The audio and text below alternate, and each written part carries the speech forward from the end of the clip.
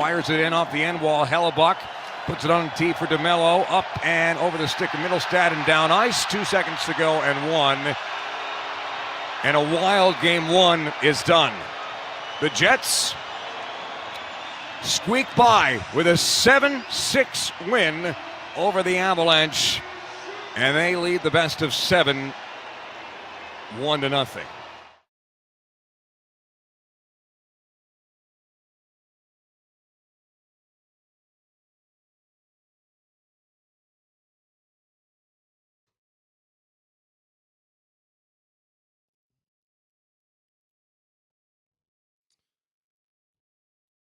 I thought about this. I don't know if I want to start with the Avs, Marty. I don't know if I want to be angry to kick off the show today.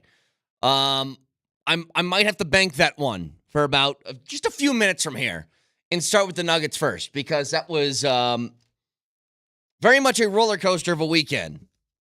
Hell of a Saturday and a very, very odd Sunday. I'll say this. Nope. Avs, we're going to save it. Can't do it. Start with the Nuggets. Marty, they made me happy. I was at the game on Saturday. And you know what's funny is I'm watching with my wife. And she goes, this is bad, when the Nuggets were down early in the game. I don't know about you. I never felt nervous. I really didn't. I was like, they'll go on a run at some point. And there was never this fear that the Lakers had control. And maybe it's just because of the past success that you've had against them, that you've won now 9 times in a row against that team, that there was just never a point where I felt like, this game is getting out of reach, out of hand, and the Nuggets won't have a chance to come back. It always kind of felt like this, and this is such a great place to be against the team. I just think the Nuggets are such a horrible matchup for the Lakers that when they did finally get around to, they went on that little run, third quarter happens, you gain a little bit of a lead, it feels like the Lakers panic. The Lakers don't feel comfortable, and this is what's so great. And this is why I wanted LA. There is 0 lead the Lakers can have that they feel comfortable. And I feel good about the Nuggets if they're up by 5 against that team. It's the same thing that we've discussed this entire year, but I've tried to put an emphasis on. The biggest advantage you can have when the postseason comes around for a basketball team, because everything's going to get tight, you're going to miss shots, it's going to happen. The biggest thing you can have is late game execution, in which the Nuggets are, quite honestly, one of the most elite teams I've ever seen when it comes down to fourth quarter, games on the line. Can you get stops and can you get buckets? The answer is always yes and yes. Every time. And you have the best player in the world that is always elevating his game. Think about this. You're the best in the world at something. The MVP votes will bear this out. He is going to run away with his 3rd MVP. And then do you know what happens, Marty? He gets better when the postseason starts. So already the best, and it gets better when it matters the most. And you have really 2 guys that are like that. You have a superstar who becomes a supernova star, and you have a star player who becomes a superstar when the postseason rolls around in Jamal too. And what was a big difference in that game? Well, very simply, the other 3 starters that you had were better than the Lakers' other 3. Ironically, your bench was better than the Lakers' bench. Outscored them. Peyton Watson knocking down a couple of big shots. You know what I thought was hysterical about that? Because the postseason comes around and all these minutes for the bench guys get crunched, right? And DeAndre Jordan is playing like this is a game in January. Like, I really don't know if I was going to see DeAndre Jordan this entire postseason. I'm like, oh, you want to give him 10 minutes against the Lakers? Fine. And he played fine, like great for what the role was. They won, what, 10 deep? Yeah.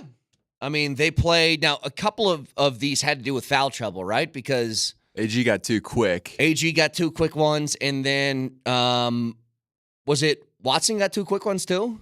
Yeah, I think so. And so that's probably leading to why DeAndre got a few minutes in that game. But still, like, you're playing DJ, you're playing Justin Holiday for a few minutes. If you have the ability to do that and not have it crush you, like, big time, another advantage checklist in the Nugget spot. But Porter goes over 50% from the field. He finishes with 19. KCP with some huge threes, including that transition 3 after the block from Michael Porter Jr. that really felt like, if that didn't, I'm not going to say it sealed the game, but it pretty much pushed it in that direction. Then AG doing what he does, which is getting boards. He was great passing the ball, by the way. 7 assists. You weren't even a little nervous when they were taking bad threes and missing them. Actually, they were taking wide open threes and missing them in the first half. It's just because they hadn't gone on a run yet. And I just know, like, this is how basketball works in general, but especially with the Nuggets, they're going to have a 12-2 run at some point in the game. And then after that, that's when it's going to be decided. So they went on their run in the third quarter. They kind of went on one in late second quarter to make the game close. You know, before LeBron hits the parking lot 3 right before half. The game was tied. But then they went on that run in the third, and the Lakers just had no answer. And I'll tell you what's amazing to watch is LeBron and AD played great. Like, they really did. Now, I had my questions because LeBron's pushing 40.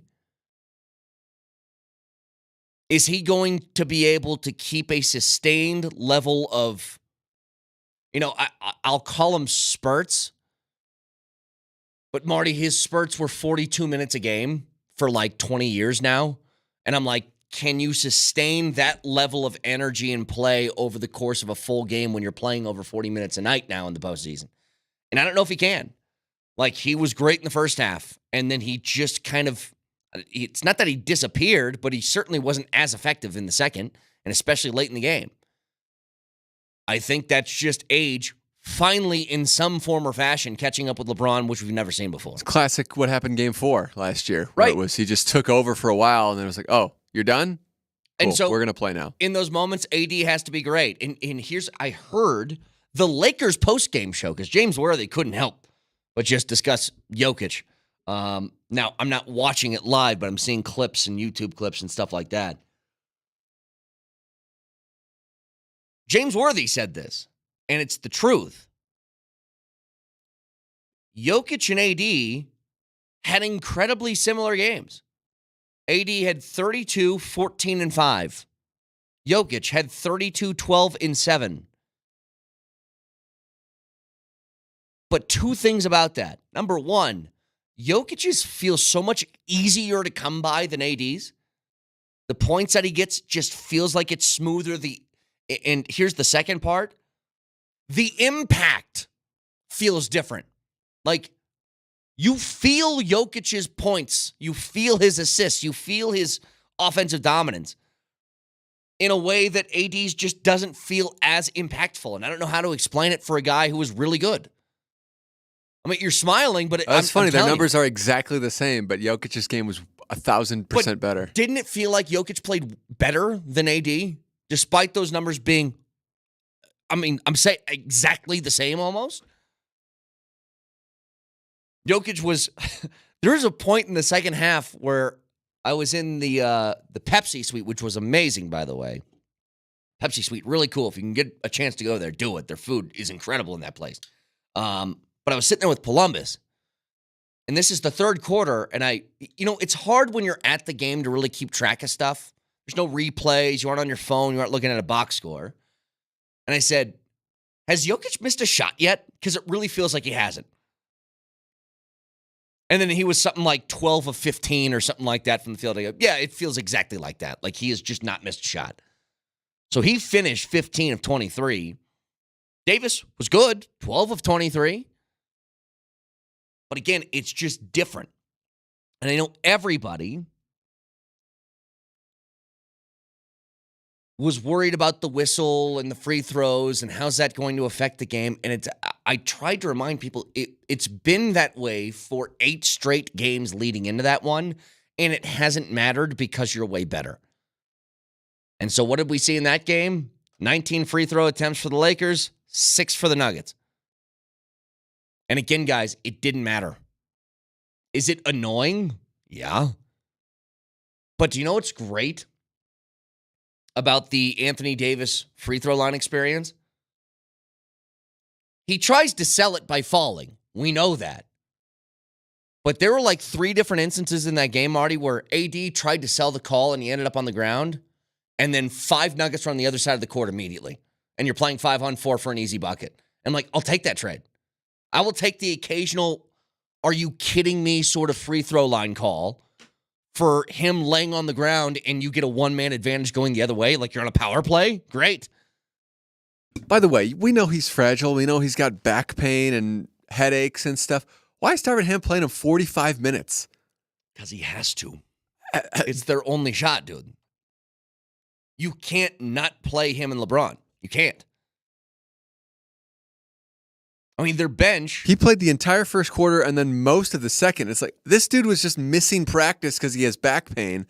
Yeah, you're just being like, yeah, go ahead. Well, and again, and this is what's funny. And what was the Nuggets counter? Jokic, sit on the bench for like 6 minutes and let's put DJ out there. Like, you have that ability. And it's very simple. You have their number. You're better than they are. They know it, and you know it. 9 straight wins is not a fluke, okay? That is basketball God saying, oh, sorry. It would have to be a catastrophe for you to even win a game against them. You know what the real problem is? I think if D'Angelo Russell was like any type of good, this team would be very dangerous. You know what's funny? He was really good all regular season, too. And then he plays the Nuggets in the postseason, and he literally can't make a shot. I think he made his first 3 like on the first possession of the game, right? And then he was 1 for 9 the rest of the way. 6 of 20 overall. Am I remembering that right? Was the first I think possession? it was early. I don't know 3? if it was very first one.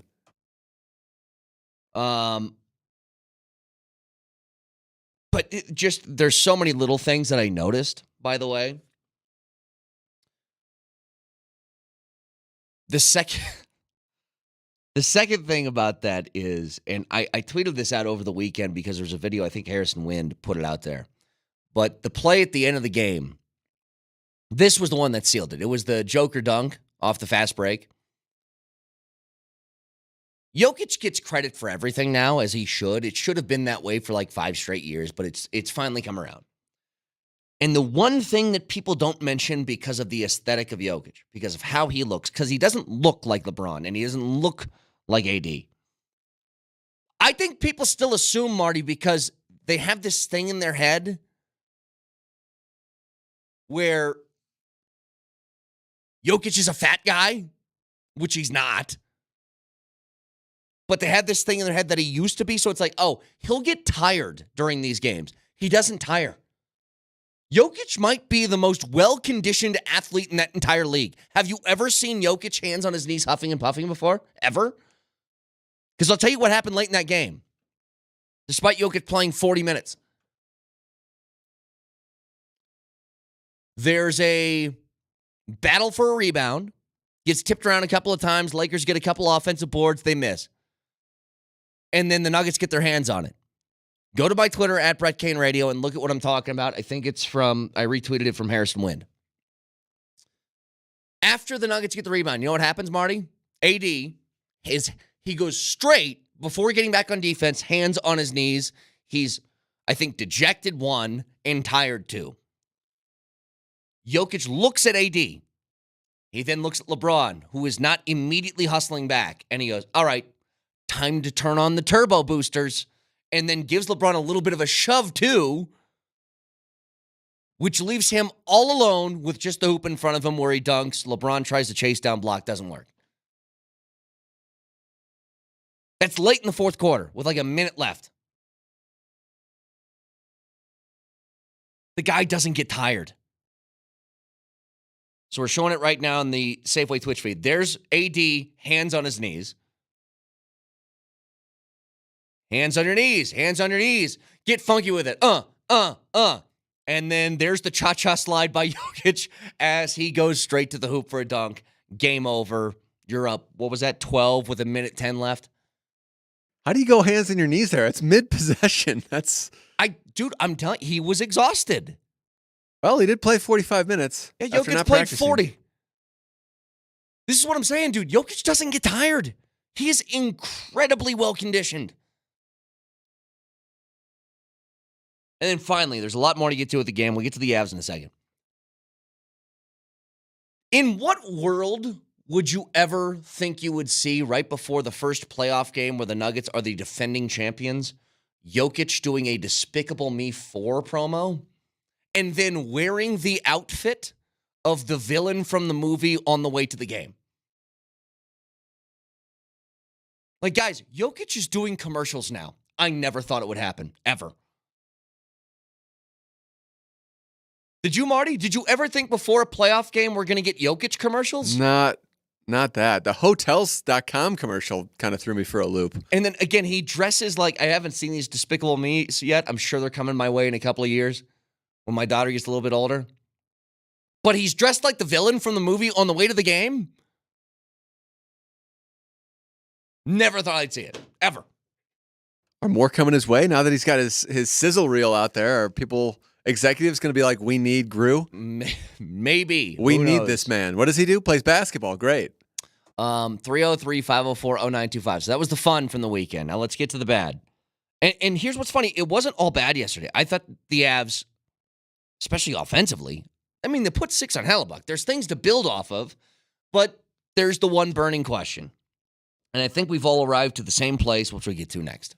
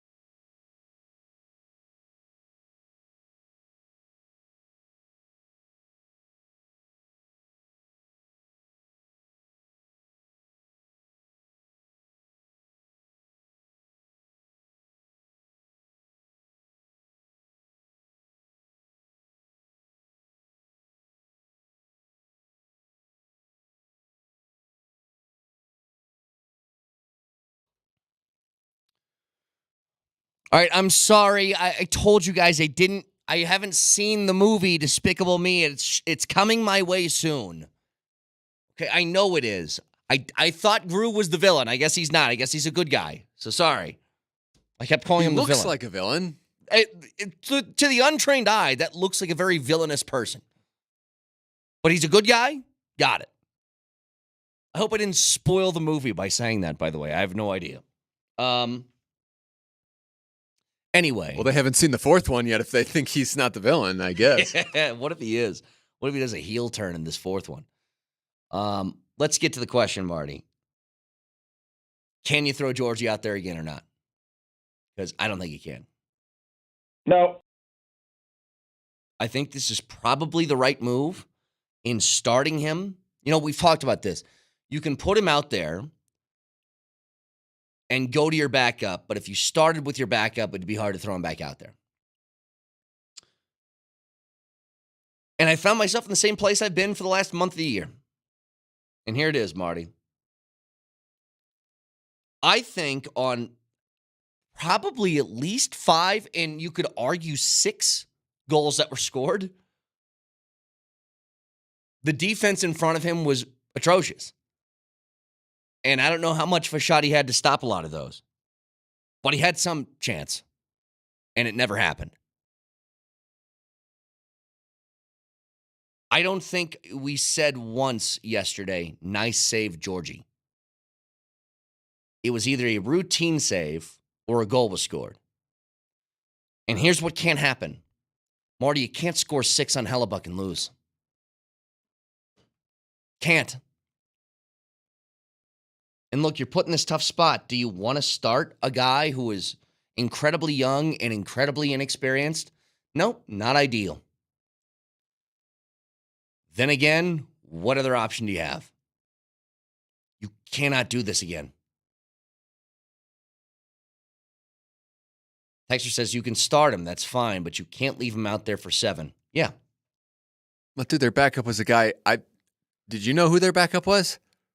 I mean, Eustace was hurt, or not hurt, sick. So, right. Are you going to put that guy in after 7 goals? And that's where I'm going to give this all a pass now. If Eustace couldn't go, and just in my head, Marty, I'm like, you better have been like ER sick to miss that game, first of all. Second of all, let's just say he couldn't. Let's just say he was too sick. Okay, that's fine. If he's healthy tomorrow, he plays. You can't. That felt like such a wasted opportunity. And it was every time that you scored, Marty, it was answered immediately. Immediately, like you had 2 seconds of fun. I mean, the Avs scored twice in 18 seconds, and then it's like right back to, okay, we're battling again. If Eustace was healthy and not sick or whatever, would Georgie been pulled after a certain goal for you, or was he just going to stay out there? They did honestly pretty good with an empty net. Maybe they should have just done that for a little bit. God, man. Are you asking me, do I think he would have been or should he have been? Yeah, do you think he would have been pulled? I don't know. I honestly don't know. And look, Bednar's got a better feel of his team than any of us do, but you know, I've said this all the time. It's when you talk about sports or you're a sports fan or whatever, you can always go to the well of coach knows more than me. But I always think you can disagree. And if Georgiev is starting and Juice is healthy tomorrow, then I would disagree with that. Because I also think about it this way, Marty. It's what are the guys in the locker room thinking? You go out there, you put 6 on what is going to be the Vezina Trophy winner. And you lose, and it's kind of felt this way for a while now. There's no way they have confidence in Georgie. 0. And look, I didn't hear any of the postgame last night. Do you have some audio of Bednar talking about the goalie situation? I'm sure he was asked about it. Yeah, because, listen, you got to win battles. You got to win races. You got to be highly competitive. You got to do the right thing structurally, which we did. You look at the goals, quickly, goal 1, good coverage, shot, has eyes, makes it all the way through to the net and goes in. Goal 2, we turn it over, right? Can't throw it into the middle of the ice. They make a nice play and get a stick on it, but safer play is probably around the boards on that one. Goal 3, it's a hard forecheck. We're in good coverage. We lose the seal out net front, and they bang it in, right? So it's not from lack of effort, lack of positioning, mental errors. Like the turnover would be a mental error, but they capitalize on those chances, so we have to try and give them less. I mean, it's just that simple. I feel like I'm in the same spot. And I don't know how else to put this. Like, it's a very confusing place to be when I say this to you, Marty. Everything that Bednar mentioned is true. You get blinded on one shot. You have a horrible turnover from Josh Manson. Like, I don't know what he was thinking, by the way. He just blindly backhands one right in front of the net. I don't get that. Maybe you just missed it trying to clear it. I don't know. But here's what I've been saying for the last couple of weeks, and I don't know what to do with this information. A whole bunch of those goals were not on him. But those opportunities seem to happen more when he's between the pipes and not and not Juice, and I don't know why that is. And it's a big sample size now. It's just like, yes, it's not just a couple of games anymore. Like, those opportunities present themselves to the opposing team, it feels like, more when he's playing as opposed to Juice. So what do you do with that? And here's the thing in a game that's 7-6. I'm saying if you just gave up 5, you win. You know, and that's also not totally true because you wouldn't have the empty net and the extra attacker for the 6th goal. But I mean, still, it's just, it's frustrating. See, and you know what I can compare this to? For years around here, especially when it comes to the football team, when it comes to the Broncos, people have been saying, I actually don't care if you have the same record. It would feel better if my team was losing 35-32 every week as opposed to 20-17. And I go, are you sure about that? Because this is what that looks like, by the way. I could argue it feels much more helpless when you're playing bad defense than bad offense. Like, which losses feel worse? Is it the Dolphins game where you gave up 70? Or is it a game that you lost 16-13? Because the Dolphins game to me felt worse. And that's what's rough now. If the Avs were losing games 2-1, you could just say, you know what, they're so talented, they'll find the offense at some point. You don't know if you have the proper answer at goalie right now. Between anybody. I mean, we're kind of doing the let's just go to the backup quarterback thing and just see, right? Because we really don't know that Juice is better. But you're crossing your fingers and hoping. You know, the backup quarterback's the most popular guy in town. Well, in this case, it's the backup goalie. But you're talking about a game that's 7-6. You put 6 on the Vezina Trophy winner and you lose. It's like, that hurts. Now, with all of that being said, here's the thing, guys. I actually think the Avs outplayed them for like most of the game. That game started, the Avs were aggressive. They were, was 10 shots to 1 to start the game, I think, in the first period? Like, this isn't all doom and gloom and all hope is lost. Is there a chance the Avs come out tomorrow and win? Absolutely there is. Then you're coming back home with the series tied 1-1. Great. It's just when you have a game that looks that way, it instills zero confidence and makes you feel hopeless in a sense. And it's not that at all. Like, I'm not playing the full doom and gloom game. Like, this series very easily could tilt in the scales. Could I see the Avs winning 4 straight against them? I could. Like, again, for most of that game on the road, you were much better than Winnipeg. But here's the great equalizer. If Winnipeg just needs, 1 out of 5 shots to put one in the back of the net, as opposed to how many shots did you end up with in the game? Wasn't it like 48? Yeah, 46. 46 to what? What was the final 27 for Georgie, right? That Yep. he faced? If you can essentially score the exact same amount of goals on half the shots, that's the equalizer. Well, now they don't need to play to your level. They just need to play well enough. And this goes back to the same thing that we said 2 years ago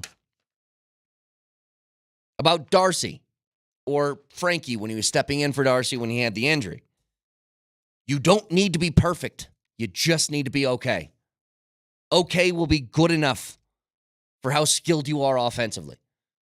Okay wins you the game 6-3. Yeah. Oh, Yeah. Or 6-4, like whatever. Like, okay gets you a easy win, commanding win. But you said it, Marty, like this isn't small sample size anymore. This is the entire year he's had a sub 900 save percentage. In that game yesterday, it was a sub 700 save percentage. And I just don't think you can trot that out there again. It's like for the last month, every game he's played, Georgie has been like for his job. Like, okay, man, come on, let's show me something. And it's been just goose egg after goose egg. Mm-hmm. This is like Well, his... no, it hasn't been a goose egg. Oh, And that's no, the it's problem. been the opposite of a goose egg. Yeah. Right. It really came to light that Winnipeg game, didn't it? When it was 7-0, it was like, this was the game you were supposed to show us something. That Winnipeg game on the 13th of April. Yep. So you're supposed to show us something and nothing at all. So just if we're going through the Rolodex here, Georgiev has given up 7 last night, 4 against Vegas. He gave up 4 the last time against Winnipeg before he was pulled. That was 15 minutes into the game. 2 against Minnesota, and then 6, 6, 4. That is the last 7 games.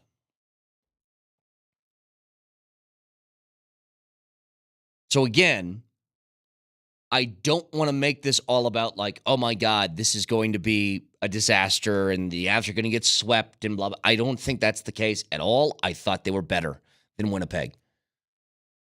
But the results are the results. And I just don't know if you can trot this out there again.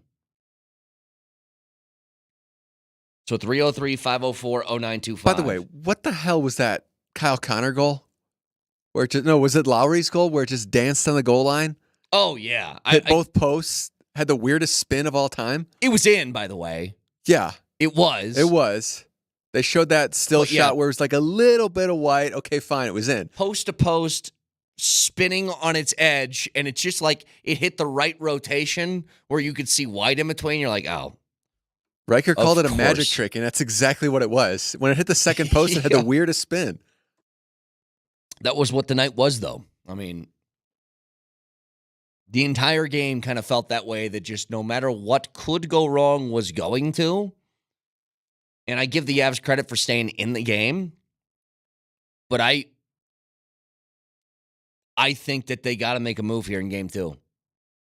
I mean, you said it, Marty, because it has felt that way. It's felt like Georgie's been playing for his job for a month, and he hasn't played well and still has it. I don't know if you can keep it. Not after that. I mean, we said you start him heading in the postseason, but that leash is short. Well, you know what? It's time to admit the dog just is not going to be house friendly anymore. Okay? We can't take him for walks. I experienced this. I got a dog who I love to death, but I can't take that dog to a dog park because it's going to end up with me paying somebody's bills at the vet. I heard Raj say between the pipes that Georgie was giving up a goal every 7.5, 8 minutes. Yeah. And the empty net didn't give up a goal for almost 4. So it is true. We'll jump back to this in a second. 303-504-0925. Texture says, are you excited for the Broncos' new jerseys today? Yeah, sure, whatever. I would be more excited if they just told us they were going back to the old D. If they just did that, then I'd be excited. How long is the drop video going to be? Is it going to be like 5 minutes where they tell us every single history of I'm every sure. stitch? Yep. Why can't they just show us a picture? Be like, here, this is it right here. What do you think? The bigger question to me, Marty, is will they be able to release the new uniforms before Fanatics puts it online and ruins it for everybody? Because I think they've done that to every team so far that had a big uniform reveal. Yeah, so we'll see about that. Big win for the Nuggets on Saturday. Gut-wrenching loss for the Avs yesterday. We'll break all that down in more detail in a bit. We're broadcasting live from the Backus and Schenker studios. If you sustained serious injuries in a car accident, you want the best representation, and you can afford the very best because there's no fee unless they win your case. Backus and Schenker, their passion is justice. Visit them at coloradolaw.net.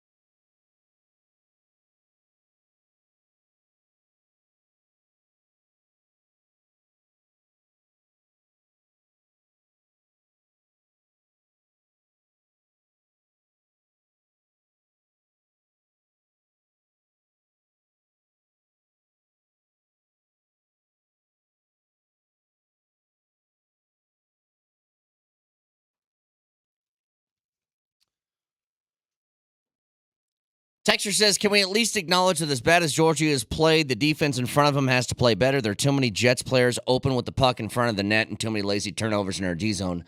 That's what I mentioned to start.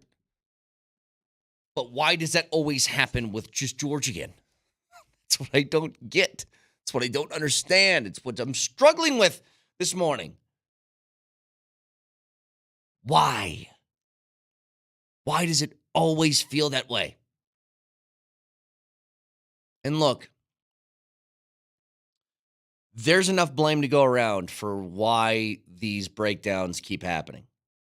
The second goal is pretty obvious. Like, Manson, why are you backhanding a puck directly in front of the net with Jets players just waiting for it? Why? If you're going to do that, you got to throw that puck 1,000,000 feet in the air. Get it out of the zone, whatever. But that's not going to work. I thought Manson played pretty bad, by the way, yesterday. But I don't know about you guys. I'm having sort of like this inner battle right now where I don't feel totally doom and gloom about this. There's a helplessness for sure when you just can't stop the puck from going into the net. But there's also the idea that you played actually pretty well on the other side. If you told me you were going to get 6 on Hellebuck, I would have said, well, that's going to take at least 2 games. And you did it in 60 minutes. So I don't know. And the other wrinkle in all of this, Marty, is if Juice is sick and can't go, then what do you do? You have to go, Georgie. Have to. So, obviously, we'll get a better idea of what's going to happen when they play tomorrow. Here's the good news. The Avs on Tuesdays, Marty, pretty good record all year. We've been detailing that. That's right. And I think you can, you know what? You get a win tomorrow. You bring the series back 1-1. I think you got it. But you need one. Need it. Anybody on the Jets particularly bothering you yet, or does it take a couple of games? I think I've just been so overly concerned with the Avs things is that I can't really focus. Yeah, I gotcha. I'll just say Pionk because I heard his name, and I'm like, yeah, I don't like that. If you're going to say his name, say it the way that we say it. Pionk. Nino Niederreiter is a ridiculous name. Niederreiter. That's a ridiculous name. Too much. Too many N's in there. Don't like it. So frustration with the Avs, but also Nuggets, I don't think we could be happier. Because it's exactly how you want it to look. Like, the Lakers are already in the place. Did you guys see this, by the way? And this is what I love. What I love about playing the Lakers in the first round. The Lakers are already in this place, Marty, where they're trying to find their Rui Hachimura thing to go to from last year. You know, Darvin Ham after the game goes, yeah, we got a couple of different things defensively that we're going to throw at Jokic throughout the course of the series. I was like, all right, fine. Then go ahead. You had 4 games to try and figure something out last year. It didn't work. So let's give you another 4 and see if it works again. And Dwight Howard. Did you see what he tweeted out over the weekend? He goes, I'm still in shape if you guys need me. Like, I would love for them to go the Tristan Thompson route and sign a guy off the street and pretend like that's going to work. And then after Jokic puts up a 38-point triple-double, I get to hear after the game, yeah, but Tristan Thompson actually defended him pretty well. He did. Like, please do that with Dwight Howard. Because if you remember, Dwight Howard got this praise from back in the bubble. When all he would do is just like elbow Jokic in the ribs and push him for 5 minutes, and then he would go to the bench and like, great, nice physical defense on Jokic. And it's like, really? You think that affected Jokic at all? I know his numbers that he was actually shooting 100% from the field, but he actually defended, it made it difficult on him. It was really hard. That sounds like another version of that was the best 4-game sweep we've ever seen. Like, you want to talk about waving the white flag. When they did that last year, they brought in Tristan Thompson for just a playoff run to hope that somebody could stop Jokic. I pray that you guys sign Dwight Howard. Please. Because if I have to see again the narrative coming out that, yeah, I know the Nuggets won again, but there was a moment in the game where I think they were nervous. The Nuggets were nervous for a second. How about this? Should the Lakers throw game 2 to, maybe tilt the scales in their favor? Would it be smarter to lose game 2 on purpose? I know the Nuggets are on a 9-game winning streak against them, Marty, but they are on a 9-game moral losing streak, which is tough to deal with because this is all mind games. Speaking of mental toughness, by the way, I would like to give a shout out to Michael Porter Jr., who I thought was great in that game. A couple of big shots. The big block that led to the breakout for KCP where he knocked it down. That's when the Nuggets really took control of the game. Think about this, Marty. Like, his brother,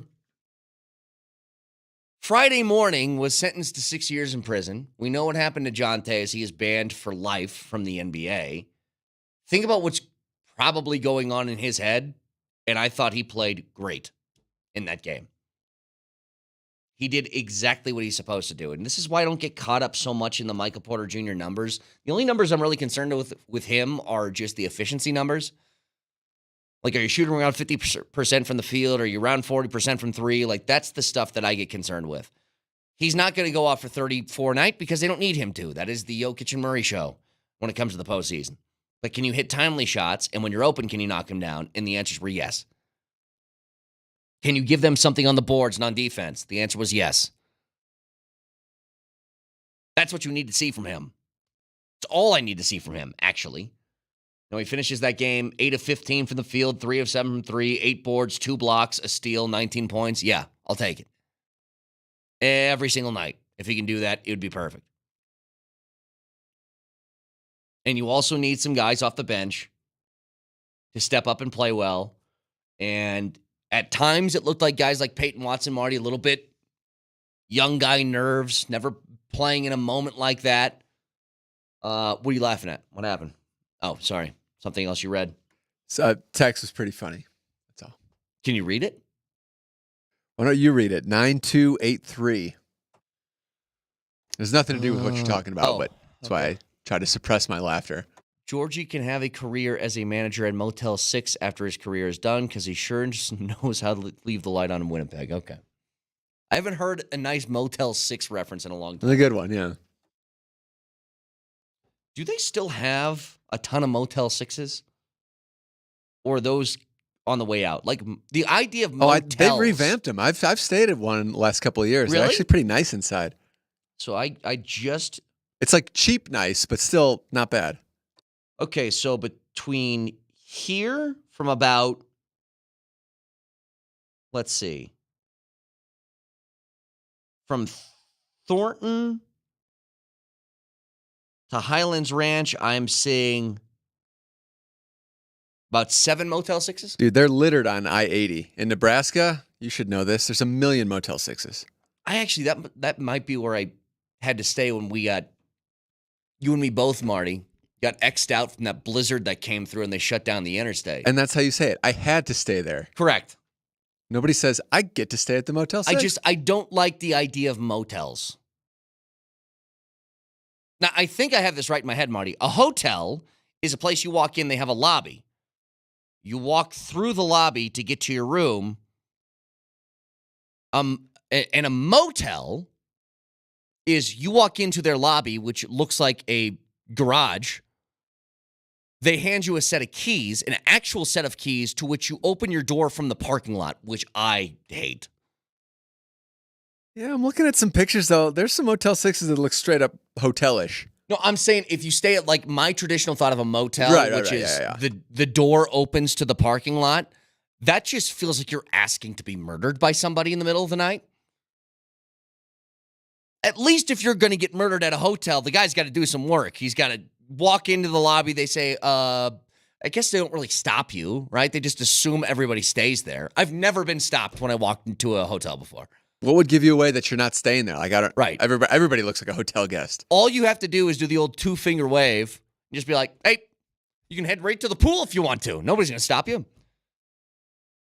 But I just think somebody with, what do they call those things that SWAT has? The huge battering ram things whatever those are. Somebody's going to take one of those to my motel door and just come in with a machete. And I'm going to be in my boxers laying on this bed that's probably got bed bugs, watching Sports Center highlights, and then I'm just getting hacked to pieces. Bill Burr actually had a joke about that. It's like you aren't ready for a fight to the death when you're in a motel. You're laying on your bed, Marty, and you just go, and somebody comes in trying to light you up. What You are you just gonna got do? no chance then, yeah. It's like that scene from No Country for Old Men. He shows up to the wrong motel room, and those guys are just like, couldn't even speak English. And he just lights him up. And they're just very confused. I would be confused. What were we talking about? Oh, yeah, the Nuggets. Porter played good. Keep that up. I think they'll win again. By the way, I mean, like, what can AD and LeBron do to possibly win this game? They both need to drop 40, I right? don't think they're capable of playing better than they both played in game one. And they lost resoundingly. So is it just a matter of Reeves hitting a couple extra threes and D'Angelo actually contributing something? Yeah, they would need like D'Angelo Russell to not be 1 of 9 from 3. They would need something to be gathered from their bench outside of a couple Tayshaun Prince. Wait, not Tayshaun. What's his name? Torian, right? Torian, yeah. Tayshaun is the old Pistons guy. Torian Prince. They would need something a little bit more from him or outside of him from their bench. But Jokic, this from Harrison Wind, he scored 20 or more points in 20 straight playoff games and 30 of his last 31 overall. The only time he didn't was game 1 against the Timberwolves last season. The Nuggets won that game by 29 points, and he didn't even play 30 minutes. So, nice little run here for Joker, as if we didn't know already. 303-504-0925. You can watch the show live on Twitch. That's the Safeway Twitch feed. You can save more with Safeway. Receive our best deals, rewards, and perks as a Safeway for You member every day. So download the Safeway app and sign up for free today. Mose Lombardi and Kane next.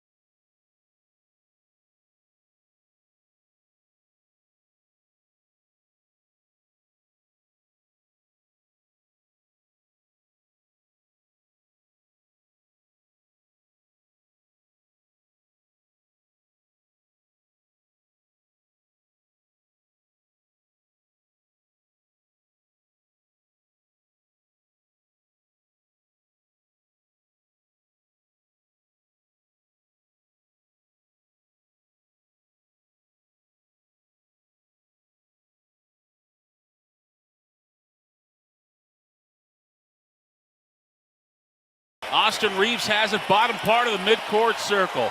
3 seconds left to go in Denver. There's the horn.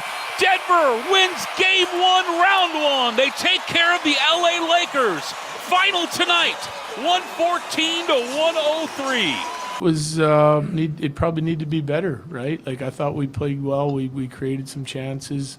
He made some good saves, but we're going to need like a couple more saves than that probably to win, so but it is what it is. We'll regroup. It wasn't like we made some mistakes in front of him that we'll have to clean up and try to get the job done. It's a team game. A mixed bag of a start to your playoff weekend. And if it's okay with everybody here, I don't want to start the show angry or yelling or anything like that. So let's start with the Nuggets, shall we? At the game on Saturday, an electric atmosphere, as you would expect with the Lakers in town. But there's something that I love. How'd you like that intro? Intro was good. Intro was really good, yes. Did it pop you? It popped. And then they went down 12. You know what's funny, though? Most I was at the game. I was lucky enough. Very nice people at KSC put me up in this Pepsi suite, which was beautiful. Yeah, it was nice. Oh, I see. Now you're living. Wait. Jesus. Ooh, Yeah. no, you're not. Hold on a second. Hold on. Yeah, Hold on a hoity-toity. second. Hoity-toity. Hold on. I'm trying to get this straight. You got asked to go to a luxury suite Correct. for the Nuggets and Lakers game 1. Yes. A luxurious suite. Why? Mm-hmm. Why? It's a great Why? question. Not I don't just ask him. why. Him and his missus. Yeah. They both I got got a invited. sitter and everything. We all went and had a great God's time. sake. Hold on a second. You can get a sitter when you go to a Nuggets game, but you can't get one and you missed work twice last week? Yeah, the difference is the game wasn't played at 5 a.m. What does that matter? Sitters are sitters. They sit. Okay, Vic. Go get a sitter that's going to wake up at 4:30 in the Moj, morning and drive to my house. Moj, did you hear that? He got a sitter for a date night, but could not get a sitter to come to work. Right. I was thinking the exact same thing. Oh, Hey, were you? Yeah. No, of course. Sitters are sitter. They sit. I got to get my toenails buffed. I'll get a sitter. How about doing your job? Well, If anything describes your generation, that is it. Yeah. We will get a sitter when we have to go out and about, but not one when we have to go labor. Okay, like I said, you find me a sitter that's going to go to my house at 5 a.m., okay? And then I'll come to work. Anyway. Actually, I know a good sitter who's actually volunteered for the future named Bear Mosier. She said, I'll watch that baby anytime. I said, well, honey, he's gone at 5 a.m. I don't care. Okay. Well, I'll keep it in mind. So now you know. Now you know. Here's the thing, though. It's funny that you mentioned my wife, because when they went down 12 early in that game, she goes, this is bad. And you know what? I never felt the anxious nervousness yet, because I'm like, the Nuggets haven't gone on a run. They're going to go on a run at some point in this game, and then we're going to assess how we feel. And then what happened, Vic? The Nuggets went on their run, and then they kept going on the run, and they kept going. And here's what I love the most about this. I love late fourth quarter, and there was a single play where it really showed it. It was the Jokic dunk that sealed the game with like a minute 10 left. So a couple of offensive rebounds for the Lakers. They can't finish. Nuggets get the rebound. And immediately what happened was Moj, AD, went straight to his knees. Hands on knees. Huffing and puffing. Hands on Didn't get knees. back on defense. LeBron lazily turns. And Jokic takes off dead sprint because his conditioning is elite and he doesn't tire out ever. Apparently so. And he gets the dunk. But that look of dejection from LeBron and AD, it's like if I could put that as some sort of seasoning, I would sprinkle it on every food that I've ever eaten in my life. This right here. So, board to the Nuggets. Bam. That look, I want that everywhere in my life. Everywhere from AD. Oh, God. How about the look when LeBron got involved? All right, watch this right there. Right there. All right, rewind. I love a little that. bit. I want to show you a little subtle move. So those listening, right there. Listening, it was Jokic giving a little shove to LeBron at about midcourt. Knowing he was going to come open under the rim for the dunk. Yep. So greatness versus greatness. Like unbelievable mind versus an unbelievable mind. Watch Joker right when he gets to half court. He sees LeBron behind him. He knows he's got an opening. Stay right there, son. Stay right there. I'm going to dunk this. Stay right there, and here comes the dunk. Let me tell you something. I wholeheartedly agree with you. You know my feelings about this. I'm still terrified. Nuggets are up 1-0. There's nothing you guys can say to me today to say, oh, it's over. I'm not going there. It's still a series. It's still a series until the final seconds come off of Game 4, or Game 5, 6, whatever. Still a series. But nothing brings me more joy than to see those two men late in the game defeated like that with nowhere to go. Yep. They played great, too. Like, LeBron and AD had great games, Moj, and it still didn't matter. Like, I think if they could concoct a perfect game plan, a Lakers fan, to beat the Nuggets, here's what it would look like. LeBron is 10 of 16 from the field for 27 points. AD has virtually identical numbers to Jokic. He was 32, 14, and 5. Jokic was 32, 12, and 7. And they win the free throw battle by more than triple of what the Nuggets That's shot. ridiculous. And by the way, I'm getting really pissed about that. Yeah, there's a reason for that. I'll explain. But I'm just saying, Moj. I'm just saying, like, if they could concoct a perfect game plan, I think it looks that way. And the final score was 114 to 103. They lost by 11. Here's the deal. Yes. Here's the deal. Are you going to get D'Angelo Russell to shoot 6 for 20 every night? If you can get D'Angelo Russell to shoot 6 for 20, this series is over. It's over. Yeah. But Well, are you going to get Jamal Murray to shoot 9 for 24 every night? I mean, tit for tat, Vic.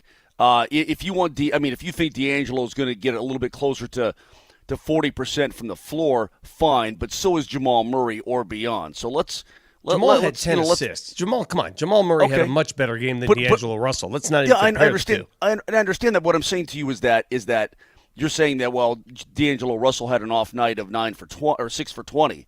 Well, Murray can pump in a little bit better than 9 of 24 too. So let's, good for the goose, good for the gander, Holmes. Yeah. We could play just this for game. reference, Vic. D'Angelo Russell, maybe it's just a Nuggets matchup thing. Yeah, he can't play well. He was 2 for 15 from 3 against him last year in the Western I know. Conference. He can't play against the Nuggets. He just can't play. He just can't do it. Ironically enough, he was the only Lakers starter in plus when it comes to plus minus. Yeah. He was plus 2.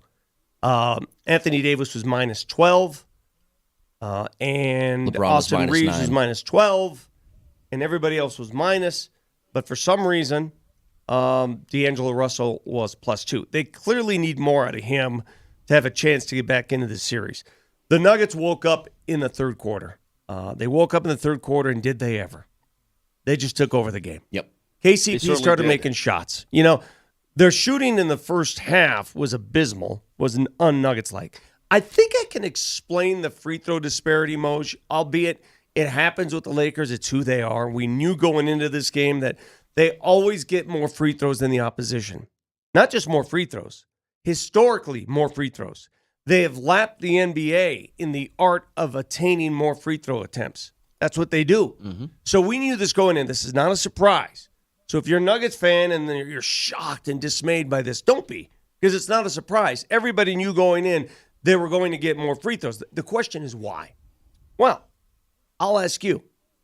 Would you rather have more free throws, and they did a lot more, they had 19 more, or they had 19 free throws to the Nuggets 6.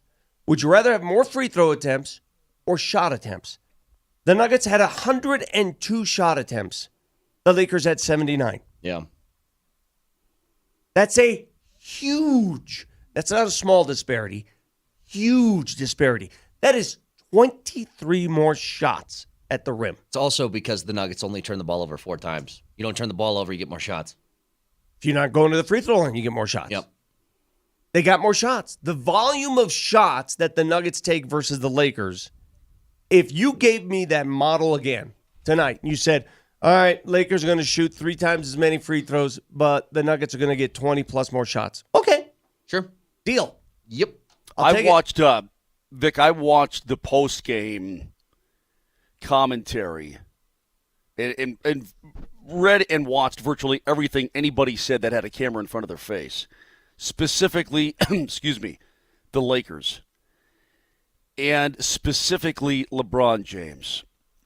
And listening to him talk in the postgame, there's no doubt these guys have intestinal fortitude, and they've got fight, and they've got want to, and they've got pride. But there's a certain resignation about what they say. There's a certain resignation about, damn, that may be the best game that we can throw up overall, and it wasn't good enough. Damn, we got beat down the floor by the big fella. Damn, I mean, that's what it felt like to me. Like, golly, like, I don't know, man. You know, against that team, he was very sullen. You know, very matter of fact about things.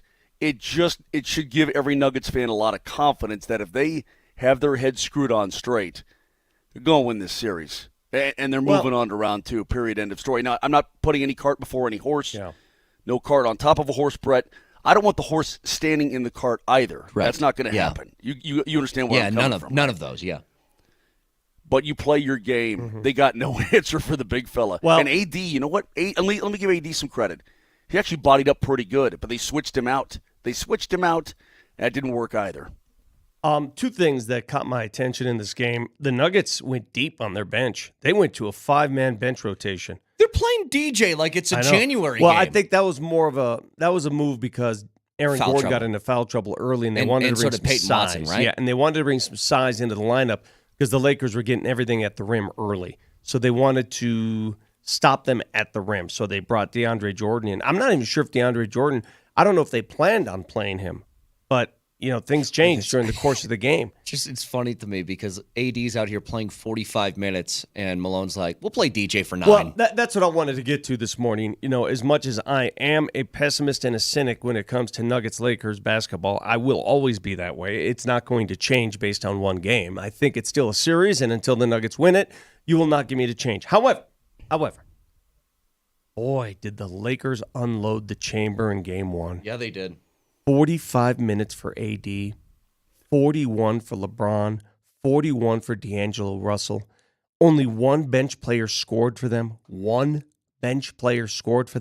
They stuck with their starters, and they took everything at the Nuggets and lost.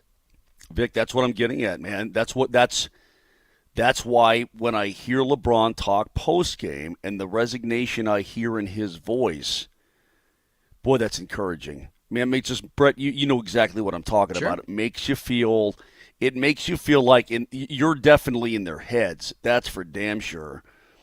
And they question everything that they do. Like, we gave it all we had. We threw everything we had. We had the game plan that we thought was the right game plan. All of this, and you still got beat. I'm not sure Rob here on the text line understands my point when it comes to free throws versus shot attempts. He says, BS, Vic, if the Lakers aren't shooting more free throws, they'd have more missed shot attempts. Come on. Well, I'm asking you, Rob, what would you rather have? I will ask it slowly now. Would you rather have 23 more shot attempts, or would you rather have 13 more foul shot attempts? What would you rather have? Again, would you rather have 23 more shot attempts or 13 more free throw attempts? Yeah. Answer the question. Shots all day, every day. Okay? If you outshoot a team as many times as the Nuggets did the Lakers, I don't care about the free throws anymore. I don't care. It doesn't matter. You're going to win the game. You're going to win the game. The sheer volume of shots means you're going to win the game. By the way, at some point in the third quarter, Vic, I was sitting next to Columbus for the game. And the Nuggets shot a lesser percentage. They shot 46% to their 50%. Yeah. Think about that. They shot the ball 50% and lost. Think about this, something. Though. Here's what I'm not going to do on this Monday morning, though, okay?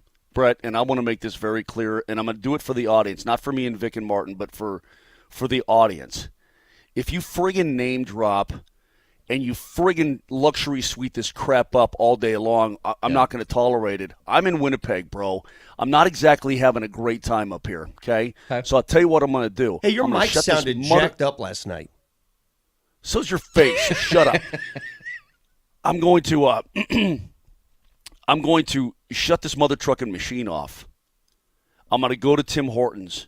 I'm going to hort down about 6 donuts and a large coffee. I'm going to forget about the day. Okay. So you better stop name dropping Columbus. All right, that's you better fine. stop name dropping luxury suites and friggin' caviar and whatever it is else you drank and ate inside that maw. All right, Well, you know got it. what? Do Sing it it, again. Mosier. Do it again tonight if it gets another dub. Well, listen.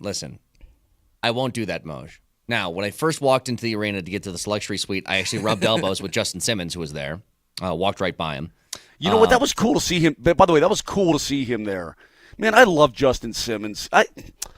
Golly, I love that guy. Man, I can't believe he's gone. And then I got in the Man, arena. I went up to the luxury suite. I had some great food at the Pepsi suite. It was a very nice place. I was talking to Columbus, and Jeremy was there too. Jeremy from Mix, he was there. So I was Why are talking to they them. inviting a non-sports guy in there?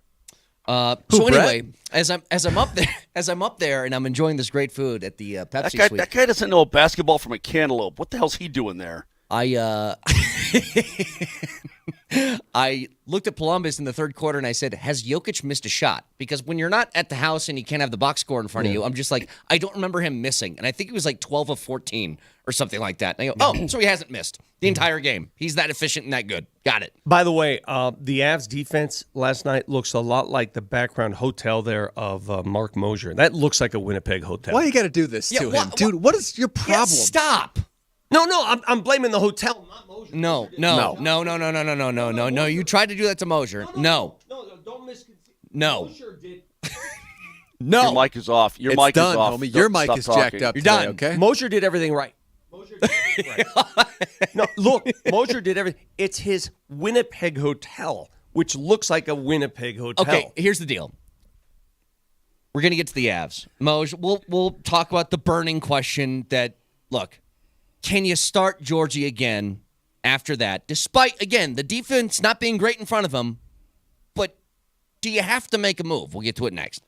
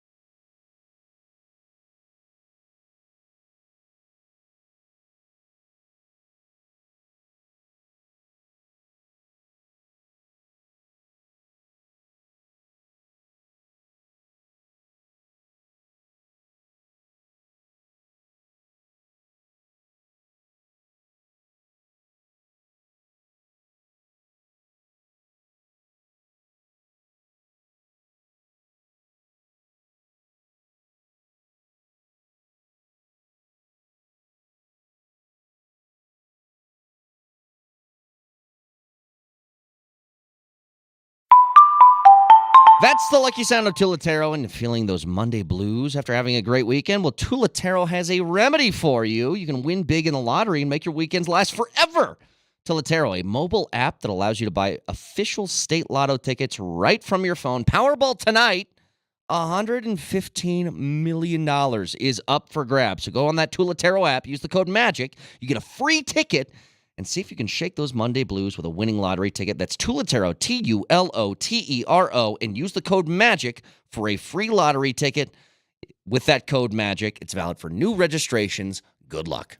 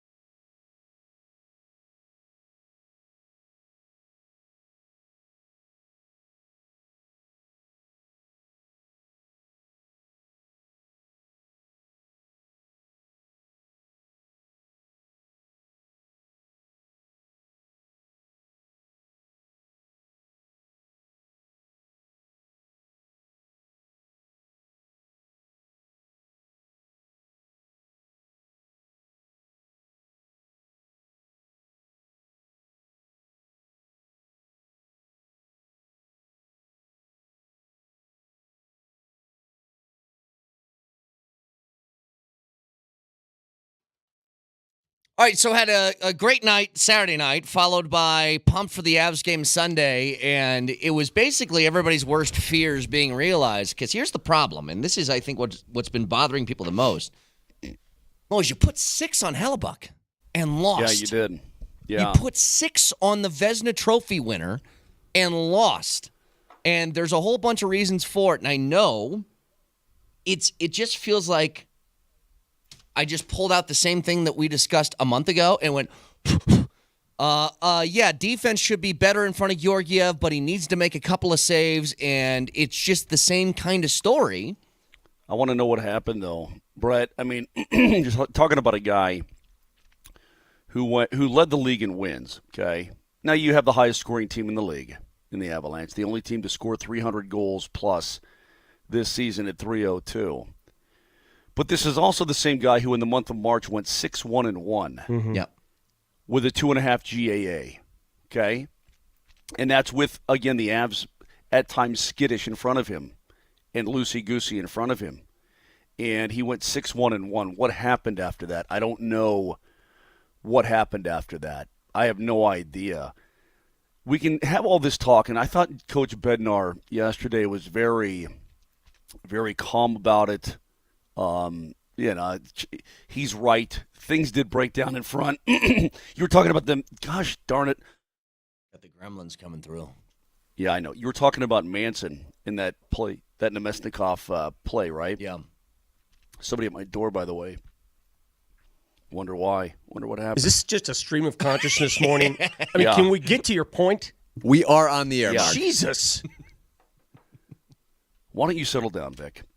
The play, it was a terrific play by Iafallo. He got a stick. I mean, I don't know why he's throwing a backhand flippy. I don't think Georgie put him in the best position when he sent that puck into the corner. I think Manson thought, okay, that play can work. Probably a little too cutesy. I'm sure he would tell you that, but it was deflected. Nemesnikov makes a diving swipe at it and goes top shelf. Crazy. So you can say that things are breaking down in front of him, and it's true. It really is true. But you got to have a save or two. Yeah. I mean, you simply have to have a save or two, and you're not getting it whatsoever. And I don't know what to say. I mean, Avalanche fans want to kill him. Yeah. Okay, I get that. You just need a save or two. Yeah. I mean, when you put 6 on Hellebuck, you absolutely should win a playoff game. First of all, it's time. Georgie should not play another game in these playoffs. It's just when you say that, and okay, let's say I agree with you. Yeah. But when you say that, what is your alternative? My alternative is to get the other guy who's sick not sick anymore. And I don't know how sick he is. I don't know how sick he is. Hey, I don't know Brett. what it is. But my God, if he's not laying down, unable to even roll over, right? That's not sick enough. You know what I'm saying? Like, you should be in the ER if you're missing these games. You tell me. It's a playoff game. And I'm not trying to cast any aspersions whatsoever at Eustace Annan, a young kid who's looking to make his mark. How sick are you not to play in a playoff game? Yeah. Like, if he was not sick, Moj, does Georgia get pulled in that game? Probably. I mean, how sick? I mean, ill is what it's not an LBI. It's not an upper. Sick. So what is sick? Yeah, I don't know. I'll say this, though. Either. I think I don't know either, Vic. I listen, I don't know.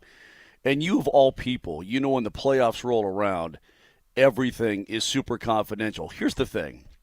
Could I really find out? Yeah, I could really find out. But to me, it doesn't friggin' matter. I mean, whether he's got abdominal issues or he's got a chest cold or, I don't know. Food poisoning. I don't know. It doesn't matter. He couldn't play. He couldn't be in uniform.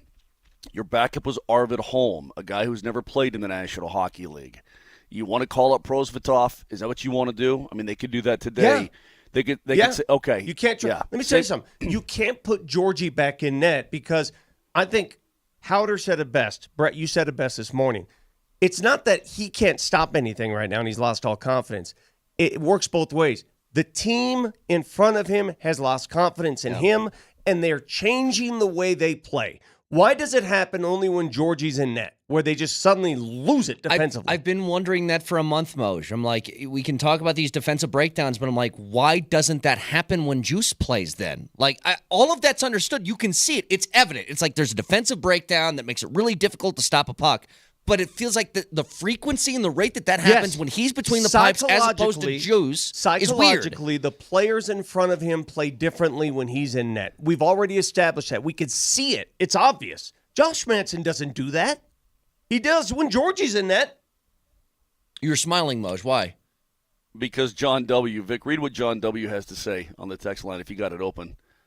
Maybe Juice couldn't find a babysitter.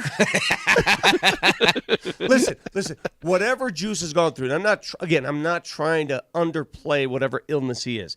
It better be a major. It better be you're laying down and you can't get up. Well, regardless of that, I mean, you got to find a way to fix this. And to me, Moj, I hate to say it, but I think the only fix you have, you cannot play Georgie again. And here's, I'm going to call it the backup quarterback syndrome right now.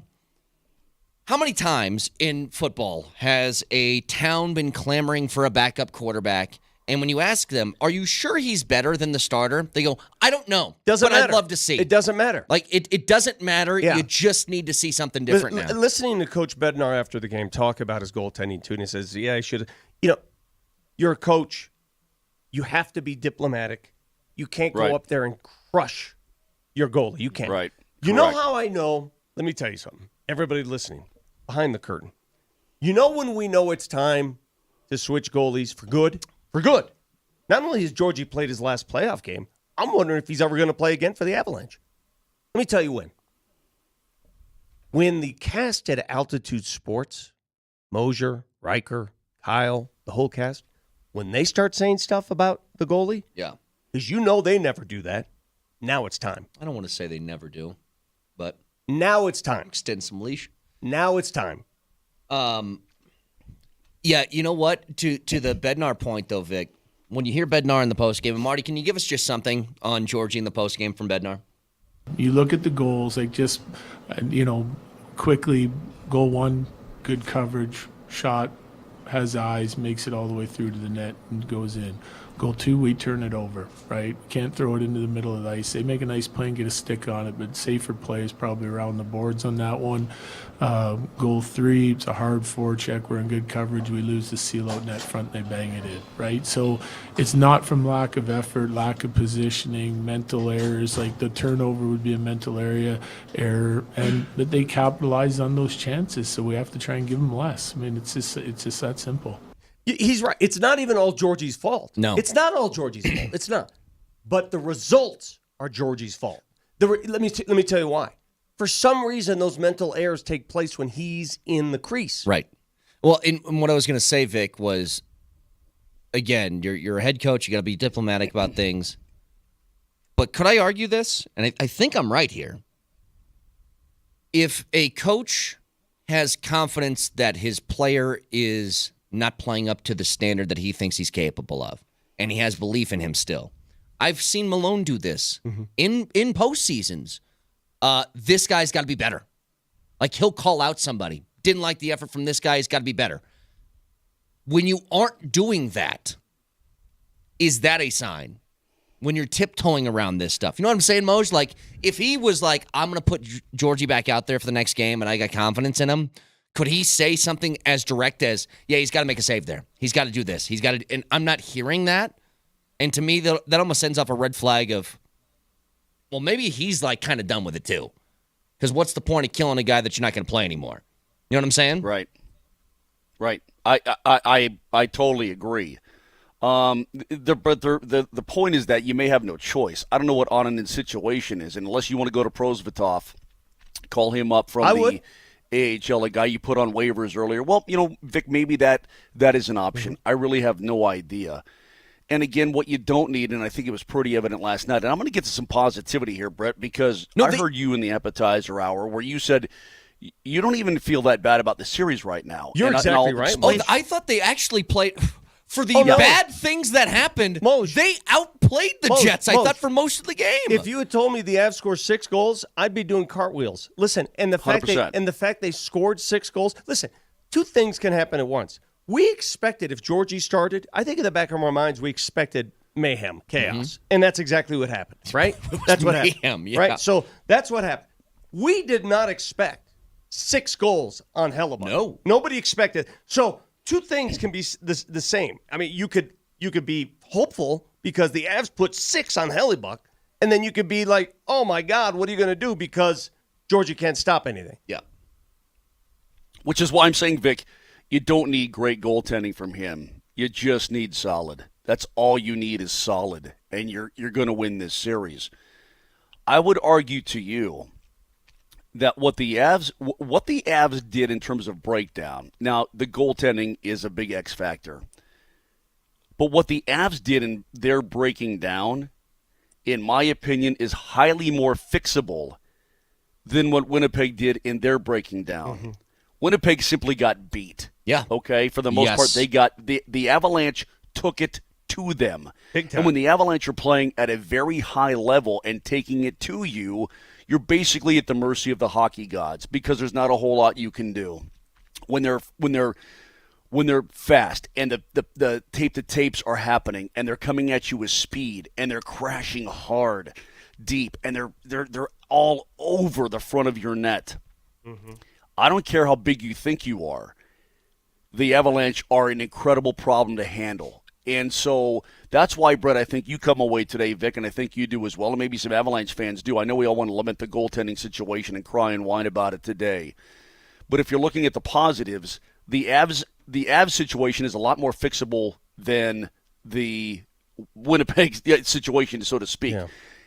Do you think that Hellebuck would like some of those shots back? Sure. A couple of those. Do you think he would? Hellebuck. And by the way, the one that crawled over his shoulder. Yeah, the one that crawled over his shoulder and went by the post. Right. So you got to think, okay, if we can just get solid goaltending, we're going to be fine. Well, the Winnipeg Jets, that's their guy, period, end of story. And he gave up 6. Yeah. And he has a history, even though the numbers may be similar, he's got a history at times of exploding in the postseason. Mm-hmm. So he's got a little something going on upstairs as well. Yeah. Solid goaltending. You're going to come away with a split. You're going to have home ice advantage. You're going to come home to a rock and ball arena on Friday. That's my opinion. I agree. Now, I'm not saying it's going to happen because I don't know what's going to happen between your own pipes. I have absolutely no clue. If you have to go back to Georgie, could he throw up a 1 or a 2? I think he could, but right now his confidence appears to be really shot. And as you said, Vic, the way the team is playing in front of him, they don't have a whole lot of confidence. So I don't know what you make of it. I really don't. This is not difficult. You cannot play Alexander Georgiev. You can't play him. You can't play him. Yeah. You can't play Georgiev. You cannot play him. It's almost. And if you go away from him, let me say this. You cannot. Yeah. It's over. If you go away from him, I'm sorry. I don't know how you ever go back to him, even if you desperately need him. I don't know how you do that. For what at this point? He may need a good month to clear his head. I mean, it's clear. Listen, you survived a season. Georgie had the league lead in wins. No goalie had more wins than Alexander Georgiev. Mm-hmm. No goalie. And yet, in save percentage, he's 42nd. Yeah, Makes sense sub 900. Makes sense of that for me. Goals against, he's 42nd. We'll break down the goalie stuff more as we go along today. I do want to just touch on what Moj was talking about because I do feel this way. Like, here's what's weird about that game yesterday. Let me make a comparison, Moj. It felt like your football team outplayed the other team, but you threw 2 pick sixes. And you got burned by just a couple of really bad mistakes, right? Because on the whole, Moj, I thought, especially out of the gates, the Avs were, was it 10 shots to 1 to start the game or something like that? Like, they came out with a fury. I thought again, it's weird to say this, but outside these massive mistakes that obviously burned you, I thought the Avs were better. And so could I see them in game 2 taking that, coming back home with a split and playing games 3 and 4 Ball Arena and then taking control of the series? Absolutely I could. Absolutely. But you just have this. I mean, the thing that you need the most in the postseason in hockey is you got to have confidence in your goaltender, and you don't have that, so it's hard to put those things side by side and believe both, but I do. I do believe both. Agreed. I just think that, Vic, what your point was earlier is accurate. I think for the fans, I think maybe for the guys in front, maybe even for Georgie himself, you're just waiting for something bad to happen. Yes. You're just like waiting. Yeah. You're just waiting for one to go in. Mm-hmm. And again, some of those shots were great. The Morrissey shot was a seeing eye shot through traffic, the first goal of the game. Nemesnikov makes a diving play in the slot and bangs it top shelf as he's diving and falling on his tummy. Oh my God. The post spit on the edge, barely catch White behind the line. But I mean, the goals are like, going in by whatever they're getting in. They're getting in, and Agreed. you just said it. Mentally, agreed. they're fried when he's between the pipes. They're fried mentally. And I'm getting people text me and say here, oh, you're so wrong. It's the defense. It's the defense. It's the defense. Guys, how many more of these games do you have to watch before you understand they work hand in hand? Mm-hmm. How many more times do you have to see this? How many more times? How do you get convinced that the defense and the goalie work hand in hand? Yes, did they have defensive breakdowns? We all saw it. Yes, they did. There's a reason for that. They don't trust their goalie. Vic, back to it. And somebody said it's the defense, it's the defense, it's the defense. The reality is in postseason hockey, you know what you say? You say, so what? Yeah. So what? Got to have a stop. Yep. So what? Listen. Got to have a save. Moj, I agree with you. So what? Got to get that puck out. I mean, what else do you want me to say? It's a so what moment. I'm actually emboldened by the Avalanche performance. I'm emboldened by it. I never thought I'd say you lose a game and you're like, oh, but I am. They figured out Connor Hellebuck. Mm-hmm. They figured him out, and they toasted him. And if you don't think he's concerned about the Avs right now and he's second-guessing himself, he's going home last night and he's going, whoa. Yeah, normally dude, I lose that game. You just put 6. Yes. On the Jennings winner this year, you just put 6 on who's going to win the Vezina coming up in June. On his home ice, you just put 6 on him, and you didn't do it. It wasn't fluky, bro. You beat him, and you beat him good. And if you don't if you don't give yourself a competent goalie right now, a competent change there, you're going to lose the series. Yeah. Give yourself confidence. This is, trying to convince people of this is like trying to speak. When you speak to someone that doesn't speak English, you get louder for some reason. My car is, and you don't know why your volume turns up. But if you can't see this, the relationship between goalie and defense, I don't know what you're watching. Yeah. Hey, Brett. Yes. Brett. Do you even understand how loud I was in Italy? Do you even have any clue whatsoever? Pasta primavera? I need to go potty. All right, 303-504-0925. I want to get back to the Nuggets and something that I noticed, and it's the very first time that I think this is actually showing a deterioration of somebody. We'll get to it next.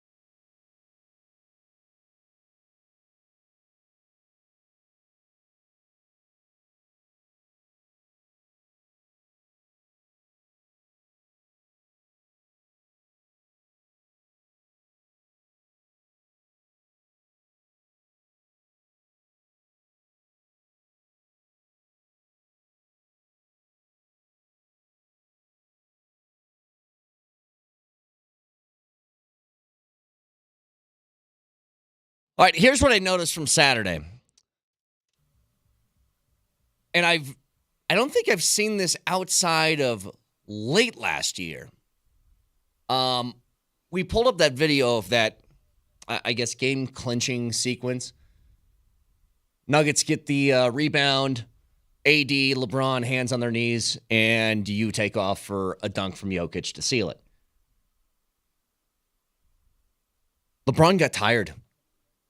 He was tired in that game late. And I know he's pushing 40, and it shouldn't be that big of a shock. But you guys saw it too, didn't you? I go back to Game 4 last year in the Western Conference Finals. LeBron empties the tank in the first half. He goes off for 30. And then second half, he just doesn't have it. The same thing happened in Game 1. LeBron was amazing in the first half. Mm-hmm. In the second half, what did he finish with in the second? 6 points? Yeah. Well, in this game, 17 points in the first half, 8 in the second half. So I think for the first time, we're kind of seeing LeBron. Look, he's pushing 40. Like, it's a marvel that he's still this good at that age, but I don't know if he can do this for a full 40 minutes a night now. In the first half, okay, let's look at this objectively. All right, let's get objective about Nuggets Lakers. Mm-hmm. Ready? Take off all your Nuggets garb. Sure. Take off your Nuggets thong. Take it off. Take it all off. I don't know, man. That's my favorite thing, though, dude. It just feels so silky and smooth against my body. Let's take it off.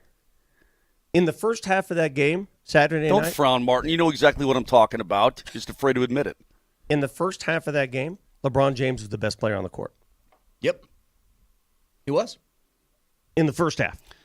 Vic, he didn't make a shot.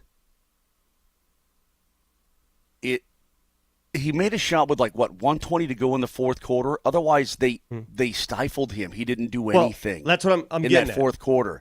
The whole fourth quarter, Vic, he had no points until about 1:20 to go. Moj, in the first half, two things can be true here. LeBron James is the best player on the court. You keep saying that today. Oh, I know two things can be true. You don't have to keep reiterating it and reminding me. Three things can be true. Christ, you're annoying me this morning. Three things can be true. LeBron James could be the best player on the court in the first half, and not even close to that in the second half. Nikola Jokic was the best player on the court. Anthony Davis was the best player overall for the Lakers. Yeah. He was their best player Saturday night. It wasn't LeBron. True. LeBron just ran out of gas. He ran out of gas. I mean, the guy's my age. He's playing at altitude. Yeah. I mean, what did you expect? He had 7 turnovers. The Nuggets as a team had 4. Mm-hmm. At 4. He ran out of gas. I've never seen it before with him, though. I've never seen it.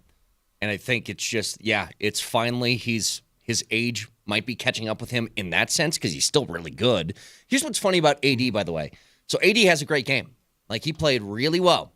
He finished with virtually identical numbers to Jokic. 32 points, 14 boards, 5 assists. Jokic was 32, 12, and 7.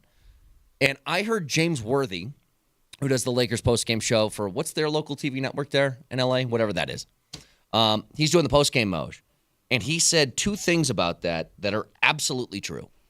Number 1, Jokic's points, his numbers, his everything looks easier. It looks easier to come by than AD's.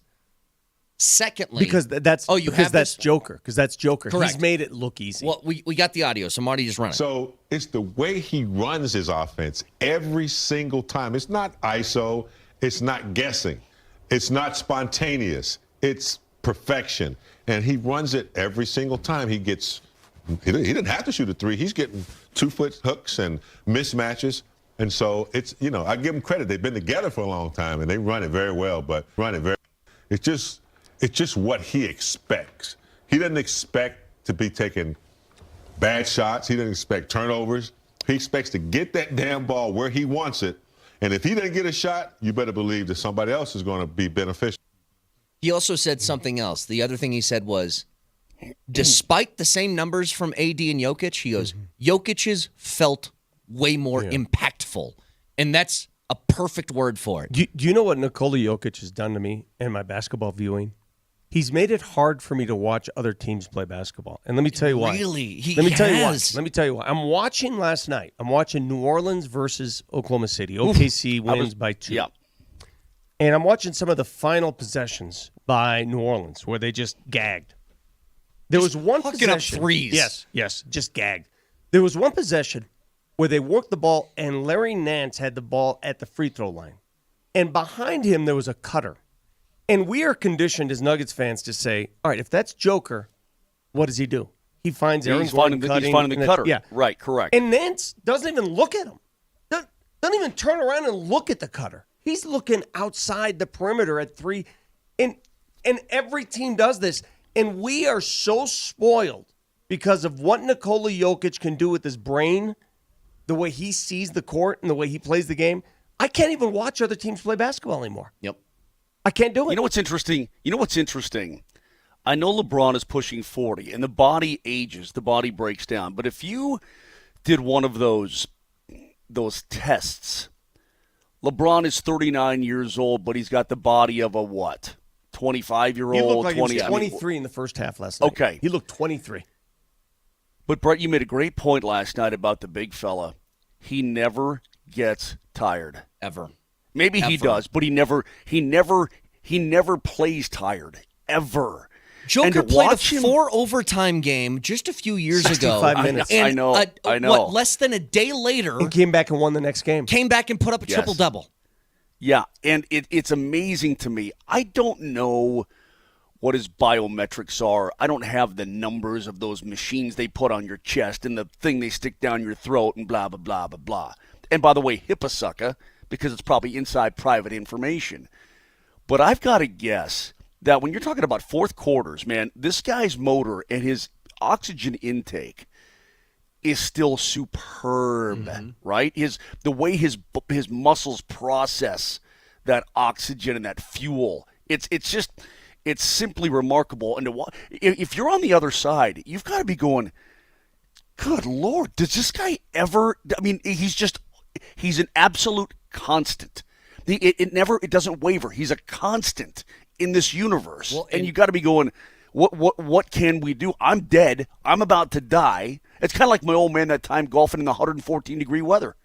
Where I said, hey, old man, I got to go. I got to get out of here. I'm going to die. He said, well, I feel great. He's got old man strength. And I said, I don't care, old man. Yeah. I'm going to die. So after 7 holes, I'm out. So listen. It's something that Vic said, though, and you can put this all together. Everybody thinks fatigue affects you physically, and of course it does. But it affects your decision-making and affects all that. It's what we saw in New Orleans, right? Yeah. They got tired, and they're like, you know what, let me just put up a 3. Exactly. I mentioned this before the playoffs started, and it's why the Nuggets have a chance to be a dynasty-type team. You want to know where you get affected the most in the postseason. It's can you execute late when the game is tight and the pressure's high. I don't know if I've seen a team, look, I was too young, I guess, for the real Spurs run.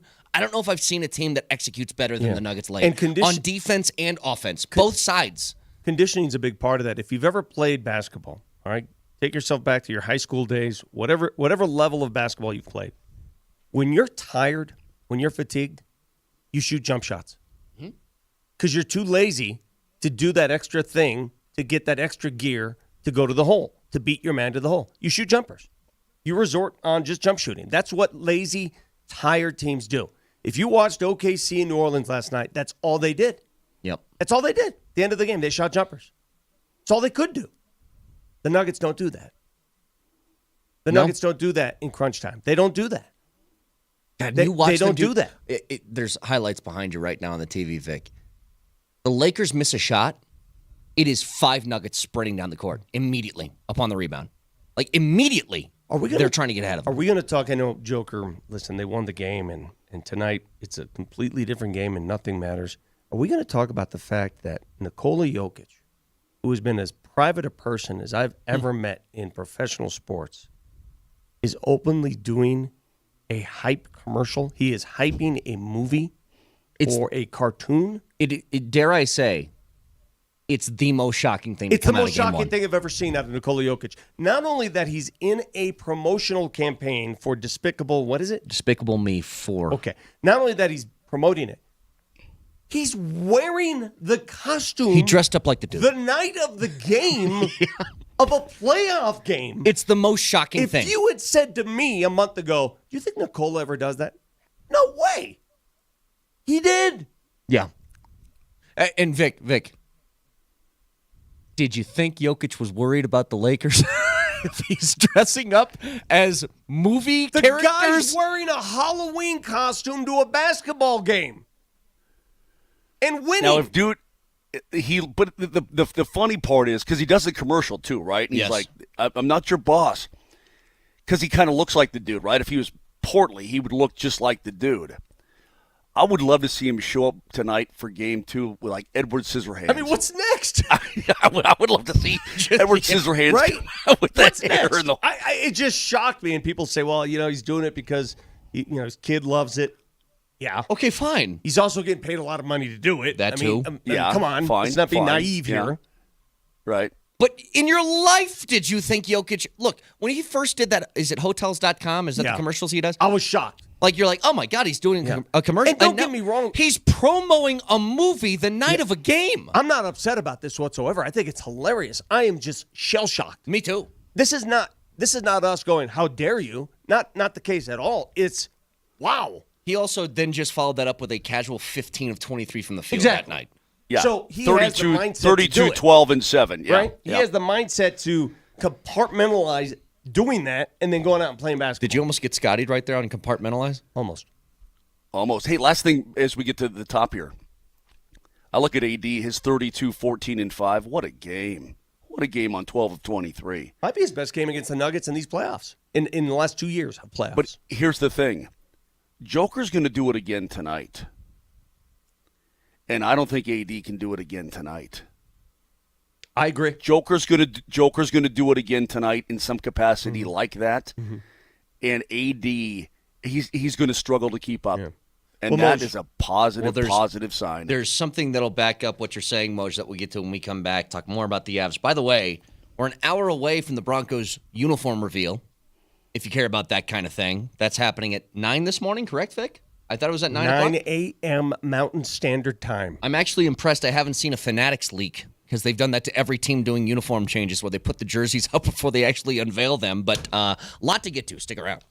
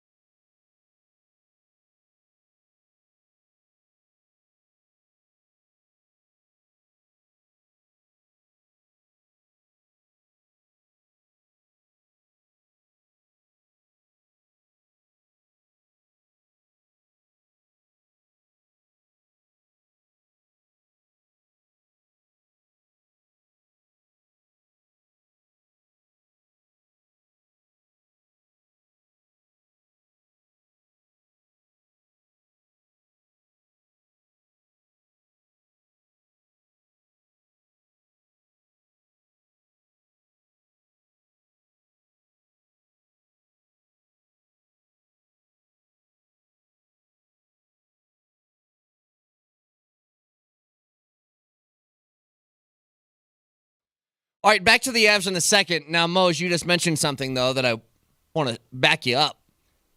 You said the thing about Jokic going for 32, whatever his numbers were, 32, 12, and 7 or whatever it was, and AD doing the same thing. Jokic will do that again tonight because he does that every night.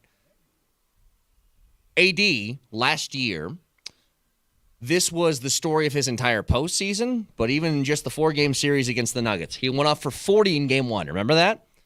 Oh, yeah. Great game. You know what he did in Game 2? 18. 18, 4 of 15 from the field. Then he had a 28-point game where he was 11 of 18, and then in Game 4, he was 6 of 15 from the field for 21 points. He's your classic porpoise, Moshe.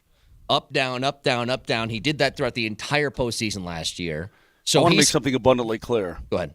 A porpoise is not a dolphin, and a dolphin is not a porpoise. Now, they're members of the same family, but they are different animals, different species of animal. That being said, if we said they call him Flipper, faster than light, that would be accurate because the dolphin will also do the same thing as porpoise, correct?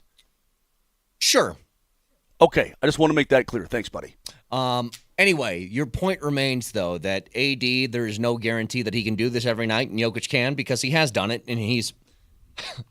Here's a stat from Harrison Wind for you that I think is really interesting. Jokic has scored 20 or more points in 20 straight playoff games in 30 of his last 31 overall. The only time he did not get that was Game 1 against Minnesota last year because the Nuggets won that game by 30, and he didn't even play 30 minutes in that game. He's the epitome of consistency. That's it. Now, to the Avs, Moj.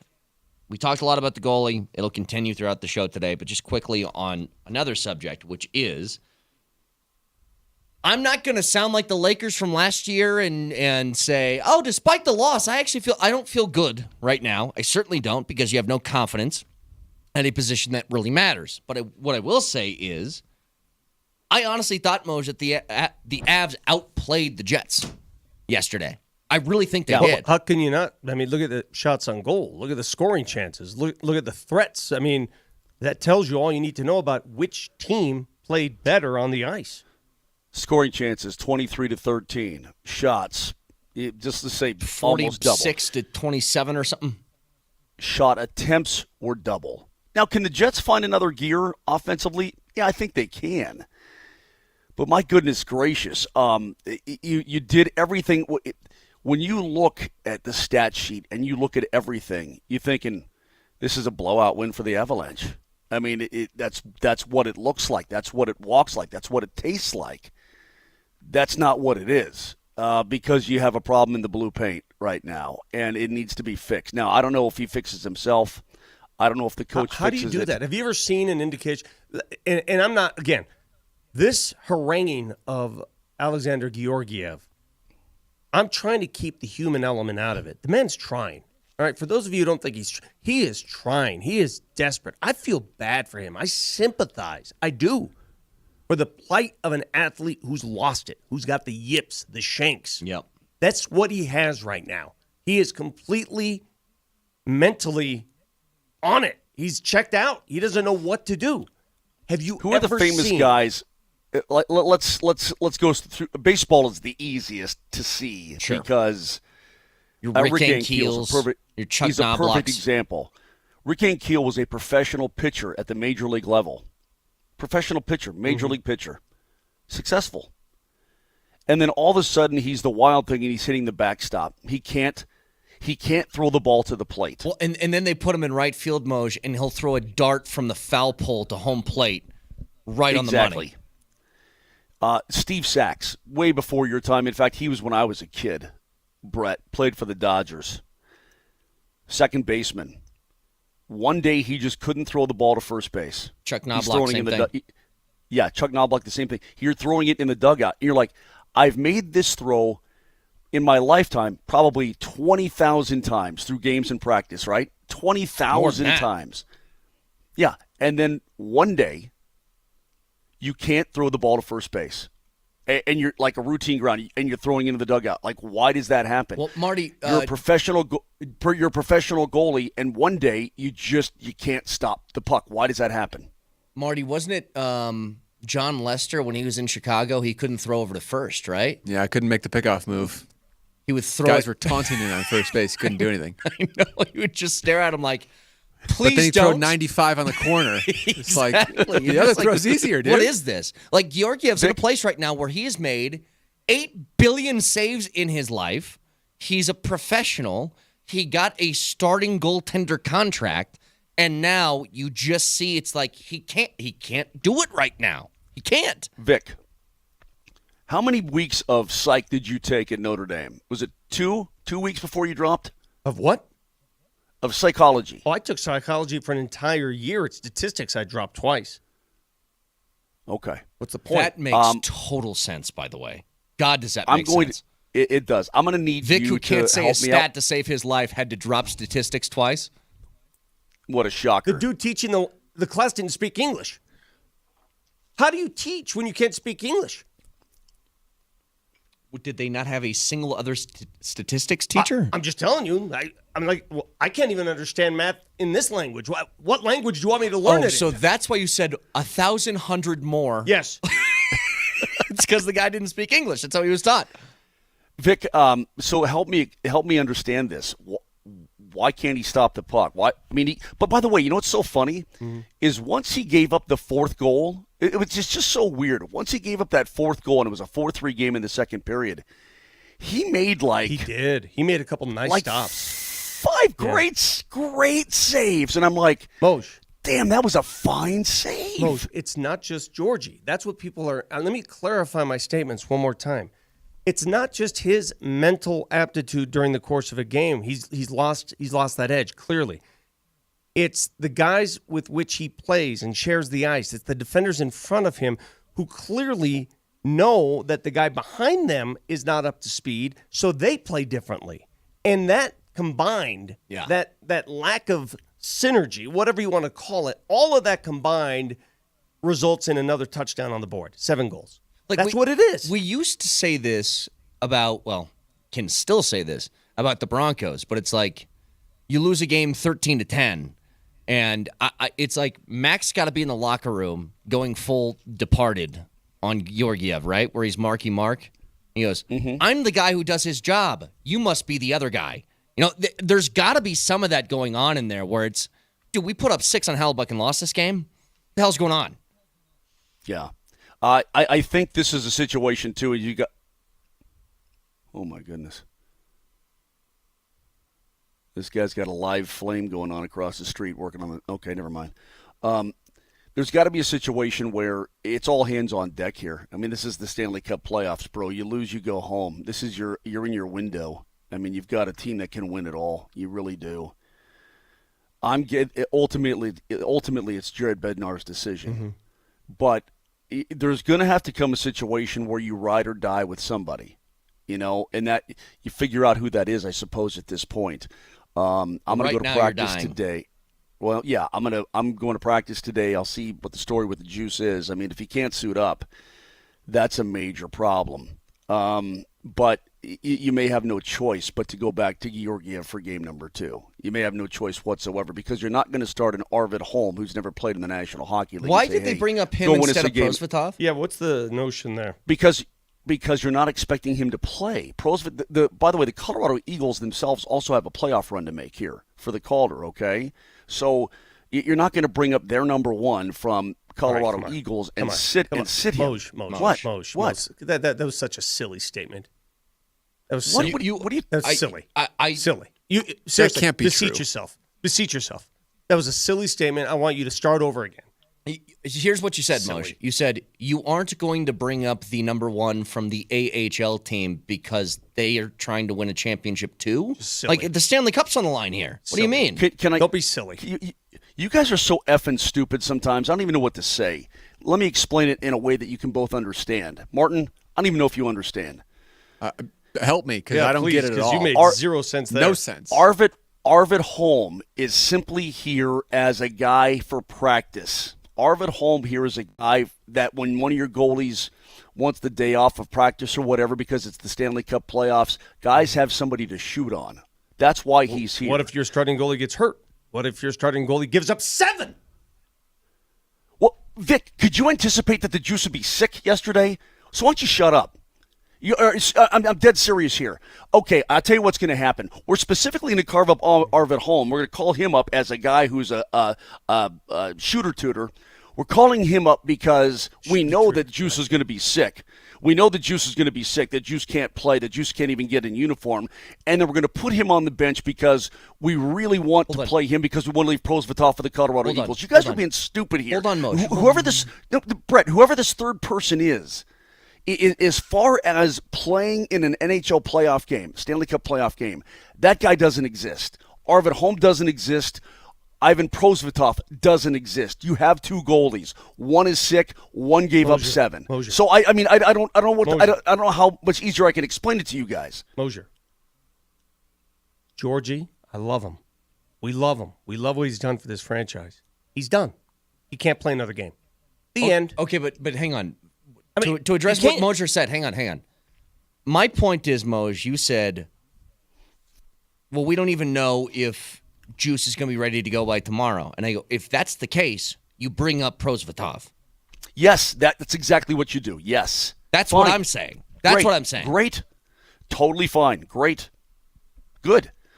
But how do you fly to Winnipeg with 3 goalies, 3 healthy goalies, one is a shooter tutor, and one gets sick and one gives up 7? How do you anticipate that? Okay, that's or fine. Should you anticipate that? I'm saying moving forward, Mo. Well, then, if they still have a question if Juice is going to be available tomorrow, you bring up Prosvetov like now. Now. Absolutely. 100%. What's just so wild that a dude gets this sick at the start of I mean, think about all the things that have happened to the Avalanche over the last couple weeks. Just think about this. The fact that they lose one of their top line guys, too. Let's not forget that. Drouin not in this series. It didn't hurt them. Didn't hurt them last night. They still put 6 goals on Hellebuck. Hang on a second. This is like Matt chimes in. He goes, Mosier, nothing to see here, dude. Just admit it. At least no one can say you're not a company man. You're a total shill. He's not. I don't know how he's not playing that line. He's not. No. Terrible job by management by not addressing the goalie. If you don't understand what this, I mean, listen, I'm not going to call people out there stupid, but I think you need to look at the situation and what was happening. The Avalanche were playing good hockey. Georgie was 6-1-1 in the month of March. This is after the trade deadline, by the way. Playing good. We had this discussion. Do we go get a goalie at the trade deadline? Do you do it? Well, what did you say, Brett, at that time? Well, damn, if he's going to play this way, the hell no, you don't, right? Yeah. Well, what about in hindsight? And that was, and hold on a second, and that was more for the Juice than it was for Georgie. It was like, do you want to go get a veteran backup, right? Just in case something happens to Georgie. Not, hey, by the way, Georgie's going to start giving up, 7 per. It was, okay, if he gets injured or something like that, do you want to go with the Juice? Right. And what did they do? They gave Juice starts. If you remember this, they gave him starts to see, okay, let's gauge where he's at. And Bednar put him in. He had back-to-back shutouts against Chicago, but you know what I mean? He played well. And everybody on this show said what? I feel comfortable going with the Juice as the backup. Not to mention, Moj, from what I heard, it's not like they didn't try. It's not like they didn't make phone calls for some goalies around the league. It didn't happen, but it doesn't mean that they weren't talking to people. Can I defend Bednar just once here? Because I'm hearing a lot of people saying this is on Bednar. Can I just say one thing? Do you guys think in your heart of hearts, do you think deep down that Jared Bednar wants to trot Georgie out there? Answer that question just from the surface. Do you think he really is looking at Georgie and saying, oh, yeah, I got to have more of that? Do you think he's saying that? Do you think he's that stubborn that he's like, oh, yeah, he'll click? It's only a matter of time. No, I don't think so.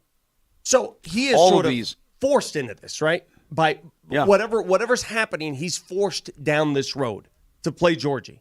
All I'm saying is, whatever option exists out there, whatever it may be, go do it. Because it's done. His confidence is shot. Maybe it'll come back in a month. By then, it's too late. Maybe it'll come back in 2 weeks. By then, it's too late. You don't have time to regain confidence now. It's done. No, you don't. Mosier made a great point, by the way. But hold on a second. Brett, real quick. All these backseat GMs, they screwed up by not going to get a backup goalie, blah, blah, blah, blah, blah. somebody said Georgie's been junk all year long. He led the National Hockey League in wins. Now, whether or not you think he was junk in leading the National Hockey League in wins with 38, the way he played all season long, that's all you need with the Colorado Avalanche. All season long. But he's not doing that. Not now. Correct, Vic. That is correct. Yeah. I don't know what happened between March and April. I don't know what happened. But in March, he was 6-1-1 with a 2.5 GAA, which is all you need, okay? I don't know what happened. Brett, you talk about the percentage under 900. Yeah, but you know what? You still led the league in wins because you got a wagon in front of you. You don't need any – if you were the Colorado Avalanche, you don't need any more than that. But you're making the Brock Purdy argument now. Brock Purdy in San Francisco, they won a lot of games, but not because of Brock Purdy, because of the San Francisco 49ers. But that was good enough. Yeah, but that's what I'm saying. He's making the Purdy argument. But you didn't need Patrick Mahomes for that team to go to the Super Bowl, okay? What I'm telling you with Georgie is you didn't need him to be Vasilevsky or Thatcher Demko or anybody else. You just needed him to not give up 7. Okay, that's what I'm saying. So all you backseat GMs out there, take a bigger picture look at things. Do you think that they could go find themselves a veteran backup goalie right now? They would. Of course they would. But who could have anticipated that in the month of April he was going to cave in the way he did or give up 7 last night in game 1. So I just don't want to hear all this crap. And by the way, I'm not shilling. I'm telling you what logic is all about. You people are thinking with your emotions. I'm thinking with logic. Mose, you made a great point, though, to that. It was when we were discussing this at the deadline of getting a goalie, what did we keep saying? He said a backup goalie. Just in for case insurance. This happens. It was never about you you need a guy that's going to replace Georgiev. It was about at that this time. case right here. Yes. Just in case Georgie blows up, you need or he gets hurt or whatever. If you had a guy like Flower sitting there right now, tell me how much better you'd feel about this series. Yeah, but Flower wouldn't move. I'm not Flower saying didn't want to leave. I'm just using that as an example. Telling you. Okay, I'll give you another example. Let me. As long as this is off the rails, would you rather have Georgie as your goalie or Darcy Kemper? All right, now Darcy. I mean. Yeah. I mean, Darcy Kemper wasn't good enough to stay here. Let me ask you this. Well, he was too expensive. And I want you guys to be honest. If Juice is fully healthy today in practice, would you feel comfortable going forward with Juice between the pipes? Am I sure that he's going to be the answer? No. Am I more confident with Juice over Georgie at this point? Yes. Yeah, that's a resounding yes. Yes. Not because he's not because he's the better goalie. None of that. It's the confidence thing. That's all it is. Yeah. You need to make a switch. You can't flail. If you throw Georgie out there again, how do you expect your team to respond again? How? Vic, you know what? That's an excellent question. It's an excellent point. That's a Jared Bednar question, and I'm sure he's probably right now doing all he can to try and figure out a solution to the situation. A lot more to break down today. 303-504-0925 got our next selection in the mock draft at 9 o'clock this morning, which coincides, coincidentally, with the uniform reveal for the Broncos. So all that's still coming. Stick around.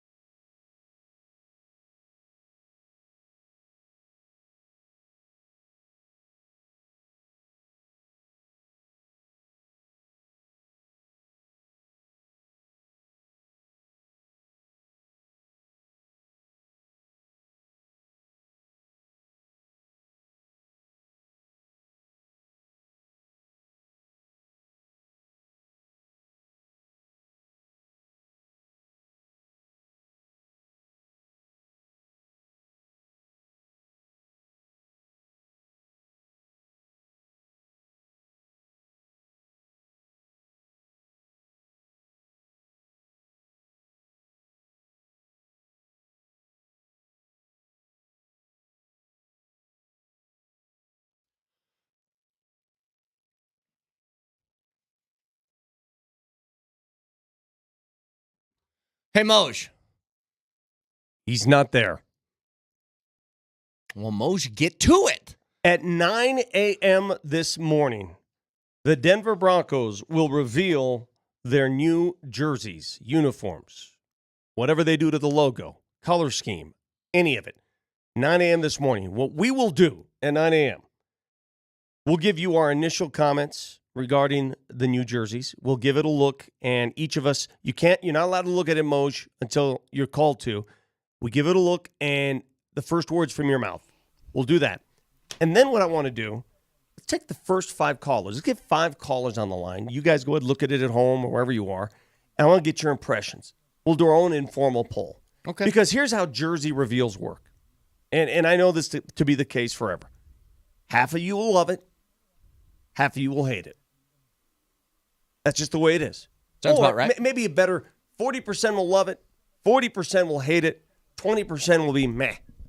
So we'll do that at 9. Moj, can I share something with you? We'll get back to the playoff games in a second. That's totally fine because I got a couple more things to say, and people are funny and people are emotional. I dig that. So yes, please. Just quickly, we have these skylights being put in at our building. So like right now, there's just a big gaping hole in the ceiling. Okay. And Vic walks out there. He goes, "I want to see it." And we walk out there, and it's straight to the outdoors in the roof right now, the ceiling of the building. And Vic just goes, "Hi." And some guy peeks his head over. He goes, "Hey." And there's a long pause, and Vic just goes, "You gonna put the light on? you gonna put the window on?" And he's like, Yeah. Yep. That's why he sounded like a 5-year-old. I guarantee It was a child talking to an adult for the first time. Hi. Are you gonna put it on today? I'm Vic. He went back to his construction worker colleagues and said, "Look at that moron down there." I know. Wait, you know what that reminds me of? Hi guys, big gulps, huh? Exactly. Yes. Well, see you All right. later. So, Moshe, I want to jump back into the. Wait, real quick though, real quick. Yes. The hotel here in Winnipeg, right next door to me, in that wall right there, is Riker. I can hear him breathing through the wall. That's how thin these walls are. So I'm sure if you hear some pounding on the wall during the course of this show, Riker said last night, he goes, dude, can you do the show from the other side of the room just to try to not to wake me? I said, I can't. I'm sorry, I can't. I've got to do it from right here. So he's probably hearing everything I say right next, like literally right there, right behind that television that you see right there. Great. That's Boy, it. that's neat. So listen, I want to get back to the Nuggets, and I want to focus on one thing because we've been following this aspect of the story. And Brett, before you do, I apologize to jump in here. It's okay. We're You've gonna done talk it 4 more times gear. in this. I know. I have. I keep doing that to you, and I apologize, Brett, immensely. I ahead. desperately. Go I ahead. love you. Please tell us more about Riker's sleeping patterns. No, people want to.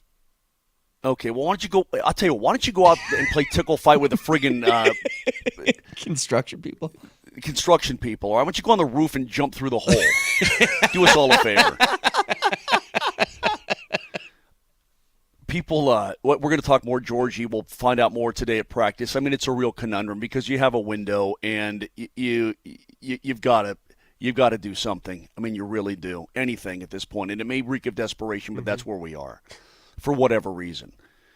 But people are also funny. Like, what happened to the guy that was an all-star and won the skills competition at the All-Star game? Where is that guy? Well, somebody And the answer referenced. is- Somebody and the referenced answer is Simone Biles. Remember Simone Biles was dominant, and then all of a sudden the Olympics came around and she just lost it. Yeah. Remember that? Yeah. Guy, it happens, man. It happens. We've all been there. Moshe, you played golf with me when all of a sudden I was playing a great round and then I had the shanks for 3 straight holes. Brett, I saw him on a par 3 with a 5-iron. Dude, he ripped it directly right down into the goalie 3 times in a row off the tee box. And then for the next 2 holes, he just was where the rabbits go to die. I mean, he's probably, I don't know, So, even like it 1 over happened. to What I'm saying 13, is- and it just gone. So you're not shocked by this. This happens to even the greatest of professional athletes. It happens. It's a mental block he's going through right now. So all I'm asking you is this. Do you ever remember somebody going through a mental block in games of this magnitude and then suddenly finding it? It doesn't happen. You either need to rest, go to the offseason. You just don't find it from game 1 to game 2. You don't. Yeah. I mean, you tell me. Am I off here? Dude, Marty said something in the appetizer that is so true.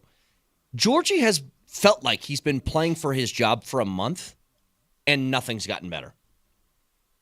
You know what I mean? Like there wasn't, outside of what, he was pretty good in the Minnesota game where he gave up 2. Outside of that, it's felt like Georgie has been teetering on the edge of like, I don't know if we can trust this guy for a month, and nothing has changed. Like, he's had plenty of opportunities. I just think it's done. Like, the fact that he got this start for the postseason was like, okay, here's one more shot, and then a 7 spots on the board. You ever had a panic attack? No. Moj, you ever had a panic attack? Yeah, I guess I have. Yeah. I had a bout of panic attacks for a while there. And when you get one, and I'm not saying this is what he's suffering, when you get a panic attack, you just don't heal overnight. You don't go up, oh, it's gone. Yeah. It's a long, cumbersome process. It's a mental struggle. It's a battle. He is battling. He is in his own head. And in turn, the guys in front of them sense it. They feel it. They see it. Of course. And it of affects course they the do. way they play. It's why you get Josh Manson throwing the puck right in front of the cage. Things happen. Breakdowns happen. Why this happens, I don't know. Not to mention, I'll give you a perfect example about that, Brett. Yeah, go ahead. I'll give you a perfect example of what Vic's talking about. This was a game where, look, man, he didn't have to look over his shoulder. He was not getting pulled in that game no matter what. He could have given up 14 goals, motion. He was staying in that entire game. You know what I mean? Like, that was full confidence. Juice couldn't go. He was sick. Nobody's coming in to save you. This is your game no matter what happens, and still you get the result. Right. Last night with, 3:23 left or whatever, the Avs are down by 3. And they pull Alexander Georgiev. But before they did, he was standing in his crease, and he looked like he was in a different world. So much so that Jared Bednar's trying to call, it was a face-off in the offensive zone. Bednar's trying to call him over to the bench. And he doesn't see the bench. He's not seeing anything but what maybe the low slot. He's just sort of like this. Just standing there staring straight ahead. Vic, this is where you talk about being in your own head. Mm-hmm. So he's trying to pull him for an extra attacker? Is that what you're talking about? Correct. Yeah. That is correct. And any goalie in that situation would sense that, okay, time on the clock, where we're at, or maybe they're down by 2 at that point, because they did get 1. Yeah, maybe they're down by 2 at that point after the McCarr goal. And so he's not going to the bench. He's not even looking at the bench. He's not looking at his teammates. He's not looking at anything. He's just sort of doing this. And Jared's trying to call him over. He's yelling at Cale McCarr has to skate back into the zone and just points with his stick saying, go, go to the bench. And so he just sort of meanders over to the bench. I'm like, right now, Vic, you're right. I guess you could have sympathy for him. There's no sympathy in the postseason, though. No, I don't sympathize. Listen, you can feel for the guy. You can feel Yes. for the guy for what he's going through. For the team, nobody can have any sympathy at this point of the year. It's, for God's sake, man, you need a save, or you need somebody who can make a save. It's period, almost, or at least give you a better chance to make a save. It's almost malpractice to throw that kid back out there again. Yeah. It feels almost cruel. It's cruel and unusual punishment to put Georgie back in goal. Yeah. Sorry, it is. And I want to ask you this, Moshe. You're going to skate today.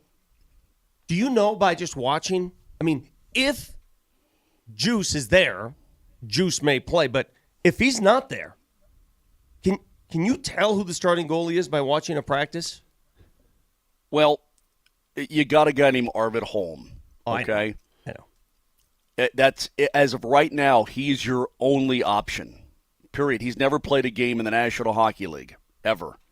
He's your only option if the Juice is still sick or whatever Justus Onanen has, unless you call up Prosvetov, which is entirely possible. I don't know what you do. If you call up Prosvetov, that's going to tell you probably everything you need to know. Mm-hmm. But by the way, if people are going, Prosvetov, are we going to lose Prosvetov? Are we this is a guy they waived earlier this year, and that nobody else wanted, so he went down to the Eagles. Remember, he had to clear waivers to go down to the Eagles. Remember that? He's been crushing it with the Eagles, though. Yeah, he did. Well, the funny part is he got waived. Exactly. He got waived. Nobody claimed him. He went down to the Eagles and became the player of the month. Yeah, in the immediately. AHL. Immediately, like 3 shutouts. He's stopping every damn thing that comes his way. I mean, whatever light flicked on for him at that point, it did. And you called the juice up and said, okay, we're going to ride the juice because Prosvy was your backup. You remember that, right? Yep. And so that would be the other option, Vic. Other than that, you don't have any other options. I know. This is it, man. But you have to take all those options ahead of the one that you're throwing in goal right now because it's not working. And these games are too important. And you lost a game that you could have very easily won if you had just a modicum of goaltending. Just a modicum of confidence there. You win that game, you're up 1-0 in the series. But let me tell you something, and we all agree, for as much as desperate as the Avs are right now, in Winnipeg, they're saying, holy crap, we just gave up 6. Yep. That is correct. Well, you can join us tomorrow night at Bourbon Brews Burgers in Parker for Game 2 viewing party as the Avs look to tie the series against Winnipeg. We'll have a live broadcast, giveaways as you watch the game with other fans, all brought to you by Templeton Fortitude Bourbon. So go check it out and watch along with us tomorrow at Bourbon Brews Burgers in Parker. 303-504-0925 when we come back. I think... it might have flown under the radar, but you should be really impressed with one performance from Saturday. We'll get to it next.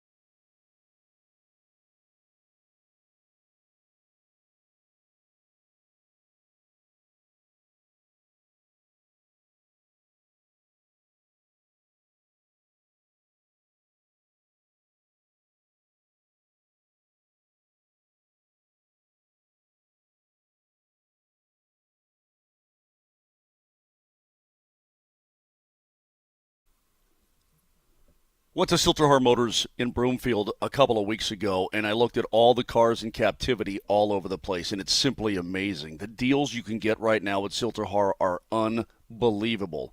I thought to myself, maybe I'll take advantage of my own special, $1,000 in extra trade allowance or 3-year free maintenance or $1,000 in free accessories, and I was looking at the new Bronco.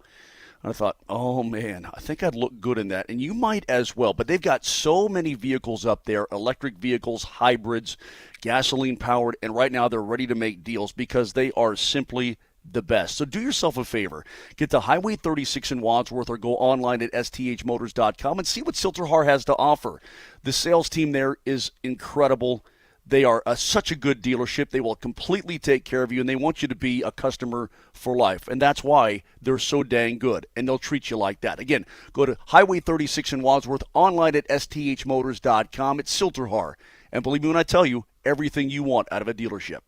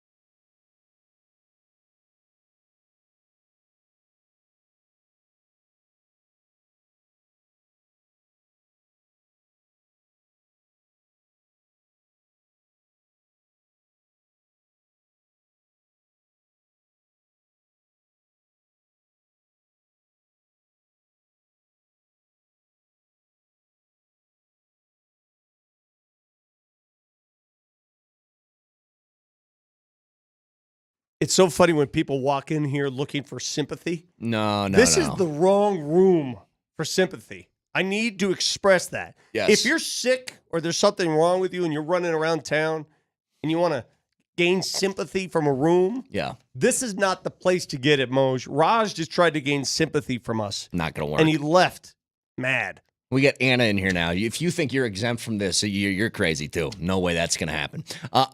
I do want to give. I want to be perfectly clear about it. In fact, I would love to be able to bring listeners in sometime, and maybe just have them all wait out there underneath the being put in skylights, right? Mm-hmm. Just have them sit in a big group out there and bring them in one by one, because I guarantee you that at least half would leave crying. I agree. Male, female, it doesn't matter. Male, female. I think people listen to this program now. They understand. I don't think they're aware though. Behind the scenes. On the air, just about 30 minutes ago, Mosier made a request for Vic to go to the roof and jump through the gaping hole in it.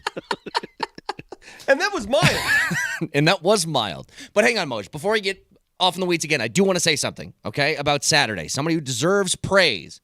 Because we know if you've been following this story, it's crazy what this guy is having to deal with.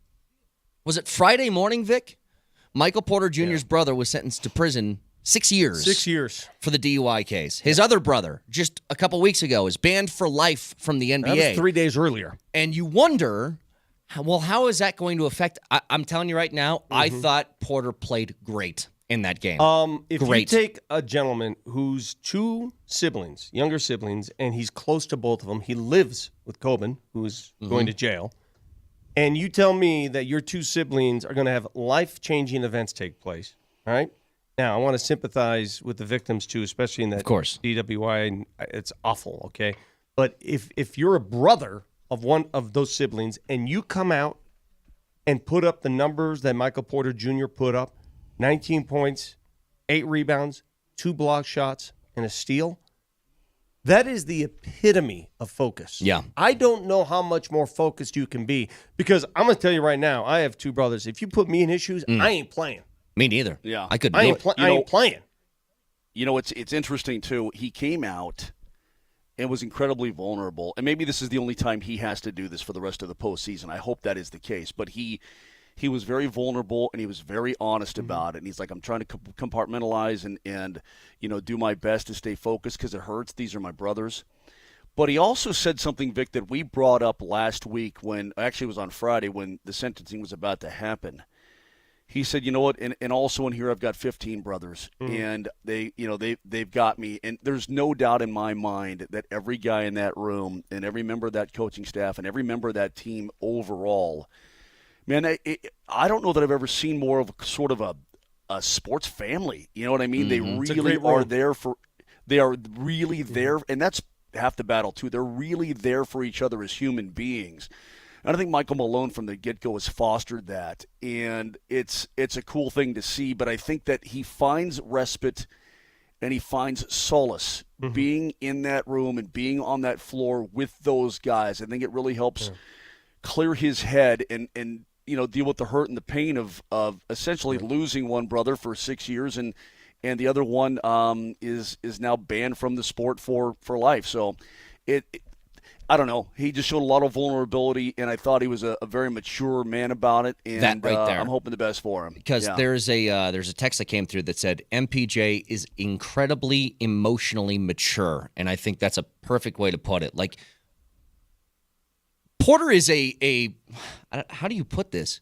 He's kind of out there, right? He's a little bit weird at times because he's a thinker, I guess is the way I'd put it. I would call him eclectic. Yes, eclectic. That's what I was looking for.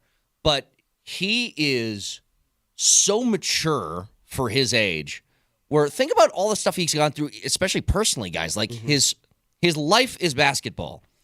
3 different times by his mid-20s, he's had debilitating back problems that required surgery, and he's still going out. And what did he do this year? He played 81 of 82 games because he wanted to prove to himself that he could. Like, there's so much about that guy that I think is so admirable. You make a great point, and I wanted to bring this up because we shower Joker with so much praise, and rightfully so. This is Nikola Jokic's team. Right now, it's his town. okay? This is his town. The league is his, for crying out loud. He's going to win his third MVP. They come out with these 3 finalists, and why even bother? He's going to win. But the Denver Nuggets are not in this position if he doesn't have help. And his teammates, especially against the Lakers, you look at the box scores from that game. Yeah. It's AD, LeBron, and everybody else sucks. Yeah. No, really, you're right. You were right about that. I'm looking at their box score. Rui Hachimura played 31 minutes and scored 7 points. He was a -10. And they're trying to have him guard Joker. Yeah. Are you insane? D'Angelo Russell, 41 minutes, 6 for 20, 1 of 9 from 3, 13 points. Austin Reeves had a couple threes. He was okay. He had 13. It is LeBron, AD against the entire Nuggets team. Look at the rest of the Denver Nuggets and what they did. Every single player in double digits. Aaron Gordon was in foul trouble. He shook that off and finishes with 12, 11, and 7. The dude almost had a triple-double. Yeah. MPJ doing his part. Jamal being Jamal. Contavious Caldwell-Pope. They don't win that game if he doesn't start hitting threes. Couple big threes for Peyton Watson off the bench. Yeah. I'm going to give you a stat. It's going to blow you away. 5 playoff games against the Nuggets. 5. Do you know how many threes D'Angelo Russell has in 5 playoff games? 3? 3. Yeah. 3. Yeah, he only had one the other night, correct? In 5 playoff games, this is a man who at times helped carry the Lakers offensively. He has 3 threes. Compare that to KCP, who had 3 in about 6 minutes in the third quarter. You can't win like that. If I'm the Lakers this morning and I'm wondering what's going on, I'm going to tell you what's going on. Outside of their big 2, nobody else is playing. Mm-hmm. That's what's going on. Listen, Vic, you got a horse right here. This is your horse. Listen to me telling you. You got your horse. And then you got a cart. See, the cart goes behind the horse, right? Brett, you can't put the cart in front of the horse. Correct. Or on top. You can't, or on top. And what you simply cannot do is let that horse stand in the cart. You can't do that neither. That's obvious.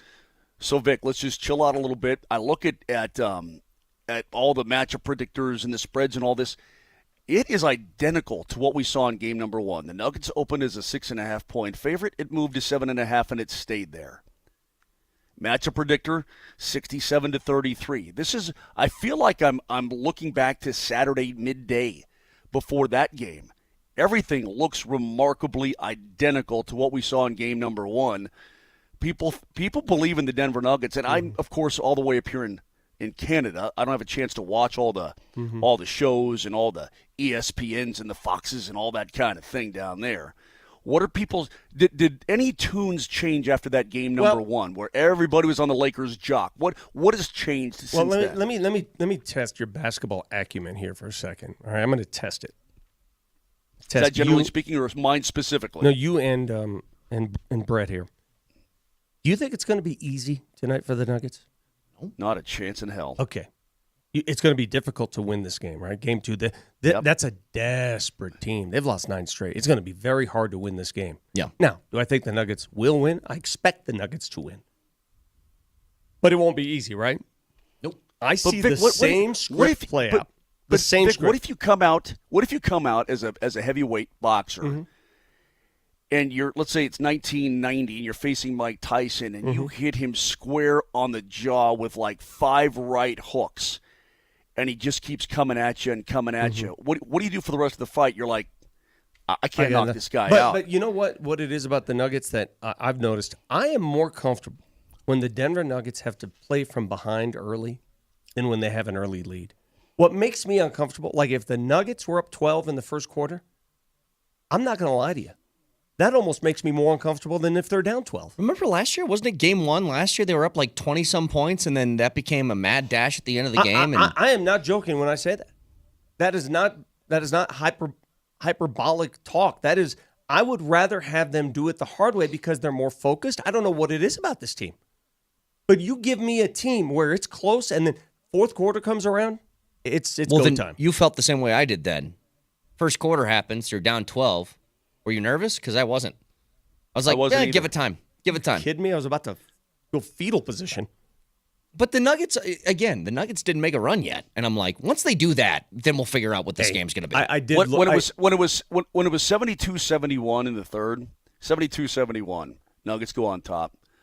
I'm like, oh yeah, here we go. Here we go. And then here we went, and then they just kept getting stronger and stronger. And golly, man, the tic-tac-toe to the alley-oop to Aaron Gordon, I'm like, my God. Mm-hmm.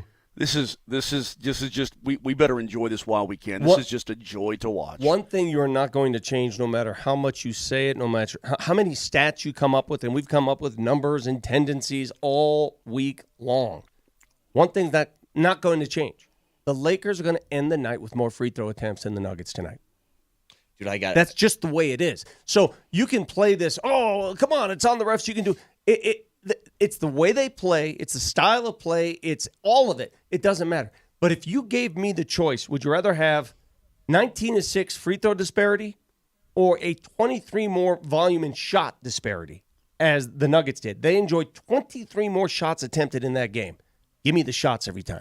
I got a theory, by the way, as to I think I can convince you guys at least a little bit to not get so bothered by the free throw stuff. Like you bringing up, you get more attempts from the field, right? It's historic now, though. What the Lakers have done at the free throw line over 2 years, it's historic. There's an equalizer to this that I noticed in that game, in game one, that when I say this to you when we come back, and we'll get to the Broncos uniform reveal that's happening in 5 minutes. We'll do our next pick in the mock draft that we have today. But there's something about that free throw disparity that I actually think benefits the Nuggets, and I'll explain it next. Oh, wait.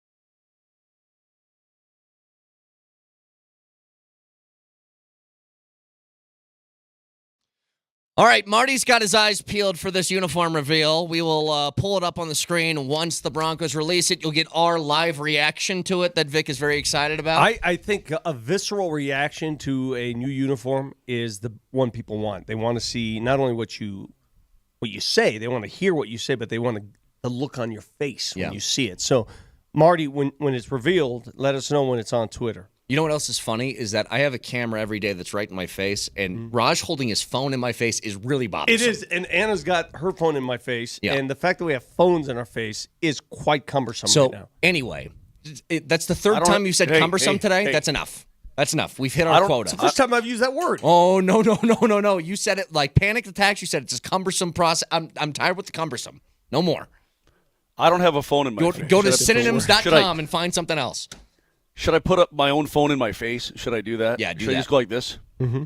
All right, they said it's on Twitter, Marty. So we got a 2-minute video. I'm going through it here. Okay, so just find like a still shot that shows the real look of all of these. Just give us one look that we can. And then Marty announce when you're ready to pull it up. And in the meantime, I'll say one thing real quick. If you're talking about the free throw disparity, I got a theory that it actually could be a net even, let's say. Because how do they get free throws, especially AD? He gets them by falling, right? Yeah. He I flops. stopped the fall count at 8. I lost track in the fourth. But this is what he does. He falls to accentuate the point to the refs, and sometimes he gets the benefit, and we all go, oh, that sucks. All right, that's not just me, listen. right? That's not just me. He falls a lot, right? That's not just me. No, of course. Well, I thought your thing. buddy Kurt Sandoval came up with a theory from that doctor that he grew too fast and that he falls because his body won't allow him not to fall. Okay, Marty said he's ready, but I want to finish this first. I want to finish this. Hurry up. When AD falls, sometimes he gets calls, and sometimes he gets to the line. And sometimes they don't give him the call. And then you go 5-on-4 the other way, and it's an easy bucket for the Nuggets. Because he stays on the ground. So I don't care. Yeah. Like, go ahead. Get a couple of more free throw attempts. If I get the trade of like 3 or 4 possessions of a 5-on-4, thank you very much. Because when he's on the ground, Joker's already back up the court. Correct. Jokic looks right at him and goes, oh, all I have to do is sprint, and we're getting a bucket. All right. Marty, whenever you're ready, go ahead and pull this up. We'll have the live reactions. Vic Close your eyes. All right, where are we seeing this? Where am I looking? He's going to pull it up on the computer, on the Zoom. All right, hold on a second. So here look at the Zoom. All right. I saw it. I think it looks pretty cool. Shut up, dude. It's not how we're doing this. Here it is. All right. Okay, so that's the road unis. I see. Okay. I mean, I like the 5280 out front. It's okay. But they have 5280 on the pants as it's well. Not that different. In the seams. It's not that different. It's very different. Really? Yes. It's not like extravagantly different. Well, you're colorblind. That's true. It's okay. Uniforms 50. Again, half of you are going to hate it. I like the 5280. I like that part on the helmet. It's all right. Marty, can you pull it back up and pause it when they go through like the constant boom, boom, boom, boom, booms? Yeah, Marty, do it again. Marty, that was not nearly enough of a look. The blue boom, helmets boom, now boom, are. That's what they're called. That's the quick cuts. The blue helmets now, guys. They're I think they're more matte than gloss, high gloss. I don't like more the of blue a matte jerseys. color. The blue jerseys look horrendous, but everything else is sweet. I love the white helmets. I like the top of the helmet. Like this is a create a team Madden somebody made. Nah, it's fine. Guys like you are going to be all. I don't really care what uniforms they wear. I don't. I think they're meh. That's how I'll say it. I love the matte look on the helmet. I love that. The white helmet is supremely nice. They did not alter the logo. The logo is the same. So let's do your game, Vic. Call in 303-504-0925. Let's take the first 7 calls. Okay, so we get an odd number. We'll get the scales tipped in one direction or the other. And all you guys say, I'm going to say your name. You say yes or no. Yes or no? Yes or no. On the jersey? On the new reveal here? Because the logo hasn't changed. Has the logo changed? The logo's the same. It's the same. The horsey head hasn't changed whatsoever. I'm not into it. I think it's fine. I have no problem with it. I'll give it a yay. I think they look good. Yeah, I think they look good. Yeah, I'll give it a yes. That's my official vote. I'm going to say no. Mark, your official vote is? Yeah, I think they look pretty good. Okay. I like the white helmet. I think that's a cool look. Yeah. Marty, can you? I know you're answering phone calls here, but can you do a quick yes or no on the jerseys? 2 words: blown away. Okay, all right, cool. Raj, thumbs up or thumbs down? Those unis, up or down? Anna, They look They the look same. the same? See, Anna and I are on the same page. I'm are the you colorblind colorblind? guy. They look virtually the same. I mean, the only thing that's different is the patch on the shoulders. The shoulder patch is the only right around difference. here is new. Yeah. They got 5280 on the side of the pants though, going down the legs. They got a little 5280 in there as well. I like the 5280. So that's as- mile high. It's, As Marty stacks these up, informal Twitter poll as we take some of these calls here in a second. So on Twitter as well, you guys go and say yay or nay, 303-504-0925. I want to get a feel for this. I'm kind of I'm nothing. I feel nothing. Well, that's you daily. I feel nothing. That's true. It's feeling nothing. That's a good little even, okay? No high, no low. You're just kind of going. So a few of the texts coming through here. I like them. We have a nay. They are hideous, somebody says. Mm-hmm. Hey. We don't use that word in this program anymore. Uniforms are uniforms are lame. I agree with Brett. They're boring. Jerseys are mid. Man, people are harsh. According to somebody I know who's in the know, logo's the same but slightly smaller on the helmet. Orange still the primary home jersey. White still the primary away jersey. Blue's the alternate. All right, so here's what we're going to do. We're going to go through these phone calls. I'm not going to say your name. I'm going to say caller, you're on the air, and I just want you to hit me with a yay or a nay, okay? Nothing more than that. This isn't like the stream of consciousness phone calls. I want a yay or nay, and that's it. And you better show some emotion. And we're taking the first 7 here. So caller number 1. Caller, you're on the air. Yay or nay? Your team sucks. Go Chiefs. Oh, God. Should we What did he say initially? Hit him with the Kreckman, please. Cool, Please hit him Carl. I don't understand anything that you said. Yeah. Cool, Carl. What did he say at the beginning? He said, your team sucks, go Chiefs. Oh. This is what happens when we allow people to play in our playground. You're going to lose this. We'll count that as a yay. What do you think? I don't know. We'll just start this over now. Caller, you're on the air. Yay or nay? Caller, go. Speak. Yay or nay? Nay. Nay. That's 1 nay. All right, next up. Caller, you're on the air. Yay or nay? Yeah, I love them. Love them. Okay, so there's 1-1. Caller, you're on the air. Yay or nay? Yays for the Blues, nays for the Orange. I'm going to put that as Oh, both. That's it. both. I'm going to do Okay, both on that all right, one. that's So now we're both. still All 2-2. We're tied. Caller, you're on the air. Yay or nay? Triangles are stupid. Nay. Nay. All right, the nays have it so Now far. we're hearing 3-2. horse sounds. Caller, you're on the air. Yay or nay?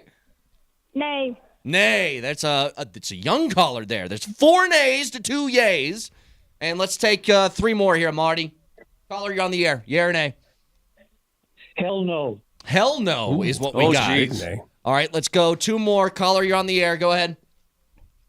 No. No? Wow, that's 6. Caller, you're on the air. Yay or nay? Caller, yay or nay? Yay. Yay. Okay, so I got 3 to Yay. 6. Yay. I Yay. mean, All right. whatever. Yay. That's our informal poll. 3 Bottom to line 6. for me is it's not that big a difference for me to elicit a response of, oh my God, they're awful, or oh my God, they're great. It's sort of the same thing. Just minor changes on the shoulder pad. What's the difference here? You know, you got a 5280 on the collar and a Broncos country on the back of the helmet. Outside of that, Here's the problem, man. Just go to the old D, and then it's 100% yay. they're not going to bring back the old D for whatever reason. But why? People like it too much? I don't All know right, the reason. so They're there's not the- bringing back the old D. There's the informal poll that we have just ran where it was mostly nays on that. If you really wanted to get my stinger up, give me the D. Mm-hmm. You really want to get me going? Absolutely. You really want to get me excited? Yeah. Give me the D. Had they And they didn't deliver the D. Had they given you the D in maybe the alternate uniform, that would have been beneficial enough. Yeah, give me an alternate D. Even if you get a little of that D. An alternate D is totally cool. I'll take that. Sometimes I you love just need that a old different D. You know what I mean? I love just once in a while. I love the look of the old. I mean, I love the look. I love the old uniform helmet. I'm maybe that's just me, man. But I think a modernized version of the D, not old, grumpy version D, but a new modern D would be great. What were you about to say that started with an SH, by the way? I don't know. Shriveled. Yeah, that's what I thought you were going to say.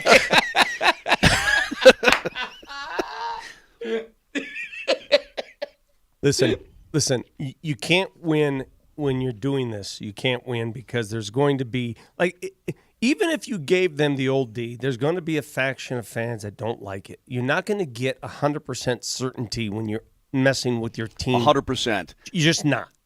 So it's hard to believe there are fans out there. There are grown human beings who maybe even have children, okay?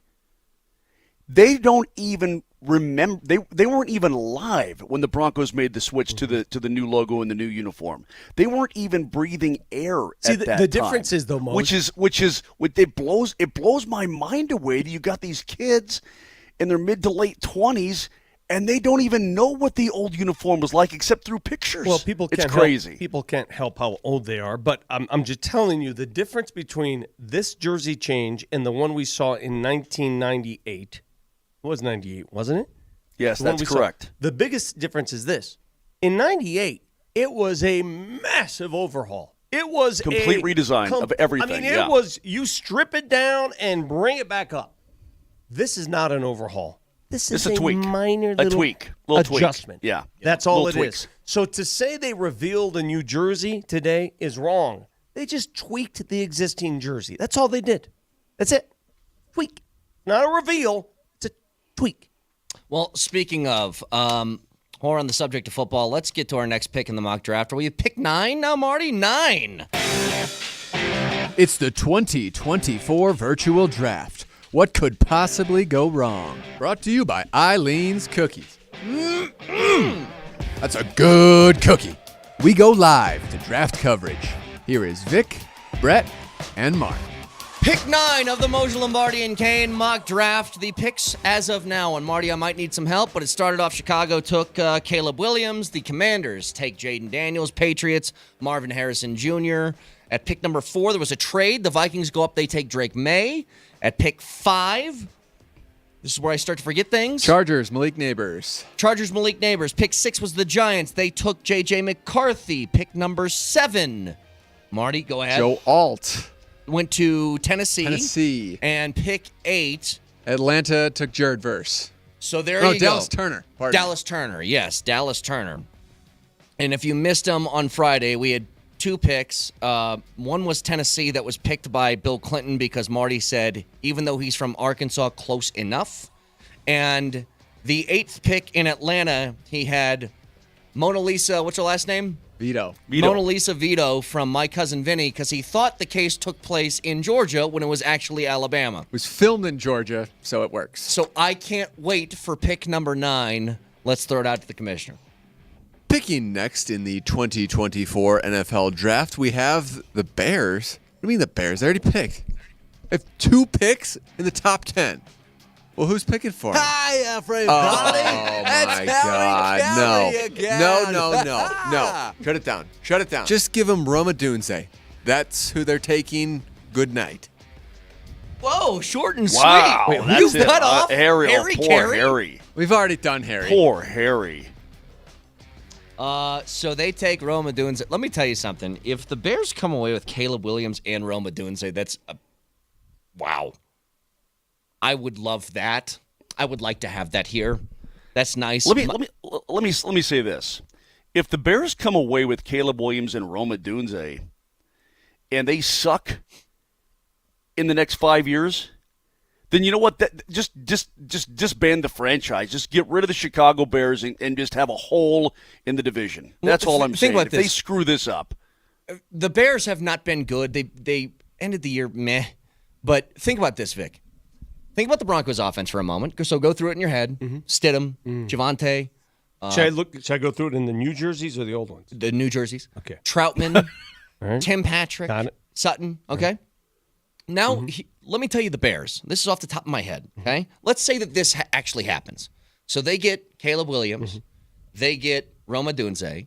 Remember, they acquired Keenan Allen this offseason. They already had DJ Moore on the roster. They have Cole Kmet at tight end. Yeah, I mean, you've said enough. I know what you're getting to. Yes. The answer is yes. On paper, that's a stacked offense. Stacked. That should not be a 7-10 football team. No, it should not be. This coming year, it should not be. So we're going to hit pick number 10 tomorrow as we lead our way to pick number 12 on Thursday, the first round of the NFL draft where the Broncos will be picking 12th overall. 303-504-0925. A lot more from the playoffs to break down yesterday. And again, I want to go with another theme. We talked a lot about goaltending, Moj. But is there reason to feel okay still despite the goaltending issues with the Avs? We'll get to it next.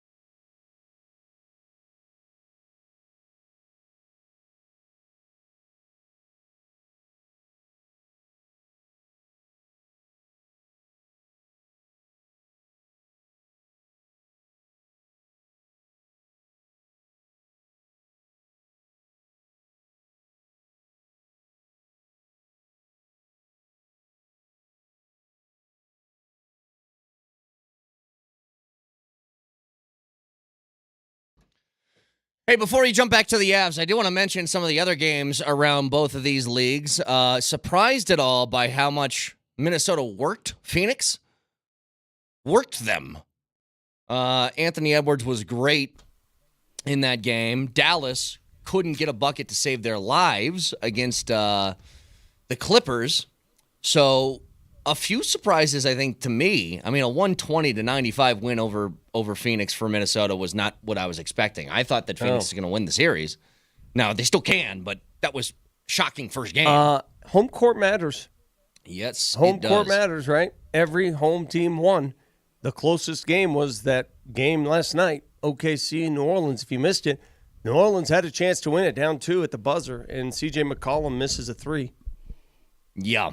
You know, I'm watching these games, and listen, just because it was a close game doesn't mean OKC's not a fine team. But my goodness gracious, I guess I'm worried about Minnesota a little bit. You know what I mean? I'm not scared of a lot of teams in the Western Conference, and maybe I should be, Vic. Maybe this is overconfidence on my part, but I need this Nuggets team to get through this series, and I want to catch my breath a little bit and then look around and have a big peek at what they face. But I like this Nuggets team, and I like their chances in the West an awful lot.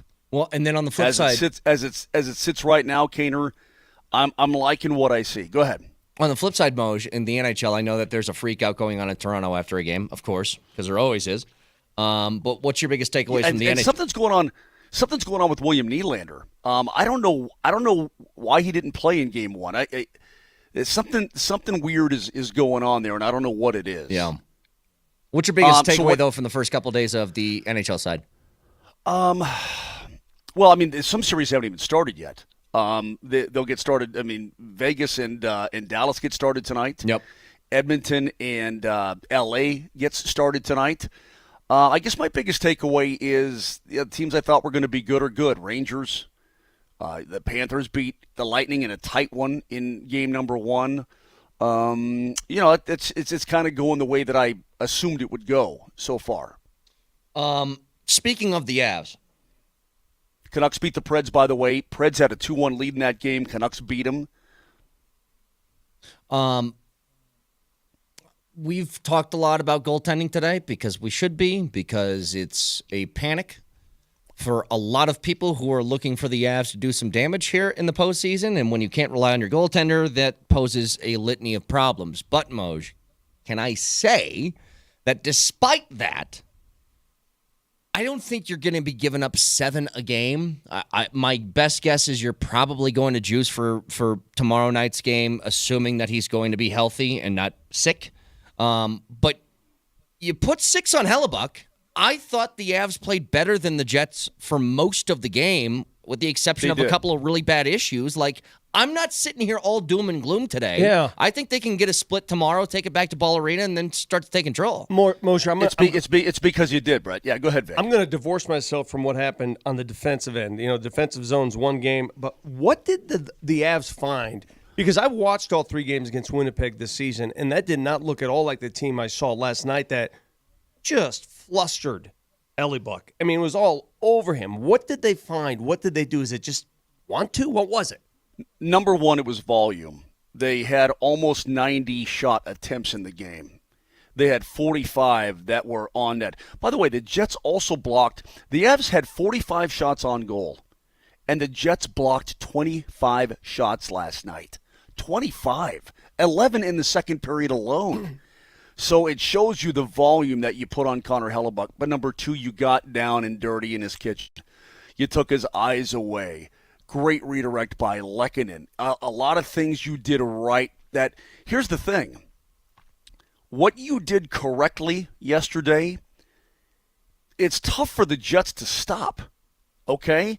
So it's like they can go and adjust their game all they want. They can go and try to tweak this or be harder in front of the net or whatever the case may be. But what you did, they can't really correct that much. Okay? They really can't. Would Hellebuck like the McKinnon one back? Maybe he would. But McKinnon comes in, dude, through a screen of a Jets player, and he fires it right along the ice through the 5 hole. Now, what you're talking about is one of the best players on planet Earth, and this year I think the best player on planet Earth, solving the best goalie on planet Earth right now, the upcoming Vezina winner. So how do you guys look at this?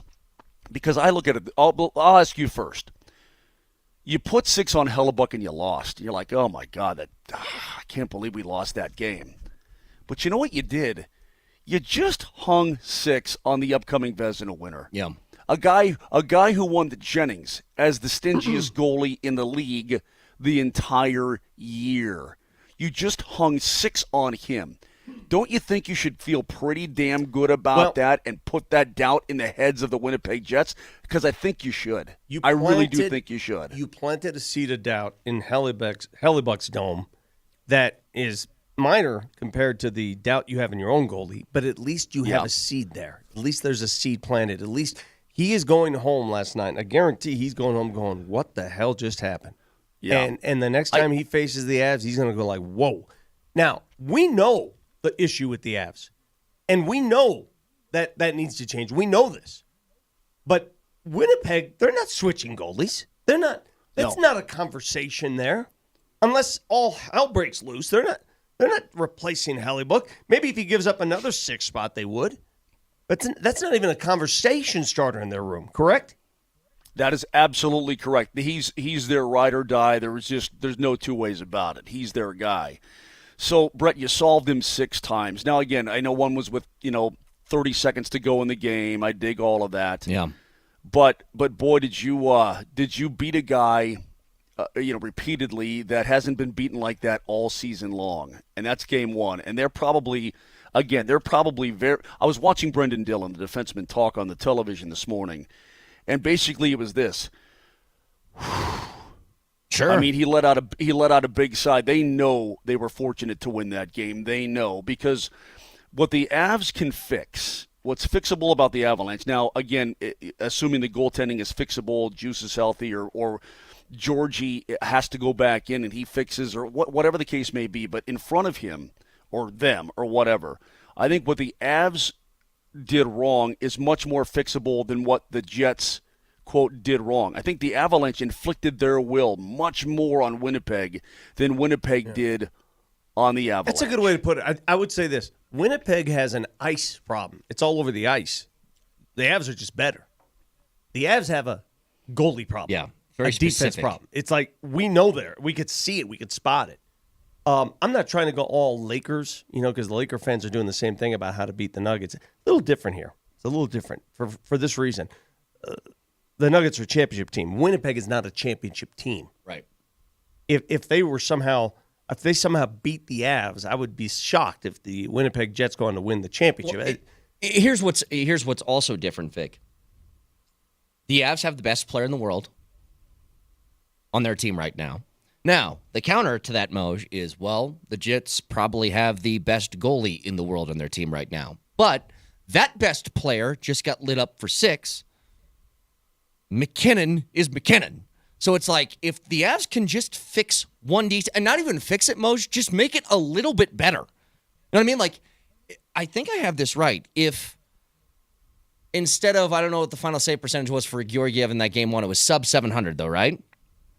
If he has 750, they win. Like, you aren't asking for a giant leap out of him. It's just like a little bit better, or whoever's going to be playing between the pipes. It's just like, can you do a little bit better? Because that probably is going to be good enough. Well, I would say you're not going to put 6 on Hellebuck again in this series. No, okay, you're not. Understood. Yeah, but at the same time, if you get your guy playing a little bit better too, I mean, and you can see the momentum swings during the course of a game, right? I mean, you can see how one save here when you have a 3-2 lead, and now you push it to 4-2. It's amazing how playoff How hockey was that building? works. How was that building last night, Moj? Loud and insane. Okay. Loud, very, very, very loud. They crammed 15,000 into that joint, and it was incredible. I only saw like a handful, like 5 or 6 Avalanche jerseys in the whole thing all night long. It was loud. I blame us a little bit because we didn't do what we're supposed to do before the start of every Avalanche hockey series. We didn't identify the face on the other team, and we failed to do that. Again, I'll blame you because you're supposed to point us in the right direction. You failed in that endeavor. So I will be the show's compass. And You're I will talking to Brett, regain right? You're order. not talking Yes. to me. You're talking to 100% Brett. Okay. That's his deal. It's kind of your thing. So I will I'll restore order here. What face do we not like? I'm going to offer two, Kyle Connor and Scheifele. Kyle Connor. This is not even a discussion to me. All right. It's Kyle Connor. Yeah, that's why I gave you the first Kyle Connor's face. Hey, by the way, Kyle Connor, can I give some credit to the Winnipeg Jets, too, and not on Georgie? For not revealing his face? No. We the can't face is show fine. you this face. Yeah, I mean, you can. Yeah, okay, that's fine. I mean, but you can not like his face, whatever. He came through though. Moj, I think you'll understand this. It's hideous. Okay, we don't use that To word in use this program Moj's anymore. I have wives all across Denver who hate my guts now because of that. I apologized profusely for calling the soon-to-be ex-wife of the Golden Bachelor hideous. Even if it's accurate, it's not a nice thing to say. That worked. Okay. But Kyle Connor scored a goal with Lekin. We had two guys on him, including Lekin, and chopping his stick. And he somehow got that shot off and lifted it top shelf. I mean, it was a pretty damn high-end goal. So I got to give him credit last night for that goal. Yeah, whatever. I mean, that was great. But He's if you don't hideous. like his Nobody face, if you don't like his face, that's totally fine too. Well, Can, it's gonna can I change. can I offer, by the way, I know we don't play this game. It's always about the faces. Can I say a name that really annoys me? What the hell is Nino Niederreiter? Yeah, you like, gotta what's calm going down. on? I Way totally too agree. much. Enough with the Calm ends. down. Enough. Calm the hell down. He's been around for a long time. In fact, I he's understand the one. most, but I can't. If we're picking names, like names, Nino, no, it's got to be like Frank You don't Niederreiter. show up Okay, at the rink with that name. How many different cultures does he represent there? I don't know. I mean, like Vic, if German, you- Italian, Spanish. If You want to you'll mix in a couple recall, more? Vic, if you'll recall, he's the one that scored the game-winning overtime goal in Game 7 against Varley when Minnesota beat the Avalanche. I remember. Golly, that hurt so damn bad, man. That's such a bad memory. And Varley gave up 4 one-goal leads in that game, maybe 5 one-goal leads in that game, whatever it was. God, I tried to put all that out of my mind. That was a sad moment in time, I'll tell you that much. But that guy's been around forever. He's not the guy he used to be.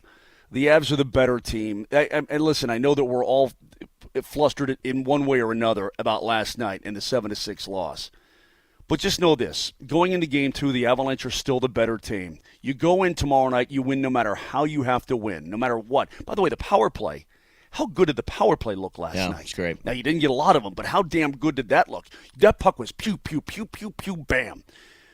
You're the better team. You go in tomorrow night, get a win any way you can. You earn a split, and you've got home ice advantage back, and you come on home, baby. Mm-hmm. You come on home to a raucous, almost 19,000 at Ball Arena, and you get it on. See, and I mean you get it on. Sorry, one last thing when it comes to names, because Niederreiter bothers me. But if you want another name, Vic, that is, I think this might be. Hellebuck bothers me. I think this It's might. not, and it's, by the way, it's not Hellebuck. Yeah, it bothers me the way Hellebuck. you say it. Yeah, You say it like the Don't put the- toddler that waved to the just- guy in the sky. Just don't say the Y in it. Just say it without the Y, Vic. Pretend there's no Y in there. Hellebuck. There you go.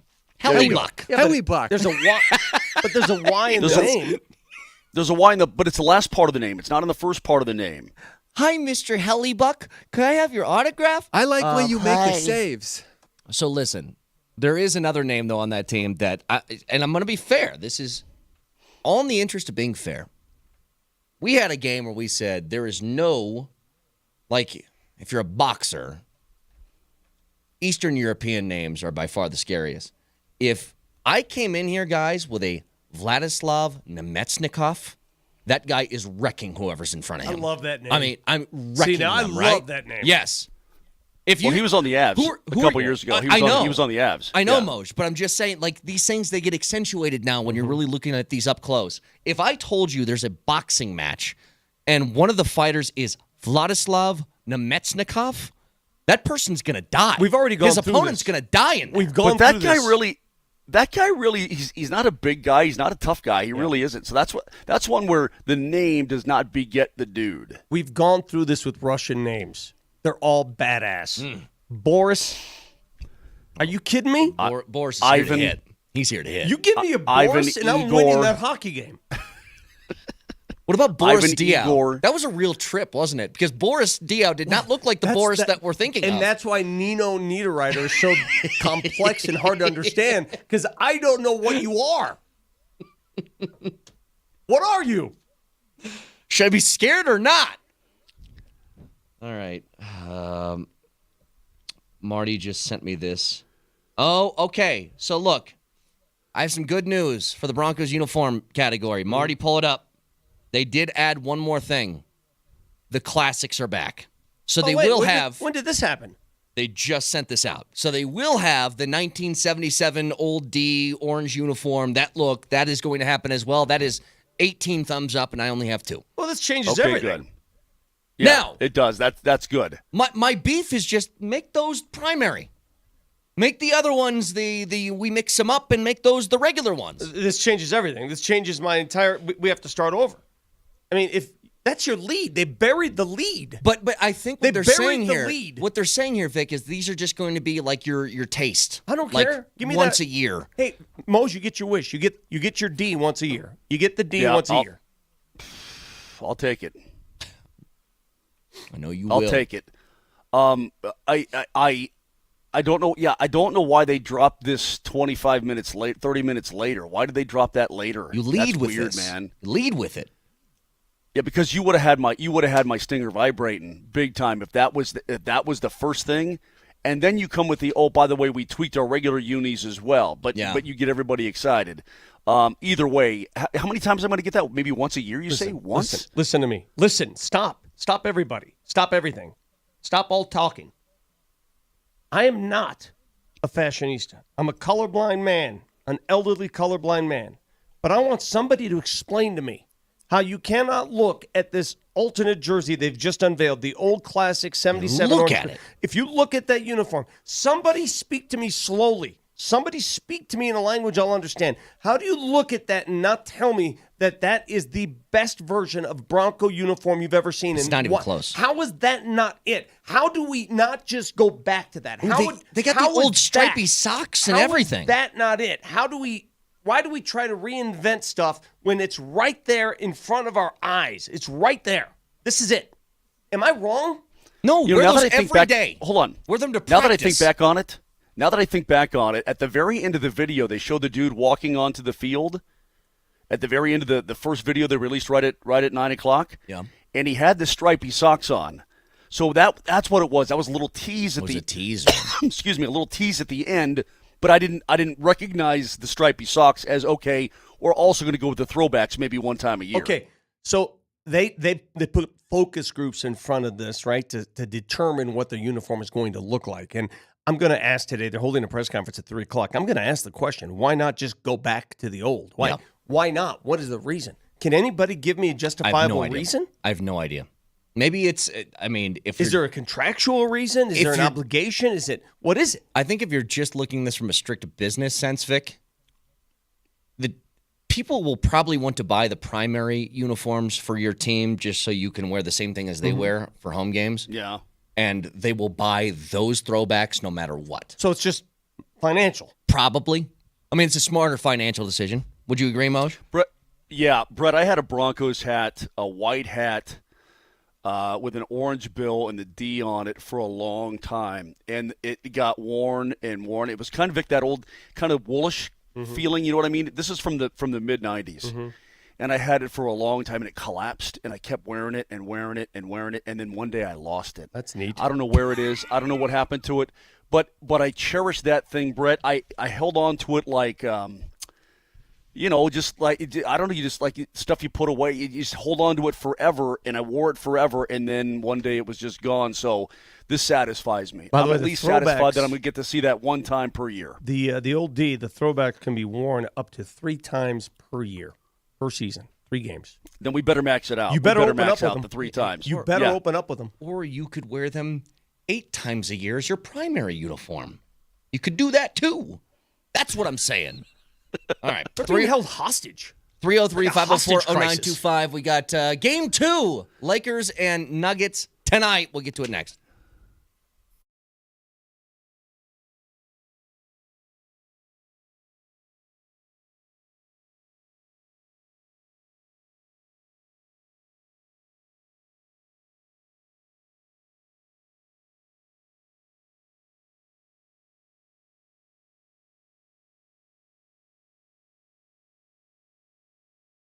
Shut up, Marty. Circus Sports is available right now in Colorado. So jump on, download the app, circusports.com. And what a time. NHL playoffs, NBA playoffs, Nuggets and Lakers tonight.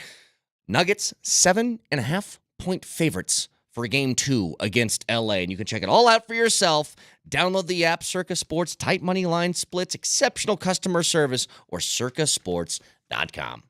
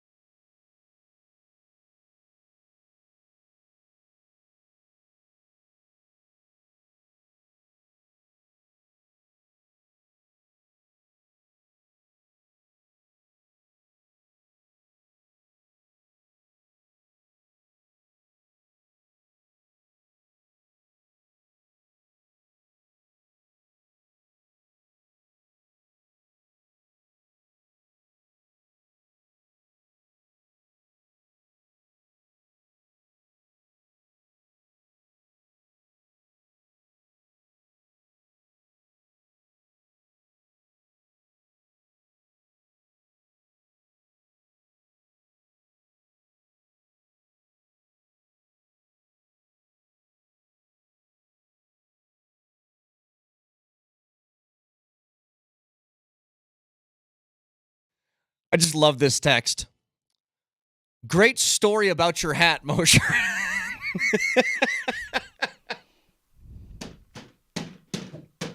I mean, Moj, and honestly, you know how much I love you. You're a dear friend of mine.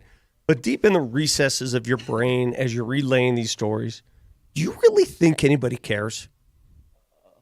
What a text. I do. I really do. Yeah.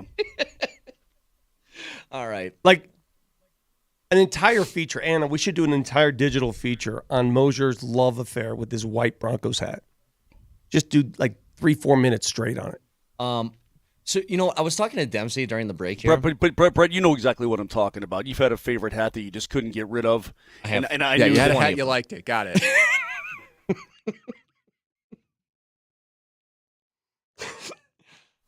Great story about your hat, Mosher. All right. I was just talking to Dempsey, Mosher, and here's what's funny, because you and me are on the same page on this. Now, Vic is going to be great North American Frady Cat this entire time. But he was discussing the idea that, well, what the Lakers need to do, they need to put AD on Jokic. And I go, well, yeah, but what happens when AD has 3 fouls in 15 minutes and they have to throw him on the bench? He goes, well, that's what they don't want to do. And says, well, then they need to do this. And everything is just leading up to this. They don't have a matchup that's good in this series. Like they don't have a matchup that's good. Wait till Christian Wood comes back. I'm just, this is their Rui Hachimura. This is all Shams reported it, Game 3. You know what I'm saying though, Vic? Like it's just a matchup problem for them.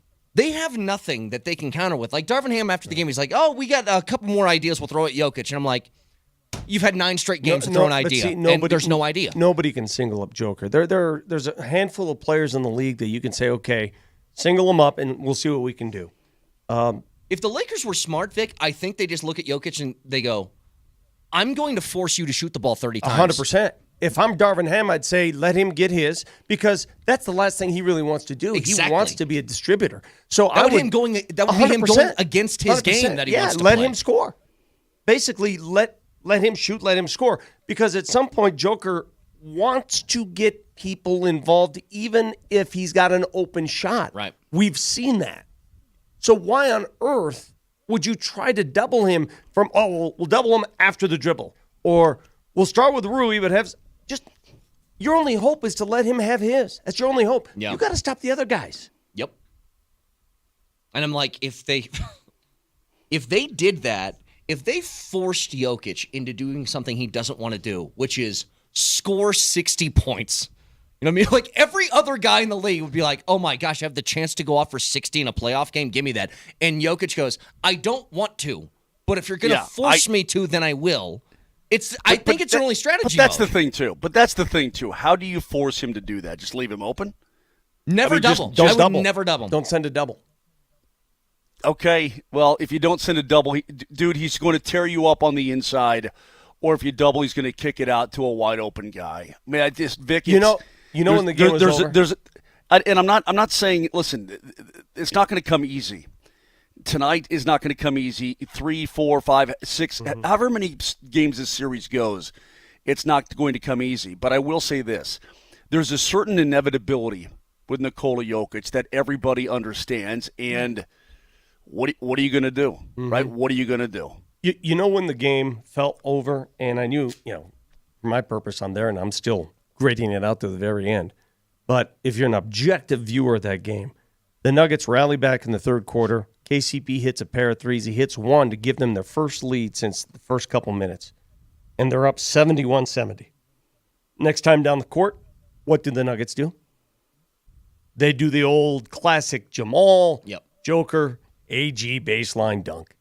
And the look on LeBron's face was like, where's my help? Right. And the look on everybody else's face is, hey, where's my help? And it was over. That play, which is like clockwork, that always signals the end of a game. But it's over. This is why, Vic, look, I know that you're never going to come around to this, and you're annoyed at my confidence against the Lakers.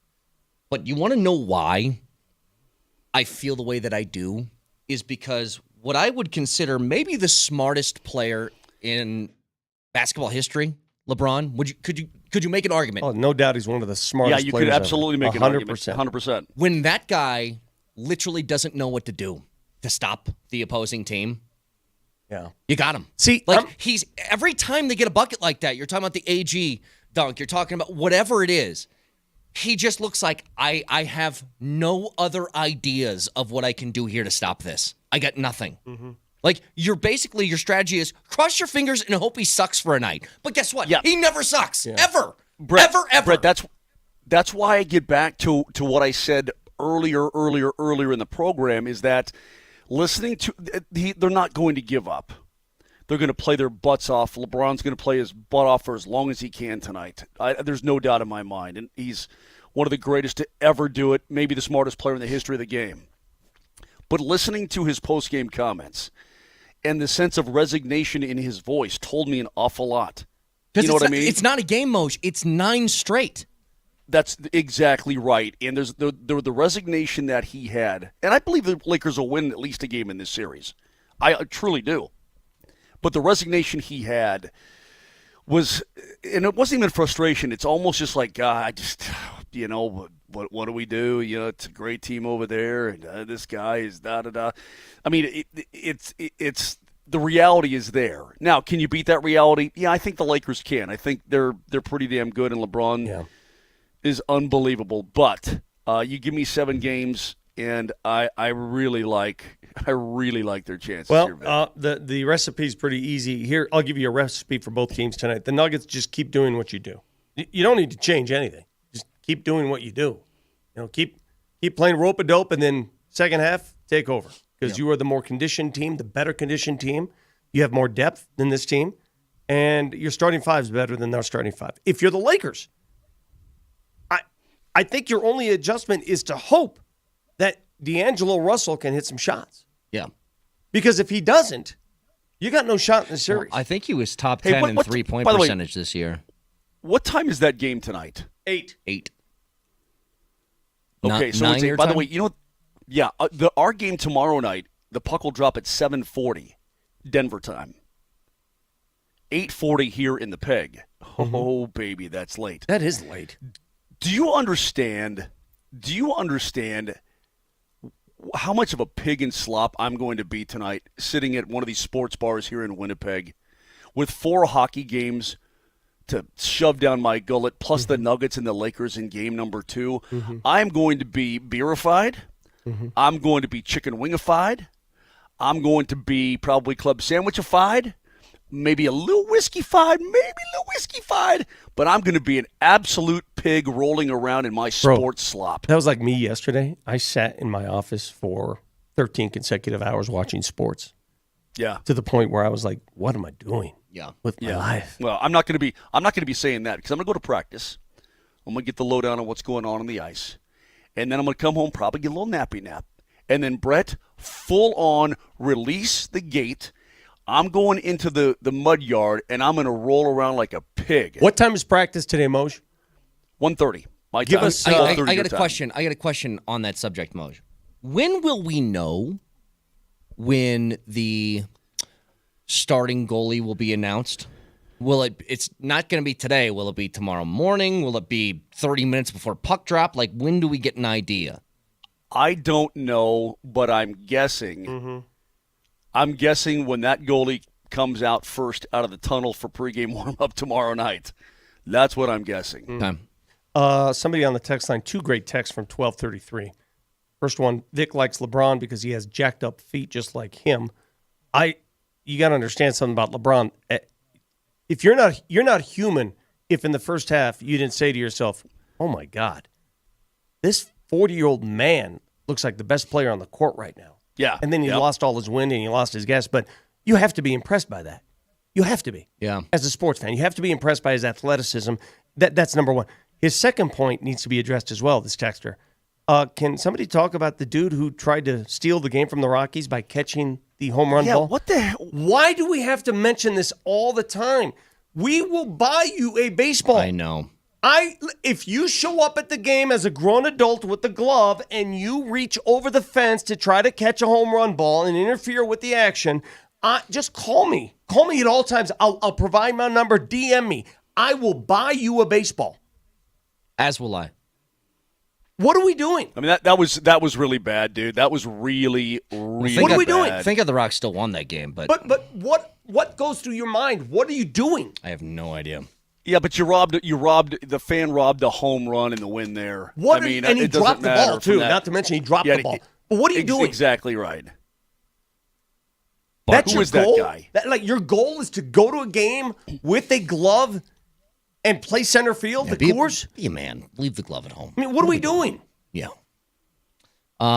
Reminder to you guys, you can join us tomorrow night at Bourbon Brews Burgers in Parker for Game 2 viewing party as the Avs look to tie the series against Winnipeg. We'll have a live broadcast giveaways as you watch the game with other fans, and that is all brought to you by Templeton Fortitude Bourbon. Where at? Bourbon Brews Burgers in Parker. I love that place. Yep. So come hang out with us tomorrow for a Game 2 viewing party with the Avs. I'm in the peg, bro. I'm in the peg, bro. I wasn't saying you specifically. Bro, I'm in the peg.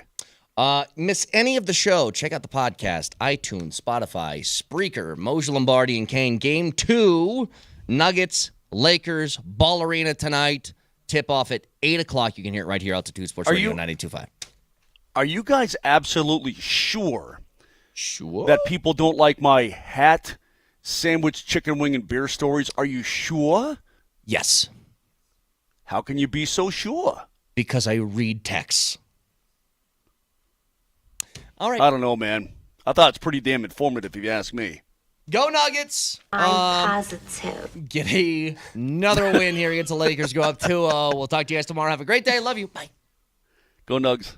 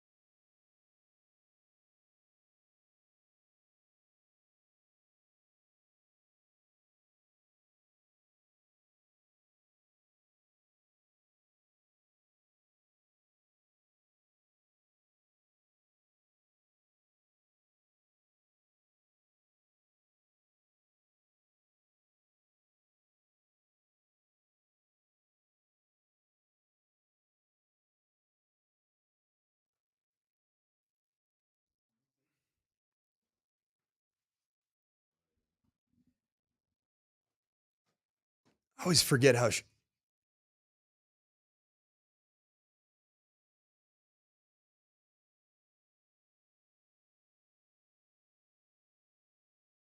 Backdoor cut. Dog, 2 hands. Nikola Jokic. Nuggets lead it by 11 with 71 seconds to go in game number 1. And this thing is over. 3 seconds left to go in Denver. There's the horn. Denver wins game 1, round 1. They take care of the LA Lakers. Final tonight, 114 to 103.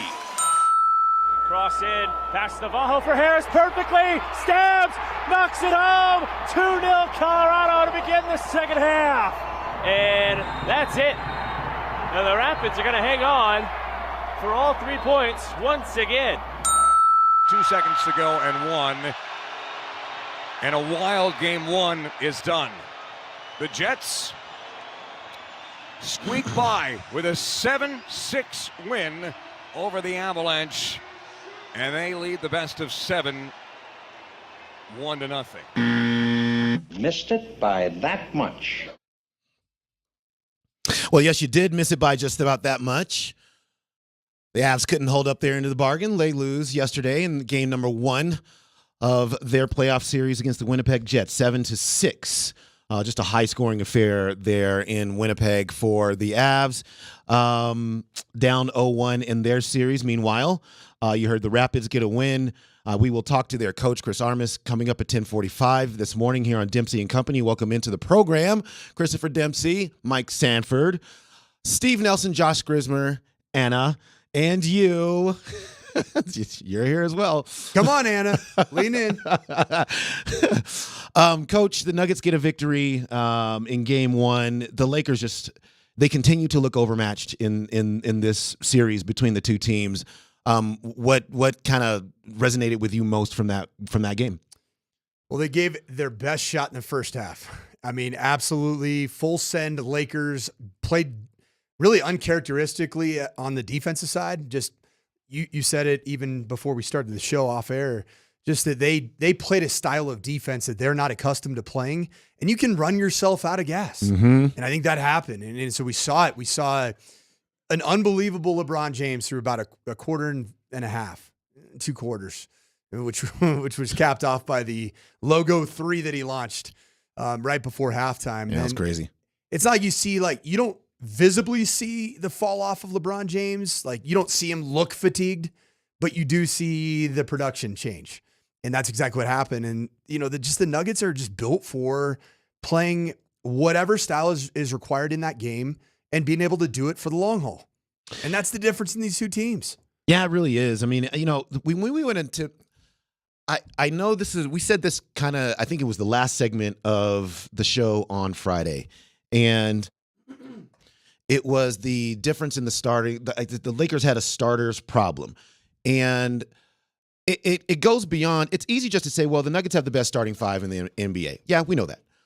But that doesn't mean that they have to, the gap between their production in any one game and the opposing team's starters' production in any one game has to be a Grand Canyon-sized chasm.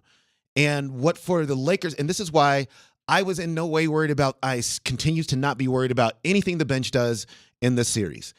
Because the Lakers can't get it figured out from starting 5 to starting 5. The players that are on the court the most, it's a complete obliteration almost every single time. And if your starters can't even keep it close, the Lakers have to get this to a bench game. But to be able to do that, you have to approximate whatever the Nuggets are doing in their starting 5. They cannot do that. They continue to be a net minus all the time, while the Nugget starters are plus. And then that's basically it. Now, so it's I'm not the overconfident guy, Coach. I don't know what the Lakers do from here, but I don't see how, if the Nuggets don't just play the way they just did, maybe just in game 1, how maybe this ends up actually as another sweep. I might be is that too overconfident of me? No, it's not. I mean, you have to trust your eyes. You have to trust what you saw in that building. And I think that the problems for the Lakers go even deeper than a starting five issue.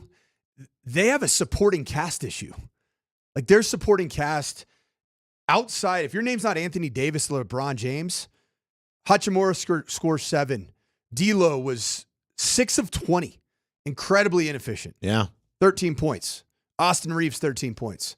Do you realize how many bench points the Lakers had? 11. Yeah, it was all Taurean Prince. Taurean Prince, yeah. So you even said, we talked in getting a preview about kind of the state of these two teams, and one of the things that you did say might be an advantage for the Lakers going into this series was their bench over the Nuggets bench. If your name wasn't Taurean Prince and you came off the bench, you didn't score. Yeah. They had four bench contributors: Gabe Vincent, Spencer Dinwiddie, and in limited time, Jackson Hayes. Yeah. All combined for 0 points. Yeah. They didn't even take a points. shot. They didn't even take a shot. Taurean Prince took all the shots off the bench for them. And then conversely, I look at the Nuggets, and a moment that I thought was a defining moment, not for this game, not even necessarily for the series, was when Peyton Watson comes on the floor for the first time playing in a meaningful playoff minutes, buries a 3. Yeah. That bodes well for the Nuggets going forward. It was a big deal. Confidence. The Lakers did get off to a good start to begin this basketball game, as Coach said. Very physical on defense, gave the Nuggets issues, got out to a lead before the Nuggets were able to kind of get that solved over the course of the game. This is how Michael Malone described what he saw, how he saw the flow of the basketball game. Part of us being down early is, we may not have been playing well, but you have to give them credit. I mean, they came out here, playing very well and had us on our heels. So I think that's number one, is give the Lakers credit for coming into our building and sending a message that they're here. And, this is a brand new series, which is what we fully expected. But there was a timeout where I said exactly that. I said, we're down 8 right now. We're not playing great. They're off to a hot start. We're missing a ton of open looks. I go, but what's got to change is our defense, starting with transition and then flowing into the paint. And once we improve those areas, we're going to have a chance to get out and run ourselves. And that's kind of how things played out tonight. But we know Darvin Ham and his coaching staff, they do a hell of a job. They'll have those guys ready come Monday night. So the Nuggets took 23 three-pointers in the first half of this basketball game. And, I put this on, and tweeted this afterwards, which is, the difference between the Nuggets offensively in the first half and the second half was the Lakers defensively were basically dictating the type of shots the Nuggets would take in their offensive part of the court. And while that the Nuggets are talented enough to make these shots, it's just much easier when you dictate the shots that you are going to take to the defense. And that is, to me, what flipped for the Nuggets from first half to second half. So Lakers in the first half, you're talking about a team that packed the paint and basically loaded up to strong side everything for the Nuggets. So skip passes to the corner for three-pointers would have been available and would have been a shot that you could actually take in rhythm, but the Nuggets never got to those things in a real way in the first half. And it just was it was very difficult. It was very difficult for them to score in the paint. There were a lot of things that they had to kind of get sorted out. On the flip side of that, defensively, they were allowing all of the paint points to the Lakers. And so things were just easy and at the rim for the Lakers. And then on missed shots, the Lakers were out and running and did transition. They were not getting back in transition very well. So you don't want LeBron and AD and all those guys with heads of steam or, kind of sprinting out along the three-point line and being able to just to pick out the shot that they want. All those things were kind of happening, especially in that first quarter, kind of quieted it down a little bit in the second quarter and then was shut off completely in the third quarter. But Coach, when you just talked about D'Angelo Russell, and I thought it was very, very interesting, but it was so smart of the Nuggets to put KCP on him. That's exactly right.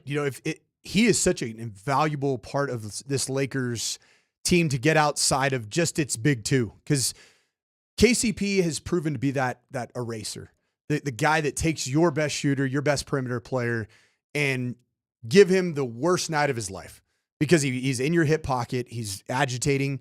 He plays over the top of screens so incredibly well that he made D'Angelo Russell that much more efficient. But D'Angelo Russell also mentally knows that he has to be that other contributor. And so then you see him taking 20 shots, 20 contested shots, 20 shots, very few of which were great looks at the basket. And then going back to the big two, you look at AD's first half, 18 points. You look at LeBron James, 19 at half, including that three-pointer he made right before the buzzer. I think about LeBron James. AD finished out with 14 in the second half, ended up with 32. He's really good. He's a really good big. Yep. Different big than Nikola Jokic, but a very good big. A little bit more traditional in the sense of a big. Definitely a great rim protector. You look at LeBron James. He goes for 19 in the first half. Second half points, 8. So when you needed him the most, he is your head coach, your general manager, your superstar player, your clutch performer. When you needed him the most, he had 8 points. And this is my theory on LeBron James, because I'm going through it myself. I'm 42 years old. This past weekend, I dropped my kids off at a indoor soccer birthday party. I went out there and picked them up, and I went out and got on the pitch, ran around. 3 early goals against the little kids, 7 and 8 year olds. You dominated. But you know what happened after about 10 minutes? What? Ran out of gas. And then they dominated. And then they were nutmegging me. I mean, it was bad. They were just dribbling around me.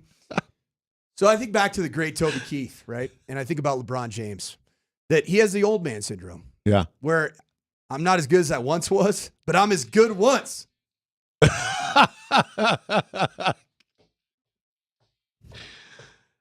The synergy between Coach and Nelly is every bit as good as like Jamal and Joker. It's the greatest two-man game in Denver radio. The two-man game is the best two-man game in radio. We just play off each other, man. We're not selfish. We don't care who gets the credit. We're just here to have a good time and put out a product that hopefully the fans can get a chuckle out of. That's good stuff. The Nuggets return to action against the Lakers tonight in Game 2 of the series. We'll talk through what we expect from the Lakers in terms of adjustments. They didn't really do all that much double teaming of the Nuggets, of Nikola Jokic, but also I think that was a really good game plan by the Nuggets to keep Nikola Jokic in space and at the elbows. We'll talk through that in a few. When we come back, however, we're going to pull in Raj as well. The Avs lost, and Georgiev didn't look good again. Is it time for a goaltending change? We will ask everybody that when we return.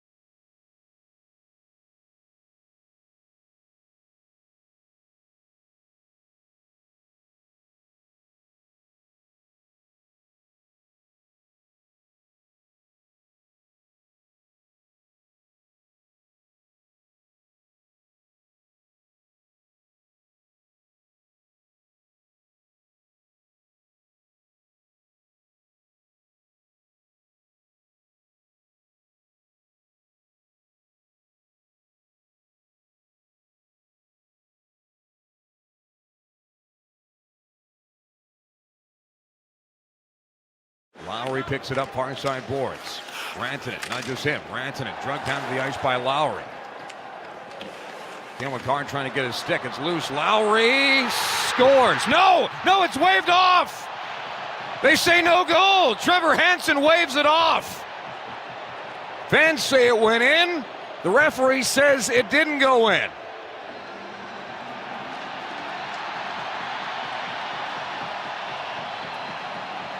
But Lowry has seen a replay and maybe it did.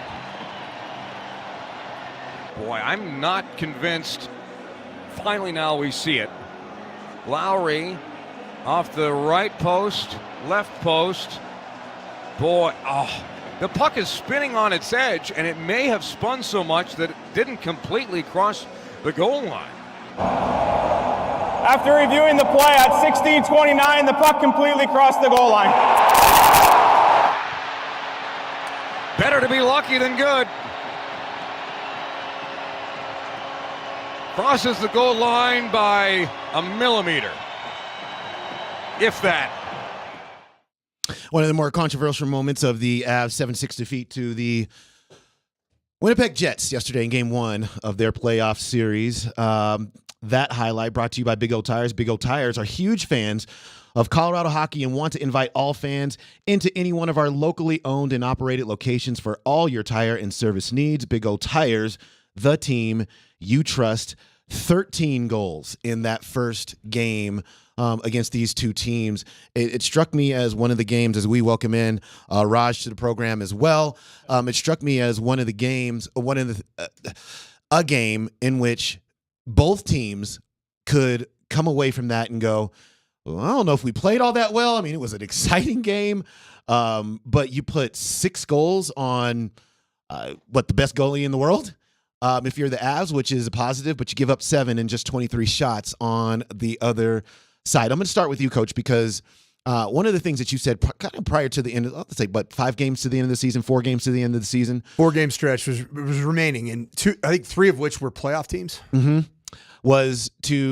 Maybe this would be a chance to play Justus Annunen in those games.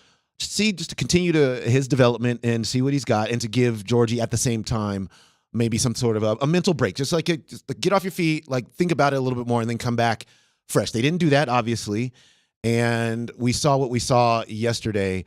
Justus Annunen was not available because he was gone due to an illness. We'll see what happens here in Game 2 coming up in a couple of days. I guess the simplest way to ask this is, should they even start Georgiev in Game 2? No. I think that ship has sailed. I think that ship sailed several weeks ago. I think the confidence level of both Georgiev himself and the defense and the entire team in front of him just is shot. It's shot. And you can see it. I even think last night back to a lot of the zoom-ins on Georgiev after, the camera zoom-ins from ESPN. I watched the ESPN copy, even though they can't pronounce his name at all. None of them can. But just seeing him cursing at himself or just talking to himself in a very animated manner and looking down. That is the indelible image of the current state of Alexander Georgiev. And I think that there has been an inevitability of Justus Annunen between the pipes in the remainder of this postseason. And I think that inevitability, it arrived last night. This is what Jared Bednar had to say about Georgiev's performance. It probably need to be better, right? I thought we played well. We created some chances.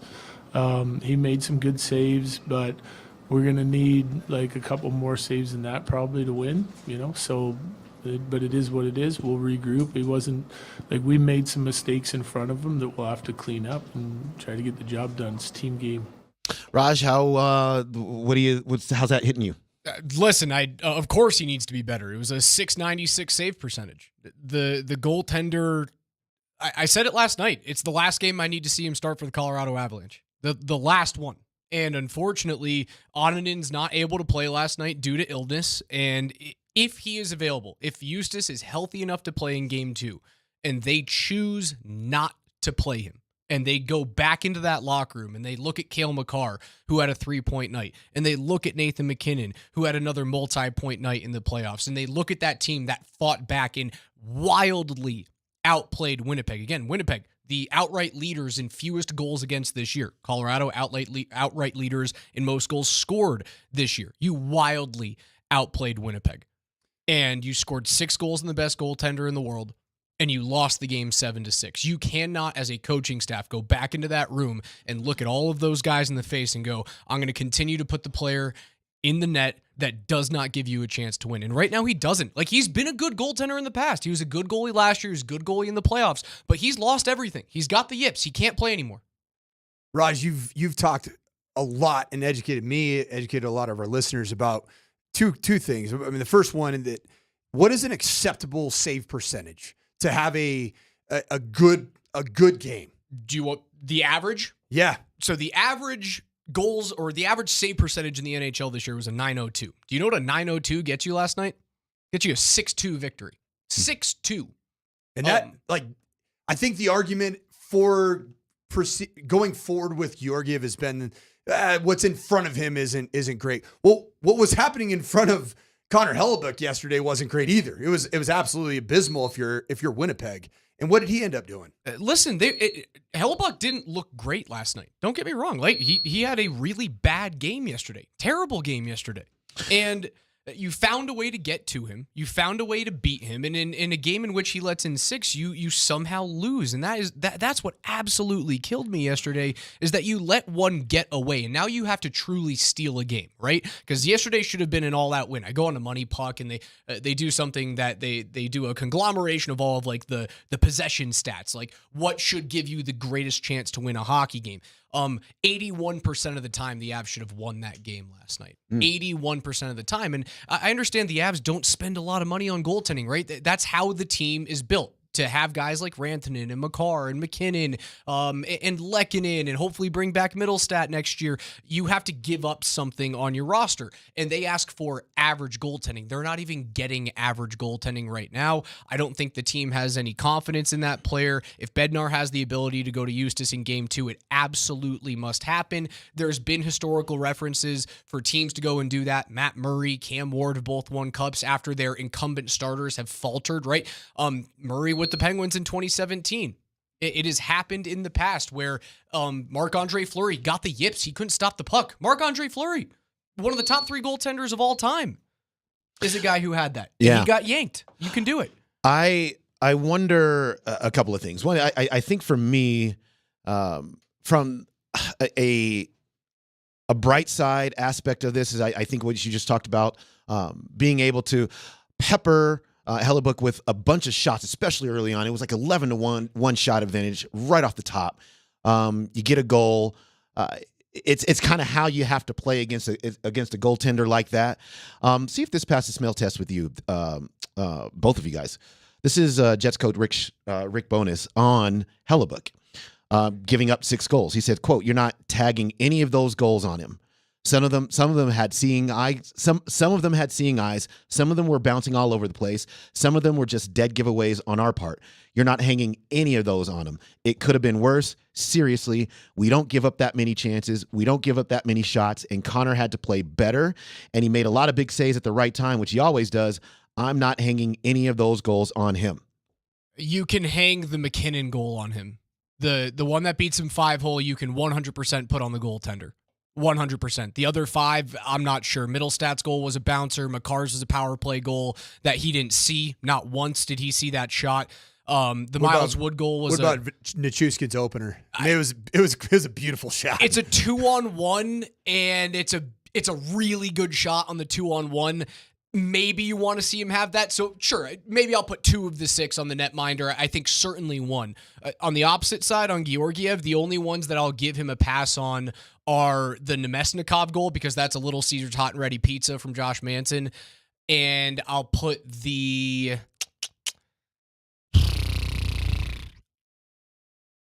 second Adam Lowry goal. Is that really on him? That's the question. Mm-hmm.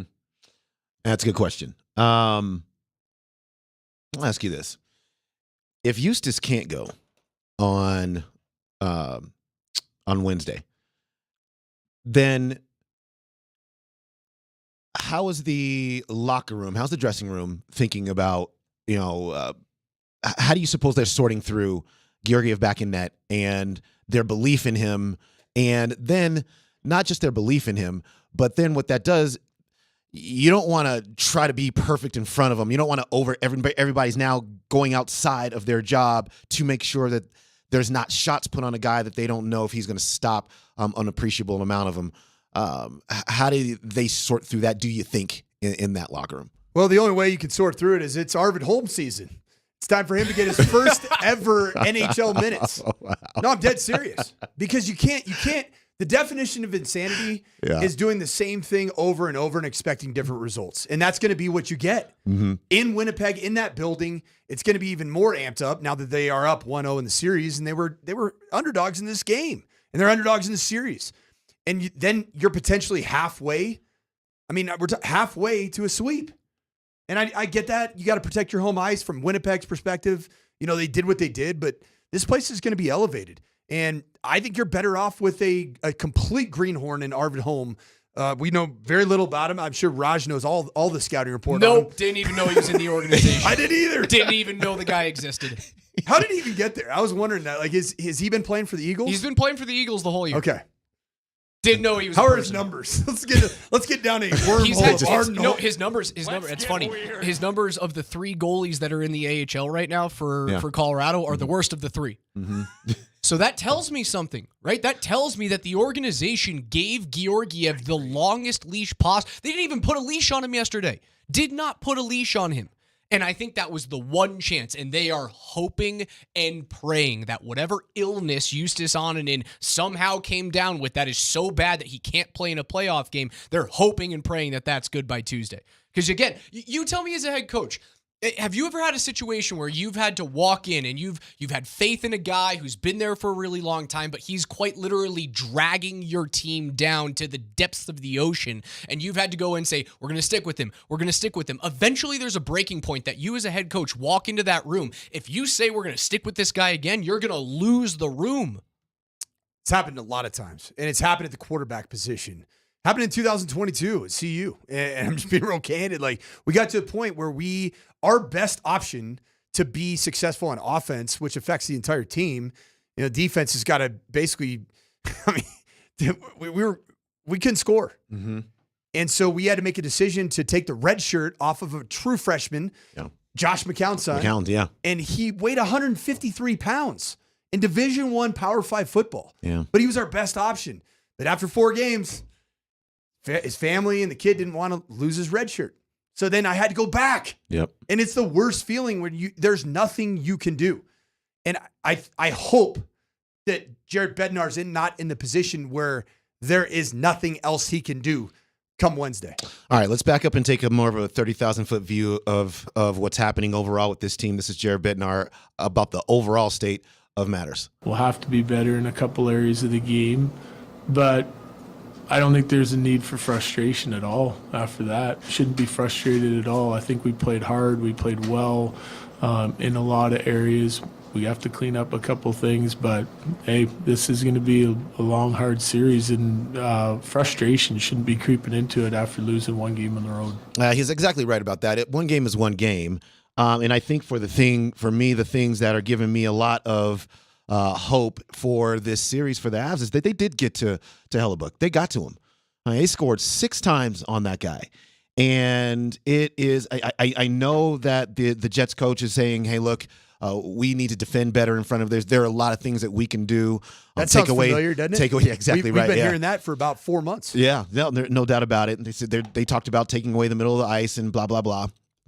But it still strikes me, the Avs still strike me as a team that if they are on their A game, they're going to do whatever they want to do out there. And you can have a really great plan against that. And maybe it can work in some pockets of the game. But by and large, 3 to 4 are going to go in because that's just how talented the Avs are. Yeah, I think the Avs played phenomenal hockey. That was, if you look at the expected goals allowed by each team, the Avs completely outskated the Winnipeg Jets. Raj, am I right in saying like they played phenomenal hockey? Expected goals were like 4.87 to just under 3 for Winnipeg. Is that what it is? So they ended up Winnipeg ended up winning the expected goals. Yeah, they outscored their expected goals by 4.5 yesterday. Jeez. That's how bad the goaltending was. That's how bad it was.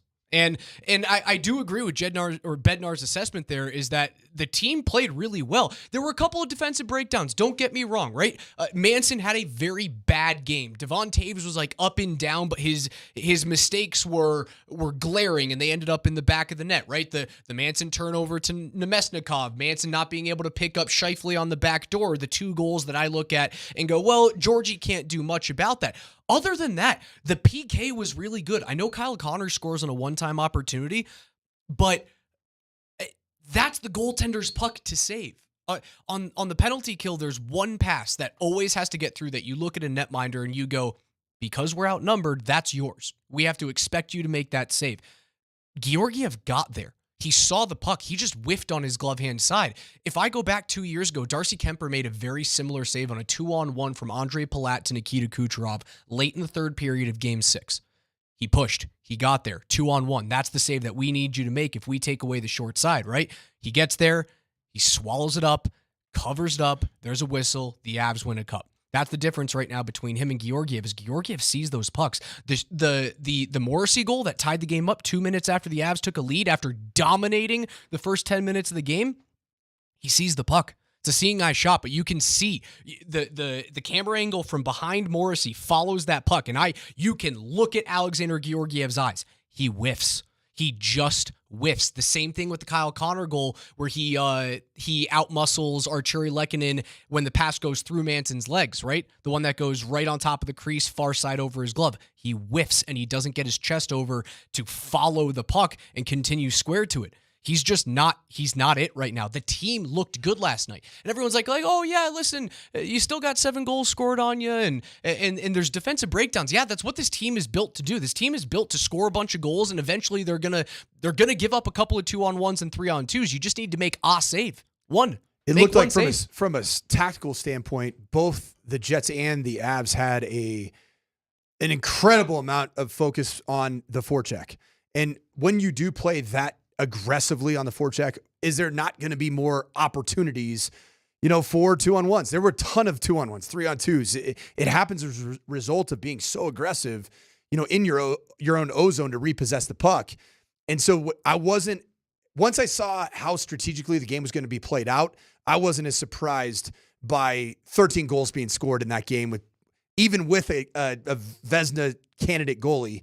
Who's going to he's going to lock it up here soon. If I take away Georgiev from last night and I look at everything else, one thing, the Avs didn't shy away from physical contact. They won the hit battle. They forechecked like hell.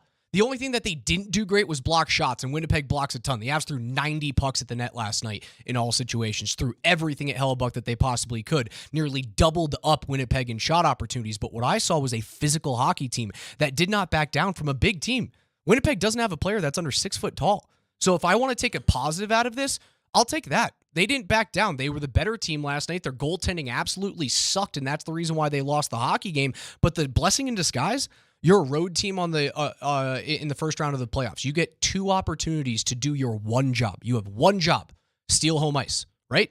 Unfortunately, you failed in game 1, but you have an opportunity to do so in game 2. If you go back home, tied 1-1, big green check mark. Yeah. It's just get one of the two is what you're looking for. The Avs and Jets tomorrow at 7:30 is when puck drop is, and we'll see. I think that they're. It's disappointing that they lost, but kind of not how they lost, to be honest. Except for the goal, they looked like they can get to one of the great goaltenders in the league, and if they can continue that, then they're going to put themselves in great position to be able to win a few games in the series, if not win the series. Roger, we appreciate you, man. Thanks for stopping by. Love you, fellas. Can't wait to hear what you say about the Broncos jerseys coming up. We're gonna spoiler alert. We're gonna come from 2 different angles on that. Vastly different. That's gonna be actually coming up. That's gonna be in Nelly's NFL notes. The Broncos revealed their jerseys today, their uniforms today, in all the different iterations. It's getting a lot of reaction, not just locally, but nationally. So we'll talk through that here in Nelly's NFL Notes at 11:20. Coming up next is going to be Rapids coach Chris Armas. The Rapids get a 2-1 victory over Dallas over the weekend and just continue to win. We'll talk to him next.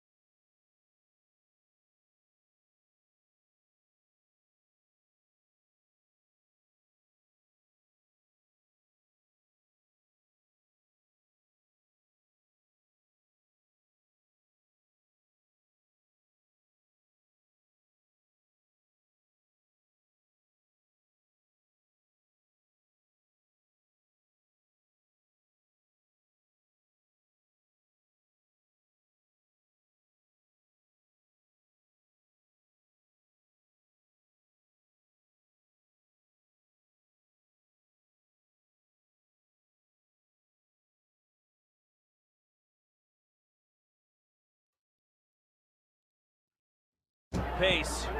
Cross in, pass Navajo for Harris perfectly, stabs, knocks it home, 2-0 Colorado to begin the second half.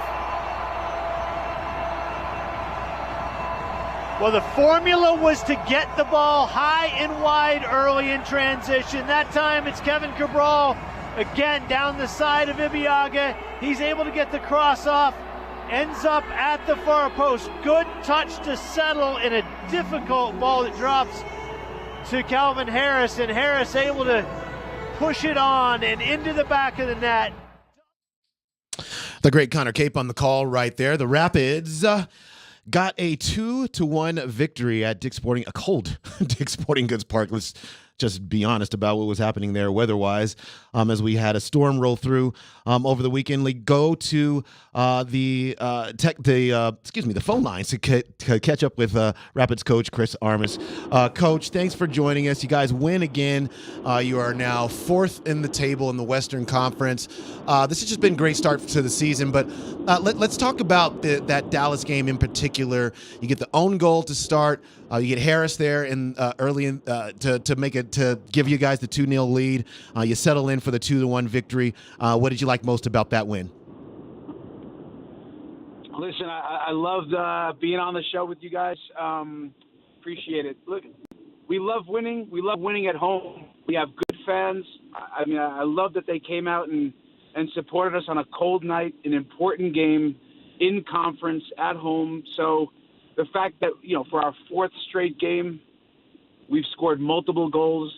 We continue to try to attack. We created a lot of chances. And, against a pretty good team, we had to suffer at the end and seal the victory. But I love getting to see the guys, feel the rewards of a victory and that our fans get to feel it too. Coach Armas, we appreciate you joining us. It's been a tremendous turnaround from what where this team was at this point 1 year ago to where it's at right now, is tied for 3rd in points with Real Salt Lake, a great rivalry. How much fun are you having in your new digs here in Colorado and with this particular set of players? And how excited are you for what lies ahead, even starting this week in Cincinnati? Yeah, look, am I having fun? Gosh, every day these guys give me energy, to come to work, push the staff, set the tone with the culture at our club, and to deliver for the players a really good environment, an environment that they enjoy. They love coming to work. We compete, we learn. There's video, there's details, but I'm having so much fun here. I love Denver. I love our fans, and I love the team that Porig Smith, my boss, has put together for me. It's a tremendous group at the moment. The Cole Bassett, the own goal to give you guys the 1-0 lead. It was kind of Cole Bassett. It was a cross. I mean, he kind of puts a lot of pressure on the defense, puts the ball in, and then obviously he gets deflected in. And I just wonder how much of a result of just constant pressure, things like that, just good luck plays like that provides. I mean, you want to play a hard charging pressure style. Bassett was certainly, I think, living in that space on that play, and then you force the defense to have to make a play to get the ball cleared out of there. They can't do that. How much does pressure have an impact on a play like that? Well, you use some of the words that we use, and we say we want to force the coincidence at times. And we know, I spoke to you guys a few weeks ago when I talked about the data and analytics. We know where goals come from, and we know where the assists come from. So we have something called the PAZ, area assist zone. That's exactly where Cole was in that moment. And then we know that the goals come from that central, that we call it a goal zone. So getting into those spaces, putting the ball into those spaces, that's where goals come. So for us, it's not coincidence. We try to, again, our ethos, team first, and we attack. So that's not a surprise to us. We put that ball in a really difficult spot for the opposition, where it's going to be a tap-in or an own goal. So we want to keep it going, want to keep attacking any team that we play against. We're on with Coach Chris Armas of the red-hot Colorado Rapids on the Ramos Law Hotline. And, Coach, to pivot a little bit from your awesome result our coworkers, as we call them, our KSE employee coworkers, both the Colorado Avalanche and Denver Nuggets are in the middle of big-time playoff runs.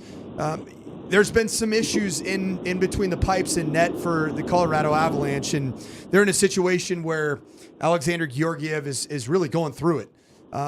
It's very similar. It's a net sport. Have you had issues in goal historically in your coaching career, and what are some different ways that you've addressed those issues, at least from a soccer side? Yeah, listen, we love that we have these sports teams in this city that win. It sets the bar high for us. We didn't like where we ended last year, so yeah, we're striving to do what those guys have done. But however, we oftentimes say it doesn't start with the goalkeeper, right? It starts with the guys in front of him. Like, we don't want to we want the high percentage position. We talk about shot distance. So for the Avalanche, you'd first say, yeah, like, why are they getting to those spots? Why are they getting these clear looks? So we would start about everything around the goalkeeper and around our goal. So, yeah, look, it's a tough one. It's a confidence position. When you're hot, you're hot. When you're not, we got to look around other things around the goalkeeper. We have to help our goalkeeper. We would say that for the Avalanche, like, yeah, well, how much could be done around that to prevent things even getting close? Coach, to piggyback off that thought, Zach Steffen, superstar Zach Steffen, just continues to have a great run. But if you look back at Saturday's performance, Zach Steffen only needed to have 2 saves. So what has it meant from that defending unit that you have led by Andre Maxu and Sam Vines, who I think he's battling some injury? What has it meant to have that great defense in front of Zach Steffen, and just comment on the work that he's done in net? Listen, he is a top human being, a top leader, top player. Coming from Manchester City, big experiences. We talked about it a few weeks ago. On a night where he doesn't have a ton to do, he still does a lot. He talks a lot. He's organizing. He's on those guys at halftime talking about the details. So it's really interesting. But the culture of our back line, the culture of Maxu leading that back line with Zach, the younger guys follow. And we start the defending with our attackers. So we talk about on that back line, 4 bodies, 1 mind, moving together, shifting together, protecting Zach. And then we say, hey, if they happen to get through, we know that Zach is there. And he always is there for us. He's top-notch. I mean, what a signing in the offseason by Porig and the Rapids. So we love what he's doing for us. All right, Coach, we'll get you out of here on this one. I kind of want to know, because you have risen to 4th in the table in the Western Conference. You have a young team, and I wonder what's the challenge here to obviously keep playing the way you're playing, but also keep their heads in a space that it's one game at a time. It's not big picture. It's don't get ahead of yourselves in a space when you're having such fast success early on. Listen, we have to keep doing what we're doing, which is focus on the details. So tomorrow when we're back in, it's all about the work. We'll look at video. We'll look at all the good things we're doing. We'll reinforce our principles, is always where we go back to, and we'll look at how we can be better. But we have a mentality around our locker room that we believe we're number 1, but we train like we're number 2. We come to work, and we never really get too high, and we certainly don't get too low on. It's an incredible environment. The culture is getting strong. Listen, honestly, a lot of these guys were there last year, but I tell them every day when I look at you guys are winners. I know what winners look like. You're winners. So we're talking it. We're working it. We don't let anything slip. But we're together, man. I'll tell you, it's a tremendous group, and I have a great staff around me. We push these guys every day. Well, Coach, the team gets back to action this Saturday at Cincinnati, 5:30 p.m. On the road again, a couple more times before you get some home games coming up in May. So good luck. We really appreciate you joining us here each and every week. It's been a great to the start of the season. We'll talk to you next week. My pleasure, guys. Thanks for having me. Talk next week. See you. All right, there he goes. Rapids coach Chris Armas. The team is 4-2-3. Tied essentially with Real Salt Lake 4-2-3, 15 points for both of those clubs, and it really has been remarkable, Coach, what they've been able to do so far this season. It's a long season. I mean, we will be into September before October, before the regular season is over for the Rapids. But every long journey begins with a step, and they're making a lot of positive steps in the right direction. Yeah, and the game against Cincinnati this coming Saturday in Cincinnati is against another team in the top 3 on the eastern side of the table. It's just a great opportunity for the Rapids to even potentially climb into the first spot. Mm-hmm. And I know a year ago, having gone to a bunch of these games, taking my family, this is a remarkable turnaround. And kudos to Coach Armis for setting the culture.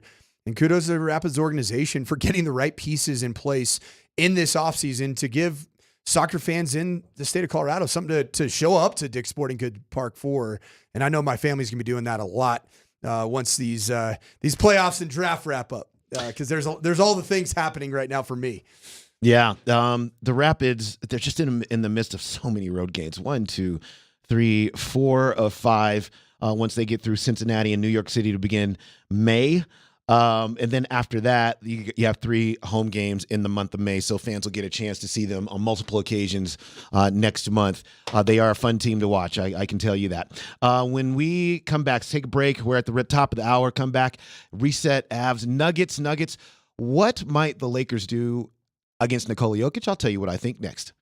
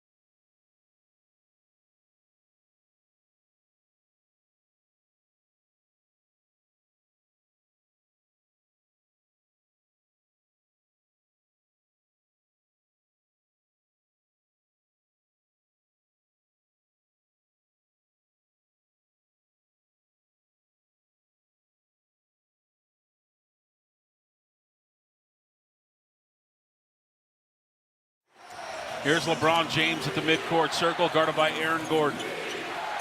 And pass picked off by Nikola Jokic. He's got LeBron to beat.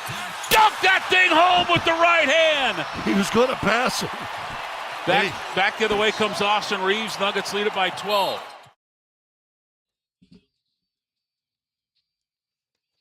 We're live from the Backus and Schenker studios. If you sustain serious injuries in a car accident, you want the best representation. You can afford the very best because there's no fee unless they win your case. Backus and Schenker, their passion is justice. Visit them at coloradolaw.net. The Nuggets with the Game 1 victory over the LA Lakers in their first round series, 114-103. The two teams get back at it tonight, 8 p.m. At Ball Arena. Nikola Jokic with 32, 12, and 7 in that game. 32 points, 12 rebounds, 7 assists in that game. He made 15 of 23 shots from the field and generally looked like a player that they just cannot stop. Where do you think the Lakers go from here? They got to go to AD, manning up, be a big boy. And if you are the elite player on both sides of the floor, offensively and defensively, AD, you better take on this challenge. You better try to climb that mountain known as defending the greatest player on planet Earth in Nikola Jokic. And I do think that's what we're going to see. I think that actually does end up playing to the strengths of the Denver Nuggets. Yeah. Because you then take away AD's ability to be the rim protector, the guy that comes off of his man and protects the rim. But that really is the only solution. Got a newsflash. The Ryu Hashimura on Nikola Jokic, while it looked good for about 15 minutes in game 1 of last year's Western Conference Finals, it's not the answer. It's not the answer. And you understand what the Lakers are trying to do here. This is what I don't understand, Coach. Yeah, it's, we talk about individuals like Anthony Davis in reverential terms and in what they can do on the defensive end. One of the best defenders in the league, which he is. What I don't understand is why not then, like you said, just accept the challenge. Just accept the challenge and say, I'm not going to get in foul trouble because I'm actually an elite defender and I can defend without fouling. And I can make it much more difficult for this individual who is ripping right through us every single time that we play. And I just think sometimes these teams overthink what they're doing with Nikola Jokic. You're not going to stop him by and large, but you can make him inefficient. Like, so 15 of 23 or 16 of 23 can be 15 of 29, something like 15 of 30. Like, if you're doing that, then that's as much of doing your job as it is if you took that 32 points and made it 23 points or 20 points, something like that. Something that you're probably not going to be able to do against an offensive player the caliber of a Nikola Jokic. I think the Lakers will I think there will be more possessions of just what you said. I think there'll be more possessions of Anthony Davis on him. And then I think that they're going to try to bring more help on him. Now, the issue for the Lakers is the Nuggets ran just a ton of high screen roll. And what are you going to do in terms of, you can't just bring a double team on a guy who's screening and he's not stationary on the block. So you can't just bring a double team from after he gets the ball and he makes a move and now there's a guy, or on the catch, or from the baseline. You can do a lot more stuff when it's just I'm running down to the block, putting my hands up, receiving a pass, and now trying to deal on my defender. The Nuggets just don't give you those opportunities. So when they do, I would expect that the Lakers will try to bring extra bodies. If Nikola's on the block, extra bodies to Nikola. If he continues to live at the elbow or at the at the top of the key, then it's going to be a little bit more difficult for them to kind of hone in on him in a real way. And I think that's one of the X's and O's superpower that the Nuggets have. Yeah, Travis from the Shop Mazda text line stole my exact thoughts. Actually put them in writing here, that the LeBron and ADs of the world, these elite superstars, they need to have the energy to be able to put up 30 or more points. That's how they look at it. I really believe that. Now, I think LeBron is going to identify the absolute need for AD to man up and defend Nikola Jokic. And I think LeBron is the head coach. I really do. I think he makes decisions. And he will probably, they probably had lunch this morning, grab breakfast this morning, on their own and like, hey man, this is your assignment. It's how we win. Then AD's like, I really like scoring 32 because my legacy's on the line here and how I play in the postseason. Offensively, they look at my numbers. I think that's a real thing. Do you really want 6'11", 285 pounds leaning on you? Is that going to affect how much legs you have on the offense side? It does. And I think that's the great problem with teams that are so star-laden with such these big, massive figures in the NBA.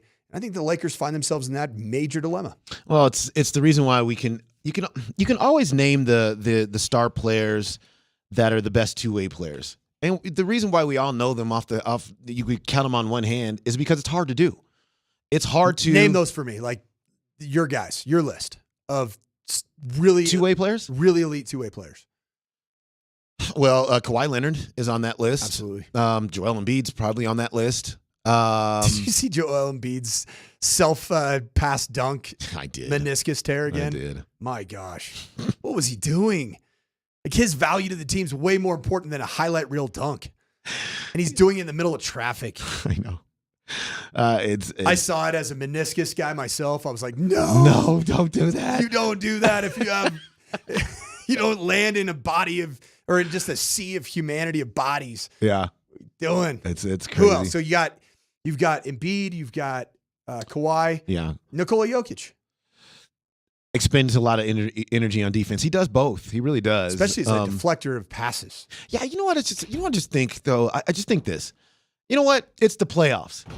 So figure out a way to put 30 on the board and then figure out a way to also be very impactful defensively. Just do it. Or try. Or just exit stage left. Because if this is the problem right now is that the trying it's not being done by Anthony Davis. To say that, you know what, I'm going to take on this absolute monster of a basketball player and I'm going to defend him. Yeah. He's not doing it. He only does it off switches right now in game one. That's when you saw the matchup was off switches. Mm-hmm. But what I would say is that he can try all he wants, Debs.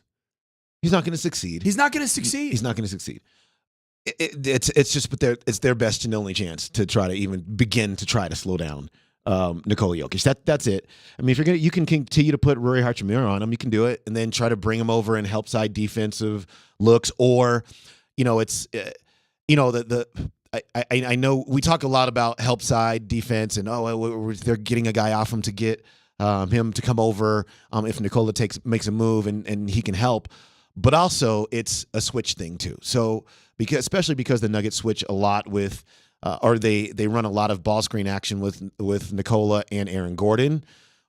If you're getting into ball screen action with those guys, then you can just switch that straight away. And now Anthony Davis is on Nikola in that switch. So you understand why why they do what they do. But by and large, it's because they don't want Anthony Davis to get into foul trouble. So what? That is they. I mean, it's on them, and you're either going to have to figure that out in a real way, or he's just going to keep torching you the entire series long, and you're going to be putting yourself in mismatches everywhere else on the court. So the Lakers, they just don't have defensively what they need to have 5 guys across to deal with the Nuggets' 5 starters, and when you put yourself in a weird situation now that you're mismatching your center and your power forward.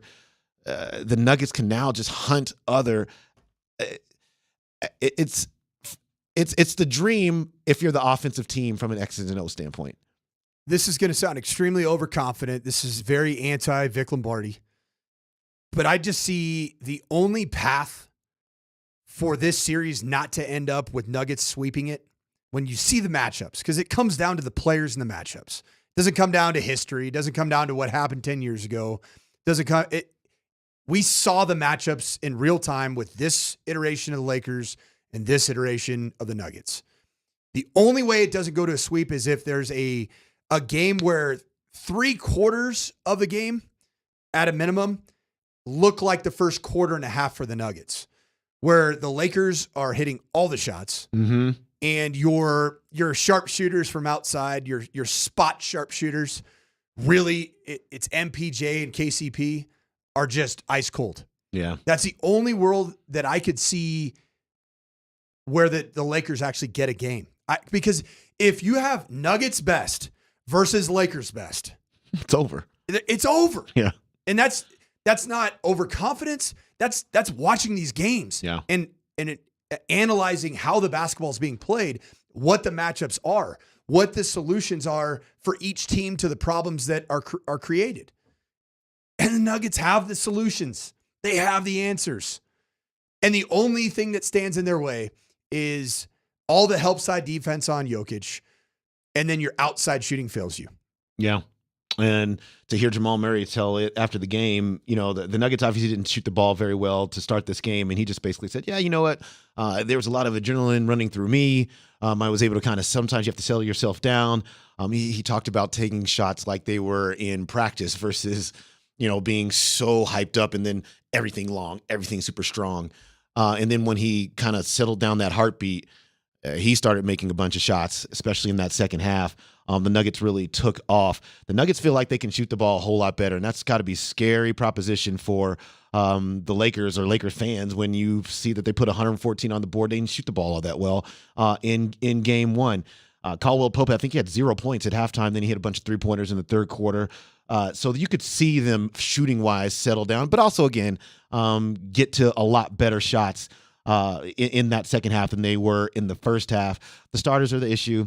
It's a problem for the Lakers. They cannot guard all of these guys. And like you said, it's just a fact that they, unfortunately for them, fortunately for us, it's an unsolvable fact for them. The game had an eerie similarity to last year. There was a game in Ball Arena against the Lakers, 1 or 2, where the first half was all the bad things Nuggets-wise. And then they did what they did in the second half. Yeah. Was that game 2? I was at that game. Yeah, I can't remember. It was one of the two games where for like the tension in the building was palpable. Mm-hmm. And you're like, everybody's like, oh gosh. Mm-hmm. And I think little brother syndrome starts creeping back into everybody's minds Mm-hmm. of the fan base. Yeah. Luckily, not the players. Yeah. They have none of that stigma. No. Real quick squirrel moment. Squirrel! Did you see the whiteout in Winnipeg last night? Yes. On TV? Yes. Every single person in that building that was a Jets fan, Mm-hmm. they did what they were supposed to do. They put that shirt that's hanging on your seat and they put it on their bodies and wore it. Why doesn't that happen at Ball Arena? I don't know, man. You just wear you wore the jersey coming in, right? You want to show the jersey. I'm guilty. I know. Is you were wearing the jersey. So I am so guilty. But you know what? I'm going to right the wrong. Here I am, man. I got my. You got it. I'm going wide out. You got it on now. I got it ready. I'm showing off the pipes, man. So I'm not going to make that same mistake. I think a lot of people are too concerned with their jersey game. You know what? Sexiness. Put it over the jersey. Create the environment, the aesthetics for television, and then it creates unity in the building. Just throw it right over whatever jersey you have. And if for me, that jersey I wore has been my good luck jersey. It's the Mile High City, Jordan, Jamal Murray jersey. Every game I've worn it, Nuggets have won. It has the same power if I put a white shirt over it. Yeah. Does it? So I am talking as somebody who is guilty as charged to everybody else that's listening right now that's guilty as charged. Just throw the dang white jersey over your jersey and your jersey still has the same manifestation power that it does if it's showing. Also you could do this. If you're the Nuggets, you can go, all right, we want a whiteout. So shirts will be on the chairs. If you happen to not, so collect your t-shirt because we want you to wear it around town even if you don't wear it during the game. But if you don't want to wear it during the game, it's cool. Just wear a white jersey or just wear a white shirt. There's plenty of Nuggets white out there that you can wear. So just come to the arena in that. If you don't come into the arena in that, put on the white shirt that we're going to provide for you. But either way, you're going to have this t-shirt to walk around town in, which is really the ultimate goal because you just want all of that merchandise out there. I thought that too. I thought that I'm going to save this jersey or this t-shirt, So, of course, like in saving it, I stuffed it underneath my seat at Ball Arena. You forgot it. No, I didn't forget it. Oh, did you get it? Okay. Did you It just got absolutely covered in nacho cheese from somebody else that put their nacho cheese underneath my seat. Then I go home and wash it, and it faded like crazy. Yeah. That shirt is meant for a playoff environment, and that's it. Okay. So whatever it is tonight, I think they're wearing the black 5280 jerseys. If it's a blackout tonight, put on your dang black T-shirt or whatever they give you. Yeah. Put it on. I wonder what will be in the arena, actually. Because sometimes they put towels in there as well. So, and then they had the wristbands with that light up the arena and where like that they can control from somewhere. And they do the little light shows during whatever. It was awesome. They did a lot. It was awesome. Oh, also, the coolest thing with the big drapes. Yeah, They those were big drapes that hanging they kinda, from the rafters. Right. And then they were projecting like all the images that were happening on all the promotional videos and the pregame hype video. Yeah. I was up top. I was in the 300s, and it was awesome from that view. It was so cool. It was amazing. They did so many cool things. The only other time I've seen drapes like that actually is it was in L.A. with the Lakers. So I don't know if they still do this because I haven't been to a Nuggets game in L.A. against the Lakers in maybe 5 or 6 years now. But if you do go, the crowd shows up mid-second quarter, so it's pretty standard in Los Angeles. Well, that's the Los Angeles sports fan. Well, yeah. Well, the real fans are. Well, the thing about their arena is like the real fans are all in the 300 levels because like that's like me. what. Yeah, like me, you're down there in the 100s. But you're courtside. All the stars are in the lower levels of their arena, so they're all.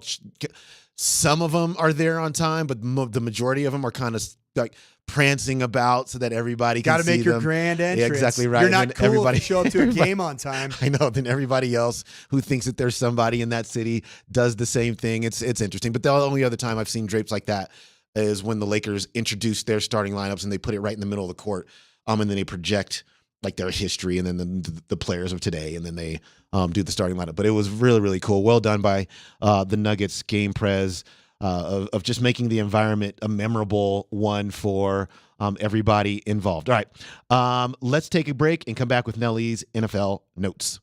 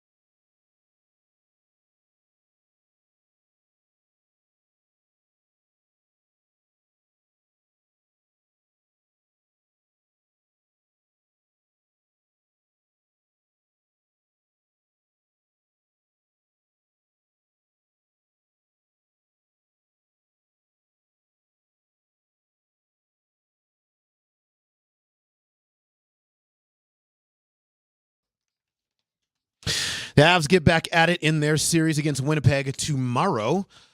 Puck drop is at 7. It's at 5:30. 5:30 or 7:30. You and I have been all over the place about the Avs next game. What's tomorrow? Yeah, I said Wednesday. I stand corrected. Programming update. The game is actually Tuesday, not Wednesday. It's not Wednesday. Apologies. They get at it tomorrow.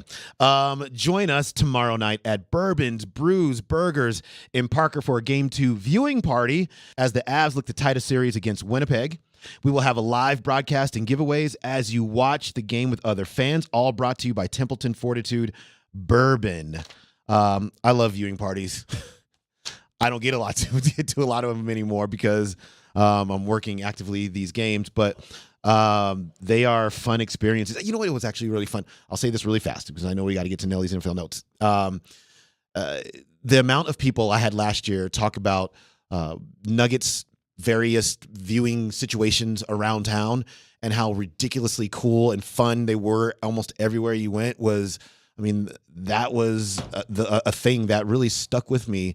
And I thought, wow, it'd be really cool just to kind of see, get into one of those atmospheres, but definitely go to this viewing party for sure. And with that, let's get to Nelly's NFL notes. First things first, fellas, the game is tomorrow at 7:30, okay? Tomorrow at 7:30 for the Avalanche. We all good? 7:30? 7:30. And it's on Tuesday. It's on Tuesday. In Mountain Standard Time, 7:30. But if it's national TV by 7:30, it's really going to be 7:50. But are we all good? Everybody on the same page here? Yeah, what's funny about that is, so I'll look at it, and you have to always double check these things because half of them are in Eastern Time, and so you got to do the conversion. So you just got to make sure that you understand that it's like Mountain Time. And there's just these moments where I just get this mixed up. So I apologize to everybody out there. 7:30 tomorrow, Avs and Jets. Game 2, Nelly's NFL notes.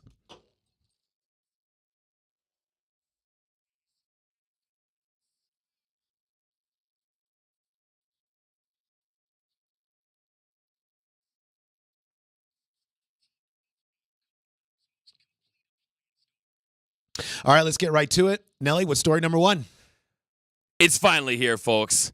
The Broncos have dropped their new uniforms that we've been waiting on for a while now, and I'm going to bring up some pictures on the big fancy board. This is why the boss sprung for it all. So first of all, here's all 3 uniforms together. We have an orange home, a white away, and a blue alternate. Now, the Broncos actually shared some pictures explaining the inspiration behind everything. The orange is for the sunsets. This is sunset orange.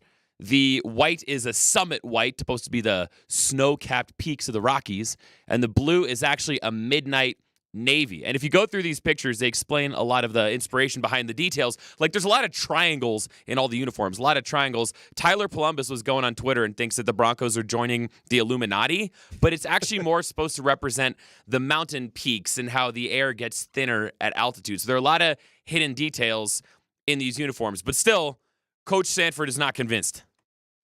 I'm not convinced. This was exactly what Antonio Brown's leak was. This is exactly his leak on his whatever Twitter page. It's bananas. It's crazy to follow. He leaked these jerseys like 4 or 5 days ago, and it's exactly what he leaked. And those were not received very well. These don't particularly show up, I don't think, very well, at least on a screen of your phone. But I do think that they're going to look good on game day. That's going to be the difference. They're going to look sharp on game day. Nelly, can you go back to the first screen with all of them, like the full? Yeah, those guys. I really like these a whole lot. I just do. I know I'm in quite clearly the minority in this, from what I can tell, but that's okay. I'm not worried about that. It is. I love the white on blue. Those are really super sharp. I like the blue on blue with the snow-capped helmets. This is what they should have done last year in the first place. I like the trim. I love every team that puts 5280 on anything here in town. So let's definitely lean right on into the elevation. I like Broncos country being on it. I think they did a good job. I really do. and it's not easy to do a good job with orange. See, I love orange. And orange is my color. But that's my least favorite of these newly designed jerseys. Oh, yeah. But did you see, though, they did release a throwback, but it is not going to be one of their primary rotation jerseys. This is probably going to be one of those one-offs on a primetime game. I have an actual real suggestion for the Broncos organization. This shouldn't be a one-off jersey. This should be a 9-off jersey. Every home game, you should be rocking these because these are beautiful. 1977 inspired throwback edition. Nelly, how old were you in 1977? Oh, minus 20 something. I'd have to do the math. I was -5. Okay. I was the only one alive when they had these uniforms. They played the Dallas Cowboys in the Super Bowl. What looks so sharp about this throwback is the socks. They have the old school socks that goes white all the way up to a solid blue with 3 piped stripes in orange and white. Man, that is a sharp looking jersey. Also, can we just talk about the stripes on the shoulders? Beautiful. Absolutely beautiful. Right. So they channeled some of the shoulder work from here and incorporated that into the new. Kind of. There's like squiggly line triangles and because there's mountains. These are straight stripes. Right. There's mountains. They want to put them. Here's what I really believe about the new uniforms, not the throwbacks. Throwbacks, 100% approval from the entire fan base. The new uniforms. Yep. You put a elite, one. dynamic playmaker in that jersey at pick number 12. I love that jersey. Okay. I'm dead serious. It doesn't matter who it is. No, I'm dead serious. The problem right now is who's going out right now and getting an Alex Singleton brand new jersey. Who's going out right now and getting a Javonte Williams right now based off of the end of the last season. And who's even going out right now and getting a Marvin Mims Jr. jersey? He looks great in that uniform. Yo, I'd get myself a Riley Dixon jersey because he's going to get the most action out of anybody on the Broncos this season. Okay. Riley Moss? No. Riley Dixon. Riley Dixon, the punter. Exactly. Yeah. He's going to get a lot of airtime this year, brother. I'll get myself a nice Dixon midnight blue Navy jersey. Okay, Nelly, can I just make a prediction? What did the Broncos average this year? 3 points per game, something around there? Yes. Here's my bold prediction for next season.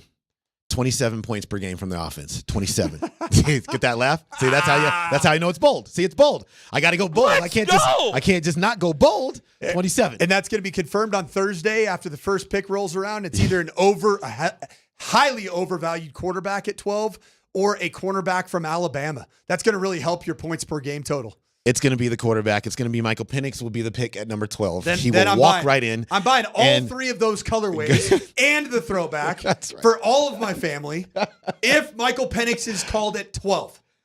I definitely want the white one right now. And you know what? To Nelly's point, though, I should go get an Alex Singh. He's a baller. He is a good player. Yeah, I mean, but he wears 49. It's not a great number, but he's that's the one when you're a college head coach. You got all these new kids come in that are walk-ons that nobody's ever heard of and you've never met them. They roll out there the first day of practice in fall camp. You're like, hey, who's number 49? I don't know. Here, take number 49. And usually he's a starting or he's a receiver, a starting receiver in high school. And he's like, looks good with 49. And the equipment manager gives him the single bar down the middle of his face mask. Looks like a young Steve Nelson out there running around in 49 with some sweet flow hanging out of the back of his helmet. Can I also ask you a question? This is just conspiracy. Well, not even conspiracy theory. So Patrick Surtain is featured in the throwback editions one. Yep. Do you feature a player in your new uniforms if you are going to trade him? You absolutely do. It's all part of the NFL smokescreen season. Don't do it at all. This is the NFL lying season. Because people like you are taking it line, hook, and sinker. Boom. I don't think you're do. You're taking it. Every player that is in these uniforms here, modeling them, will be on the Broncos roster in the fall. And that includes Patrick Surtain, who is right there in the most beloved uniform of them all. No, it's because Jaden Daniels is going to be wearing that same jersey, and that picture is going to be the Patrick Surtain Denver Broncos. That's going to be the number 2 picture. Was it Jaden Daniels number 2? I believe so. Okay, it's a great. These jerseys, if Jaden Daniels is wearing these jerseys, your 27.5 points per game becomes a lot more of a realistic option than right now. The Stidham-Danucci combo. The Stidham-Danucci combo. Coming out hot. He's not going to improve his DNA. He's not going to improve his DNA. I got Patrick Surtain being on the roster now that I see him in these uniforms. Nelly, what's next? One last note on this debate. If you want to weigh in on it yourself, go to our Twitter page at AltitudeSR on Twitter. The morning show put up a poll, and with 485 votes in, it is deadlocked. Yay, 50.5%. Nay, 49.5%. And if people like these uniforms, it is gridlock, folks. Yeah, you know what? Why don't we also just get that, because we have a few more minutes left in this show. Why don't you text in whether you like it or not, and we'll just see the general consensus looks like from our point of view. 303-504-0925. Yay or nay on these uniforms? I want to know what you guys think out there. I love them. I really do.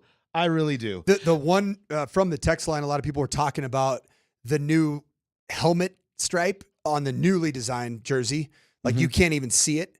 It's about a halfway, and it's a chevron. That's what they call them, chevrons. That's what they're calling it? No, for real? That's what you usually call it when it's not a full stripe. It's a chevron? Yeah, that looks like a chevron. And I think on the mock-ups of the jerseys, they don't look very good, but I think they're going to look really sharp on game day. I really like them a lot.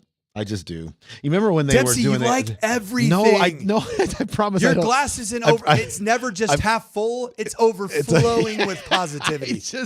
I just think they're good. I really do. And we're not going to get weird mismatch stuff the way they did the one year. I think Russell Wilson's first year when he was doing the high knees on the plane, and then they flew to London, and then they had that weird matchup. They rectified those problems here. I'm looking forward to seeing him on game day. I think you're right. White on white with a white helmet. Yes, that's gonna be Stormtrooper. Let's do it. Let's do the Stormtrooper thing for sure. For sure. I don't know. We'll see.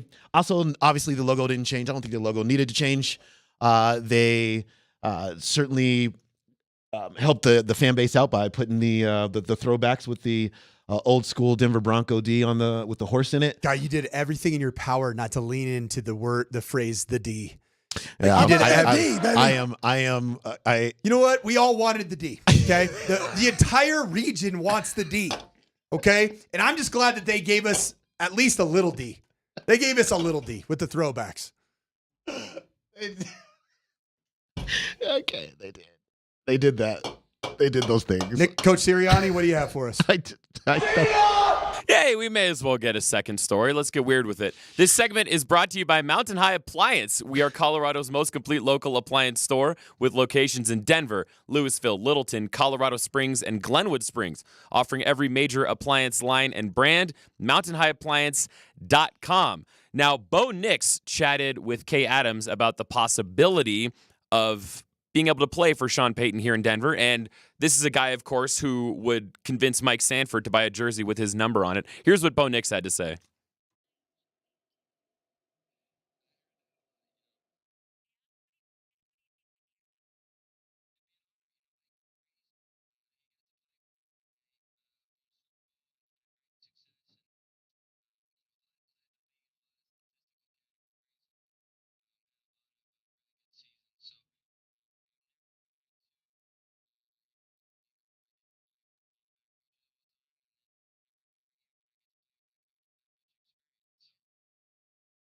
You know what?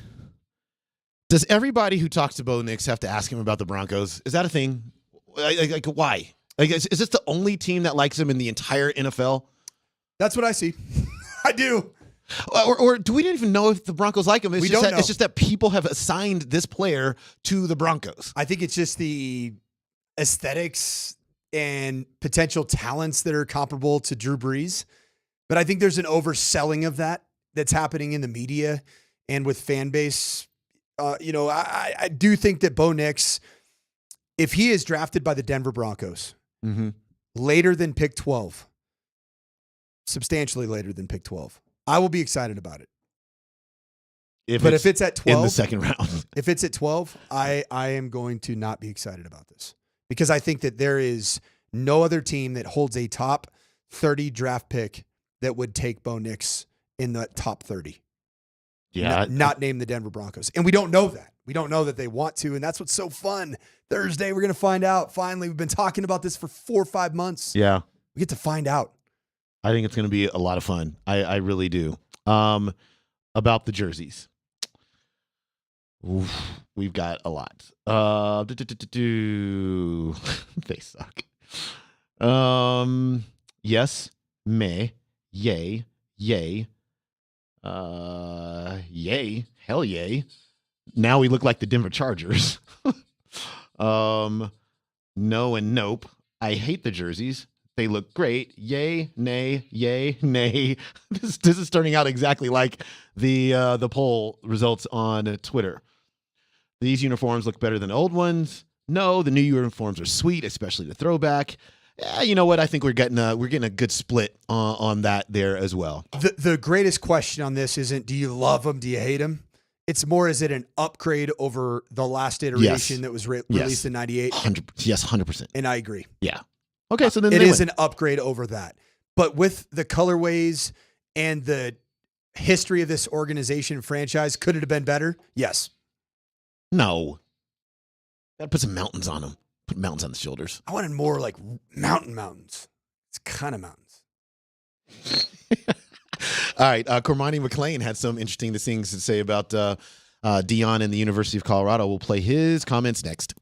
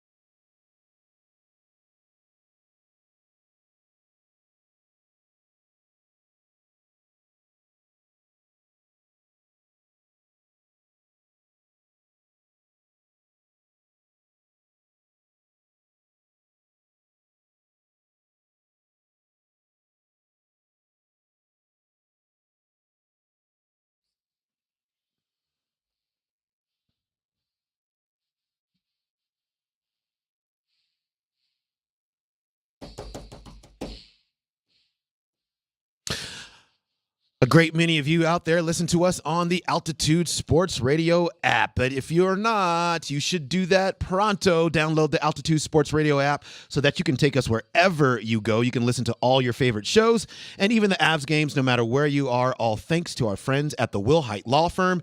Injury lawyers, go to wilhitewins.com. That's wilhitewins.com. Well, there seem to be a couple of individuals who are trying to win the war of the words between Deion Sanders and Cormani McClain. So you'll recall that Cormani McClain was a 5-star cornerback coming into the program last year out of Florida. He didn't play a lot. I think he had one really good game against USC when Travis Hunter was out. But then by and large, I remember when Deion talked about him not going to class and not showing up to meetings or being very hit and miss and very kind of wishy-washy with how he approached his freshman year and his work with the football team. Ultimately, he decided to enter the transfer portal, and that led Deion to, talk about him in this manner. I'm always in prayer for our young men, and I want the best for them. And I pray to God that he goes to a program that challenges him as well as hold him accountable and develop him as a young man. Unfortunately, we weren't the program that can accomplish that. So prayerfully that he understands that this is the second go-round and get it. Go get it, man, because he has a tremendous amount of talent, but he has to want it. But he has to want it. Well, Cormani McClain had some things to say about his time in Boulder and what lies next. This is what he had to say. Change the narrative of everyone's thinking on my name. Be a part of a real and a great program that's going to impact me at my best ability. And yeah, ready to get to a new place and get to work. Yeah, I feel like I just don't want to play for clicks. I actually want to be involved with a great leading program that's going to develop players. I just don't want to play for clicks. I actually want to be involved with a great leading program that's going to develop players, is his response to what I guess his time in Boulder meant to him. Where you at? I think it's interesting because I think Cormani probably felt, even though that wasn't really, the comments from Deion weren't really bad. I mean, they were fine. They were fine. Yeah, it's. I think he feels a little attacked, and here's why. Here's what I mean.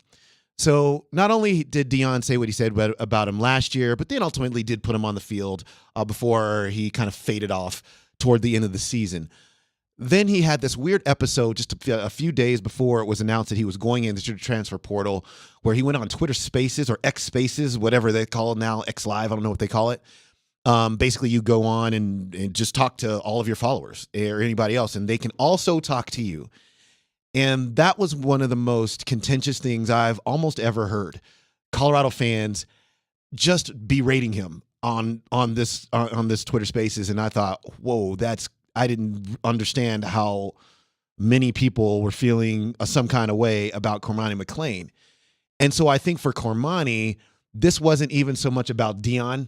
I don't think it was. I think it was about all of the critics out there who had something to say about him. This was his way to be able to just say his side of the story without getting all the blowback from people yelling over him in a space. And so this is a good divorce. This is a good one. Like, he's got to go somewhere else where I think maybe the spotlight is a little bit less on him, although he still is a 5-star athlete no matter where he goes. Yeah, but he's not going to be on a documentary that shows him being late to class or being late to practice or, being homesick. That's the thing that's so hard for me right now, Demps. Like, a lot of these things that are now becoming like public consumption. Yeah. As in, grades and attendance and timeliness. These are things that have been happening in college football at every program for years. And that's something that you typically keep in-house. Like, you keep it as like, that's your family business. But this is the new world of college football that we've created. We've created it with the unlimited portal, the transfer. You can just go whenever and wherever, and there's no penalty. And so now you're creating these avenues where these athletes have the opportunity to either get in front of a camera, get in front of a their own screen, and set the record straight about what they may have been dragged through. Mm-hmm. And so I don't blame Cormani McClain one bit. You can't just sit there and take it. Right. You can't just say, "Oh, I'm a Like his grade should never have been a public discourse, Right. ever. Right. Like that's not something you do. Like that's it's not HIPAA, but it does err on the same types of things. Like it's your intelligence, it's your work ethic. Like those things should be handled behind closed doors, and in this case, they weren't. Yeah. And the idea, and I saw some under his under that post, in the comments, kind of underneath, there was a little, well, it's very cute that you would go on here, a social media site, and talk about you didn't want to do this for clicks. I don't know where else he's supposed to do that. Like, what is he supposed to do? Call his own press conference? Is that what he's supposed to do? That is the best and easiest way to be able to get your message out. That is what it is. But for him, I hope nothing but success for him. I think he's a really talented player. The only thing I'd say, Debs, is the amount of incoming true freshmen, high-profile players that have some of the same things coming in their freshman year is so high. Right. Like it's so normal. Like it's almost expected when you bring in a true freshman 5-star, especially that's coming all the way across the country. Yeah. You almost anticipate that there's going to be some things that you need to walk him through. In this case, it just became such a national discourse. And I honestly, I feel bad for the kid. Yeah. And, I here's one thing. If you say as a head coach, one of the things that we want to do is take these young men, boys, when they're coming in, and then turn them into men by the time they leave, then what that is going to mean in some of these cases is there's just going to be missteps. That's not even, we've all been kids. Yeah, think about yourself at 17, 18 years old. Right. And think about you grew up here in Denver, Colorado, and then you're a 5-star athlete, and all of a sudden you're playing at the University of Florida. Mm-hmm. How would you have behaved as a 17? Would you have been perfect? No, right? No. And the spotlight is on you. Drunk. And he didn't do anything that if there was no information that was available, he didn't do anything legal. He had no legal problems. It's just, you have to let young people work through things. Like you have to. It's just part of that's part of college athletics. And the portal has created there's not a space to even grow. Right. Because it's like, if you don't grow on my terms as the coach, then I'll just move on. You got to go. And that's not the way it's because supposed to be. Every coach in college football right now, probably outside of Deion Sanders, but there's probably a few others, but you're coaching for that season for your job. Mm-hmm. You're not thinking about 2 years down the road anymore. Mm-hmm. You're thinking about that season, and you have to make the decisions that are going to help you win that season. And lost in the shuffle are these young athletes. Yeah. And then on the flip side, you can't tell us how much you care about their development when you're making decisions on just the football portion of the show. It's very, very interesting. I find them to be a fascinating subject. I find the Avs to be a fascinating subject. They will be back in action tomorrow against the Winnipeg Jets in Game 2, 7:30. It's puck drop for that Game 2 in that series. The Nuggets tonight against the LA Lakers, Game 2 in this series, 8 p.m. tip-off. Really quickly, what's your score? Let's go. Sorry. Let's go. Get by surprise on that. Let's go. I'm going to go Nuggets by 15. Okay. But more important than the score prediction, today's been a really heavy analysis day because of all the things that happened over the weekend. I almost forgot. It's dadgum playoff game day here in Denver, Colorado at Ball Arena. And guess who we're playing? We're playing freaking Los Angeles Lakers. Show up, show out, be loud. Yep, absolutely. I have Nuggets probably similar to 2 days ago. I got Nuggets probably, let's go 117. I'm going to go 117-105 here tonight. I think the Nuggets will get that sorted out from the beginning. Steve Nelson, we love and appreciate you. You know what? We all wanted the D, okay? the entire region wants the D, okay? And I'm just glad that they gave us at least a little D. They gave us a little D. I will get him reined in by Friday, guys. I promise you. I'll grow up at some point. Thanks for joining us. Go Nuggets. PhD is up next.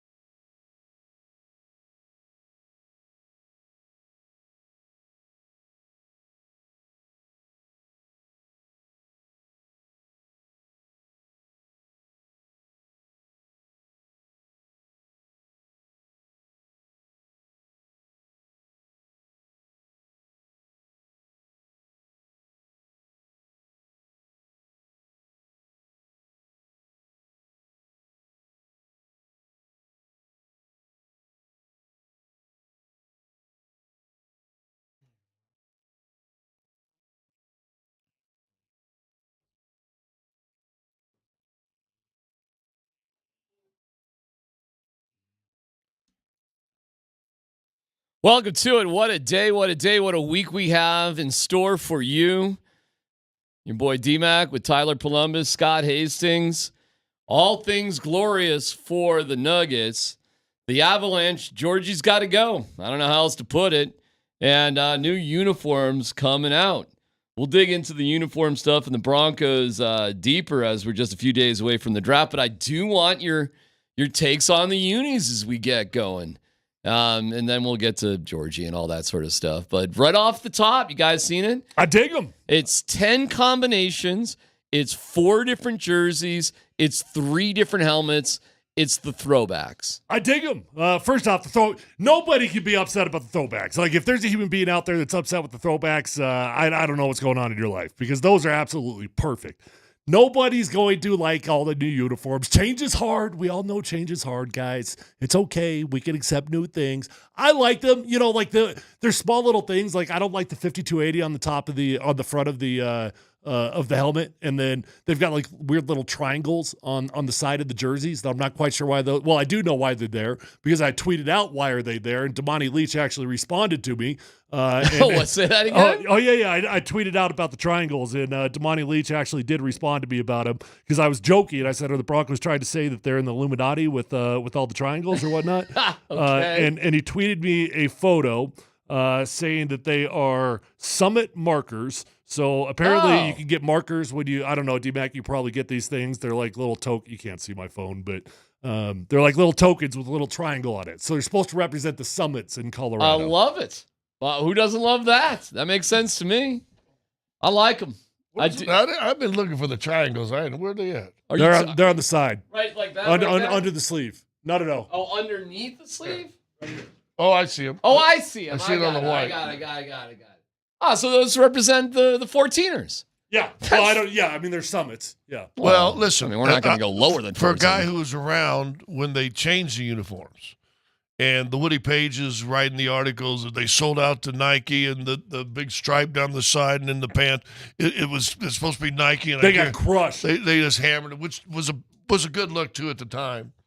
But it was time. It was time to change. I think it's a nice, healthy balance of not going like ultra modern. You can't go back. Like, I know we all like traditional uniforms. So you can't go backwards, right? So you got to go forward some way. The white way. ones are clean, though. Yeah, they are. The white ones look to me a lot like the Bengals, but again, I think it's cool. Well, they're getting crushed for looking like the Bears. That's what everybody's saying. The they Bears, look like. I could see that too. Similar records. Well, you know. Well, there's in the 4th jersey is the throwback. Gotcha. Yeah. So these are the 3 core. But you've got like you said, there's a million different combos, because you've got both helmets. You've got all the different pant colors. Yeah, we got shots of the helmets? That'd be cool. Yeah, the helmets. So the helmets. You know what? You know when they're going to fly off the shelves? Win 12 games. Oh, well, they're out there today, Scotty. They're going to fly off the shelves today. They are for sale today. Dan, are we sending Grizz out? What's the update with Grizz going to the? Is Grizz Hey, Grizz? You can't go? Really? Trying to get him to buy a jersey. All right. What'd you want him to go to the store for? Just see what's going on. See how it's going over. See who's there. Get some response from people. Too busy to go? Anyway, they will fly off the shelves if you win games. When they brought these things in, was basically to start the first Super Bowl run year. Yeah. Mm-hmm. Right? It was like a new beginning. Yeah, was that the same everything's year? clean. We just got upset. Yeah, just got upset from Jacksonville the year before, and boom, here comes a new jersey, a new feel, and that was the old ones that came out right there for Super Bowl 33. They wore them that year.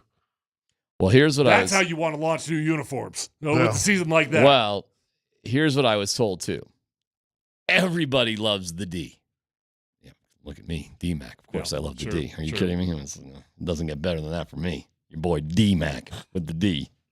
Small D. That being said. Well, really small D. I noticed you always run it with a small D. Super small D. You didn't win a Super Bowl with the D. You didn't. You did win Super Bowls. You did go to 5, though. You went to a bunch, but you didn't win it. You did win it with the new logo, with the horse head. I don't know if that's got a name or something. You won 3 with that. So there's a small difference with the horse head this year. It's a small difference. The only difference is, like, if last year's horse was 100%, this is like 60% in size. So it's smaller. A little smaller, huh? Smaller horse. All right.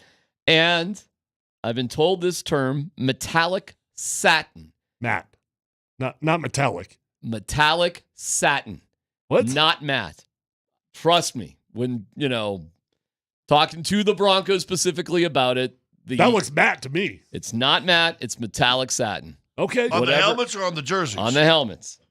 If we can get it, I don't know if you have a photo of the helmets, but there's a difference between matte and metallic satin.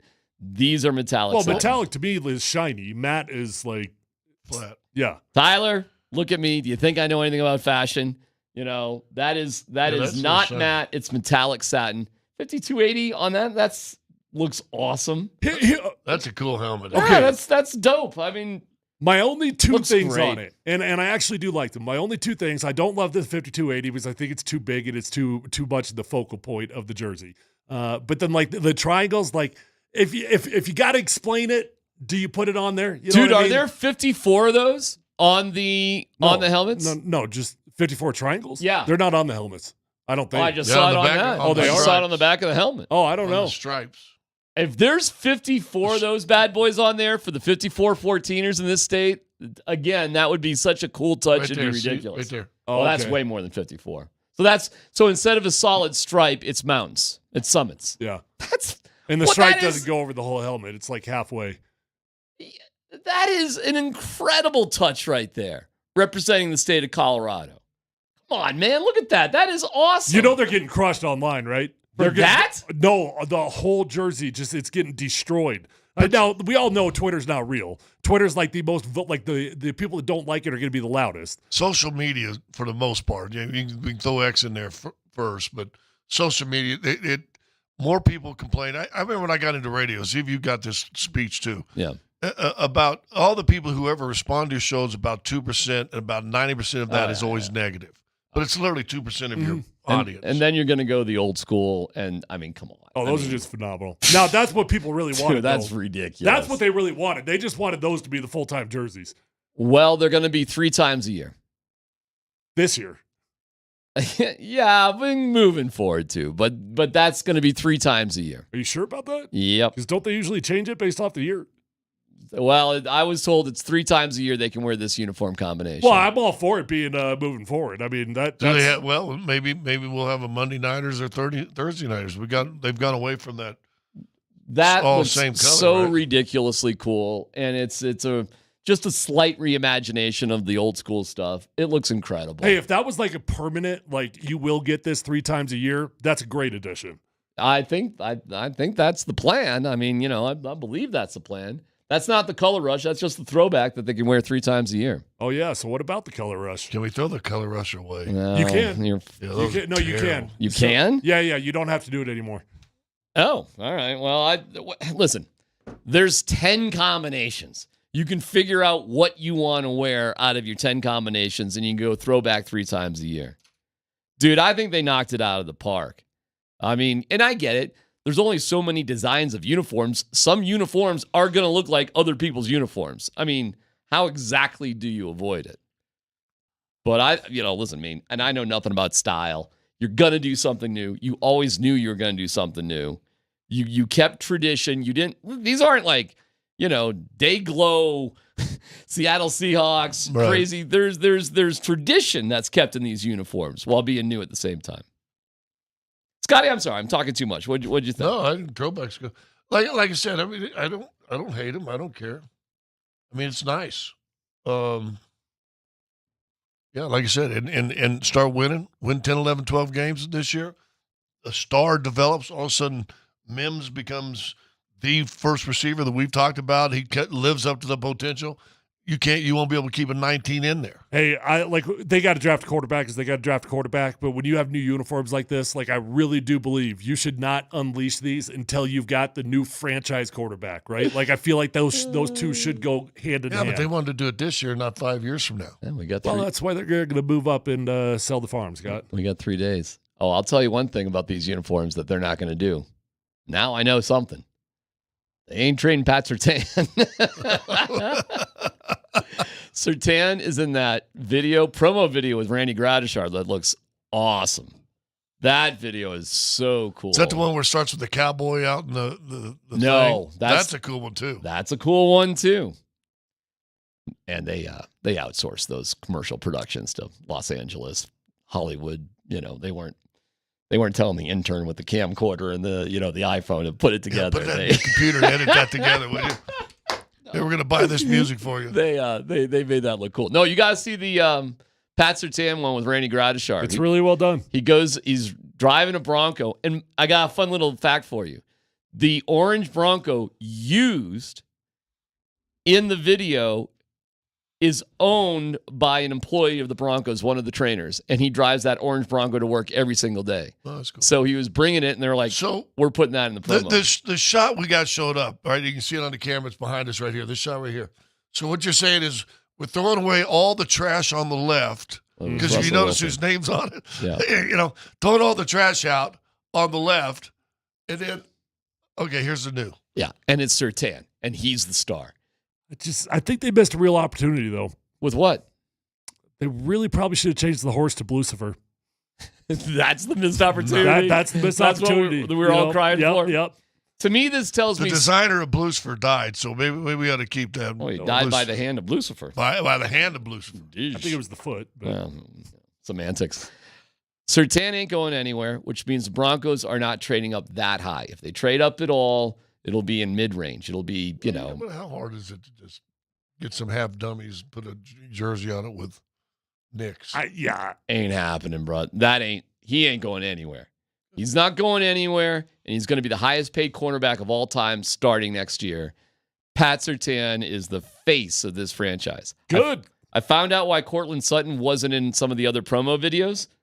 He just wasn't around. They took those last week. The Surtain video was filmed a while ago, but all those photos that you see the guys modeling the uniforms were just done last week. Quinn Miners made the cut. Fat Boy made the cut. Just wonder what that's like as the bigger guy to model. I had to do it. So once you know with what? CU Listen, we had the wheel of death.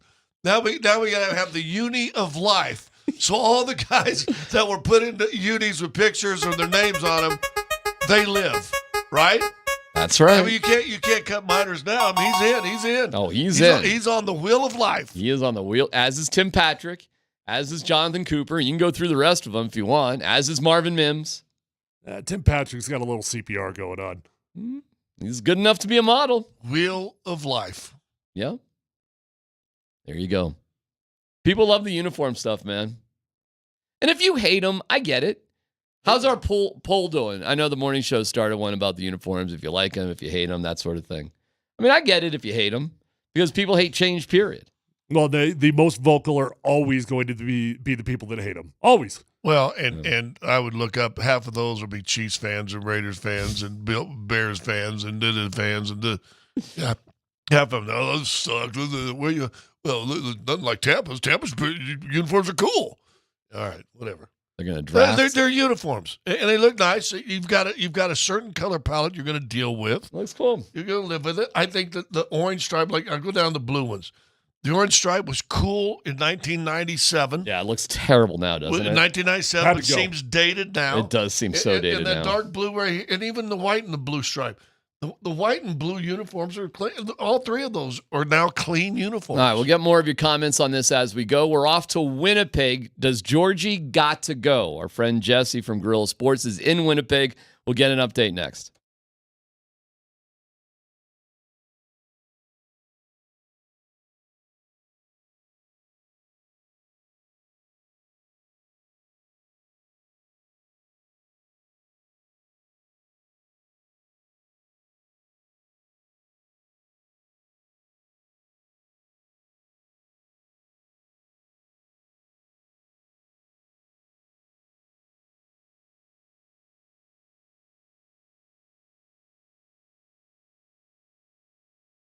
All right, what's going on, guys and gals? Time to start taking your health serious. Tyler Columbus here, my friends over at Vitalize Health. I went over there 7 years and I haven't stopped. I keep going back because I look better, I feel better, and I'm sleeping better. I know there's a lot of options out there that can help you out with testosterone, and that's important, but there's so much more to your health and wellness than just testosterone, and that's where Revitalize Health really shines.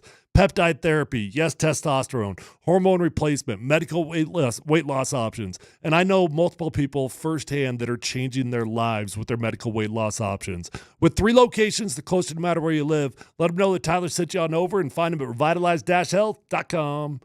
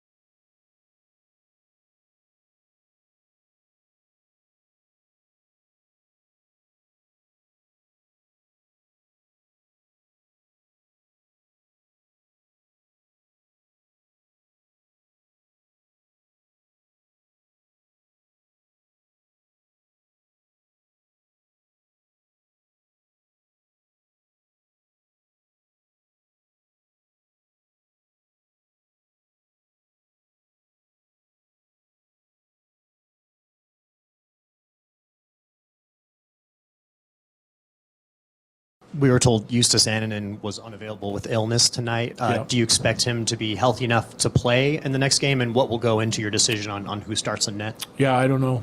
I don't know if he's going to be healthy enough to play or not. Wasn't healthy enough to play tonight. We'll see what we see in the morning, and then, I'm not thinking about anything else. We got to have him available if he's going to play. Last one. Yeah. If so, would you consider a goaltending change? I'm not going to speculate. Is there a problem now, Mark Mosier? Is it when do we just checking with you guys when we start freaking out about is it now? We get another game?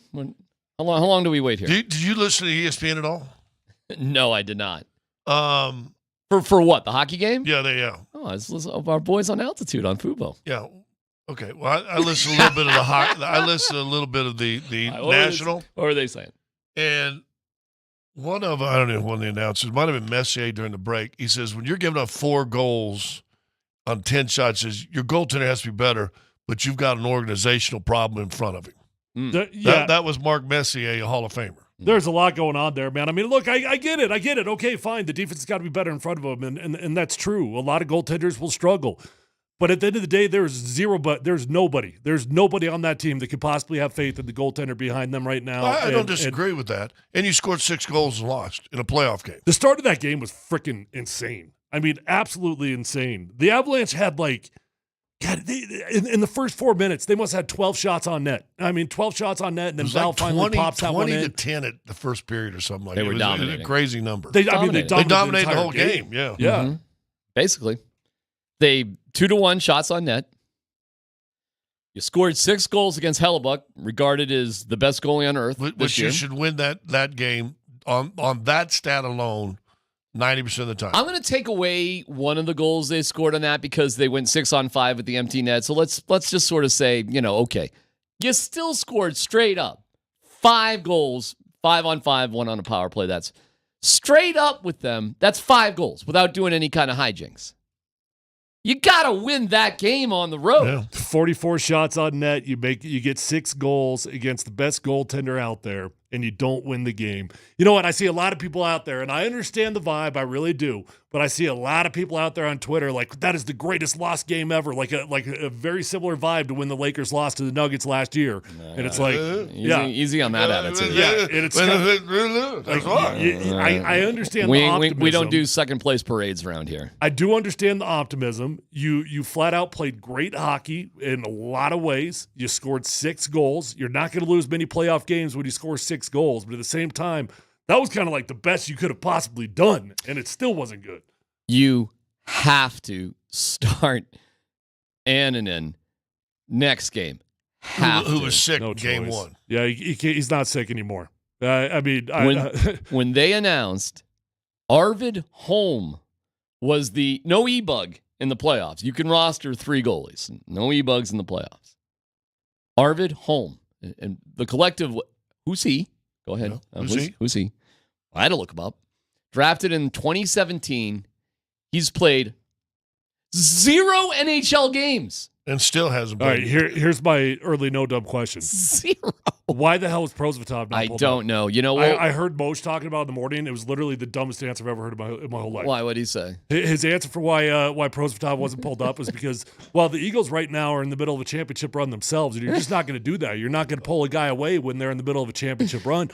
Moj, no, don't that. Don't that. That is true, though.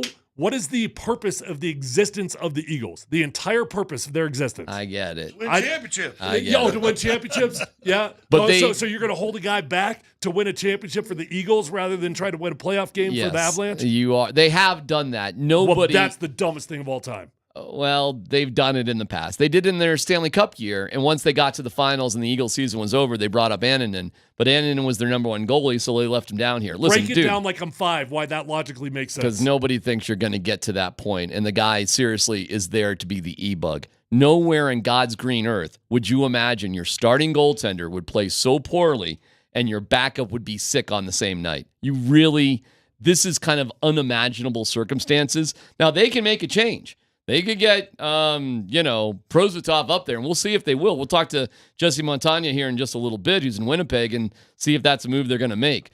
But it got to the height of ridiculousness that people were calling on social media for Arvid Holm to step between the pipes in that game last night. I was there. I get it. The dude's never played a game. Fine. It couldn't be worse than that. You're joking, right? Nope.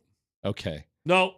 I'm not sure what to say on that one. When you've given up 5 goals and you like what could be worse? You think Georgie was so bad that you would have played a guy after 5 goals? Yeah. So 5-3, you would have put in a guy who's It wasn't too tough. Put the puck near Georgie's glove, and it's going to go in. All right. For the record, I am not for playing somebody in any circumstance aside from injury who's never played in an NHL game in the playoffs. I'm not really sure. I don't think that's actually a better option. Well, didn't E-Bug win a game this year 3-2? Guess what? Guess what? Hockey guy got my back. Good Raj says you're 100% right. Yeah. People are freaking out there, Tyler. But the on the Prosvetov thing? Might have been about the Prosvetov thing. Yeah. He might agree with you on that. Yeah. Come on, guys. I get it. Georgie's been struggling. But who the hell could have predicted Annunen wasn't going to be available? I was at the practice on Sunday. It was at Family Sports. Annunen was a full participant, guys. He's there. He's practicing. He's fine. What happened? Well, Saturday. What happened?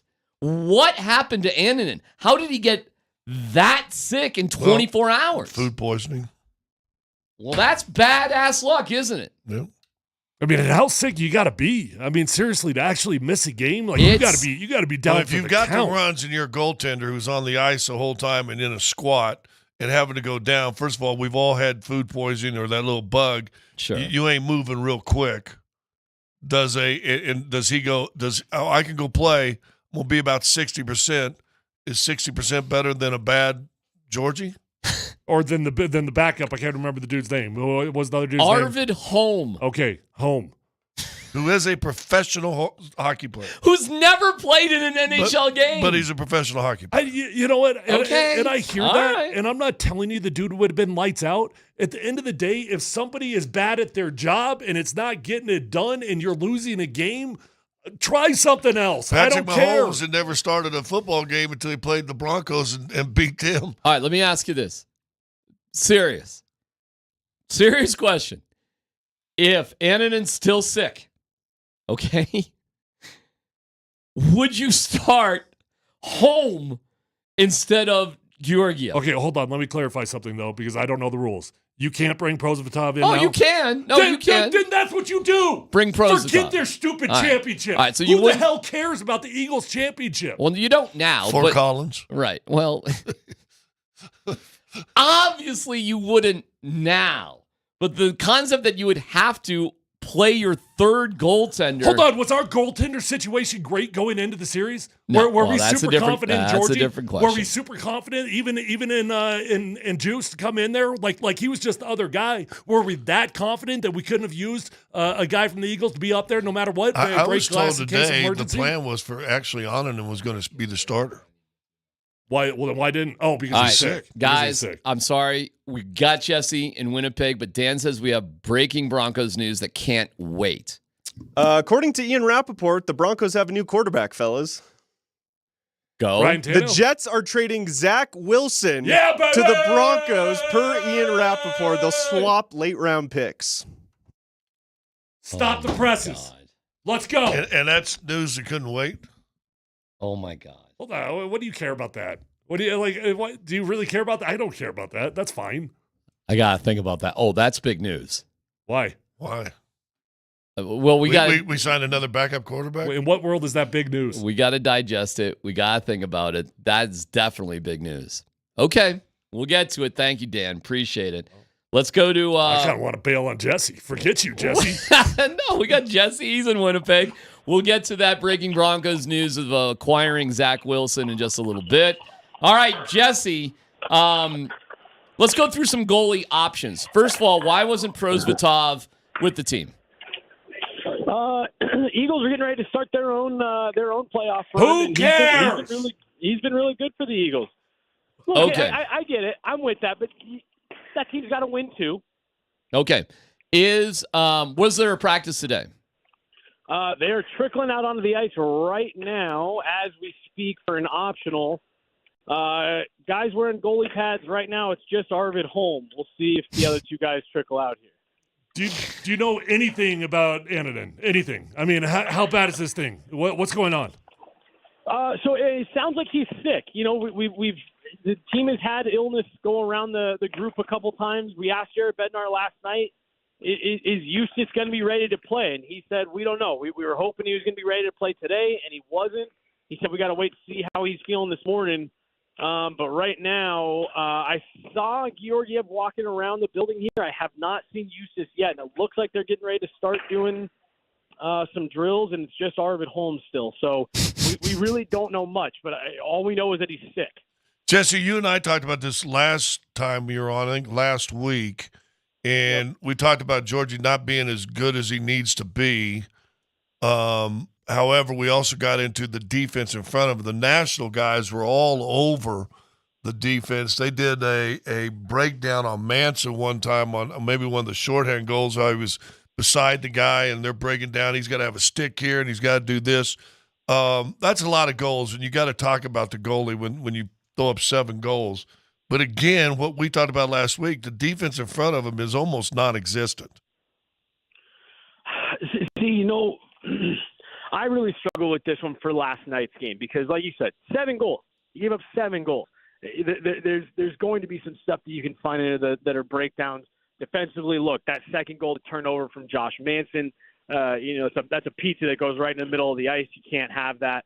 Absolutely, there are things that you can look at there. Here's just a fact. Over the course of the 60-minute hockey game, at 5-on-5, the Avs gave up 7 high-danger chances. That's it.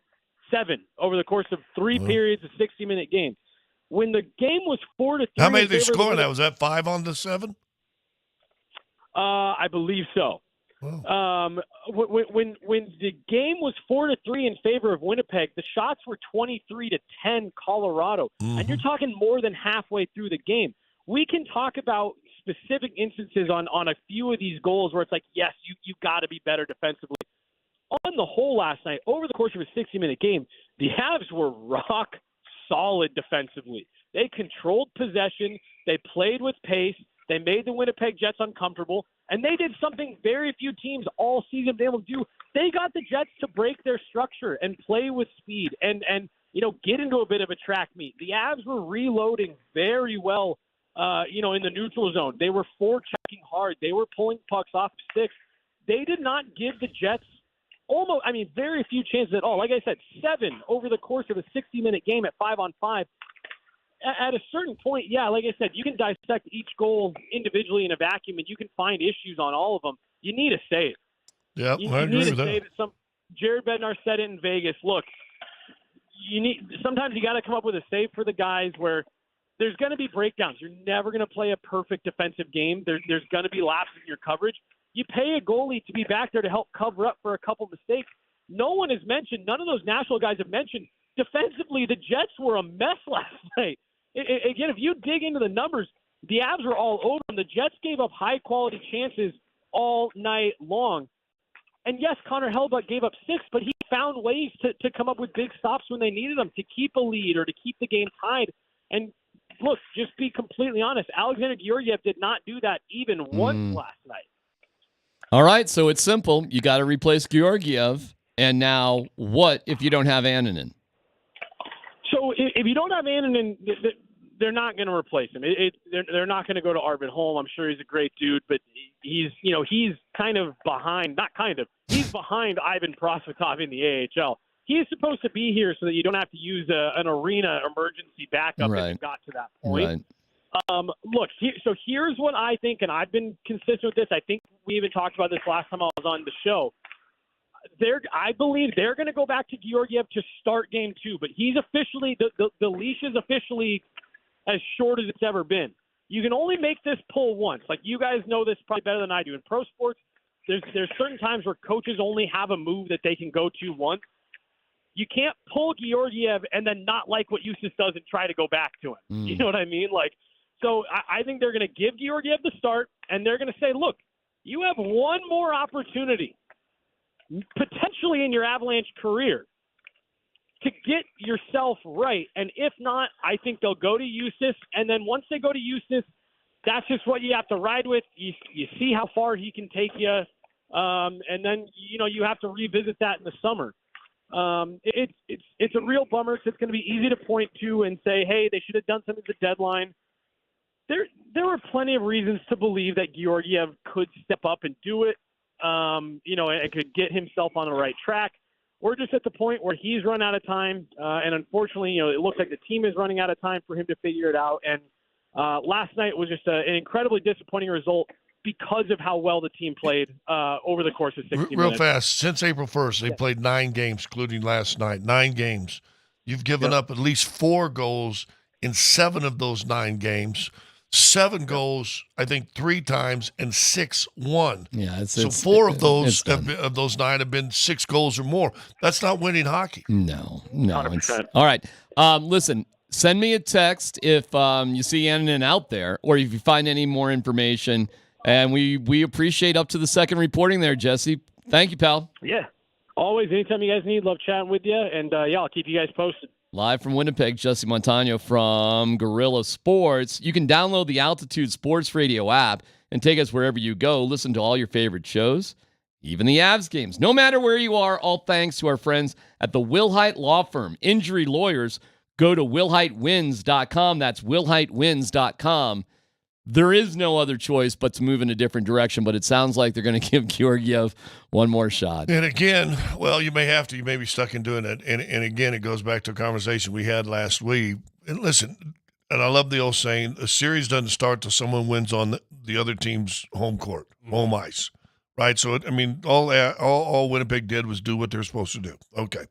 So it's no time to panic. That being said, if they continue to not be able to shut down scoring, right, whether it's a goaltender, the defense in front, or a combination of the two, we got to revisit.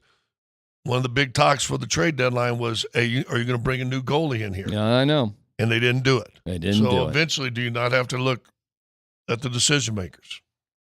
It's going to be some harsh examination of everything if this really goes down the toilet with the way this team is set up and loaded in every other position.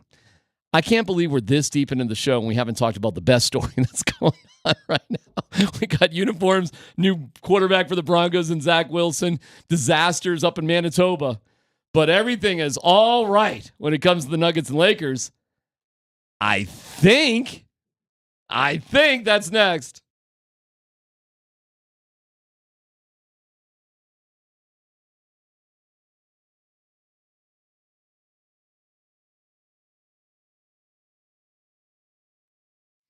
Hey, it's C-Mac for Mike Maroney Automotive, and if you want your biggest discount and lowest payment on a Ford, Chevy, or GMC, it's Mike Maroney. Right now, you can get discounts up to $10,000. $10,000 off, or interest-free financing as low as 0% APR for 72 months. What an amazing deal. With over 1,000 new and used cars, trucks, and SUVs, you're sure to find the right vehicle at the right price at MikeMaroneyColorado.com. MikeMaroneyColorado.com. And as always, when you buy any vehicle from Mike Maroney, you'll get their free delivery anywhere in Colorado and their money-back guarantee for your peace of mind. That being said, the showrooms are spectacular, and they'll treat you like gold. At Mike Maroney GMC in Boulder, at Mike Maroney Chevrolet GMC in Longmont, and my great friends at Mike Maroney Ford Longmont. For all the details on your next vehicle, go online to MikeMaroneyColorado.com and tell them your pal D-Mac sent you.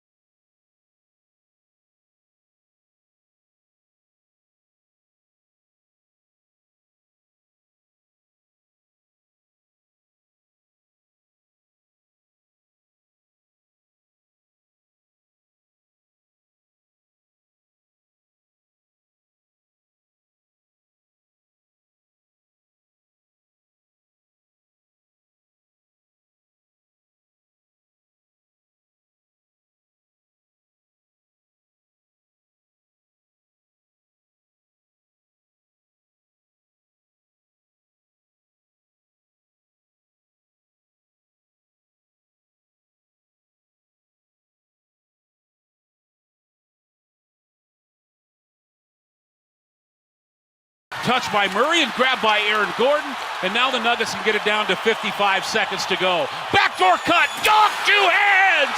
Nikola Jokic. Nuggets lead it by 11 with 71 seconds to go in game number 1.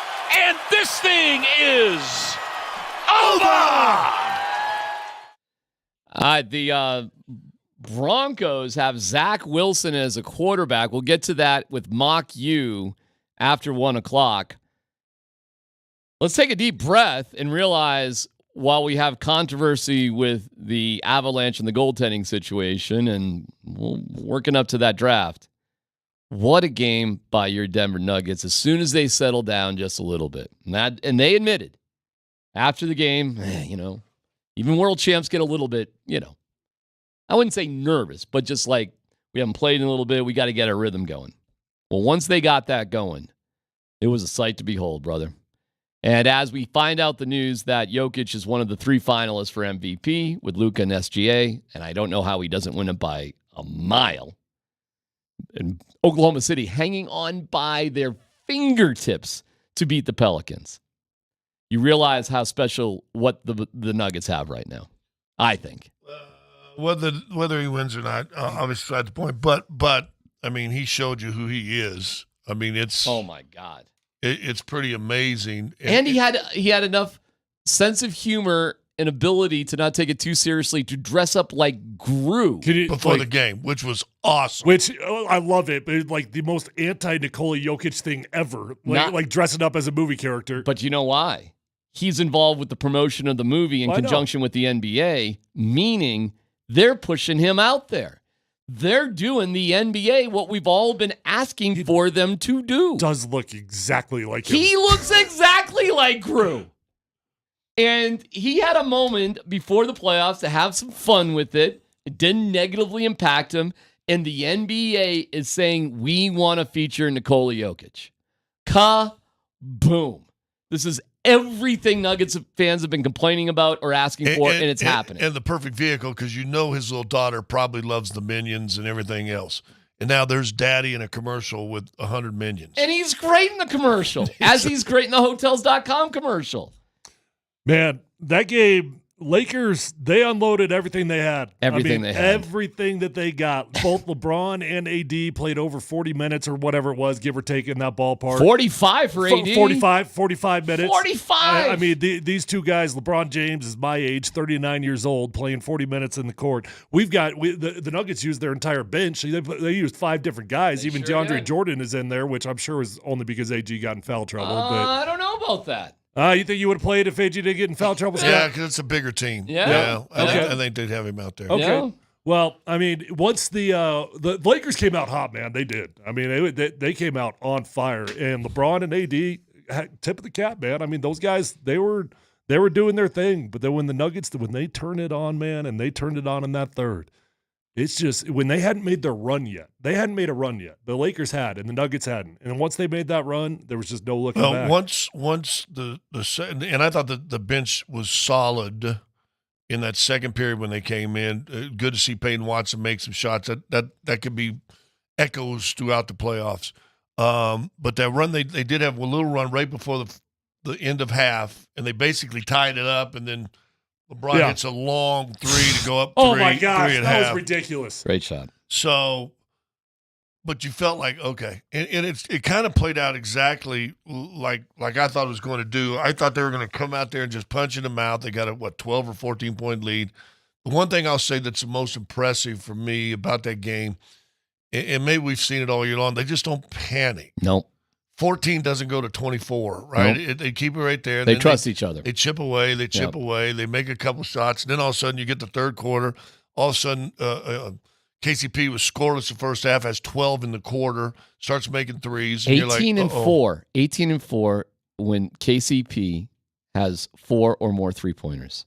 Yeah, that makes sense. It's like a death blow for the other team because they were selling out. They were doubling on all dribble handoffs. Jamal Murray coming off. They were doubling, tripling. If it wasn't AD on him, if anybody else was guarding Joker, it was an automatic double team. So they were selling out to stop Jamal Murray and Nikola Jokic. In the first half, KCP didn't shoot the ball well. I didn't think, AG got foul trouble early. Mm-hmm. I thought it was big that Watson came in and scored a couple baskets because they're selling out everybody else and saying everybody besides those two beat us. Yeah. And they kept him in touch. And then I thought personally that by the end of the game, Lakers wore out. Oh, yeah. And you talk about, and I said to somebody, and I hate saying it publicly, but I will, I'm not sure you didn't get their best shot. Yeah. You got their best shot. I mean, they're playing 45 minutes and 40 minutes, and these guys aren't spring chickens. I mean, they're double 20 years plus in the league for LeBron and, 13 or 14 for AD. And it's great how they finished successfully the season. I think they were 7. They played well at the end. But what did it take to play that well at the end? Yeah. Probably exhausted right now. Well, endurance, and you saw it. I mean, everybody saw that clip that was floating around with a minute 20 left or whatever it is. And, AD's sitting there with his hands on his knees, and LeBron's kind of loafing, getting back. And then Jokic also just takes off, 2-hand slams that thing. Runs by biggest, LeBron, right? Oh, I mean, runs by him. I mean, the endurance on Nikola Jokic right now is insane. But those two guys, they were gas. And how about Jokic?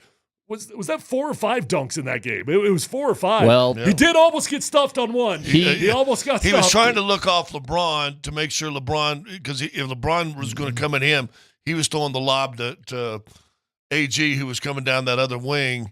And LeBron just kind of stayed back. So then I think he went up and he realized, ooh. For the record, he did not give himself the Colin Gillespie dunk. After the game, he said that doesn't count. Yeah. So it would be 3 official dunks and that. Okay. So unlike Colin, which everybody gives him credit for, Jokic wasn't giving himself credit for it. But which I mean, was he pretty had a funny. couple powerful ones, including the last one of the game.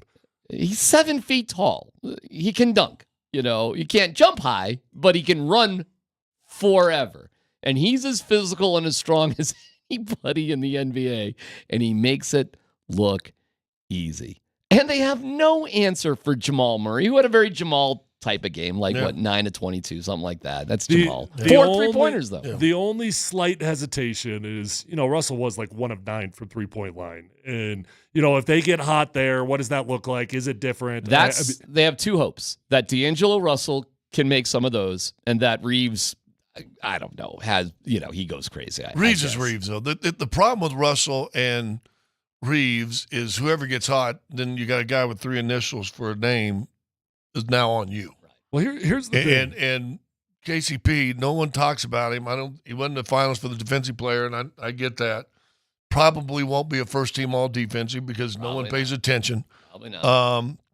But you ask any 2-guard or point guard or small forward, do they like him on them? I guarantee you, not a soul will say, yeah, but bring him on. Mm-hmm. Here's the other thing with the Lakers, though. I mean, their 2 best guys, they were on. I mean, LeBron played great. AD played great. They both played fantastic basketball, and that could be a scary thing. But, man, once the Nuggets turned it on, even with them at their best, they just cruised. I was just looking at that Lakers lineup, and I'm like, where's the answer for them here? Where is it? Meanwhile, Well, Russell's a big answer, and he was playing great down the stretch. Okay, well, then there you go. But again, that's what you're counting on? If he gets hot, guess who you put on him? Yeah, put KCP. That's right. Listen, AD and LeBron scored 59 points. They played great. They really did. Mm-hmm. And I assume they're going to play like that the rest of the series. But that's it. That's what they're going to do. What they tried to do, Denver was able to do to them. Yeah. Is that fair to say? And I don't think the Nuggets even shot that great in the game. They didn't the first half at all. So guess what? That's going to get better. I don't know how you beat the Nuggets at home. I'm not predicting a sweep because you know what? Anything can happen, seriously. And it probably will. But there is no way the Lakers are beating this team. Well, I mean, come on. You take care of business tonight, and let's see how interested the Lakers are of coming back here. Okay. You take You do care have to of win business this one, tonight, though, and we'll because see. if you don't win both home games, you really didn't do anything. So you got to win them both. The vibe I have is from a few years ago when Malone was like, at least we didn't get swept by Golden State. We won one. That, to me, is what the Lakers are right now. If they can win one, they'd probably be like, well, we won one. Whew. But that's about it. I don't like how dismissive you're getting all of a sudden. Now that just makes me nervous. I'm not calling you wrong. I'm nervous. But that makes me nervous when you get that dismissive. I've always thought game 2 on the road for a road team to start the playoffs or in the playoff run was always the most dangerous, especially, and you look at Dallas Clippers. Clippers blew out Dallas. If they come in this game, this series is going to be easy. Best game for Dallas is game 2. I tell you this, though, that environment down at Ball Arena for these games. Unbelievable. Guys. Dallas scored 30 points in the first half, by the way. God. It's just outrageous how amazing it is down there. It was awesome. By the way, shout out to the folks that got to sit in the Pepsi suite with Brett Kane. It's awesome. It's phenomenal. Awesome. It's a good deal. It's like you can buy one-off tickets to sit in a box. So it's how phenomenal. It's like is that? the Bud Light Club at the Broncos Stadium. So go check it out if you guys haven't been into it. Absolutely fantastic. And Kevin, anytime you need somebody to go sit in a suite, you're the man. Hit me up. I'll be there again. All right. Well, Did you take your son, right? Yeah, I brought my son. It was awesome. That's cool. It was. Is he into it? Oh yeah, yeah. He had his Jokic jersey on, and yeah, he was feeling it. Well, although he likes Avs more. You better hurry up. Tick, tick. Zach Wilson is a quarterback for the Broncos. I repeat, Zach Wilson is a Broncos quarterback. Watch out, mothers. Mock you coming up next.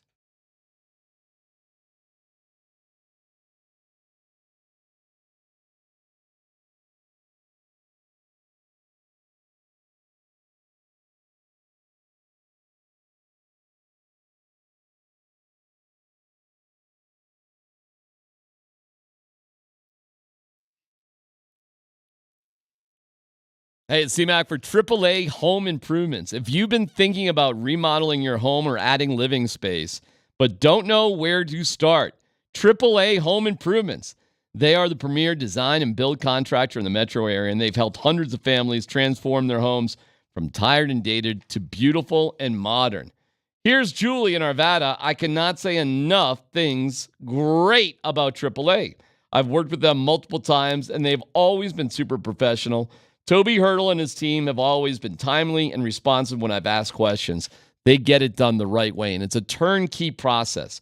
From design engineering, permitting, to final inspections, it's upfront pricing with no surprises, and the close communication makes the difference. So if you want to get a review like Julian there, or the thousands of others that support AAA Home Improvements, just reach out. AAAHomeImprovements.com. That's AAAHomeImprovements.com. Quality at a fair price.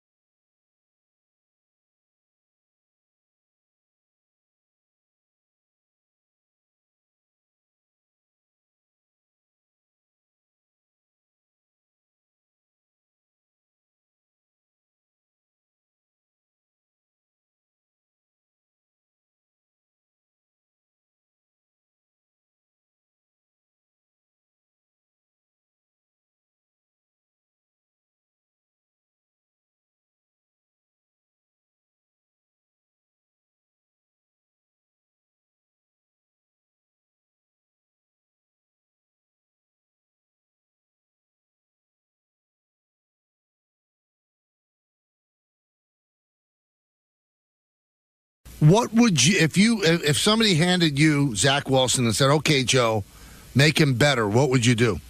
Send him to Kansas City to back up against somebody like Mahomes. Maybe he'd learn something. I wouldn't keep him. I've seen enough of Zach Wilson. All right? I've seen enough. Has quick feet, can throw a little bit, but I don't believe what's going on up there. Welcome to Denver, Colorado. Zach Wilson. Closer to your Utah roots. As the Broncos have acquired Zach Wilson from the Jets and a Jets 7th round pick for a 6th round pick. And the Jets are picking up some of Wilson's $5.45 million pay. Don't know exactly how much, but the Jets are basically probably at least half, don't you think? I would guess so, which is strangely reminiscent of just out. They are splitting at $2.75 million. Well, that would be exactly what the Broncos did with Tebow to get him out of here too. They split just a payback. Remember when we helped you out? The funny part of that deal is after it was done, the Jets did not realize that the Broncos weren't picking up the full tab for Tebow and actually had a problem with it if you go back on that deal years and years ago. But it was agreed that they would split it. Guys, Zach Wilson is a Bronco. What does it mean? I don't know what it means. I don't think it means anything. I think you went out and you got another developmental quarterback for the room. I don't mind the deal at all. I really don't. He's going to be sitting behind Jarrett Stidham on the depth chart right now. It's going to be a redemption project, and we'll see what happens. I mean, it has zero impact on the draft. You're shaking your head at that. Do you think that's got impact? Tell me how it impacted the draft. No, I'm listening to your opinion. Well, I mean, my impact is that it doesn't do anything. I mean, Zach Wilson will be fighting for a spot on the roster. And we'll see what happens from that point. But you gave up a 7th rounder in essence because that's what you got in return. So like you gave up a 6, but you got a 7th back. To me, that's you gave up a 7th rounder. You got a guy who at one time was considered a 2nd pick, right? Mm-hmm. For basically swapping out a 6th pick. Mm-hmm. And the guy, oh, by the way, they're going to pay half his salary. So it's not a big gamble at all. It's absolutely 100% worth the risk. Yeah. Is there any redemption? You have to go back to Zach Wilson's story, and it couldn't have been easy. One, you're in New York. Going from Utah to New York, media coverage is probably a little bit different there as opposed to Utah. That being said, his first thing, before he even gets to camp, right, comes out the MILF stuff, right? The mom's so friend. hide your mother. Zach Wilson's in town. The mom's friend thing comes out. He gets hammered on that. He's on vacation. He tries to play with it. He just comes off arrogant on that HBO films and for a guy who's not done something. So maybe there's humility. It's a zero risk, possibly high reward for a guy. Like I said, a lot of scouts had him enough to take him 2nd pick in the draft. Well, and here's the other upside part of it is the Broncos just don't have picks, okay? They do not have enough picks going on this year. And I'm not telling you that in a 6th round pick or a 7th round pick that you're going to find yourself a starter. But in all likelihood, the Broncos are going to have to select 2 quarterbacks in this year's draft. Now you do not have to. You are going to have to get a younger developmental guy as well. And now you can use a 6th rounder or a 7th rounder on trying to get some special teams help. I find the timing of this fascinating. It's 25 different quarterbacks in free agency trades or whatever have already come and go, and the Broncos stayed on the sideline. But 4 days before the draft, and now you're making this move? You could have done this deal a long time ago, well, fellas. maybe. Or maybe they were in conversations with it a long time ago, and the Jets hadn't come down to reality yet. And now they finally have come back to reality. And you got a guy for $2.5 million. I get it. That again was the 2nd pick in the draft, right? I mean, yeah, it's $2.5 million. So it's really no risk. I mean, like we're playing like $2.5 million. Oh, just $2.5 million to us, right? We'd all take that right now. Who's a better quarterback, Bo Nix or Zach Wilson? Don't know. Who's won NFL games? Bo Nix. I mean, if you're asking just go back to the goalie thing. You got a guy Helm who's been 0 NHL games. I saw Zach Wilson win a game at Mile High last year. Enough to beat us. How many W's does Zach Wilson have in the league got compared to Bo Nix? Got one here in Denver. I don't know who's going to be better when it's all said and done because we all see how many of these guys flame out. But if you're asking me who would I rather start for the Denver Broncos next year, of course it'd be Bo Nix over Zach Wilson. That's not what I'm asking, though. I'm asking who do you think is better? And I think that's the question the Broncos are asking themselves, too. Well, I would say the Broncos think Bo Nix is better. Well, we're about to find out, aren't we? But I think there's, some reasonable questions Hold on, and do debate. you think that Zach Wilson is here to start? Yeah, you do. No, hold on. I think the Broncos are asking themselves, who's a better quarterback, Bo Nix or Zach Wilson? No. They're just trying to add talent to the room. They're not. He's not a comparison to Bo Nix. My naive friend. When things happen this close, it's not a coincidence. There's reasons behind everything. I'm not saying that it's a done deal, and if they draft Bo Nix at 12 or move up, fine, let it be. But to me, if you don't think this means, you think this means nothing? Nothing. Come on. Jack squat. I think that is ridiculously naive. I'll give you my first thought when I heard it is they now no longer will draft a quarterback at 12. I'm right there with you. They may Keep going. They may drop down a little bit, but they're still going to pick up some talent. They're going to try to find somebody that's an impact player, whether it's an edge rusher, cornerback, or wide receiver. Yeah. And then they'll probably still in the third or fourth round, depending on who's available, go to your scenario and pick up a developmental quarterback. In a mock draft, as we're doing mock U, ESPN has the Broncos trading with the Eagles down to 22, where they would pick up the 50th pick in the draft, the second rounder, and pick 160. They have the Broncos drafting Bo Nix at 22, which is a nightmare scenario for me. But again, that follows that. Like, they'd be willing to lose Bo Nix if they have to. And I think acquiring Zach Wilson is absolute proof that if we lose him, we lose him. But if we can pick him up at 22 or something, fine. Maybe we'll take him. Or maybe it's just a cheap trade in the sense that all these extra jerseys that say 3 and Wilson, we don't have to buy out. There you go. Save yourself a whole lot of money. We can save a whole lot of money. The template never changes. Yeah. We don't have to. We can keep Except the for Wilson doesn't jerseys. he wear 2? Oh, I thought he wore. Does he wear 2? But you just snip the 3, put the 2, you're good. I think what is going on here is the Broncos are making an evaluation that Nix ain't worth 12. He's not. Never mind moving up. And if we're going to get him, we're going to get him if we go back. But if we don't get him, we got to get something else. And maybe we do pick a guy in the third round. That all very well might be true. But that conversation's already been going on, right? And if that is the truth, then I think it's a great pickup. Because if you don't like Bo Nix, if you don't look, you got to get some help. And you're down to Ryan Tannehill or this. And so let me ask this right now: say they don't pick a quarterback at 12 or Bo Nix at 22. Yeah. And they pick up what's our guy from South Carolina. Spencer Rattler. They pick up in the third or fourth round. Yeah. Between Stinkham and Wilson, who starts next year? We'll find out. Yeah. But we now now have just on the surface, who do you think's better? I mean, I think what they're doing is what the Avalanche should have freaking done. And who gives a rat's what about the Eagles' run? I don't care. If you've got a goalie issue, give me as many goaltenders in that room as I can possibly get, as many good ones as I can get, or halfway good ones, right? No reason to leave somebody behind because you're worried about somebody else's run. No, the Broncos do not have a quarterback. So now they're trying to accumulate as many of them as they possibly can in case that glass actually does break.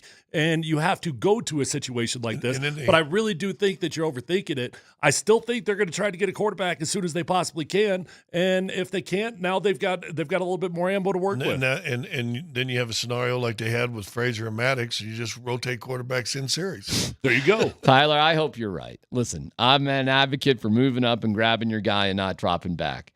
But I have my massive suspicions now that they are about to drop back, accumulate more picks. They think that Nix ain't that good, which is a lack of commitment. That's why I get nervous when you drop back and take a quarterback. I wouldn't do it.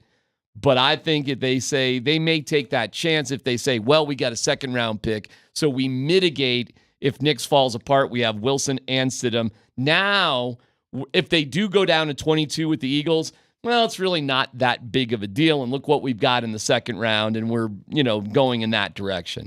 Yeah. And that to me is just a rinse and repeat of failures of the past. And I would be bummed out about it. Also, I think they're telling you right now, because of the way Surtain is featured in that promo video for the uniform, they are not going to aggressively move up. So forget about. Well, we already do that. I mean, there's nothing that we learned here. I mean, maybe it cemented it. You knew they weren't trading Pat Surtain. Did not. Let me go giant conspiracy theory. Did not feel. I would be surprised if they did it. But I didn't. You know said it on this show a million times that George Payton's never going to trade him. Well, George, no. I've said that.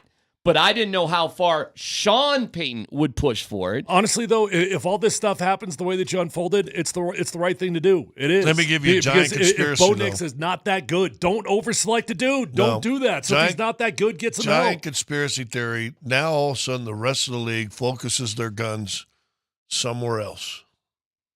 Because, okay, Denver's out of a quarterback. Okay, good. Let's focus our guns. And then all of a sudden you come in there, sneak in there, slam somebody around, get New England's third pick, and then you pick somebody else. Drake May, Jaden Daniels? Yeah, Drake May or Jaden Daniels. Hey, you know, there's a lot of talk about JJ going to the Commanders now. A lot of talk. His odds are moving, skyrocketing right now. All right. If you had to guess what the Broncos are going to do on Thursday, and it's going to be thrilling to have draft coverage here, and also to have the Lakers and the Nuggets. It's all going to be happening on Thursday. If you had to bet right now, today, what do you think the Broncos are going to do? I think they'll take Bo Nix at 12. Okay. Move down, pick up talent, pick up picks. I think they're going to move down. If Nix is still there when they move down, they may take him. But their higher priority, because of the Zach Wilson deal, is moving down. They could have done this deal weeks ago. This is an indicator to me that they're about to move down because they have action now to do so. We'll find out on Thursday. How do you not love the draft? Because it doesn't matter. Doesn't matter. Who cares? It doesn't matter until September 27th. It doesn't matter. You got to get a dude at some point. Well, so that's fine. That's fine. So aside from an impacting free agency, defining the organization, building talent, besides all those things, so give me irrelevant. Give me the last draft that you covered. The Nuggets or the Broncos did that you're so excited. And then come September, it really worked out. Pat Surtain. For the team. I love the team. pick. It really worked out for the team. I can't name one because they've butchered drafts for years. But you got to go all the way back to the and it wasn't a draft pick, but you traded and you probably had the deal done Elway. Personally, I love Bradley Chubb. And I know when they throw chum in the quarterback waters, and I'm too smart for that. But I'm seething. Who's better, though, Stidham or this guy? We're about to have a stupid OTA/summer minicamp /training camp to figure that out. Because the answer is we don't know. What? Just opinion. Because we don't know about the draft either. It's all opinion. So I don't know. I literally don't know because Zach Wilson the Jets have been a train wreck organization. Who's to say they've been the ones to develop him the right way? I don't mean to back off an opinion, but I literally don't know because I don't assume Zach Wilson would have developed the same with the Broncos and Sean Payton as he would with the incompetent Jets. And that's what I'm saying. So now you got a guy that a lot of people deem to be worthy of the second pick in the draft, and now you've got a guy who's told us he's a quarterback genius. Right, that's right. That maybe this might be the biggest move in the draft. Maybe Zach Wilson is Drew Lock. Well, not Drew Lock. Oh my God. Sean Payton or Drew Brees. My head's exploding. Thank you.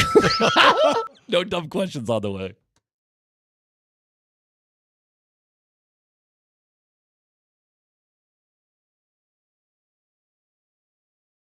Hey, this is Tyler here for my friends over at Phil Long Ford. Guys, every single car that I bought since my rookie year has been from Phil Long Ford in Denver. And I keep going back because I always have a great experience. I know that car shopping can feel a bit cumbersome at times, but not at Phil Long Ford because they've got the largest inventory in the state of Colorado. Whether you're looking for a used vehicle or a new vehicle, they've got the largest selection and they've got the best deals. And you can check out all those deals online at phillongdenver.com. They've got incredible inventory arriving daily. They've got cars and trucks on the lot for you to choose from, or you can always go online and get exactly what you want. And check out their incredible line of electric cars, pickups, and vans with the latest technology. They've got the largest selection. They've got the best deals. They're going to get you in. They're going to get you out. And once you buy a car from Phil Long Ford, you will be a customer for life because you will realize that it is an experience that is different than other car dealers in Colorado. Go check them out online at phillongdenver.com and let them know that Tyler sent you on over.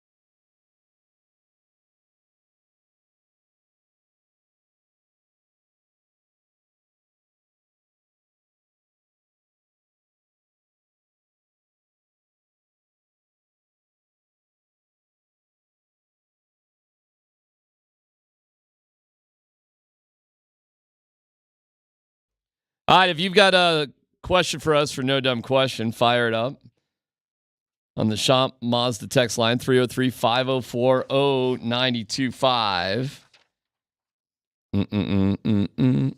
Just see and make sure we get everything here. We got a million things. We are in the Backus and Shanker studios. Their passion is justice. Want to let you know that tomorrow night at Bourbon Brews Burgers in Parker, we'll be there for a Game 2 viewing party as the Avs look to tie the series against Winnipeg. Live broadcast, giveaways, and watch the game with so many other fans, all brought to you by Templeton Fortitude Bourbon. Yum, yum. That's at Bourbon Brews Burgers in Parker for Game 2. The game is at 7:30, and we'll see where that goes. Starting goaltender for the Avs will be who? Is Annunen going to be healthy? Do we know any? Like, if he's healthy, it's him. If he's not healthy, I guess it's Georgie. Scott, the starting goaltender will be who? I kind of go on the same as Tyler. I would say Annunen automatically, but if he's sick, doesn't play today, do you play tomorrow? Well, and my thing is, if he was that sick, and I mean, like, you got to put this in context. Professional athletes don't get sick enough to miss games. It's like you got to be really, really sick to actually miss a game. And as D-Mac said, he was out there skating on Saturday. All of a sudden he gets sick. If he got that sick, he probably is not healthy for this game. That would be my guess. I mean, pure speculation. I'm just guessing here. But I mean, if you're that unhealthy, do you get better in 48 hours? In the terms, well, it didn't sound, listening to Bednar after the game, it didn't sound like a slam dunk that he would be healthy. So we don't know what's going on. We don't know what kind of sickness it is. I'm going to guess if Prosvetov isn't there, then Annunen's going to be okay. Because, of course, the Eagle season isn't that important compared to, having a better goalie. Never mind Arvid Holm. It's not important at all. It is of zero importance. That's driving me nuts that people are prioritizing the Eagle season. Well, hold on. Do you think it's of zero importance? If Prosvetov was there, do you think he would have played last night? Yeah, I do think he would have played. At what point do you think he would have been put in the game? After the, fifth goal. When you're still in the game? It's 5-3. Yeah, you're still in the game. Because it was 1-0, you're up. 2-1, you're down. You still had the majority of the third to play. And 3-2, you're winning. 4-3 after 2, it's one goal. You're not pulling them then. So you say at 5-3. At 5-3. Yeah, I would have pulled him too, had you had a guy that you trusted and knew anything about, and obviously you didn't trust and know anything about. But this is for Prosvetov. Prosvetov would have been your guy you're going to. Yeah, I'm not sure that, what was it, 1-1? Was it 3-3 after 1? It was, yes. And then 4-3 after 2. Correct. You still haven't done it. Well, it's a one-goal game. You wouldn't do it at that point. Did it become 6-3? 5-3, 6-3. I would have done it at 5-3 when that game is Maybe still. So. And you don't have Annunen, it's Prosvetov. You're almost committed by the time it gets to 5-3 because you're right there in the game after 2 periods and even to start a third. I would not have done it at 5-3, but at 6-3, you got to be kidding me. Why not? Well, at 6-3, I'm like, why even change at that point? Well, because there was still a lot of time to go. There actually was. There was tons of time to go in the third period. And they did make it 6-4. And you're like, well, okay. And then they made it 7-4. 6? Oh, was it 7-4? Then yes. 7-6. Here's the thing that I'm struggling with the whole Prosvetov conversation is that what I just don't understand. Okay, I understand you didn't have time. By the time Annunen got sick, you didn't have time to actually pull him up and get him to the game. I understand that part. You do now. But what I do not understand is why was he not there from the get-go? This Holmes guy that I've never heard of, that's never played in the NHL. Why would you like? Were you that confident in both Georgie and Annunen that you wouldn't want the best available third option on the roster? You've got the ability to carry a third. That's exactly what they did in the Stanley Cup run. Why would you not want the best available third option on the roster? Because they do care about the Eagles. You never in the playoffs hardly ever go into a third guy, and so now you can still, for your organization, have something to lean on and brag on that your minor league system is pretty good and it's working.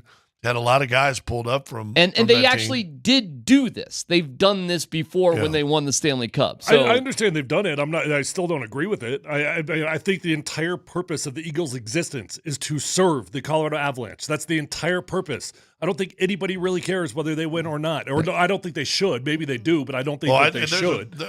Shouldn't do or do they? There's a huge fan base up north.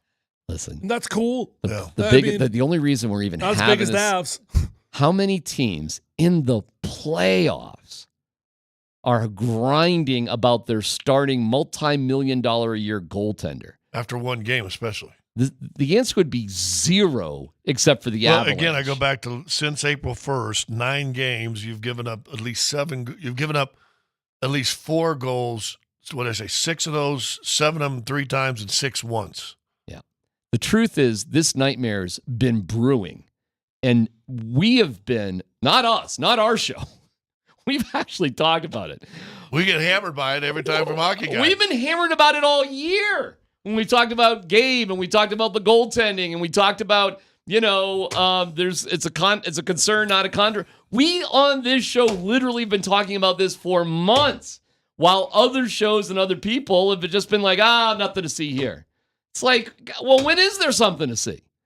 So you're blind if you haven't seen this coming. And then every nightmare you could imagine happened last night.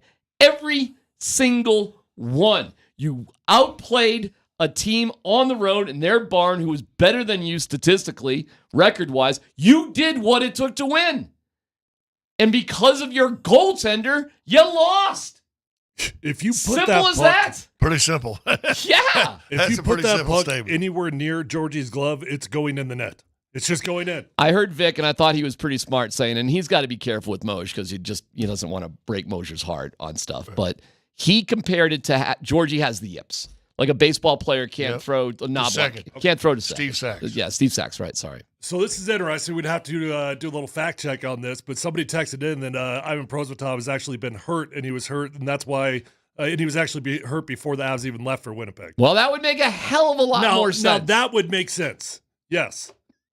And I hope that that's the truth. Not that I hope that he's hurt, but at least it would make sense. We have gotten an extraordinary amount of time without having that piece of information, as far as I could tell. So congratulations to that texter who knows more than we do on that one. Arvid Holm. I'm there Saturday. Great first name, though. Great name, period. I think it's a Scottish name, Arvid. He's from Sweden. A-R-V-I-D. How do you spell that?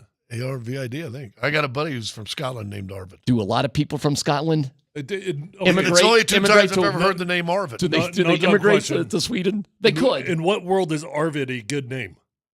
Because it's different. All right, well, let's just get to no dumb questions then. Columbus, Hastings, and DMAC present No Dumb Questions. This is your safe space. I like to use no dumb questions as parenting advice for myself. You're a smart guy. Send us your not dumb question now. Tweet it, text it, or Twitch it. It's No Dumb Questions. With thanks to Old Chicago Pizza and Tap Room. Visit oldchicago.com for a location near you. Not that we pay much attention to golf as a major watch sport, especially when you got Nuggets playoffs, NHL playoffs, you got the football draft coming up, all the different stuff. A lot of stuff to pay attention to. Scheffler won again yesterday, right? And so did Nelly Corda. Okay. And I'm thinking, are we witnessing, but not witnessing? Quietly not witnessing maybe 2 of the generational great players of all time. Yeah, because they're like watching. No one's paying attention. Because they're like watching wallpaper. It's like watching grass that's grow. what good players do, right? What Scotty is doing right now is the most dominant thing that's happened in golf since Tiger Woods took off. Probably, and nobody knows. It's on each circuit. I wouldn't say nobody knows. I mean, people know. Nobody cares. I wouldn't say that either. Who knows and cares? Okay, all right, well, fair. To your fair. I know. But to D-Mac's point, Tiger took on an entire different culture. Like people that weren't into golf. He brought golf to the regular person. Yeah, I mean, everybody bought into Tiger, and Scotty's certainly not doing that. But I mean, if you're into golf, you know what's going on. Okay, of course. If you're into bowling, you know what happened on the bowling tour. If you're Is into, that still going on? I don't know. PBA? I don't care. If you're Tell me on Saturday mornings you didn't watch or Sundays of PBA. Dude, when I was growing up, I watched Candlepins for Cash. You know what candlepin bowling is? No, Look it up. Look, I'm not even going to bother going into it, but it's a Massachusetts thing. Candlepins for cash. Look up candlepin bowling. It's a Massachusetts thing. I'll just leave it there because I don't want to. Is that the one with the little skinny pins? That's right. I've like seen it. skee ball. Yeah. Yes. It's like skee ball. That's what we did growing up. Candlepin. Again, I shouldn't have brought it up. To your point, Scottie Scheffler may be the greatest boring athlete of this generation. The dude is ridiculous. He's just dominating. He's unbelievable. He's winning easily. And he's a snooze fest to watch. But I'm not saying he's not. I don't know incredible. why you call it a snooze. Why is it a snooze fest? Why is Scottie Scheffler a snooze fest? Because he's not interesting, has nothing interesting to say. He's not controversial. He's boring with what he wears. He is freaking boring. I think he's freaking awesome to watch. He's awesome to watch play golf. Everything about Scottie Scheffler is boring. Yeah. Okay. He cares about his faith he and needs his to go family. get like a DUI or something, Yeah, right, and then D-Mac will be interested in him. He could have something funny. Start partying down at the Peeps or something. And maybe if he married Wayne Gretzky's daughter, D-Mac would be cool. interested. But the same thing. Anything. I think Nelly Korda now has won 5 straight tournaments. She's doing the same thing on the LPGA. All right, I don't know if she's boring or not compared to other women champions. She may be interesting. I have no idea. She just plays at this calm. I'd rather have her swing than Scottie Scheffler. Just put it that way. All right, here's my no-dumb question. What was the last kind of like random muscle on your body that got sore that you typically don't get sore and you realize it like affects everything about your day-to-day life? Again, yesterday. You just ask questions that are bothering you. So what is going on in your body? I think this happens. Like every now and then, like something gets sore, and you're like, "Oh my gosh, that's never happened to me," and like it's affecting absolutely everything. So what's sore on you right now? And yes, something popped up. Yes. I went indoor rock climbing yesterday. Okay. It was fun. It was actually really cool. They've got this awesome place out in Castle Rock. It's got like it's an enormous building with, tons of different levels and variations of how hard it can be. My forearms. Got to use your legs though. You're using too much upper body. Absolutely. My forearms are so tight today that like driving the steering wheel, picking up a pencil, they're literally cramping on me. I've never cramped my forearms before, and I never realized how important my forearms were to my day-to-day function. I'll give you 2 stories. One's current. I've been trying to do this new exercise, which incorporates kind of shoulders and abs, lower abs, but also low back. And I got right now that right side muscle. What's the muscle that goes up your middle of your back, protects your vertebrae? Dude, it's just stinging me today after doing a few sets yesterday. That and once got an injection in my left shoulder because my left shoulder is just absolutely horrible. Thank you for playing along, by the way. Yeah, there's the mobility in my left shoulder right there. That's all it goes. So I got this injection. The doctor goes, now listen, your shoulder probably going to go numb, and you're not going to be able to use that side for 15, 20 minutes. So I was like, an athlete. How many times have you been injected, had needles in, you're pulling stuff out, putting stuff in, blah, blah, blah. I get in there, almost right away, the relief. I'm like, oh, my gosh, it feels great. Get in my car, get in my truck, sit in the truck, and I'm going to back up. So the way I was taught, I'm looking over my right shoulder, got my left hand on the steering wheel to turn it out of the parking spot. My left arm, I couldn't turn the steering wheel. Yeah. My left arm was like, well, you're supposed to go. Oh, and I'm like, what the hell? I've never had that feeling. And it reminded me, remember you probably don't remember. Remember the movie 10? Yeah, of when course. Dudley Moore went to the dentist and everything was numb and he's going out trying to drink and look cool and everything's just going down his face. I was like, my arm just. I've never had a dead arm like that in my life. On the text line, my girlfriend was out of town for the weekend, so my forearm was incredibly sore. I was waiting for somebody to go there. I was waiting for it. So Josh is a rock climber as well. Yeah, exactly. Exactly. Well, rhymes with rock. What do you do when you're alone at home by yourself? You rock climbing. Go rock climbing. Rock climbing. So now we'll just say rock climbing. Yeah. I was rock climbing. Oh, I was rock climbing. Okay. No dumb question. Can you drive a steering wheel? No. You can turn a steering wheel. You can turn a steering wheel. Okay. No dumb question. How many times a day does D-Mac rock climb? Wow. Well, I can break it down. You can break me down? I'm assuming I can break you down. I'm thinking when you're in your 30s, it was probably at least 3 or 4 times a week that you went rock climbing. 40s, 2 or 3. Guys, 50s, it's like once a week maybe. Let me speak on rock climbing. I've been with the same woman for 37 years. Do you ever take her rock climbing? Much less than we used to. She used to love rock climbing. Really? Oh, yeah. Even with me. And I'll tell you this, we haven't been bouldering in a long time. It's different than rock climbing. It's a little bit more difficult. Yeah. That'll wear your forearms out too, though. Depends how you do it, I suppose. Could, though. Bouldering is very difficult. Okay. All right, do we all get the jokes? Are we no? Oh, that's no dumb questions. The new Broncos quarterback is Zach Wilson. The Nuggets look fantastic. We have game 2 tonight. And 8 o'clock. Will Georgie be benched? So much to get to here on PhD on 92.5.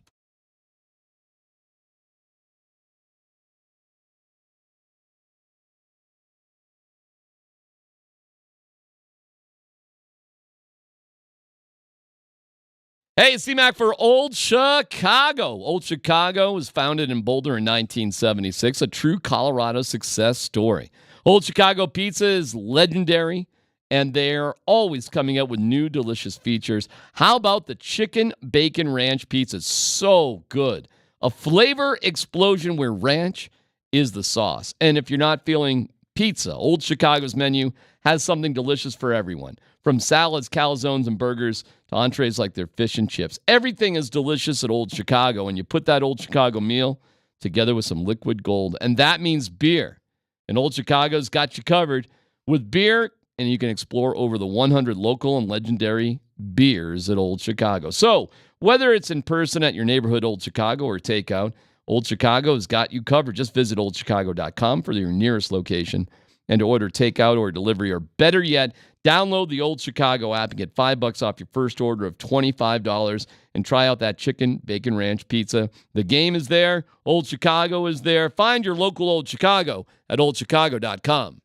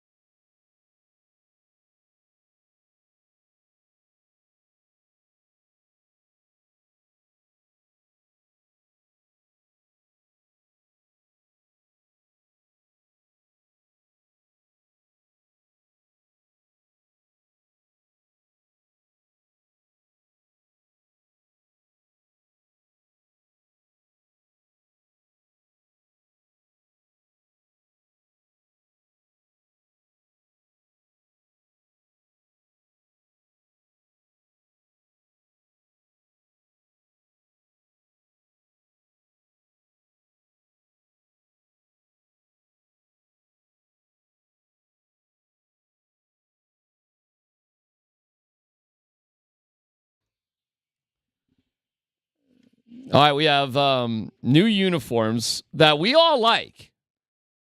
I don't know how everybody else feels about them, but we're fans of them so far.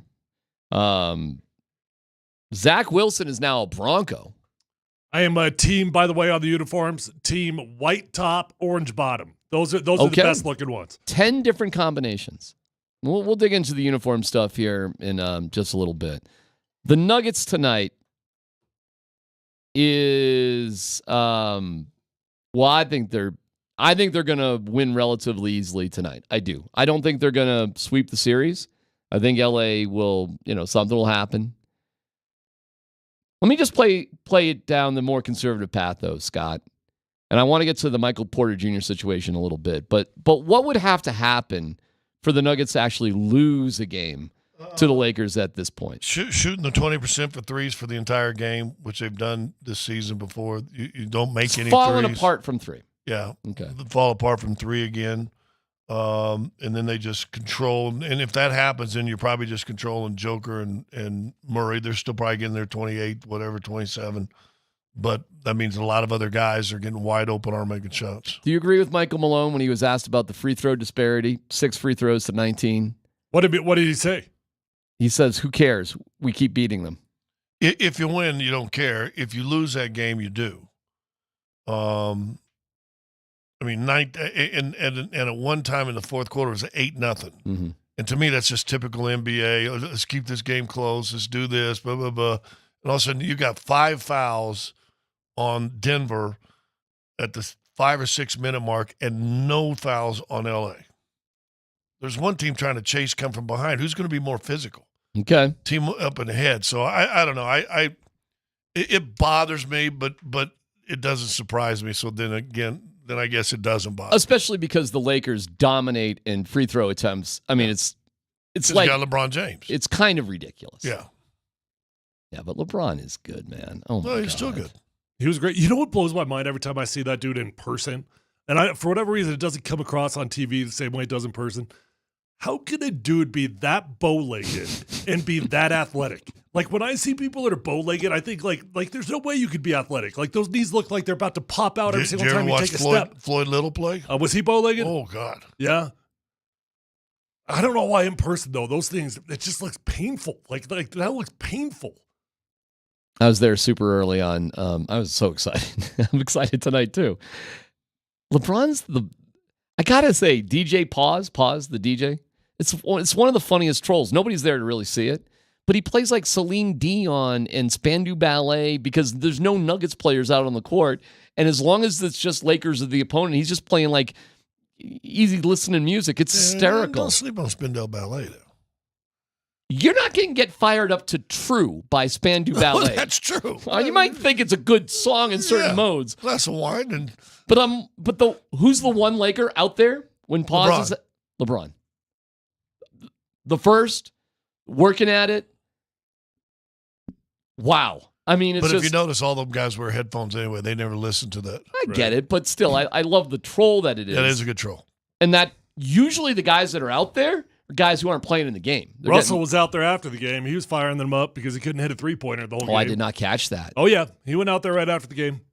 Did not see that. I always wonder about guys who do that. Oh, you think that's a little look at me, huh? I've seen guys do that before, and I'm like, okay, I'm going to fix it right now after the game? Yeah, because no one's guarding you. I think it's pretty funny, too, because you can have gym access anytime you want. You know what I mean, I get it. You got to work on a little something, I guess, but that is a little bit look at me. I was not out there because we were all waiting like 3 hours for Jokic to come out. For Gru. We were all waiting for Gru. Did anybody ask him a question about his Gru? Katie Winchie did. It was great. I don't know. We got it right here. Do we got it right here? You got it, Dan. Let me know. But Katie asked him about it. It was great. But what was his answer? He likes that guy. I like that guy. I like that guy. The killer with a big heart for kids. I like that guy. That guy's good. I do want to bring up, and we can find that in a little bit, Dan. That's cool. But here is, I want to talk about Michael Porter Jr., what he's gone through this week. And I've seen people say, I don't feel bad for his brothers but I feel bad for him. Here's Michael Malone about MPJ. Yeah, I felt that he got better and better as the game went along. I felt a couple of our guys, at halftime, I told them, I said, man, we're getting great looks. Don't stop shooting the ball. If you're open, shoot the ball with confidence. And I felt for Michael, I just felt as the game went along, he got himself further and further into the game. And, there's so much going on off the court for Michael Porter Jr. and his family. This allows him to get back to do something not only that he loves, but also does very well. And I just felt like he kind of settled in the game and wound up, as you mentioned, with 19 and 8 and hit a couple of big shots. Now here's Michael after the game. Definitely tried to compartmentalize. Some bad and sad stuff happened to a couple of my brothers, but I got, 15, 16 more brothers in here. So I knew I had to be here for them and come in here and do my job and try to prepare to do it at a high level. Coach was saying that the team is rallying around you during all this. Yeah, each one of them texted me separately and just told me they got my back. If I need anything, they got me. A lot of people have been reaching out, friends, family, so to have these guys understand, why I missed practice yesterday and just have my back has been big for me. What's he going through right now, and how's he? I don't think we can put it in any terms. You got one guy in prison for vehicular homicide, another guy banned from the NBA for life, and basketball's probably been their life. Remember, the other guy was a basketball player at DU when the car wreck happened. Young guy. It's got to be tragic, especially when you're a close family, and I think he has a close family. So it's tough. I will say this, the best shot he had, and I don't want to say it was the toughest shot he had, but there was a kick-out three to the corner where the ball was a little off center, down low. So he just picked up and shot it, swish. And I was thinking, I was doing the radio with Kaz. He goes, he didn't have time to think. Yeah. He just cut, reacted, basketball player mode kicked in. And that's where you hope he's able to get to. Listen, he is a sensitive guy with a big heart, and it can't be easy. I wouldn't wish – listen, and I don't feel sorry for the brothers. They made choices. But that being said, I don't know how he's doing it. And he did start struggling off shooting early. As they all did, though. Yeah. I'm sure it's a bit of a sanctuary, and I'm sure he's grateful for it once he's actually out there. Once you're out there, once you're actually playing the game, it becomes a sanctuary, and you're grateful to have it. But from a human perspective, it is one of those things it's one of the most uniquely trying things we've ever seen an athlete go through. We've seen deaths, we've seen parents, we've seen all kinds of bad things happen. But this is a very, very unique one that, as Scott says, man, he does look like a sensitive guy, and he does look like he cares and loves his family. And from everything I can tell, honestly, it looks like a pretty normal, good family to me. And for them to be going through that right now, it's that's a lot. That is a lot. Is the fact that it's a cliche we want to be a family as a team. But is this evidence that truly the Nuggets are in a place where most teams can only imagine being, that they really are that close? Listen, I went through not a tragedy like this, but I would deem it one of the tragedies of my life when I went through my divorce. And I didn't hear from anybody. Maybe one or two of my high school buddies, and we're still like best friends now, are the only guys that stayed in touch. And like I said, we're inseparable right now. But to sit there and have him say, listen, they all reached out to me. I think that's a huge statement, man. I think that is a monster statement. And it's different than football in the sense you got 53, 57, 60 guys with all the taxi squad and all that. You don't know everybody. Right. Well, football's more. It's you've got families within the family. In the family, yeah. You have the defense with the defense. Yeah. But when you got 17, you've traveled with each other all year long, and so it is a better opportunity to be closer in family. And they sit guys around, So I think that was the coolest of his statements was they all reached out to me, and that says something. That says something about a team. I covered the Broncos when they won the first two Super Bowls, and Keith Traylor, if you remember. Grandmother died who helped raise him between the second round and the AFC Championship game. and he missed a couple practices going into Kansas City, who he just lost to late in the season there, and you beat Kansas City in Kansas City. And it wasn't about the win. I watched every one of his teammates go up to him, and Keith had a good game. And it was like tears and crying. And it wasn't a celebration, hey, we're going to the AFC Championship. It was one of my brothers is hurting. And I'm sitting there doing interviews about the ball. In fact, I'm sitting there. I had to go around the corner because I'm witnessing family in a locker room that we all try to get to and talk about. Mm-hmm. The part of what I miss most, and I don't want to speak for you, but I'm assuming the same thing. You miss being a part of something bigger than yourself. Yeah. And that's what a team brings. A good team brings you. When you're on a bad team, you don't give whatever. But I saw that with Keith Traylor, and I knew right there they were going to win it. I knew right then and there they were going to go to the Super Bowl and win the Super Bowl because of how close that team was. Well, that's your Denver Nuggets, man. There's so many special things about this team, and it's going from year to year. We do have the audio of Katie asking Jokic about being Gru. He dressed like Gru. He's in a promotional ad. He is Gru. For Despicable 4?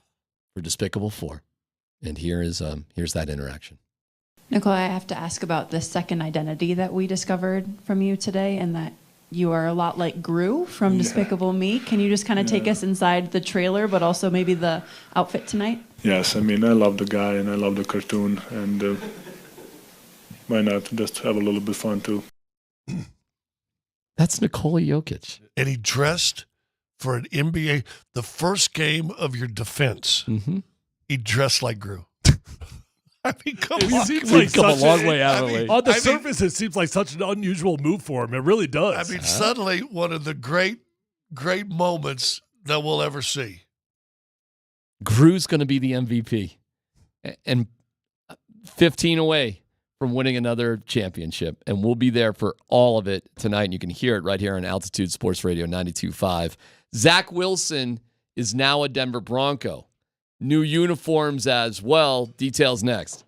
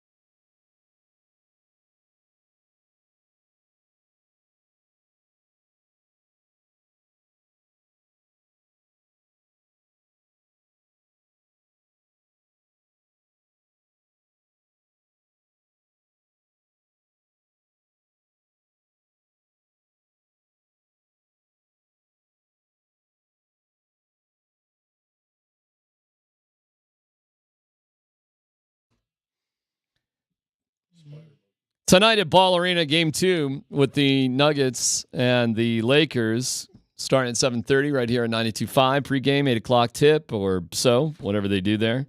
And we got you covered top to bottom on it. We'll dig into that a little bit deeper as we go. I did get a note from Jesse in Winnipeg. Annunen was not at practice. Annunen was not at practice at all. And Bednar said he is still sick. Good, great, grand, wonderful. Our pets' heads are falling off. I don't know how you could get that sick in between practice. Is anyone else sick? Not that I'm aware of. I mean, nobody else missed the game, that's for sure. Annunen was amongst everybody else on Saturday at practice, and now he's I don't know what to say. It's wild. So I did ask Jesse too about Prosvetov if they would fly him up there. No response. Don't know. Who knows? So we'll see. I don't know. I would. If he's healthy and they don't fly him up there, that is flat out negligence. I will agree with you on that. If at this point, you got to be kidding me. I mean, he needs to be on a plane, I would guess, to Winnipeg right now. You cannot go with Arvid Holm. Should have been on the plane the second the game ended. Well, maybe he is. I don't know. Who knows? But again, it was a good Josh told us that he's been injured. Well, somebody on the text line said that, but then somebody else said something that I don't know. I mean, look, if he's healthy and he's not there, it's negligence. You cannot sell me on any BS about the Eagles being in a championship. Well, maybe run. he's hurt. Maybe that's the real truth. He's hurt and that he's not an option. I don't know, because it would make common sense at this point. I'll have to assume he's hurt if he's not there later today. Why? Because nothing else would make any sense aside from that. Because every sport that has minor league affiliations uses those affiliations to better the team when needed. Of course. I mean, they've already taken from the Eagles tons of guys up and down all year with injuries, right? Of course. Now, I understand they're in their playoffs also, but whose playoffs, as far as the franchise goes, is more important? It's not even close. The Broncos have signed a new player, cornerback safety Levi Wallace. So they're still going to the, Was he the guy that was in the good, the bad, and the ugly? He was.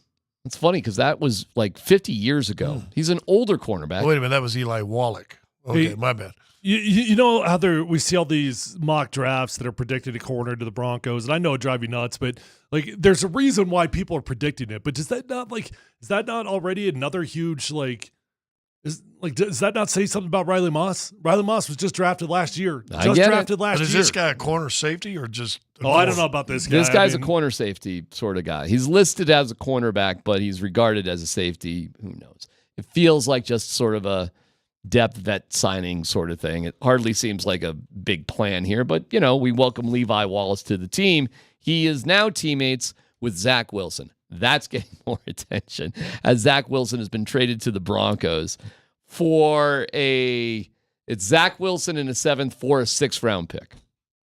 And they pay part of the salary. And they half the salary. Pay half the salary. So they're paying $2.75 million of it. I don't think it's a big deal at all. I think it's just a transactional move of adding depth, like exactly like the Avalanche goalie situation. In my opinion, Prosvetov should have been there from the get-go, because if you got 2 goalies you're already concerned with, why not bring up a third that is the best possible option in the Denver Broncos quarterback room? You don't got any answers right now, and you don't know what's going to happen in the draft. I know you're going to take it in a different direction. I know you think that it's going to imply something about they've already made their mind up about the draft. I really don't. I think they're just adding depth to a room, and it's just another piece of the puzzle. All right, fine. Why didn't they do this 3 weeks ago?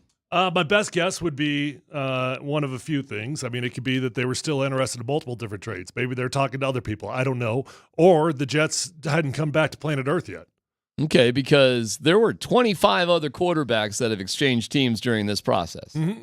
I mean, they still could have signed Ryan Tannehill or something. They could have done that also. Okay, why didn't they sign Ryan Tannehill? Why Zach Wilson? Because Zach will be cheap.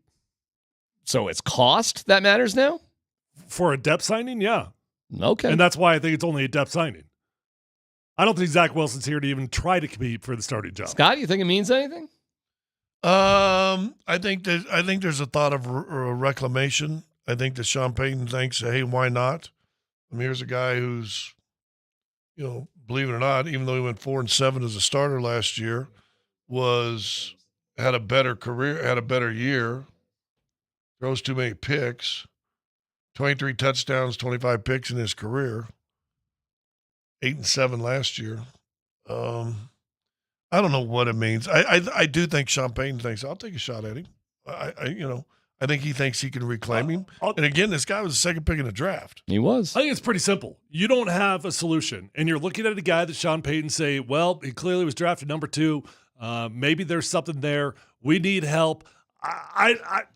Okay, I know you think it implies something about the draft, but if you think that Zach Wilson is going to impact, that Zach Wilson's better than any of these guys in their opinion, well, then you got a real problem. Then you shouldn't draft him at all, because if they think that Zach Wilson is better than Bo Nix or Michael Penix, number 1, they're wrong. But number 2, do not touch those dudes with a 10-foot pole. I think, in my opinion, especially with Surtain being such a big star of these uniform videos. I mean, it's a amazing video with Randy Gradishar. He is the focal point of all the print ads are coming out now, left and right. Surtain's not going anywhere. And the only way to move up aggressively to get one of the top 4 quarterbacks is probably to deal Surtain in a first-round pick next year. I just don't think that's happening. I don't. I think they're giving themselves some wiggle room to drop back. Maybe they're into Nix, but I don't think they're, in love with him or Penix. Not now. Not now. What's the different salary from 12 to 22? Negligible. It's, couple million a year? It's not. No, not a couple million a year, but maybe a couple million over the lifetime of the contract. Yeah, I don't think the money is a big deal. I think what Zach Wilson indicates is they're not sure what to think about Bo Nix or Michael Penix, and I think the timing does matter. Now, listen, if I'm wrong, I'm wrong. We'll find out Thursday. Or they're just not sure what to think about the draft and how it's going to unfold and if they're going to be able to get anybody at all. Sure, there's that too. So, they at this point, looking at mocks and just sort of feeling the landscape, I heard Mike Sanford ask, well, who else is interested in Bo Nix besides the Broncos? And that would I said that actually, but yeah. Well, then he's ripping you off because he was saying that earlier today. The answer is nobody. No. I can't put a finger on another team that's interested in Bo Nix. Can you? No, I cannot. But I'll tell you this: there's an interesting stat with Bo Nix. He is the only player in this year's draft that has had meetings with every single team in the NFL, all 32 teams. Which means that there is a huge ranging opinion, and quite frankly, the majority of the opinion is not that good, because if all 32 teams are interviewing him, they might actually think that they've got a chance at him in the second round or even the third round, because there's no reason for all 32 teams to interview a prospect that they think is going to be gone in the first round. Meanwhile, you may have a team like, anybody who wants a corner or a wide receiver or whoever, pass rusher, that may want to move up to 12 because that's the last piece to their puzzle. And you may have people moving up to 12 who don't want a quarterback, that just want another high-quality player. And if the Broncos can pick up a second-round pick, which they kind of desperately need to because they need to fill out starters on this team, I think this is an indication that is the likelihood. So stick around on draft night because it might not be over for the Broncos at 12. I'll be really surprised if they move up. And I won't be surprised whatsoever if they drop back. So you could very well be right, but that's been my opinion all along, that would be the best thing for this team to do. So maybe they have decided that's the best thing for the team to do because it's the most logical thing for the team to do. You don't overselect a quarterback that you don't believe in, and if you don't love either one of these guys, okay, you might still take a flyer on him, but it's a whole lot easier to take a flyer on him after you've added value to your team via trade back. Well, they just made it easier on themselves with Zach Wilson. They really just did. Because they could arguably say, hey, listen, man, we think Zach Wilson is just as good as, if not better. They're not saying that. Well, I think they could be. They're not saying that. In my opinion, they are. In my opinion, I think that's Sean what they're Payton doing. is looking at Zach Wilson and saying he'd be a better future quarterback for the Broncos than Bo Nix or Michael Penix. I think they're keeping that door open right now. Yeah. I don't know. We'll see on Thursday. Hey, listen, if Sean's looking at Zach Wilson like he's a better prospect than either one of those guys, I'm not telling you either one of those guys are great, but I know what Zach Wilson is. If he's looking at that, then we got the wrong coach. Well, what is Zach Wilson? He's just he's a bottom tier quarterback that you're just stuffing him around and seeing what happens. So they just took him out of curiosity the week of the draft? Yeah. Why not wait till after the draft's over? I don't know. Okay. I mean, I don't think everything has to be like as connected as you think it is. Really? 3 days before the draft, you don't think things are connected? I think that right now they don't have a quarterback room that they like, and they're trying to find Well, as they many didn't have any quarterbacks other- as they can possibly find. They didn't have any other quarterback. right? Exactly. I mean, they only have a quarterback on the They roster. didn't have a room. They had a closet. Yeah. Right? They're trying to put some coats in there. Yeah, now they're trying to put at least a fan in there to get the stink out of it. Well, we'll see what happens on Thursday, but I think they I'm here moved for down. the intrigue. I'll tell you, I you're think they drunk do if too. you think that Sean Payton's looking at Zach Wilson like he's a starter. I didn't say that. I did not say that. I just said compared to Bo Nix, he may look at Wilson as just as good, if not better. I didn't say he looked at him as a starter. And then does that mean that Jarrett Stidham's a starter? He is right now. Okay, so if Zach Wilson's not better than Bo Nix, that means that Jarrett Stidham's the starter. You know, there's another possibility here too. Is Stidham better than Bo Nix? I mean, I don't know, but I would 100% take the chance on the unknown guy. I would 100% take the chance on Bo Nix. It feels to me like they're going to move down. They're doing a 53-32 split. Sean Payton's going to try to do the best he can with what they got. They may have dismissed this class completely and where they're at, and perhaps it's a play to get Dak Prescott next year, frankly. And let's build up the team as best we can, and we're not even going to mess around with this draft stuff. So, hey, Wilson's available. We'll pick him up. We're not really sold on Nix, period. We think Wilson may be just as good as him. It's a $2.5 million experiment. That's right. And you know what? This year, we just signed Levi Wallace. Anybody doing cartwheels? We're pushing Pat Surtain, and he's going to get paid. Surtain's going to get paid. Quinn Miners is going to get paid. And likely, if I had to guess, the wheel of life. If I had to guess, they'll go with a free agent quarterback next year to pay $50 million a year to. And we'll just do the best we can this year. And if I had to lean in that direction, I'd say that's where we're going. You know what? I mean, you kind of make it sound like it's such a buzzkill. It's not. It's not that big of a buzzkill, and it's what I say all the time. Just you like to say you can't choose when you suck, and I say, but you can choose to not draft a sucky quarterback. So if you suck, you can choose not to draft a sucky quarterback, and that's probably the right decision to be made. When you chose not to select Justin Fields or Mac Jones, guess what? You made the right decision because they turned out to be sucky quarterbacks. So it feels doom and gloom, but sometimes the reality is there's not always the answer in front of you. I'd say, folks, wrap your arms around who's going to get drafted 19 through 24, which we have not spent any time on.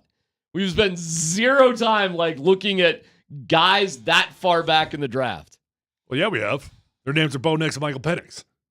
Possibly. Think about some other positions too. Third or fourth best wide receiver. Yep. The second receiver from LSU might drop down in that area.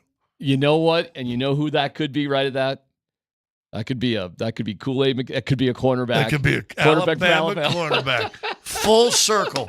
Finally, we're coming full circle. All right, let's football go. Coming up next.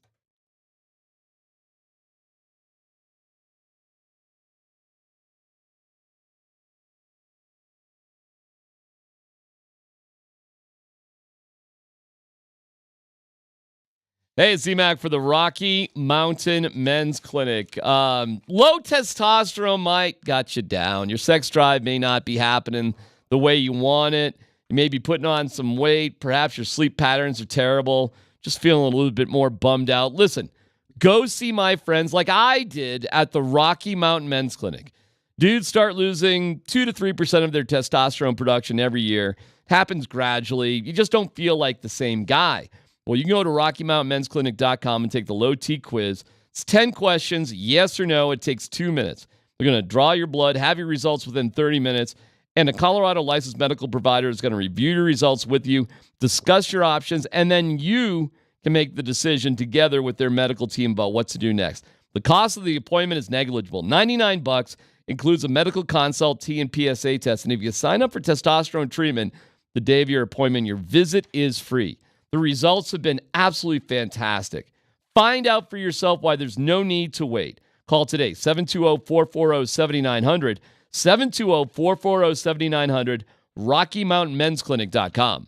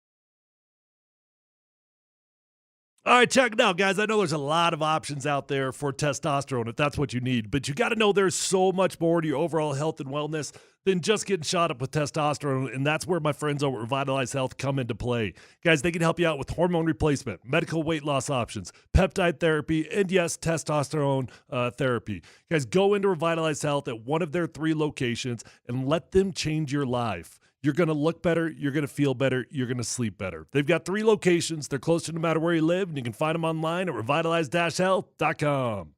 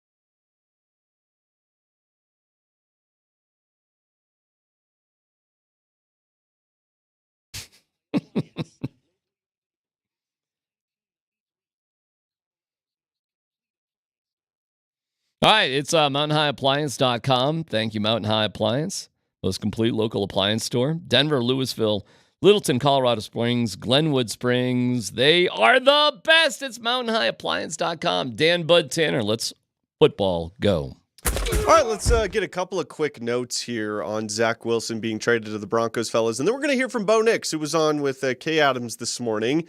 First, from Diana Rossini. She tweets out, the Denver Broncos have been discussing this trade for Zach Wilson for a couple of weeks. After exploring the veteran free agent quarterback market, there's belief in the Denver building that Zach Wilson still has tons of talent and potential. That from Diana Rossini. Also, just a quick note on the 2021 quarterback class, where Zach Wilson was drafted 2nd overall. 1st overall, Trevor Lawrence, still with the Jags. Zach Wilson, number 2 overall, traded from the Jets to the Broncos. Number 3 overall, Trey Lance, drafted by the 49ers, traded to the Cowboys. Number 11, Justin Fields, drafted by the Bears, traded to the Steelers. And number 15, Mac Jones, drafted by the Patriots and traded to the Jags. So 4 of the top 5 quarterbacks drafted in the 2021 quarterback class have all been traded, besides all the first overall box pick. of rocks. Every single one of those dudes. What's the question? Just thought it was interesting. Oh, okay. Get your guys' thoughts. I agree. It's The interesting. thing you need to look up, Dan, do a little investigation, was how many of them guys did people move up to go get?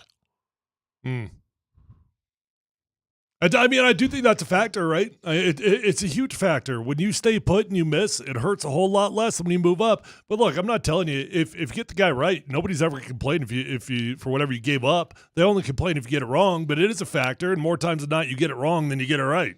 It sucks to suck. And if you need one, you need one. And those teams all felt like they needed a quarterback. And those teams are, moving on to doing different things. But the Patriots aren't going to be gun shy because things didn't work. You sure?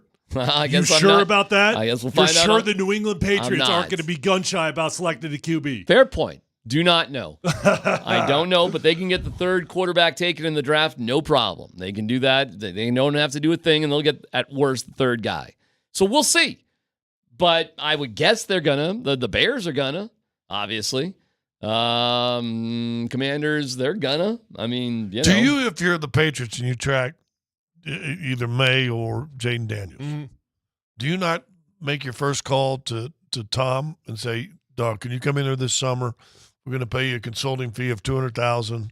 May take more." And say, "Hey, sit down and talk with this guy and talk about film. Sit down and talk to him." I would call up Tom film Brady to play quarterback and be a bridge quarterback. That's exactly what I do. He's made expressions that he's interested. The dude's in great shape. I would hire Tom Brady to play quarterback for a year to mentor whoever they're going to draft. That's exactly what I would do. I would as well. I mean, what do you got to lose? Do you know how well that would go over? People in Boston would be beside What themselves. if he went there and he finally played his age? I don't know. Whatever. Oh, well, the petty part of me is rooting for that so hard because it'd be the ultimate middle finger to Bill Belichick. Are you kidding me? That's right. If Tom Brady went back to the Patriots And they after won. Bill Belichick got canned. Okay, here's a no dumb question. Say they did that, sign Brady. Yeah. Draft a young quarterback, let him mentor. How fast does Gronk come out of retirement? Instantly. Instantly. I mean, you got to, right? Probably. There's other guys who would come out of retirement. Randy Moss may come out of retirement. I mean, other people will want to play with Tom Brady, even if it's just for a year. The funny thing is, do you think Tom Brady physically is worse than he was when he retired? Probably. Well, he's had 2 years with the legs not getting hit. Yeah, but your body just gets older. And if you're not, you can't train for football shape without playing football. Okay, I'd give it a shot. You're staring at a 5-win season, maybe if you're lucky. No matter what, if you're the Patriots, why not go out with a bang? Well, I absolutely think the Patriots are going to trade out of that spot. I would select a quarterback. I think it's dumb to pass on him. But you think they're not going to take a quarterback? No, I think they're going to move out. And I mean that's they've more or less hinted at it multiple different times throughout the offseason here. Okay. And the one thing they've got going for them is that they actually did the right thing. Mayo has flat out said, "Hey, fans, I need patience. This is going to take some time." So when you put that out there, that gives you kind of the free pass to start accumulating picks. Tell me who's even there at quarterback right now for the Patriots? Who's their guy? Is it Zappy? Is he still around? Oh. Yeah, but didn't they pick up somebody? They picked up Jacoby Brissett. Brissett's your starter. Yeah. Okay. Next up, Dan. All right, let's hear from potential Broncos quarterback Bo Nix. He was on Up and Adams this morning with Kay Adams, and Kay told him basically she wants to see Sean Payton draft him. I hope Sean Payton takes you. I heard that a lot, Yeah? What do you think when you hear that? It'd be an honor, like Drew Brees. He got to play for him, and they won a Super Bowl and had great success, and led the league in a lot of statistical categories, and had a lot of really good seasons. So I'm never going to argue if I get to play for one of the better coaches of all time, and then never going to argue when I get to play with a coach with that much experience. So, all right. So with the Broncos trading for Zach Wilson today, what's your confidence level either way of the Broncos selecting a quarterback with their first pick? I'm down to about 5% right now. I'm exactly where I always was. It didn't change anything for me. I've always thought the most logical thing to do would be to move out or to move back and then still select the quarterback. The only thing that I think D-Mac and I might be on a different page of, that's what I've always thought was going to happen, but I still think they're going to try to select a QB. So I think they still will select Bo Nix, or they still will select Michael Penix. But I've always thought that the most logical thing to do was to move out of that selection. That sounded like a little kid. In my opinion, I'd be honored if the guy that's not so much. This would be great. It sounded like the Jets quarterback getting drafted a couple years, or New England's young quarterback. It sounded like a kid. Well, isn't he supposed to be the oldest one? Still sound. He's married, Scott. Listen, Bo Nix better hope that Sean Payton wants to pick him, because if he doesn't, I don't know where he goes. He sounded like a kid to me. Yeah, he's married. Doesn't matter. I don't know. All right, they're all pretty young, but he's not going to be here. He's not going to be here. He's got spiked hair from the 90s. So does Zach Allen when he got drafted. Zach Allen? Or whatever his name is. Zach Wilson? Josh Allen? Zach Wilson? Zach Wilson. Yeah. Zach Wilson did too. Josh Allen? Josh Allen? Josh Allen? He sounded like Zach Wilson when he got drafted. Zach is the ultimate 12-year-old. Zach Wilson or Cale Makar, who looks younger? Cale Makar. Cale's cherubic. Also, can we talk about Cale on that whiff on the with the broken stick? Like, how does he let that get through? Everybody's complaining about the penalty, and I'm looking at it like, Cale, the dude didn't have a stick. How'd you let that past you? Better chance of being a Broncos quarterback, Spencer Rattler or Bo Nix? Ooh, that might be a good, no dumb question. I'd say Bo Nix. I think there is a like for Spencer Rattler in that front office. If Zach Wilson was not on this team, I might have said Spencer Rattler, but I actually think the fact that Zach Wilson is here makes the odds of drafting a third rounder very, very low. What's the point of selecting a third rounder now? Oh, I'm not saying anything makes sense, but I would never have signed Zach Wilson because I'd been focused on Bo Nix or moving up. I'd say Spencer Rattler is more likely to be on this team Friday, or not Friday, Saturday, third rounder or something like that.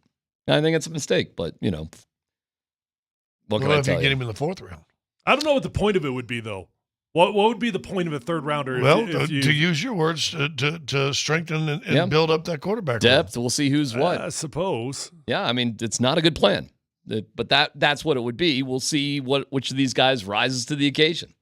See, if you did not get Zach Wilson before the draft, and you didn't end up with Bo Nix or Michael Penix, okay, I could see why it would make sense to select Spencer Rattler simply because you got to add a quarterback to the room. But now with Zach, I think a third rounder would be entirely pointless. A reminder, join us tomorrow night at Bourbon Brews Burgers in Parker for a Game 2 viewing party. The Avs look to tie the series against Winnipeg. We'll have a live broadcast and giveaways as you watch the game with other fans. We'll see you there. It's all brought to you by Templeton Fortitude Bourbon. Well, quite a day here in terms of new uniforms. Zach Wilson's with the Broncos. You have the Georgiev situation where Annunen did not practice today, and Bednar said after the voluntary skate that he is still sick. Meanwhile, you have the Nuggets going and rolling against the Lakers tonight.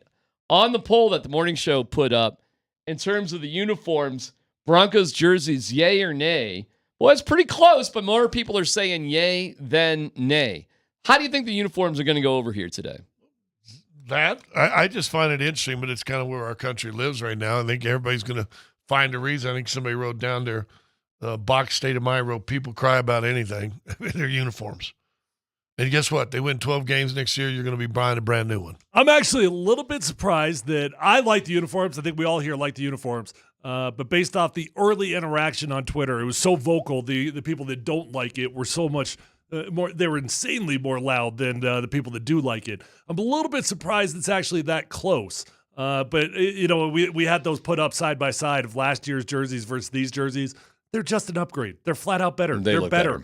Yeah, when you see them side by side. Here's the only thing I would have done. I would have dropped the 5280. I don't think there's any need for that at all. Why? Because you just don't need it. It's not the Broncos. We don't need it. You've already got the nod to the mountains, so you've already got that going on, and it's front and center. It's like the focal point. Like, it'd be one thing if it's like on the back or the side of the helmet in the little small letters, but it's the focal point of the helmet. It's the first thing that you look at. Okay, interesting. I like the 5280. I like the 5280 Nuggets jerseys. I know some people hate those. I think they look cool. Do you like the stitching of Broncos country on the inside collar? I can't say I saw that. That's there too. That's a little detail. It says Broncos country on the inside of the collar. Little stitching in there too. Inside where no one can see. It's kind of like the inside of my underwear has "Don't touch." Is that right? Can you see it there? Broncos, there it is right there. Oh, well, nobody's going to ever see that. Yeah, I don't know, there's all this like little touches. You know, I like the little touches.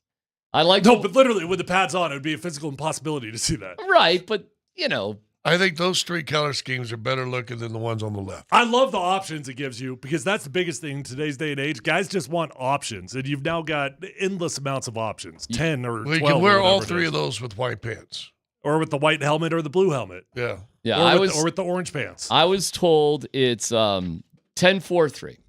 10 uniform combinations, 4 different jerseys, including the throwback. So it's the deep blue, white, and orange. And then the 4th one is the throwback. And then 3 helmet choices, the metallic satin color on the blue, the white, and then the throwback as well. Which is so you got 8 home games, maybe 9, depending on the year. You got to wear the orange jerseys 3 times a season. So that'll be at least, probably 2, or it'll be 3 home games that you wear. Wouldn't you wear the throwbacks only at home? Yeah. And you can do that 3 times, so almost half your games. So you're down to 5 games of that you get to choose between the orange jersey or the blue jersey for your home. So do you have attire. 9 home games this year or 8? I'm not sure. I think it's 9 this year, isn't it? I'm not sure. It's a good question. So here's how it probably goes. You get the throwbacks for 3 of the home games. You get the orange jerseys for 2, and then you get the blue for 3. Well, that's 8. And if it's 9, then it goes 3 with the orange. Sure. 3 orange, 3 throwback, 3 blue. Dude, it's a home run. These things are going to fly off the shelf. They look great. There's a lot of work that went into it. They very much on purpose kept the horse logo, although you said it's a little smaller. Yeah, it's just smaller in size. It's the same thing, just smaller. All right. And that was done on purpose because that's a memory of winning Super Bowls. They did not win a Super Bowl with the D and the horse, as much as we all love it. But they've kept it around. And we'll see it on a more regular basis, which looks great. I think these guys killed it on this. I think these are going to go over great. People are going to love them. And I'm going to buy a Zach Wilson jersey today. Well, you can look at the one on the left right there, and they'll just take the 3 and make it a 2. Well, that's Pat Surtain's number. Yeah, I don't think they're going to give Wilson Surtain's number. So maybe he has to take 3. They're going to say, sorry, here's your number 3. Then they don't have to do anything to the jerseys. Who would buy a Wilson 3 jersey now? If he's your starting quarterback and you can get that one on the left for $20 as opposed to 180. If you own a Russell Wilson 3 jersey, you should be praying that Zach Wilson has to wear that number. Okay. I guess it begs the question, how quickly do you think of one guy in a number compared to the other guy in a number? I'm going to have a hard time not thinking of Russell Wilson. I don't care how many other Wilsons come here to town. Hey, Zach Wilson starts the season, goes 5-0 to start the season. You ain't thinking of Russell Wilson. I thought you said Zach Wilson's better than Bo Nix and Michael Penix now. I didn't say that. I asked the question, are they better than him? I don't know if he is or not. I'm asking the question. You tell me. No, is the answer. Okay. Then I think Zach Wilson is a combination. I only have one concern with Zach Wilson, is what Joe Namath said in that soundbite. Where's number 3? Is the head. Where's his head at? What's his head done? What did New York do to him? But I think he's a combination. I think he's got a good arm. I think he can throw the ball. I think he's a good – Sean Payton can play the middle. But I don't know if he sees – I don't know where his head is. I mean, if I had to guess, I don't think Zach Wilson could ever trust himself ever again. Ever. Well, if you don't think people can change. Changing is easier than trusting in yourself. It is. Like getting out there and working hard and all those sorts of things, and then you get out there in the field and to have that trust that you're actually going to be able to actually tangibly utilize that work that you've been doing. There's just a doubt in the back of your mind that is very, very difficult to overcome. So who's a better coach in your mind, Saleh or Payton? Payton. So who is it? How about Hackett or Payton? Who's in charge of fixing a guy's head? Of those two? As far as the quarterback, it's got to be the head coach, doesn't it? Sure. Well, not in Robert Saleh's case. Saleh was getting killed last year. Well, he's a defensive guy. He's got nothing to do with QB. Oh, yeah. They brought in Hackett to be the quarterback whisperer. How'd that go? Not great. I mean, I see what you're saying. Are you sure Zach Wilson's been given the right coach to develop the right way? He's with the team, the Jets, who's the only team who's missed the playoffs longer than the Broncos. How do we know they know what they're doing? How do we know the Bears knew what they were doing with Justin Fields? Now Mike Tomlin's going to be sort of looking over him a little bit. You don't, but the past does impact the present. And it's very difficult to overcome performances like that. I laughed when people said, well, Baker Mayfield didn't work out for the Browns. What quarterback has? He took the Tampa Bay Bucks to the playoffs and making $33 million. Baker Mayfield was the number 1 overall pick, and he went to a playoff game. He did not work out for the Browns. No, I get it. He didn't work out for the Browns. He's working out for the Buccaneers right now. I thought you were saying he did. No. I'm saying, how do people give the Browns... But a new environment, he changed. That's right. Yeah. Why are we giving the Browns so much credit? But I mean, Baker Mayfield was never shell-shocked like Zach Wilson, ever. And he always had the swag, and he always had the confidence in himself. And he also got to go and sit for almost an entire year and then play just one game, right? Beat another guy, another reclamation put up project like 55 points. That just crushed the Broncos and then goes to the NFC West game. Christmas Day Massacre. How can we forget that one? I don't know, man. You never know. Sometimes you just need a change of environment. Who knows? Or maybe you just suck. We'll see. We'll find out. But there's a whole lot of Baker Mayfield sucks going into the last couple of years. The degree of confidence in the Nuggets and the degree of worry about the Avalanche. How far is that gap as we get ready for Game 2 tonight is next?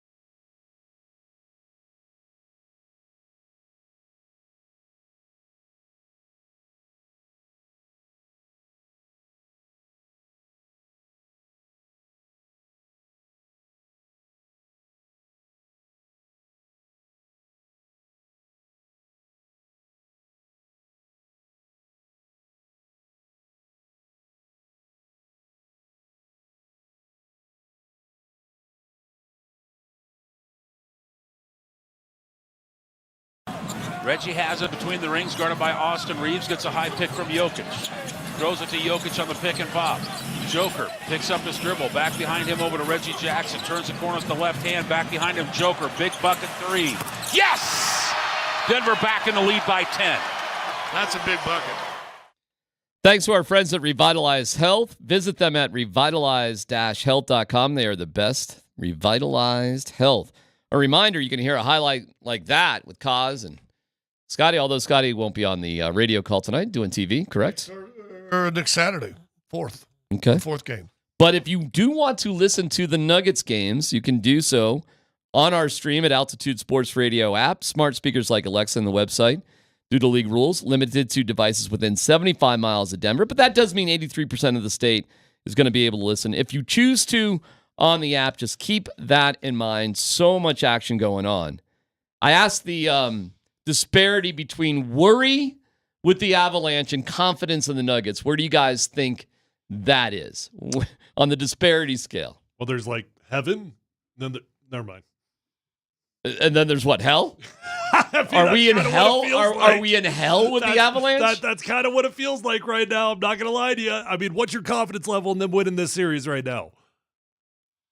Low. Yeah. You want a number? Ballpark? Sure, 0 to 10. They did score 6 goals on the road against a really good goaltender and dominated the game. Okay. I'll put it at a 3 right now because I don't know how you overcome bad goaltending. You got a number? I'm not as worried.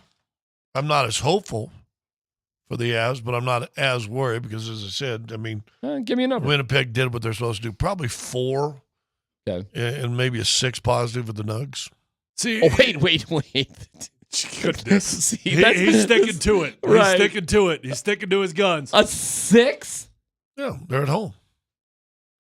I'm at like a 9.9.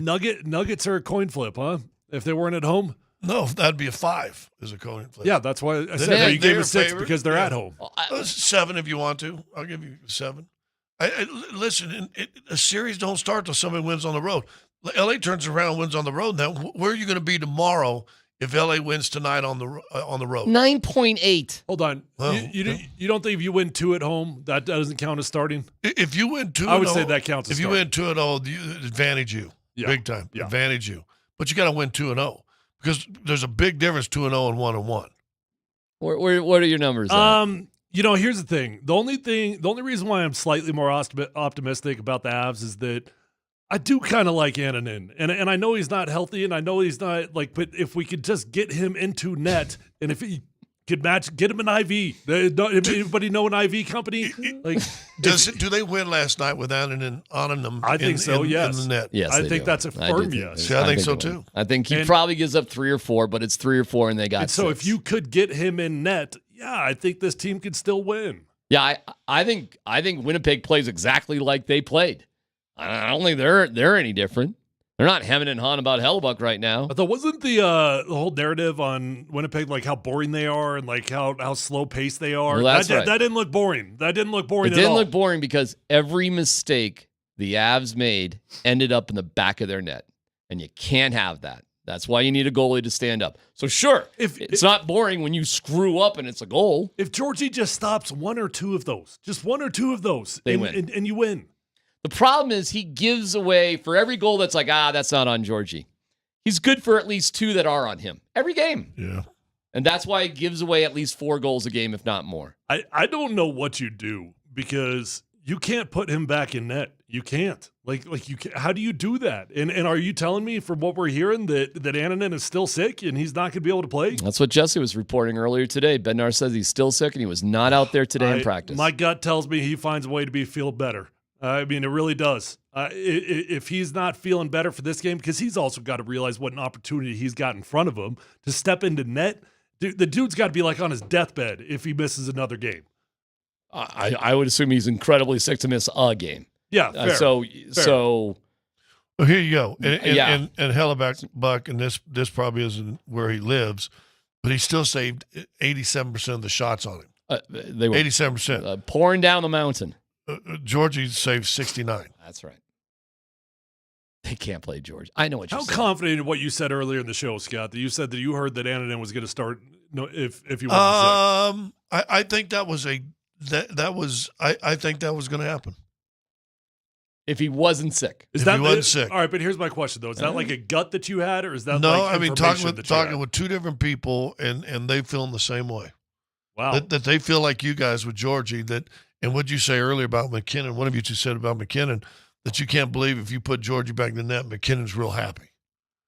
I don't think anybody's happy. Yeah. There's so nobody on that ice that is I that think that confident. was the feeling going in. Here's the problem, though. It's not, listen, they like everybody. They like Georgie. They like Ananen, but they don't feel overwhelmingly more confident in Ananen. They Okay, don't. I've seen a couple people text this in, and I understand the conspiracy. I understand the theory.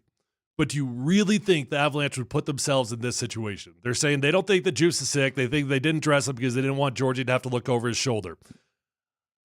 I don't think so. I don't think so. Now, if you're talking about game 47, Yeah. playoff. no. Okay, fine. There is no chance you're not dressing your only available backup goaltender because you're worried about Georgie's feelings. Well, I'll tell you this, why I don't feel like that. Feelings have to be thrown out when it comes to pro sports. Saturday, Bednar, after the practice, they had a press conference before they went on the road. He was asked about Georgiev, and he threw in, well, Georgiev, bum, and Ananen, bum. Unprompted, the coach of the team referenced in a question about Georgiev, Ananen as well, which clearly to me meant he was keeping his options open. Yeah, I'd agree. So he did that publicly. So if he was really worried about Georgie's mental stability and feelings, he wouldn't have done that, which happened the day before, to shoot down that conspiracy theory. I'll say this: if he doesn't start, does Georgia come out and start the second period?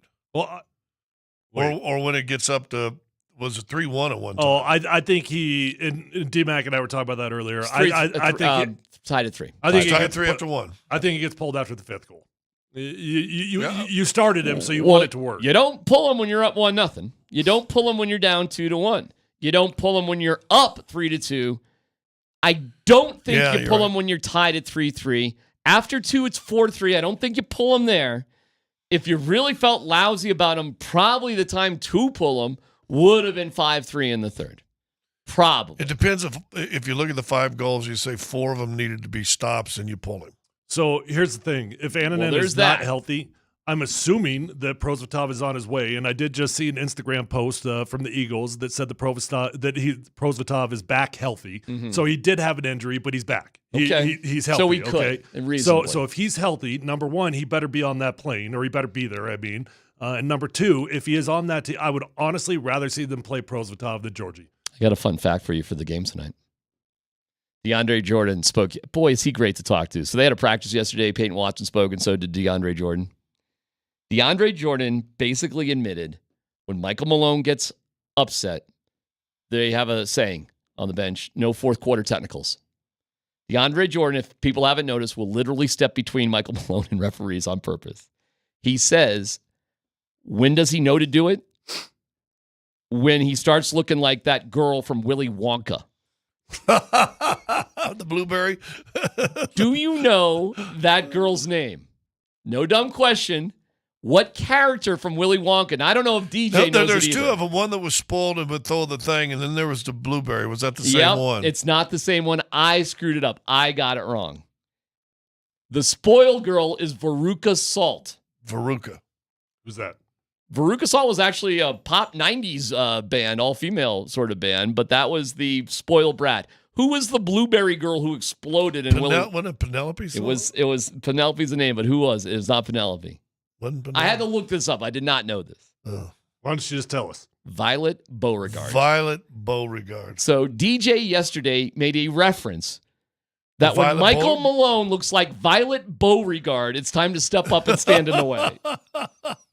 So I had the blueberry girl right. I got the blueberry girl right. Okay. It's just a little nugget before the Nuggets game. Yeah, that's all. Cool. If you see Violet, DJ, so maybe I can slip that in today. Listen, hey, Malone might be going Violet Beauregard. If he's going Violet Beauregard, DJ knows it's time to step in between. And then I asked him, did you do that the other game?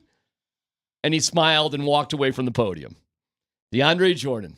How many minutes does DeAndre Jordan have tonight? Probably like last night. Okay. Or the last game. And what's the score when this song's playing at Ball Arena? 118-107. Who? Denver. Okay. I'm at an 8, by the way. Okay, you're feeling a little bit more confident than I'm Scott at over an here. All right, man. We'll see you down at the gym. It's gonna be another great night. Nate and Andy coming up next. What would you if somebody handed you Zach Wilson and said, "Okay, Joe, make him better"? What would you do? Send him to Kansas City to back up against somebody like Mahomes. Maybe he'd learn something.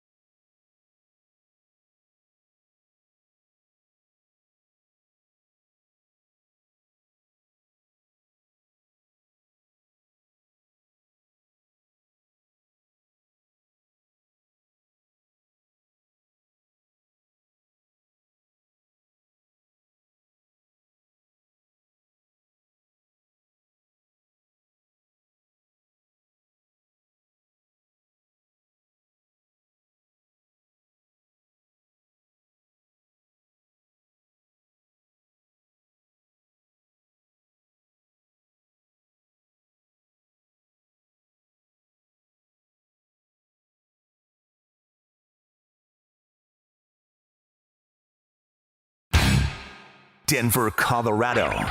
Altitude Sports Radio 92.5. It's Kreckman and Lindahl. I thought I looked really good that day. I put on this beautiful suit that said, I'm in business. Like the one you're wearing? Yes. Murray has it across the timeline. Calms his team down. They're going to run an offensive set here. Murray has it. Slip pick by Jokic, pick and roll. Jokic alley-oop. Dog! Two hands, Aaron Gordon. Nuggets lead it by 3 points here. Reggie has it between the rings, guarded by Austin Reeves. Gets a high pick from Jokic. Throws it to Jokic on the pick and pop. Joker picks up his dribble. Back behind him over to Reggie Jackson. Turns the corner with the left hand. Back behind him, Joker. Big bucket three. Yes! Denver back in the lead by 10. That's a big bucket. Here's LeBron James at the midcourt circle, guarded by Aaron Gordon. And pass picked off by Nikola Jokic. He's got LeBron to beat. Dunk that thing home with the right hand. He was going to pass it. Back the other way comes Austin Reeves. Nuggets lead it by 12. Touched by Murray and grabbed by Aaron Gordon. And now the Nuggets can get it down to 55 seconds to go. Backdoor cut. Dunk, two hands. Nikola Jokic. Nuggets lead it by 11 with 71 seconds to go in game number 1. And this thing is over! Why does that bother you? It doesn't. Then why bring it up? Because they won't leave me alone. They? They cannot give Joker any more MVPs. No. The NBA cannot give Joker any more MVPs. It's not good for the NBA. Guys, I'm not your boss. Here's Nate and Andy, driven by Colorado Off-Road.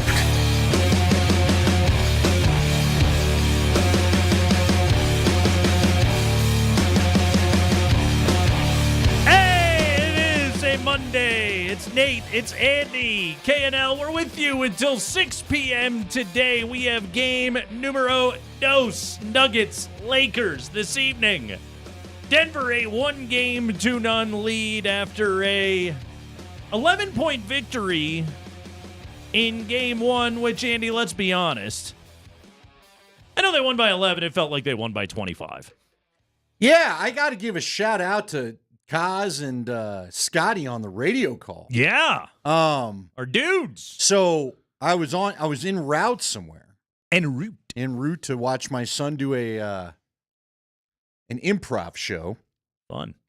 And yeah, good job. Hats off to the kids. And Scotty and Kaz. You're in a library. No. You're a plumber. Don't try to be funny with the suggestions, folks. Just let them do their thing. No, so we're in the car. I think it was Porter hit the 3. Yep. And then the next play was the Gordon dunk. Yep. And like a prophet, Jason Kosmiski goes, is that where they don't give the lead up again? And Yahtzee! That was game. That was it. Yeah, that was the game. Yeah, they finally got the lead. I believe it was 72-71 they got the lead, and that was it. That was it from there on out. Here's my serious question, okay? This is where I want to start today. And we have so much to do today on this radio show. My God. We've never been more overloaded and bloated with content, and yet we'll still find a way to be idiots today. I promise. But here's my question. That. If you're Darvin Ham, seriously, like take your Nuggets hat off for a second and think like you're Darvin Ham. Not Darvin Ham Biscuit, but Darvin Ham. What do you do? What do you do with Nikola Jokic? Because they tried everything, I thought, in game 1, although he said after the game, we've got more adjustments. I don't know what they are. Also, go ahead and try them. Like, Jokic will solve all of them. But what's the best way for this Lakers team to play Nikola Jokic? There isn't one. They're just, I don't know. You gotta come up with something here for me. Well, you're Darvin Ham. You can't just.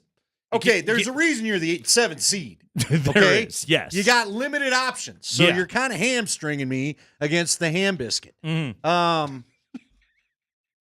I mean, look, you got to hit your shots, but see, that's the thing. I thought they hit some pretty good threes. LeBron was you had the stat as we went into Friday where you said they ought to just launch threes. They don't shoot threes a lot, but they ought to. That might be the way. They were hitting threes.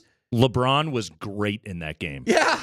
He had the one that looked like Joker last year. Yeah. To end the half. And they lost by double digits. I really LeBron don't was know great. what you do. Rui Hachimura ain't it. I'm glad he was it for a game last year. He hasn't been it since. They literally started the game with Rui on Jokic. He committed a foul, I believe, 11 seconds into the game, first off, and then they went pick and roll. They went Jamal and Jokic pick and roll on the opening possession, and Jamal hit a floater, and it was like, oh, okay, this doesn't work. Here would be my thing. Scott Foster is reffing the game tonight. Okay. So the dread sets in. Here's the thing. The Lakers will shoot more free throws. That's fine. But they always do, and the Nuggets always beat them. Here's how they got that lead in the first half? Aaron Gordon got 2 quickies. Yep. So the only thing I can think of if you're Darvin Ham is go at Aaron Gordon and try to get him in foul trouble. Mm-hmm. Okay? Now you saw, again, the bench wasn't necessarily great, but they weren't awful. They were able to survive it. And Andy, you know this, I am not a dues-paying member of the DeAndre Jordan fan club by any stretch. I like him very much. I don't need to watch him play basketball. He played really well. He did. Gave him a good, 5-6 minutes? He had a huge dunk. He bothered Anthony Davis. Didn't necessarily stop him, but he bothered him. I was pleased as punch with the DeAndre Jordan. Well, and you know what he also did? He put people in the right spots. Yep. He was directing traffic defensively. Mm-hmm. So, and look, I don't think MPJ shot all that well. Here's what you got to worry about. MPJ, KCP took them a little bit to get their shots going. Now, they got him going. Jamal didn't have a great shooting night? Yeah. The Nuggets will shoot better. That's what's funny. I felt like they gave you a chance to win that game. The time off showed a little bit. So, I don't know what you do. I don't know what the Lakers can do. Anthony Davis can lurk. It's not as though he's without good defensive possessions, but Jokic will solve it because he always does. They threw a lot of, they mixed it up between doubling him on the catch, doubling him on the second dribble. Like they threw in a lot of different looks at Nikola. Again, like the problem with Jokic is, didn't they say in Terminator 2, the T-1000, like he learns and he gets better as he goes along? That's essentially Jokic. Like you can get him for a possession or two, and then he figures you out. And then he knows exactly what he has to do to be able to defeat you. Anthony Davis can't play Jokic straight up. We know that. Again, he'll win the occasional possession, but he can't play him straight up. Jokic is just too big, too strong. Well, and that's the problem. This guy's got a bad back. Okay? That too. He doesn't need to be physically manhandled by Jokic all night. He also played 45 minutes in that game. Yeah, and look, it's not like Davis didn't have some good games in last year's series. He just didn't put 6 straight or whatever, 4 straight together. I heard this stat today. Matt Moore had this. This blew my mind, okay? Anthony Davis was minus 12 in that game. The Nuggets have beaten the Lakers 9 times in a row. Anthony Davis has been a minus in every one of those games. Well, it's crazy because I can't think of, there were a couple games in the series last year in the playoffs where you thought, okay, he kind of disappeared a little bit. Mm-hmm. But it's funny because Kendrick Perkins out there today, they're calling out, why am I forgetting his name? D'Angelo Russell. He was awful. Okay, but he was awful. He's not been, why? This is like, it goes back to my Georgie take. You can't ask him to be Vesna guy. He's never been Vesna guy. Well, it's the same thing with Russell. When has Russell been good against the Nuggets? Where was it? He hasn't been. You're right. They know him from his time with the Wolves. One they of got a plan for the guy. 1 of 9 from 3. Now, maybe he starts shooting better and it makes it a little bit closer, but it's not like Austin Reeves. Again, they were hitting 3-pointers the other night. He's awful. God, D'Angelo Russell, he's almost unplayable in this matchup. For the Lakers. The problem is, though, is if you're Darvin Ham, you can't take him off the court. Right. What's your other? Gabe Vincent doesn't look right coming off the knee surgery. Spencer Dinwiddie is bleh. Okay, we love him. See you, dude. Bleh. All right, he's providing the Lakers nothing. They did they tried to blitz Jamal with the high doubles. Again, I think it bothered Jamal the first time they did it, and then he solved it. It was no big deal. He did a great job either passing out of it, or sometimes he just straight up dribbled out of that thing. Okay, and again, what I love about this is the Nuggets were far from playing a perfect game. They didn't. Like, that's why the Lakers ought to be nervous. My guy, Christian Brown, I love you, Christian Brown. Could you You got to hit an open three. 1 for He had 5. a couple of those threes where I was like, dude, Defensively, it he looks was like good. me shooting in the rec gym. But you're right. Defensively, he was good. Offensively, he wasn't. Fortunately, Peyton Watson hit a couple of shots. But he was a little spastic too. He was. He looked like a guy in his first major playoff a little action. too much energy at times. Reggie was terrible, but whatever. That's fine. It doesn't matter. It doesn't matter in this matchup. It will matter later on in the playoffs, and it might be a problem later in the playoffs. It doesn't matter in this matchup. Nikola Jokic, 32 points, 12 rebounds, 7 assists. Harrison Wind tweeted this. I believe he had 95 touches in the game. He didn't have a single turnover. He didn't turn the ball over once. 15 of 23. He made a 3 in that game. They're not bothering him. Anything that they're doing is not bothering him right now. This is where, like, I took Nuggets in 5. Andy, you were right there with me. I'll stay with it, but also I don't know how the Lakers are going to beat this team. I just don't. They don't have the thing that can give them problems. Anthony Davis is not a good matchup. Maybe the Nuggets will just have a game where they play like crap. It could happen. That could be it. That could be it. And that's how the Lakers could steal one, but especially with 1 day of rest at altitude in a game where Anthony Davis played 45 minutes, LeBron played 41 minutes, and you look at the Nuggets breakdown, nobody hit the 40-minute mark technically in that game. Jokic was at 39-23. Aaron Gordon, a very economical 32 minutes that he played, foul trouble, but again, it actually sort of worked out a little bit in the Nuggets' favor in that game. Jamal will shoot better. KCP will shoot better, I think. KCP is so good. He is so good. Well, and someone texted in, maybe KCP. See, to me, I think they try to get one of the starters in foul trouble.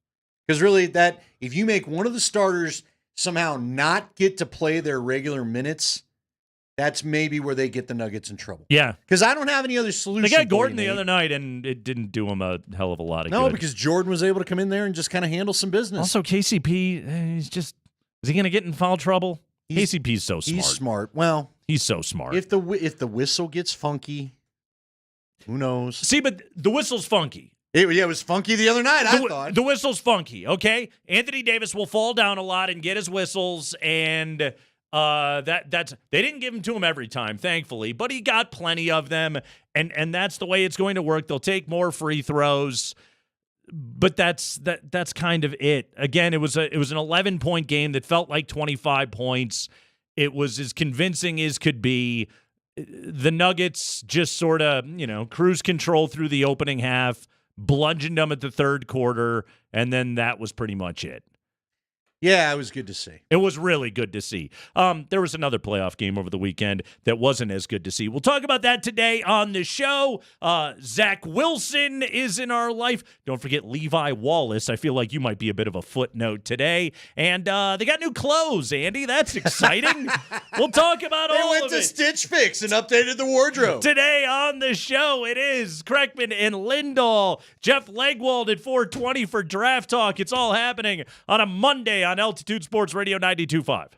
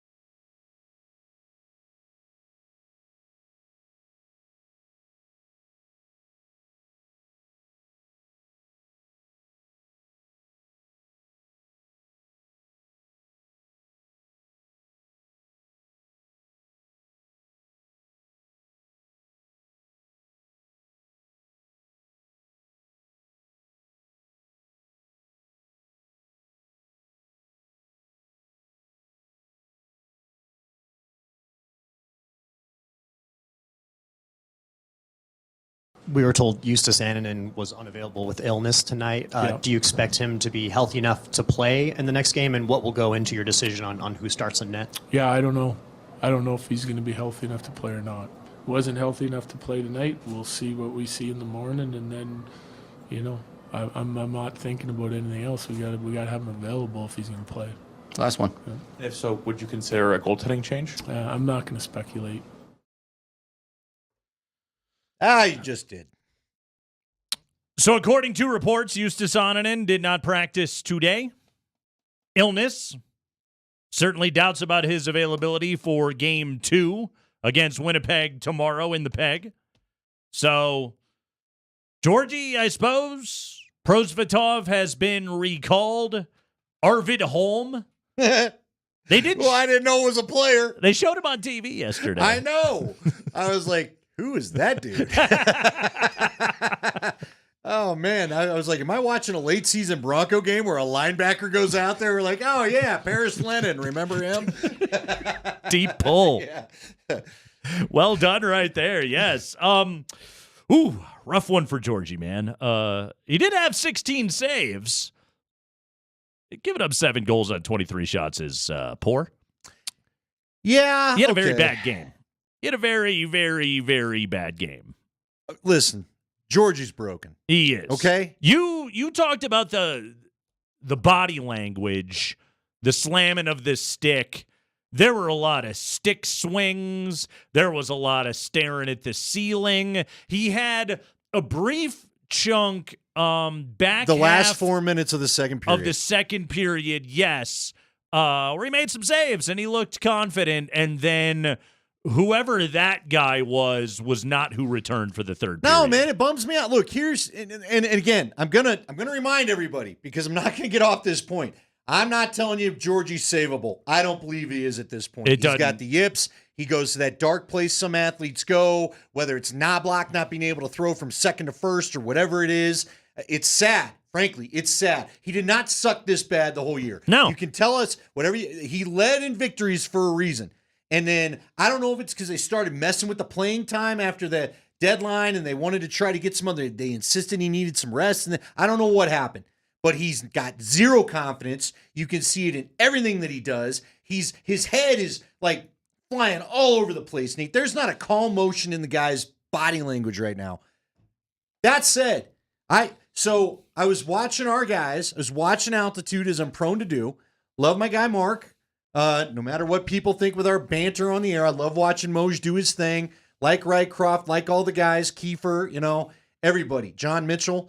Have I named them all? Our guy JML. Krecker. Keep going. I think that's everybody. Did you get them all? I'm not, yeah. Katie Gauze, no love? No, Katie does a wonderful job. There you go. And I feel for her because this is an interesting stretch to be a sideline reporter. Can you shout out the people behind the camera? I can't. Okay. I'm sorry. Okay. All right. Here's the thing. Sammy Guerin. Worked with her. There you go. There you go. There you go. There's one. Listen. Somebody's going to be mad. I switched over to ESPN because I thought to myself, I need a national take on this thing. I want to hear what they're saying about Georgie. I want to hear what they're saying about the defense. I want to hear what they're saying about the Avs overall. I just wanted the neutral stance, right? Butcher Gross was doing it with I don't even remember who the whole crew was there. But at one point they go to the intermission. First intermission. PK Subban, Mark Messier. They get up in their suits. PK takes off his $1 million jacket, and they're going to do a demonstration in front of the net. And Messier goes off about Josh Manson and his positioning. Yep. I don't know if you happened to catch it. I did. But he had said, you're not covering somebody standing next to them. He kept talking about getting your big old rear end in between the player and the goal. Messier's still got a large can. He does, and he about put PK Subban through the wall. PK was laughing about it, but I don't think he loved all of it. Look, at the end of the day, you still got to play better defense, okay? Yeah. They can go out there. They can put in Annunen. I think we'd all love to get a look at Annunen because at least he's big. That's one of the things Hellebuck's got going. Annunen would eat up a lot more net, maybe take away some of the angles of where they think they can shoot. But if you don't quit, at the end of the game, they were talking about it where Butcher Gross was saying, look, Georgie's not played well, but you've given up grade A chances to this Winnipeg team. And whoever the female analyst was saying, she said they were letting him walk right down Broadway. If that doesn't change, I don't know if it matters who's in goal. Now, yesterday sucks because if Georgie just saves the little the dribbler on the breakaway. Yeah. I mean, I know They that go the car got 5-hole held on or ya? whatever. Yeah, but Come dude, that on, was dude. a brutal shot. You absolutely, when he didn't get that one, that's when I knew it is over. You got to get him out of there. But then I found out Milo Joe is the backup or Arvin, what was his name? Arvid. Arvin, I hope you're a great player one day. I don't know who you are. I've not seen you play. Nobody has in an NHL game.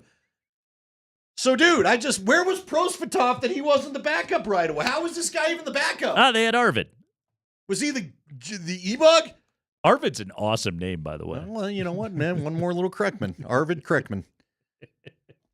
So the defense has got to get better. The PK's got to get better. They had that penalty kill, which did it lead to the final goal backside where you don't even get the damn thing out of the zone. They had it in your zone the entire time, and then your penalty killers. That's the other thing that I took. They kept talking about how the stick's got to be down. You got to quit. You got to start denying the middle shot. The freaking Winnipeg would not let the Avs have the middle. How many guys did they? I loved how our offense played. Guys went to the front of the net. They got on the crease. That's how they scored a couple of times. But Winnipeg had their sticks down, denying the middle pass to the crease. The Avs are not doing that right now. You cannot let guys shoot on the mouth of the crease and think it's going to be okay. No one's going to react quick enough unless they're in great position and just big. And Georgie is not that right now. And it sounds like you're at least, what do you think, Prosvetov's? I don't think they're going to play Prosvetov. I think he's coming up. And if Georgie has another couple three get in, then maybe Prosvetov enters. But Prosvetov had some rough starts too. He did, and it's also, you got to remember, with guys that don't have a ton of NHL experience, you flop them out there in the playoffs. This is something that organizations seriously think about, and this is across sports. You do have to think about, what am I going to do to this guy if I put him out there in the playoffs and he does not respond? Right.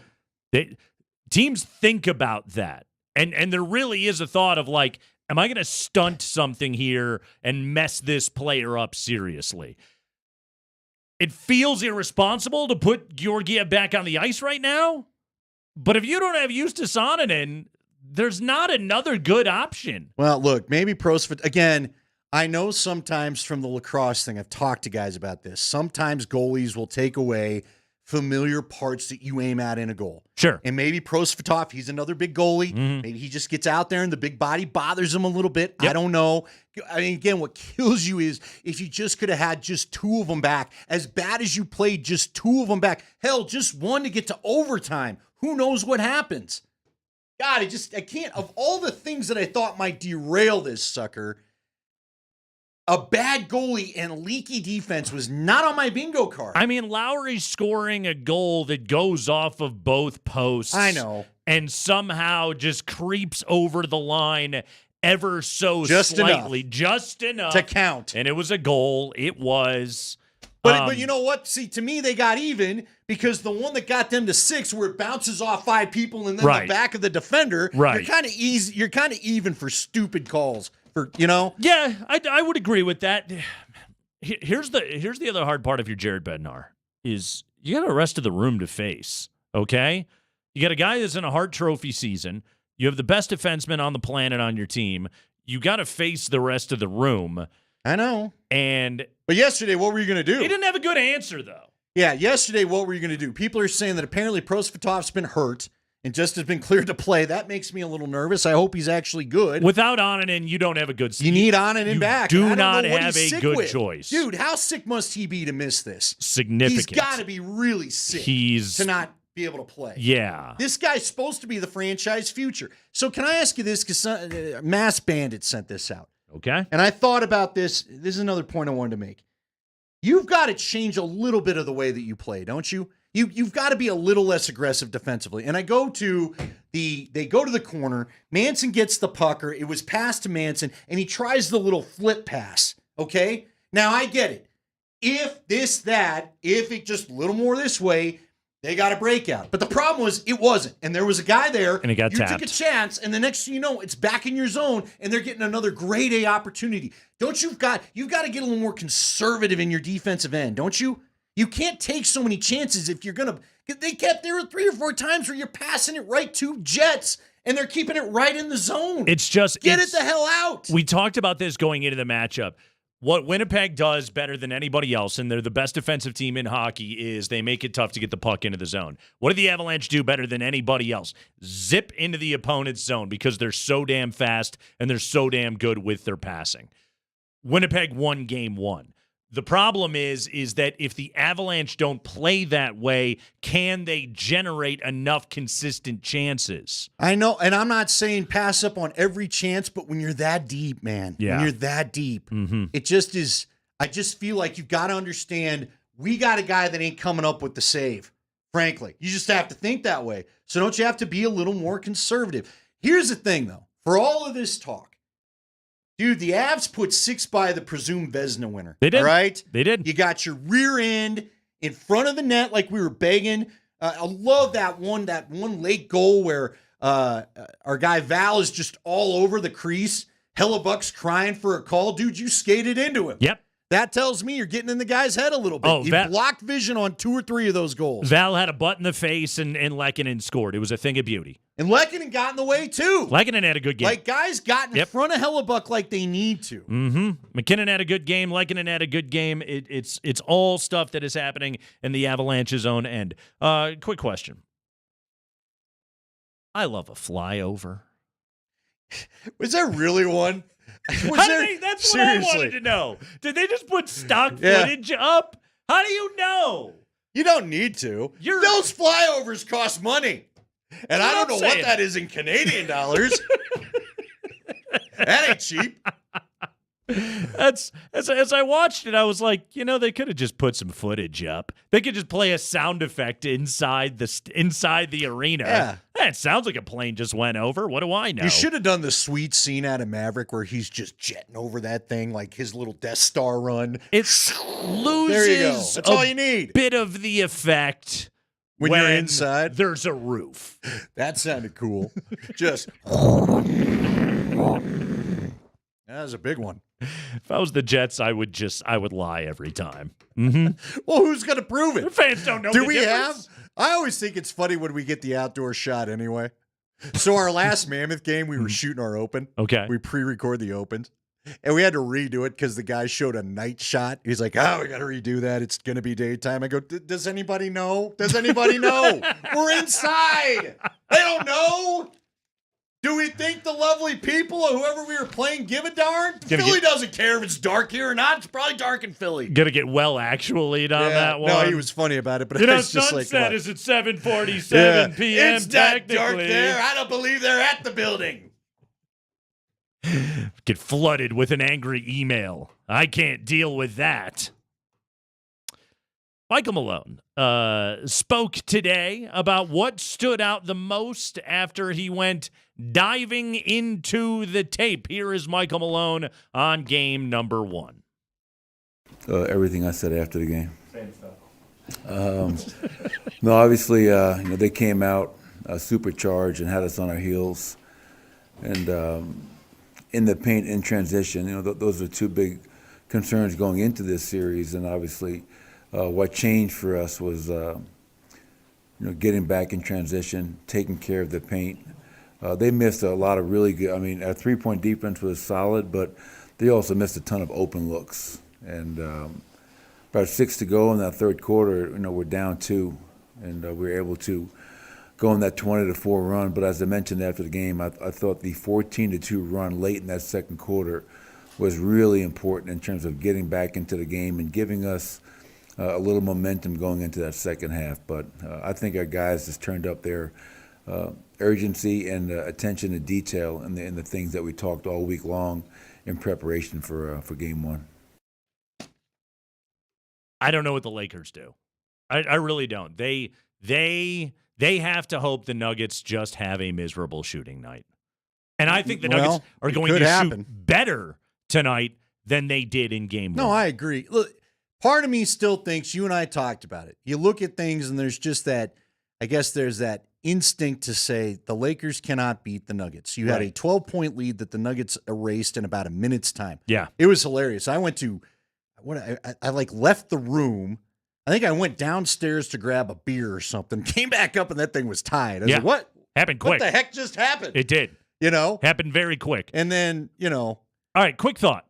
last year, game one, extremely high scoring, 132 to 126. Now, game one of this series did not match that, obviously, at 114 to 103. But game two of the Western Conference Finals last year, Nuggets won by 5 in game two, 108 to 103. A vastly different game. The Lakers were able to slog that thing up a little bit. Can they do that tonight? Because one of the problems that they have is, number one, Anthony Davis wants to crash the offensive boards for good reason. He gets a lot of buckets that way, and that's really, really effective for the Lakers. The problem is that he doesn't always win. Jokic does quite a bit of the time, and then he leads a breakout, and boom, you got 5-on-4 the other way, and the Lakers are at an automatic disadvantage. The other thing Anthony Davis does a lot on the offensive end is he falls down, which, again, the Nuggets know this, and they push the tempo, and they get to the other end of the floor, and they've got numbers, and the Lakers are without their rim protector, which just happens far too often. If the Nuggets aren't taking the ball out of the basket, the Lakers just have a really, really tough time being able to hang with this team. Yeah, well, and what I did love, I know the free throw count was off. The Nuggets didn't shoot a second half free throw or whatever it was. They didn't. But I was happy. Harold Malone was like, can I just get 2? Yeah, got to be 1 in there you could have called, right? 2. But what I was happy, especially in the first half, they weren't rewarding all the flopping for Davis. There were a lot of times where he just fell and rolled out of bounds, and they're like, tough, dude. A lot of... Better get up and go the other way. Not to say that all of AD's calls that he got were justified. They didn't give him a lot of the crap. No. And I appreciated that greatly. LeBron got a couple of garbage calls, but honestly, I didn't think it was really all that bad. No, and look, we know they're going to get them. What you don't want is everybody else getting them, but hey, look, like I said, I love the message. Now, we'll see what Foster does tonight, but I love the message sent to Davis of if you're gonna flail into the paint, basically where the photographers are, or you're going to have to get up and run even farther. Do you think his foot is a problem? He kept grabbing his foot. I don't think that was just for theater. No, I don't. As often as that guy falls over, plays at goofy angles, lands on one foot as big as he is. Shoots off balance. Exactly. Like, he's a brilliant talent. He needs coaching. Yeah, and the first thing is just stay on your feet, Just bro. stay on your feet, my guy. Like, play straight up and down a little bit more often. And you will be vastly better off out there on the floor. The Nuggets took 102 shots to the Lakers 79.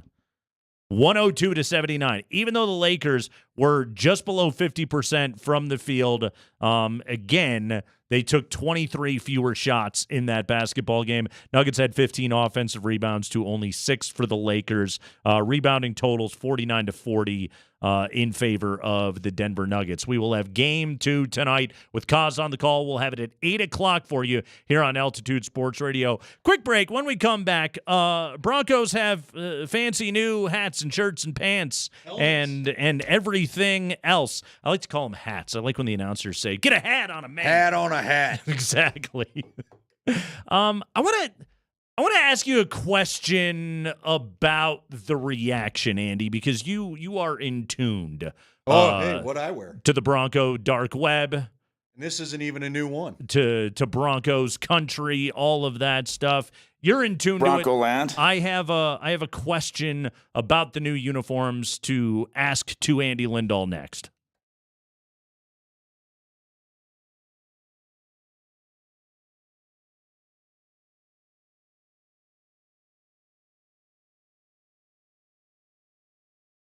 Hey, it's Andy Lindahl from my friends over at Colorado Off-Road. Proud to have them as a title sponsor to this fine program. Fine some days. Anyway, you're looking to get things done for camping season. What are we at here? The 22nd. We're about a month away from everybody getting ready to head off and do the camping in full. Some of you I know get after it already this early in the year. If you got the trailer you like to take out there, so it makes maybe the little colder weather camping a little more enjoyable, get it all ready to go over at Colorado Off-Road. Whether you need a tow ball or maybe some tie downs for the camping gear, whatever it is, they can get you ready to go over at Colorado Off-Road. Give Jerry a call, get on his schedule. If you just need some truck and 4x4 accessories, well, that's their specialty. Get on in there, bed covers, step rails, floor mats, automatic starts, the remote start kits, whatever you may want, the heated seats we've talked about. Got a great selection of light bars and just all sorts of the fun stuff that'll make off-roading at night even more fun for you. Check out Jerry's Bronco. It's geared up pretty good. Maybe you just want one, something like that. Colorado Off-Road, located 3 blocks south of downtown Littleton on Prince Street, right behind ACC, or find them on the web at cooffroad.com.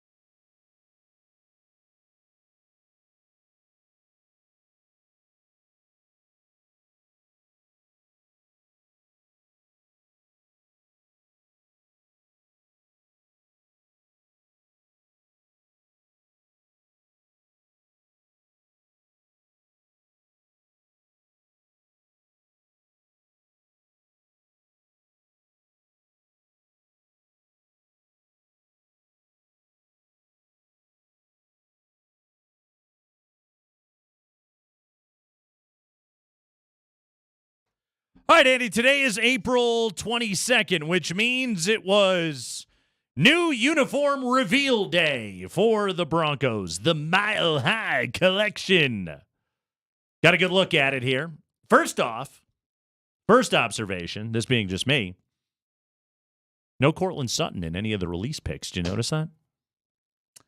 I guess now you mention it, sure. Yeah. I was surprised the first Bronco I saw in the video was Alex Singleton. Yes. Good for him. So, Surtain. Certain, yeah. Mimsy. Yep. Garrett Bowles, Alex Singleton, Tim Patrick, Javonte Williams, Jonathan Cooper, Quinn Miners, and is that Baron Browning down there in the end or Nick Benito? I can't tell. It was, I thought it was Cooper, Jonathan Cooper. 0. Well, Cooper's there, 0, but there's also a 50-something, but I can't see his other number. Show it to me. There you go. Down there in the end, to the right. Do you know your Broncos? 5. That is 5 was Randy Gregory. He's back. I think it's 50-something. I don't know. Probably Baron Browning. Probably. Let's just guess Baron Browning. He'd Sounds be good to me. 56, right? Yeah.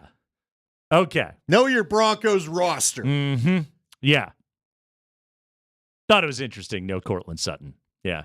Do you think they were like going to send him an email and then somebody gave him a heads up of like, he might not be on the team? Could be. Yeah. Yeah. Mm-hmm. Notice that. Okay. After that, a lot of triangles. They really like triangles. Andy, what's going on with all the triangles? Is it supposed to be a shout out to the mountain peaks? That's my guess. Triangle perforations under the sleeve not only more boldly convey the thinning air at higher elevation, but are also a nod to Colorado summit markers, outdoor performance gear aesthetics, and a connection to the legacy built from our 3 Super Bowl championships in 1997, 98, and 2015. Do you think they were just like, I like triangles, let's make some crap up about what it means? Again, I really had to think about why so many triangles, so it's not like I go, that's a mountain peak. Although we did have somebody text or tweet us earlier going, why does it look like the Chargers lightning bolt? And that's where I said, well, I guess it's more of a peak there, but okay. Yes, a lot of triangles on there. All right, Andy, here was my biggest observation, okay? Because naturally, I don't know if you know this or not, people on Twitter have opinions. Especially those that hate it tend to get on there and go, God, do I hate it. Very, very much so. Here's where I come down on it, okay? They're fine. Yeah, I'm with you. When we saw the mock-ups that Antonio Brown and his weird burner account, CTESPN. Yeah. I didn't like them on the paper. Put them on a dude, they look like a football uniform. And that's what I figure. When you actually see them in the cloth, yeah, and a guy wears them, yeah. To your point, they're fine. Do I love them? No. Do I hate them? No, they're fine. You know what I'll love? Win some damn games. I'll be all about them. This was my take on these uniforms, okay? And this will sound stupid, but follow me for a moment. Welcome to Kreckman and Little. Or maybe it's just stupid. They look like a Broncos uniform. Yeah. Just another, yes. It's still the same logo. It's still the same colors. There's a couple of different stripes. There are a lot of triangles. I definitely noticed the triangles. But I will say this. But they look like Broncos uniforms. I sent you guys a bunch of accounts I thought did a great job of putting last year's jersey with this year's jersey. Yeah. I prefer that the blue thing down the side is gone and been moved to the sleeve. Fine That by works me. for me. That's Yeah. fine. Yeah. Never really understood the what you were doing with the stripe or whatever the hell it was on the side. But it used to match a stripe in the pants, right? If you don't like these uniforms, you probably really just don't like the Broncos. Or you don't like the uniform orange scheme. design all that much. And look, I get it. I will say this. I've said this to you before. This is not a new take. Again, welcome to Kreckman and Lindahl. If you're new, happy to have you. Yeah. I prefer the blues of yesteryear. You know why? Because that was when we went from being the Super Bowl chumps to the Super Bowl champs. Ooh, okay? nice turn of phrase. Well, the very first year they wore them, for 2 years straight in the new unis, they were Super Bowl champs. The D, as much as I don't mind the old Bronco D, and sure, it's my childhood and all that, and it's nice to see it come out in nostalgia, it still reminds me of when you were getting whooped by the Niners 55-14 or whatever it was. Fair enough. Okay? Yeah. I had a flashback at Super Bowl 48 on the field. I'm going, last time I saw this team in orange for a Super Bowl, they got whooped. Guess what happened that day? They got whooped. There's a part of me that I don't love the orange as much as everybody else does. I really like the blue jersey. The blue jersey's sharp. I don't mind what they did with the white. I think the white helmet's pretty cool with the horse logo on it. The one thing I cannot stand, why in the hell do they have orange pants? Gotta hate the orange pants. I don't want color rush. I don't want orange on orange. I don't know. No orange pants. Just don't ever wear orange pants. Why do you have an all orange deal? You got to be safe when you're jogging at night. It's critical. Orange pants will keep you safe. Sure. They got the throwbacks too. Those are fun. Yeah, everybody. I've had of all the fans. It's a good looking throwback. I was out on my deck real quick today. Saw my neighbor. Behind me, a little lower. So, and I know he's a big Bronco fan. I just said, hey, what do you think of him? And again, I've had 3 people text me. He said the same thing. I wish they would have just brought back the old one. For some reason, I think because of the snow cap last year where the D was involved. Yeah. I think you got fans thinking you were going to bring that back and embrace it again. So I think most of the disappointment that's being expressed is because they thought they were getting the classic D logo back. No such luck. They stuck with the weird 90s Reebok logo. You're more mad about that because I prefer you don't want the horse cockeyed anymore on cars. That does irk me, but also the D logo, like the one that you're wearing on your shirt right now, is the best Bronco logo. I think a lot of people agree with you. Yes. Mm-hmm. But again, it's not their championship logo. Like if you got rid of the horse head that drives you nuts, if you got rid of the blazing stallions on roids,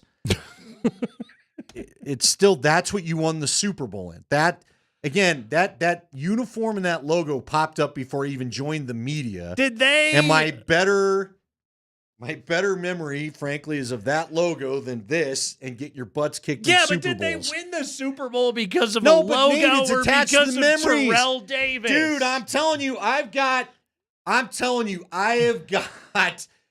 just got trauma from the old Washington team just going smoke show from the second quarter on and from what happened against the Niners. But you're wearing the shirt now. You're okay. Because it's still my childhood, but it's fine. Look, I don't mind celebrating your sad childhood. I don't mind these coming out every now and again. Is you wearing this t-shirt the equivalent of like breaking out like a Joy Division shirt? I hadn't worn it in a while. You know me. I got about 5 shirts. I forget I own more than 5 shirts. So I get in a rut where I just grab the same 5 every week. And I was like, well, I got that. And everybody's been telling me they wished it would have just been this logo. So I figured I'll throw it on from the original. Now, funny enough, it is a Nike shirt still. But again, it's like I remember Homer and the Simpsons making fun of the Broncos losing in a Super Bowl. Okay? We were the butt of jokes with this logo more often than John Elway was a ton of fun to watch. You were hoisting no trophies and having no parades.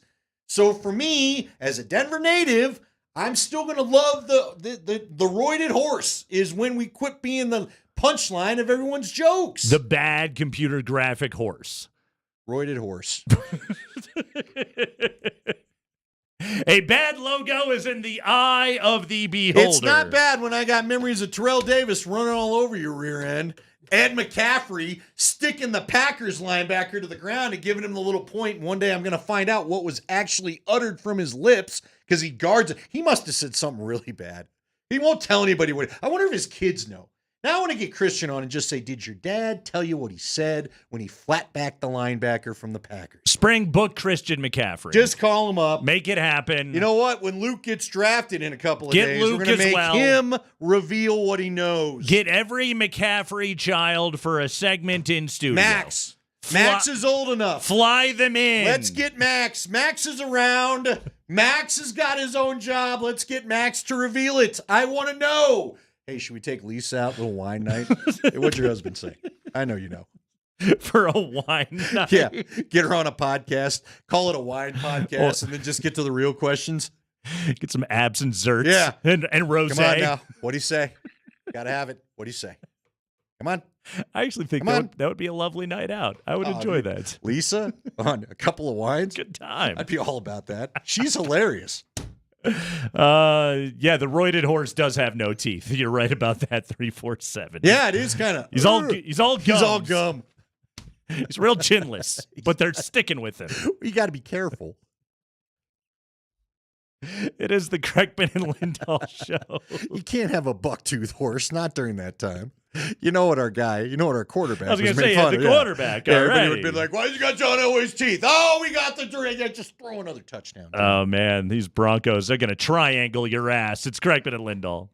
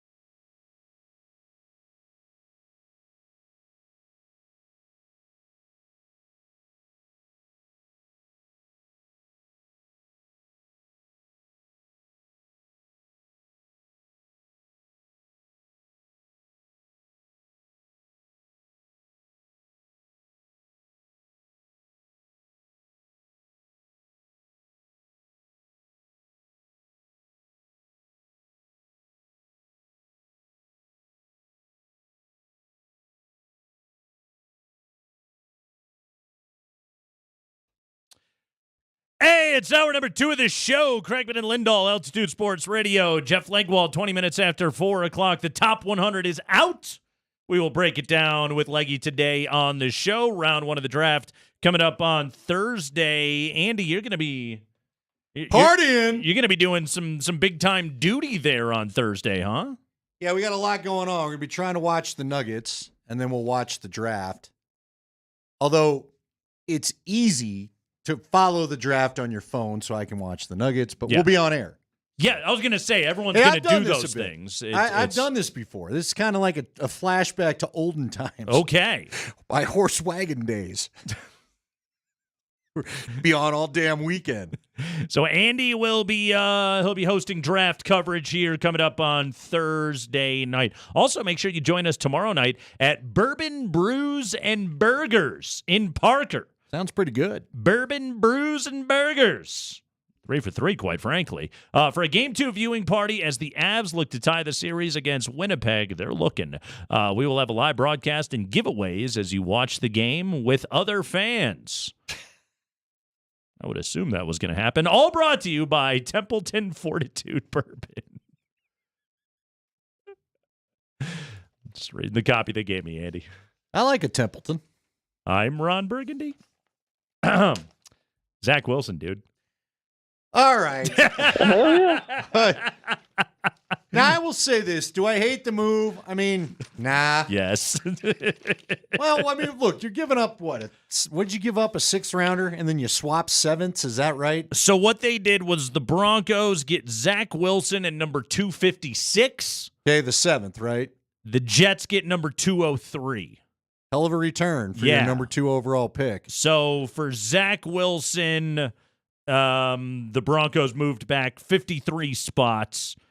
Jets will pay Zach $2.75 million. The Broncos will pay Zach $2.75 million. That's a lot of cap dollars going to Wilson's, only one of whom is on the team. Yeah, and you know what? I wrote you guys.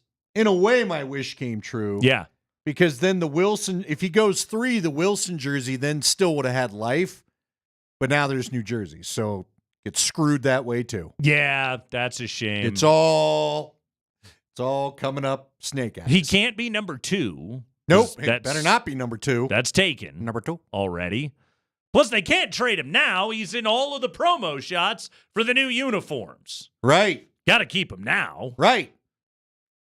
Aren't you glad all the draft picks get to hold up the new uni, too? Everybody was stressed about that, which they took care of it. Strikingly like the old uni. Do you want some Zach Wilson factoids? I don't know that I do. Is this off-field stuff? I hear he's a lovely young man. I've got some of those things, too. As far as the on-field stuff, okay, give me best complimentary stat you have. How about that? Well, then we have to change topics. I am asking for one complimentary stat. That's all. I'm sorry, I didn't prepare any of that.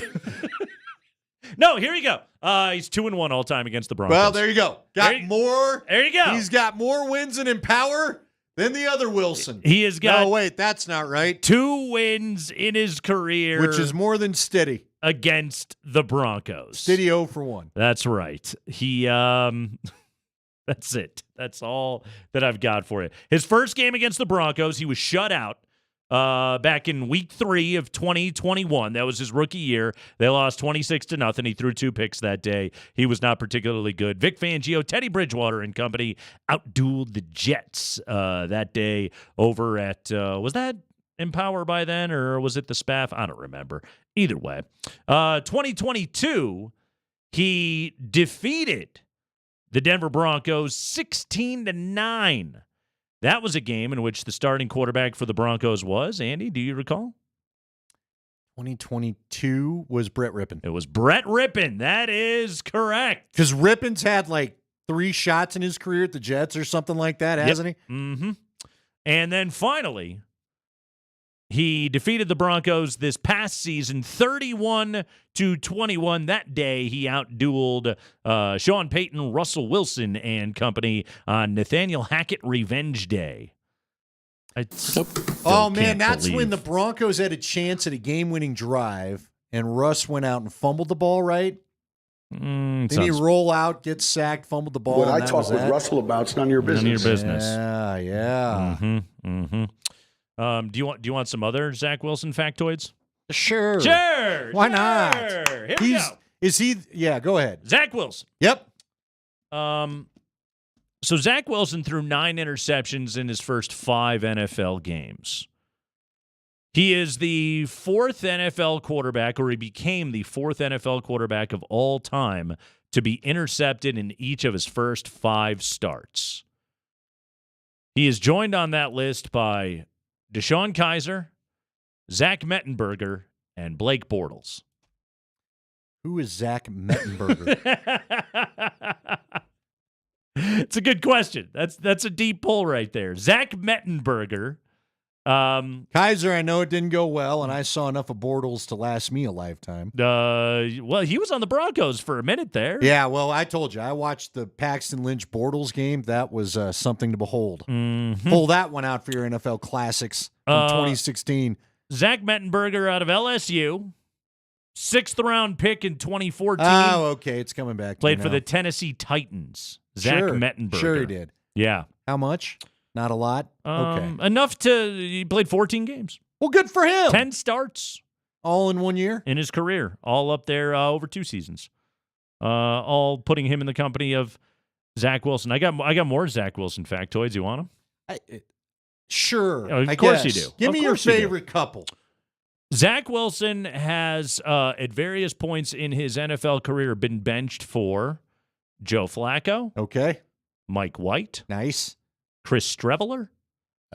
Okay. And Tim Boyle. So Chris Streveler was kind of their little, who was the do-it-all guy in the Saints from BYU?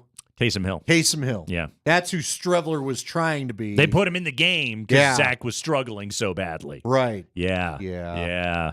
Boy, the mom jokes are coming in. We get it, guys. We get it. We are aware. Yeah. We've also read the rumors. Sure. Yeah. We've heard stuff. Nice. Yeah. Although now that he's back closer to home, what does that mean? Closer to Utah? Yeah. Hometown honeys. Some fly him in. Moms he's already friendly with. Got your $2.75 mil from the Jets. If you all are going to do the jokes, all I got to say is lock down Highlands Ranch, okay? Can't go out to Elway's? Yeah. We're not going to invite... Where's the old water hole at Highlands Ranch? Look out. We're not going to invite Zach Wilson to wine night? Is that what you're telling me? Yeah. Okay. Careful of those PTA meetings near Rock Canyon, Mountain Vista, Thunder Ridge. So I went back and I read through the Diana Rossini, Zach Rosenblatt report from last year about where it all went wrong for the Jets. Okay, where did they single out? So as you recall, do I? When Aaron Rodgers was first acquired by the New York Jets, he was bros with Zach Wilson. Yeah, they're friends. Yeah, they were friends. He was gonna help guide the young man. And then Aaron Rodgers had his Achilles explode. Yeah. He disappeared. Went to Cali. And he fully ghosted Zach Wilson. Of course he did. Zach never heard from him again, basically. And the offense that they had in place that Nathaniel Hackett designed, I'm doing air quotes right now. It was revealed in this story that any play they wanted to run, basically, anytime Hackett was questioned, he just said, that's what Aaron wants to do. So Aaron Rodgers really was the offensive coordinator and offensive architect for that team last year. There was also I don't know if scandal is the right thing to call it, but Robert Saleh really hated Zach Wilson. He did. He did not care for him much. Apparently, publicly, he supported him. Privately, he told people that getting to 8 wins with Zach at quarterback would be a, quote, miracle. Apparently, anytime people would criticize Saleh, he would say inside the building, what do you expect? We lost Aaron Rodgers. When Zach Wilson was benched for Tim Boyle ahead of their Week 12 game against the Dolphins, basically, Zach Wilson was told, you're never playing for the Jets again. Then the Tim Boyle thing didn't really work out. Not well at all. And Robert Saleh came back to Zach Wilson and was like, hey, practice like you're going to play. To which I believe Zach Wilson's response was, why don't you go after yourself? I'm good. Yeah. I'm good here. I'm going to leave like Aaron did and go back to Utah. However, then that news was leaked, which made everybody with the Jets look bad. So then Zach Wilson had to go back to Robert Saleh and was like, all right, dude, I'll play if you need Give me my uniform. Exactly. Apparently, Zach Wilson was told he would have a direct line to Aaron Rodgers even after the injury, although Wilson said that he barely heard from him. Again, it was only after the leak that Wilson said he would play. Saleh went into a tailspin when the report went out about Wilson's reluctance to return to the lineup. The coach, this according to reports, the coach held a meeting with his staff 2 days later where he asked the leaker to reveal himself. According to multiple people in attendance, he even used this line, "If you come forward now, you won't get in trouble," he told them while threatening to take their cell phones. According to the report, staffers were bemused by Saleh's obsession with the Zach Wilson story and his reaction to it. Good night. Okay, so reading through all that, I mean, the kid has been around the highest form of dysfunction. He really has been. So, and it's funny because now I'm seeing on Twitter all these cases where Sean Payton has dropped his name. Remember at the Super Bowl? Yep. He mentioned in like 4 or 5 interviews. He did. Hey, man, I think a lot of people have dumped all over Zach Wilson maybe a little too quickly. So I ask you, and look, do I think this is going to work? Do I think he's the QB of the future? No, I think they saw a cheap chance to bring in some young talent and figured, why not? The kid was the 2nd overall pick in the draft. And they know they got no shot of getting that high this year. They got nothing else. So, just out of curiosity, who's the starter in your mind? Jared Stidham. Who do you think wins the starting job? Stiddy will start week 1. See, I'm getting the vibe that maybe you think Zach's got the inside track? I don't know about that. Look, last year Stiddy was the apple of Sean's eye. Bonix? Now, no Bonix. Stop with the Bonix. Danucci? No. I just wonder though. No. You giving Danucci no shot? I guess he's on the team. If you're Danucci, he'll be taking snaps. By the way, I have to assume Danucci has texted some friends today, just like, what the hell? You serious? This guy? No, but seriously, don't you? Like, again, I think Sean Payton got a couple games worth. He said he needed to find some things out. Did he already find some things out about Stidham? He could have. Yeah. He needed another quarterback. No, there's no doubt about it. I'm not going to be shocked if they draft another one Thursday, by the way. I don't think it's completely off the table. I just think this prevents them from having to trade up. We'll talk to Legwald about it here in the next segment. I do not believe this changes anything to do with draft strategy. They just needed another veteran quarterback. If your guy May falls to 12, go ahead, swoop in. I believe. And I keep going off the Adam Rank thing. Yep, I believe they will take him. Field Yates and Mel Kiper don't believe that May is any lower than 3. Mm-hmm. But if he does slip and you want to have a run, why not? That's the dude right there. Or, as Jordan Reed predicted today, you could trade down, get yourself some Bonix. Okay? Do you really need Nix and Wilson? I feel like that's a little redundant. I feel like that's kind of the same. One can throw deep, the other can't throw deep. That's about it. Bonix, Zach Wilson, and Stiddy. What's the Bring difference? on training camp, baby. Woo! Get me an orange jersey. Also, okay, so let's say that's the room. Yeah. Will your quarterback jersey test every year? It'll continue. It will continue. How many Wilsons we see out there? It will be telling if we see any number of 50-plus-year-old enjoying the silver years ladies wearing a lot of Zach Wilson. Oh, I was going to ask you, will Wilson sell jerseys because of his striking looks? He's, again, maybe that's what people are going for. Eric Decker sold a lot lot of jerseys in this town. He was real popular. They made a couple of plays, too. That also helped. Sure did. He had an attractive wife. They're off having attractive kids. Yes, they're doing fine. Not worried about the Decker family really all that much. They're doing okay. You worried? Oh, he's going for the Brady Bunch. He might move on to the Waltons. No, wait. 8 is enough? He might be hitting 8 is enough here soon. What about Step by Step? How many was in that one? I think there were 6. I think they had 6 kids. Who were the parents on that? It was what's her name? The Thigh Master. Why am I spacing? That's how name? you get to 6. Three's Company. Somebody help me. I'm forgetting a name. You don't get to 6 without Suzanne certain control. Summers.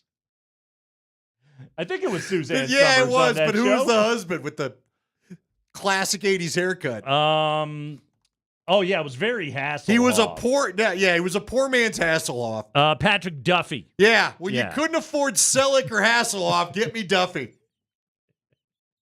Exactly. It was Alan Thicke is busy with his own sitcom. Look, Call Duffy. If you're making step by step, like the budget is already blown on Full House and Family Matters, Right, okay? right. They got to pay Urkel. Yeah, but Plus- we need another one of these things. Plus, Mr. Cooper was doing fine enough for himself, so Patrick Duffy got the call. Again, it's good work if you can get it. He's a handsome man. He's not a bad looking guy at all. I mean, is he the Hoff? I don't know. Not quite. I think I'm trying to go for that hair a little bit today. I'm going for height. Hey, look, Ralph Macchio, don't go crane kicking nobody today. I look like you are Beavis feathered today. to the max. Hey, the same ladies after Zach Wilson, you might strike a chord in their heart today. I'm trying to do my best. You can look at my sweet hair right now on Twitch, brought to you by Safeway. Save more with Safeway. Receive their best deals, rewards, and perks as a Safeway for you member every day. Download the Safeway app and sign up for free today. Jeff Legwald next.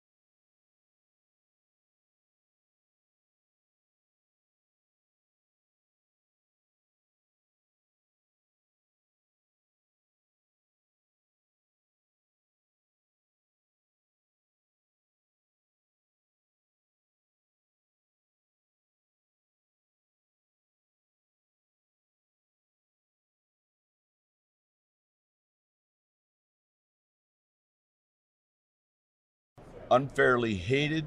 Yeah, like somebody who just constantly gets criticism, and you're like, he's good though.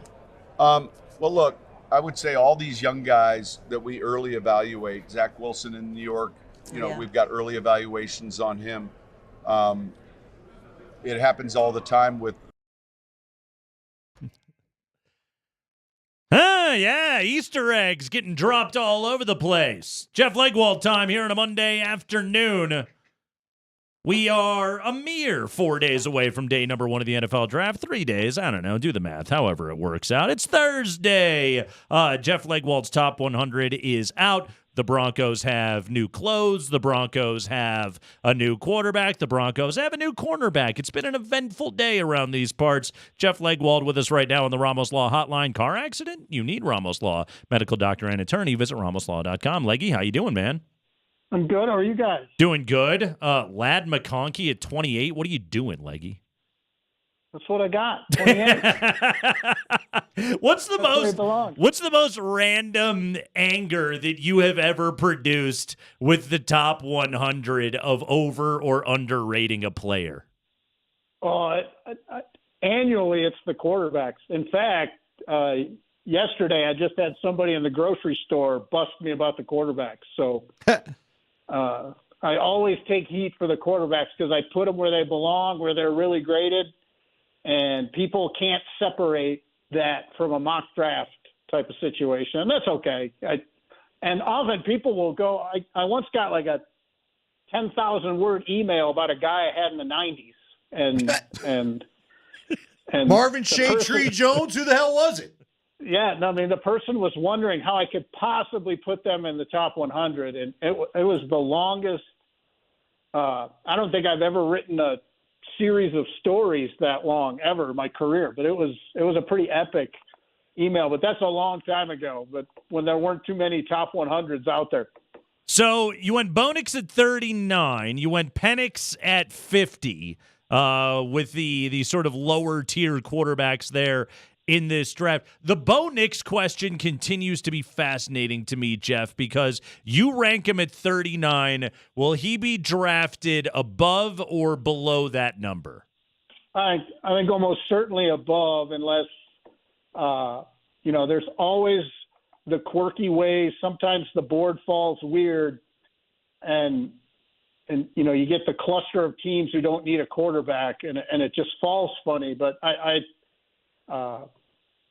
I think he will be drafted before that, but I will tell you, I've talked to GMs who would say that's in the area where he should be drafted. So, and look, you're essentially saying your guy is in the upper third of the second round. So it's not like you're saying he can't play football at all. It's just, you got to put him somewhere, and there's only 32 slots in the first round. So, but he has the quirkiest mathematics of any prospect at quarterback I've seen in a long time in terms of yards downfield. The ball actually goes in the air. And I'm not sure I've ever seen anything like his completion profile. And that is something teams are wrestling with.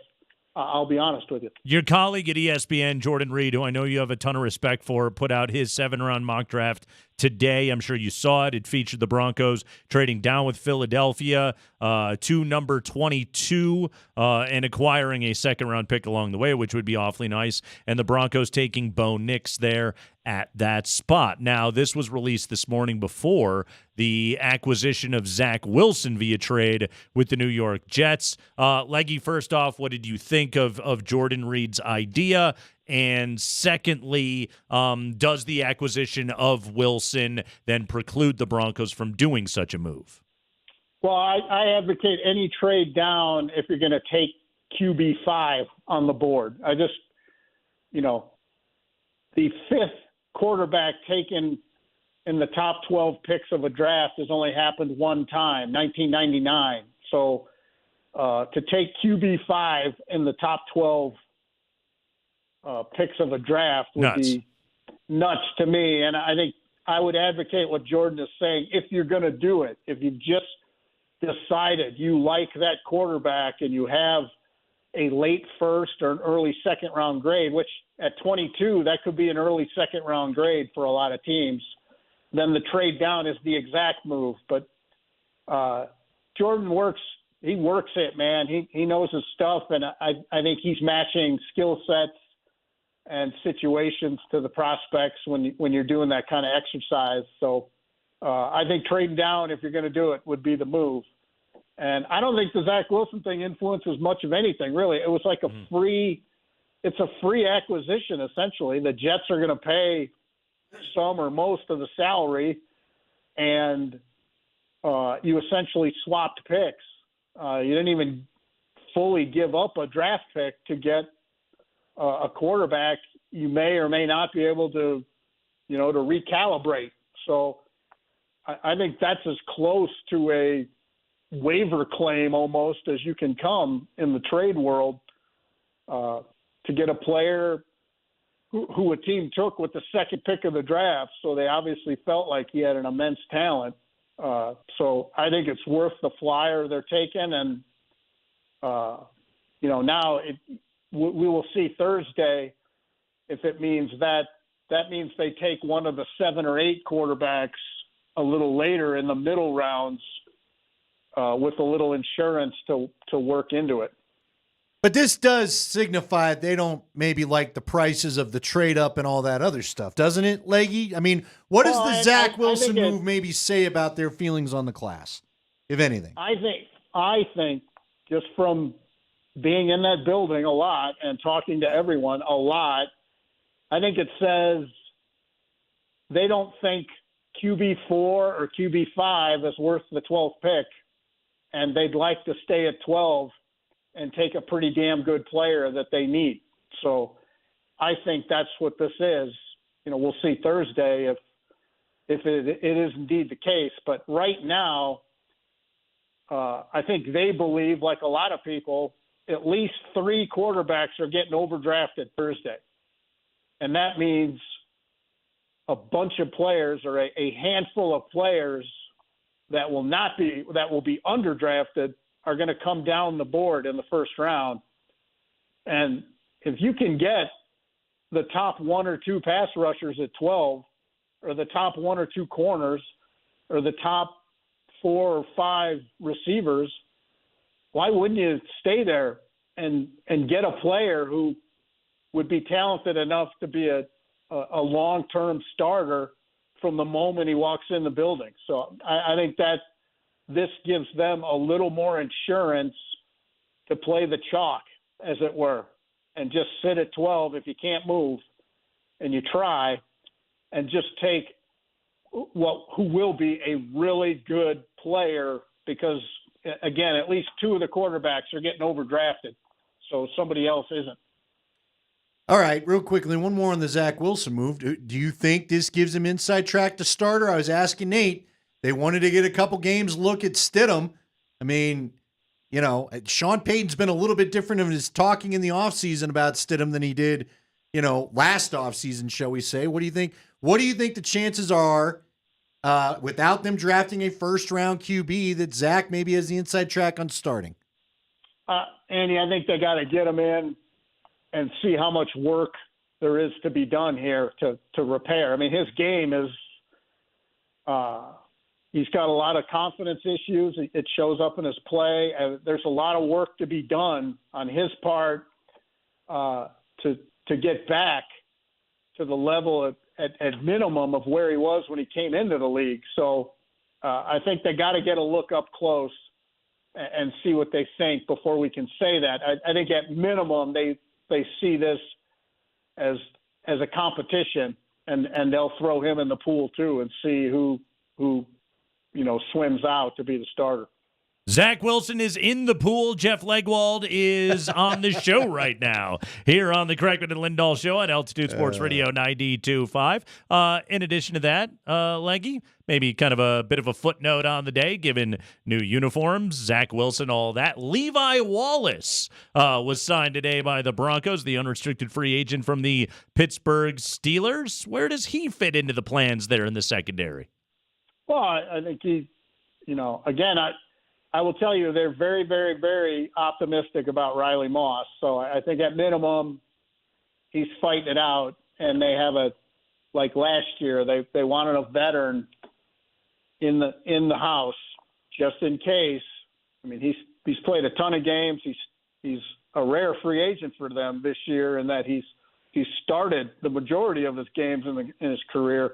So I think this is a pretty good late free agency pickup of a guy who, I believe he's going to turn 29 in June. So he's still in good prime playing years. So I think this gives them a little insurance. And again, because they don't have that two, I think they're trying to cover their bases at some of the need spots. They've signed a couple rotational tackles just in case.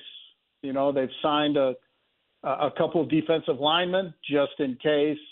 So I think they're trying to do the best they can to cover their bases at need positions if they can't make anything happen at those positions on days 1 or 2 of the draft. And with no 2, it's hard to make things happen on days 1 and 2 of the draft. All right, I'm curious. You had to go down and cover the press conference. I saw some of your tweets from there. What's the feeling? What was your overall response? What was your vibe about how fans feel about those new unis? Well, Andy, you know me. We've had this discussion. Part of me thinks if you post something on social media that says, I love puppies and rainbows, you'll get crushed, by a certain segment. Puppies are overrated. Yeah, see? But I think by their math, they think the majority of the people are okay with it and like it. And I will tell you, they used an early round of surveys to fans, and they say they got over 10,000 of them back, and the majority of those surveys wanted the sort of to keep some combination of the current blue, or the blue that's been in the uniform since the last change. So this notion there was this groundswell to the team to go throwback totally. The team says at least that's not true, that their 10,000 surveys that they did leaned to more toward the uniform they've had. So I think they've done the best they could to make as many combinations as possible. I think with 10 combinations, they feel like one of those 10 will make at least most fans happy at some point. Nothing with orange pants, Leggy. Throw them all Nothing at the wall. with orange pants. Burn the orange pants. Jeff Legwold. It was very telling to me that 10 combinations. It's like, well, one of these will hit with most people, so here we go. Have at it. Jeff Legwold, the top 100 is out right now at ESPN.com. By the way, Leggy, Marvin Harrison, number 1. Malik Neighbors, number 2. Brock Bowers, number 3. Rome Odunze, number 4. Caleb Williams, 5. Jaden Daniels, 6. All I ever hear from Jeff Legwold is, it's a fantasy football world. Everybody's overrating these guys, and nothing but skill position talent in the top 6 for Jeff Legwold. Come on, man. Where's the centers? Where's the tackles? Where's the D tackles, Leggy? Get some meat and potatoes football players in there. Oh, look! Typical Nate. You cut the story off. 7's a tackle. You go to number 7, you got a tackle. It's 7, all the way down at 7, man. I'm trying to remember the last tackle I had in the top 3. Probably Joe Thomas. I can't remember now. I'd have to go back and look. Going old school right there. What about the dude the Chiefs? Turn your mic on. What about the dude the Chiefs took number 1 overall? Who was that guy? Remember him? Right tackle? Oh, Fisher. Eric Fisher. Yeah, there you go. Fisher? Yeah. What about him? I had him up there. He wasn't. I don't think he was 1. No, it'd be hard for me to put a tackle. 7? No, these guys are. This year's a weird board. I don't have either quarterback ranked with the grade I had on C.J. Stroud, but the board's not as strong. Well, great. Chop Robinson at number 12, by the way. Chop Robin. Who was your guy you brought up, McConkey? Oh, Lad McConkey. Is that Phil McConkey's kid there, Leggy? I don't think so. Oh, that's a bummer. I lost interest in Ladd McConkey. Never mind. Slot receiver out of Georgia, Andy. Ladd McConkey. I think I liked you better when your mic was off. You don't remember Phil McConkey of the Giants? Of course I do, but, I've covered the league forever. Who the hell's Phil McConkey? Well, maybe if you get out of Pittsburgh every now and again, you learn about a guy that beat the Broncos in a Super Bowl with Mark Bavaro, the tight end. What grade you have on Bavaro? What grade you have on Phil Simms? Huh? Let me go get my binders from when you were in your onesie. Dig up that real tape and show me some highlights. What did you have on Ed Too Tall Jones, Leggy? I'll now speak to Andy in his onesie. What did you think of Carl Banks? What grade you have on Banks? Is he 7 overall? You're just Googling random names now? I just remember all these guys from beating the Broncos in a Super Bowl. The last time that damn D was the actual main uniform. I told Nate.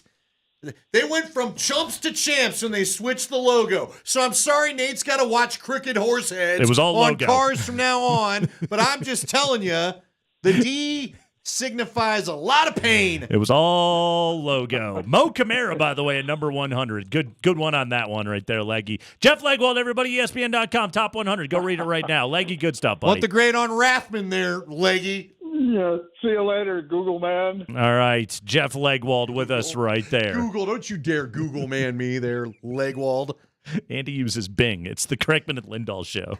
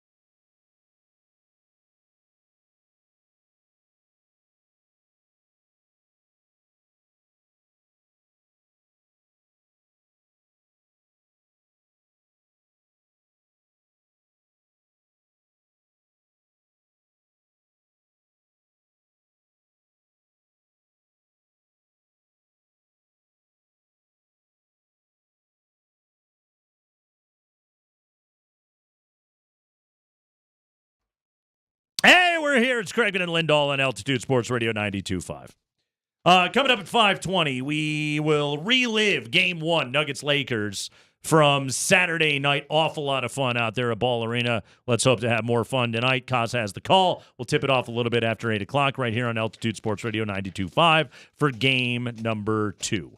Number 2. Game 2, Avs-Jets. That will be tomorrow with Connor on the call right here on Altitude Sports Radio 92.5. You know, the Avs did score 6 goals. You're darn right they That's did. good. That's right. That's if Val Nichushkin going top corner. That shot was sweet, by the way. That was. Whew. That was a Yahtzee shot Yeah, right there. that was pretty nice. The McKinnon goal was sick. Kale's goal was rad. Like the Kale's Avalanche goal was real sick. did a lot of good things in that game. If you Except play D and stop shots. Nor the part Other where than that, they gave up 7 goals on 23 Georgie shots. with the yips. Ugh. Anyway, by the way, Justus Onanen did not practice today. Prosvetov is up with the big club. So we don't know. It really might just be, look, Georgie, you're a professional goaltender with a healthy paycheck. Figure it out, my guy. Okay, real quick. Can't 'cause play we're gonna have a Irving. little fun. Can and you? I'm looking forward to this. Yes. Do you throw Prosvetov in there just to give him a look tomorrow and then go to Georgie if you have to? Sure. Really, yeah. Is there any bad suggestion at this point? Sure. It's not going well. You've given up 14 goals in 2 games to these guys. 14! Okay. What? I know nothing about being an NHL goaltender other than it looks like it sucks. Yeah. Okay? Maybe if you tell Georgie we're going with the other guy, he'll just have a moment to decompress. Sure. I honestly think the way that he's playing, if you told him he can't play, he'd be relieved. Yeah, man, it sucks because, like, you talked about it. I was going to bring up that point. He had the nice last 5 minutes of the second period. Yeah. Where he had a couple quick twitch, quick reaction saves. Couple of good moments. And I was like, all right, maybe this brings out the old Georgie. Maybe he's back to himself. Maybe he's finally seeing the puck. And you come out in the third, and it's like, no, you're not. Now, look, the very first goal, to be fair to Georgie, very first goal, that's a tip your cap shot. Yep. Sean Walker had one of those in the regular season where you're like, how did it make it through 4 damn bodies and find the corner of the net? Yep. Like, that one we'll live with. But the slow roller on that breakaway, that's where I was just like, oh, my God, there's just no saving this thing. I don't know what he's done after this year, right? Is his contract up, Spring? This is it, isn't it? This is all done, right? It feels like it is. He needs to go to a new team when this is done. It really feels like it is. All right. There was one fun moment yesterday in that game. Sure. Okay. Always is. 5:13 left in the first. We got a Miles Wood goal. Great forecheck by the Avalanche. Forced the turnover. Kiviranta to Wood. Swats it in. Boom. We're knotted at 2. Yahtzee. Whole new game. Hey. Till it wasn't. And then it wasn't even 2-2 for all that terribly long. In fact, a mere 18 seconds later, Nathan McKinnon with his first goal of the series, giving the Avalanche a 3-2 lead. Heard of him? 18 His name's Nathan McKinnon. Heard of him? seconds was all it took to go from a 2-2 game to a 3-2 game. Oh, it was all looking up for the Avalanche in that moment until it wasn't anymore, and that was less than a minute later. But that's besides the point. Yeah, okay? we can't play a minute of the song. Sorry. No, we can't. But for 18 seconds, things were magical for the Avalanche. In fact, how do we illustrate just how long that would have been in real time? Only us know how to do this. As only we can. We do it with an audio illustration here on the Kreckman and Lindahl show. And anytime that we ever want to convey to people just how long a chunk of time on this spinning planet took, we look back to the lovely early 2000s songstress Michelle Branch and her hit song Everywhere. Spring, tee up for us, okay? This is from 2-2 to 3-2 Avalanche. Give us 18 seconds of Michelle Branch's Everywhere. Roll it, Spring.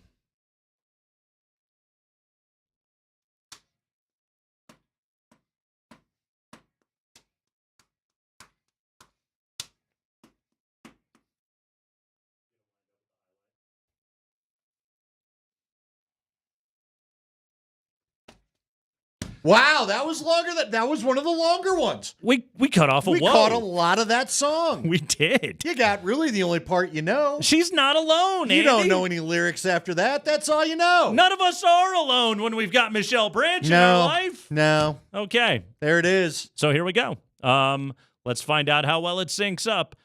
Michelle Branch mashed up with the great Connor McGahee, the voice of the Colorado Avalanche. This is from yesterday right here on Altitude Sports Radio 92.5. Give it to me, Spring.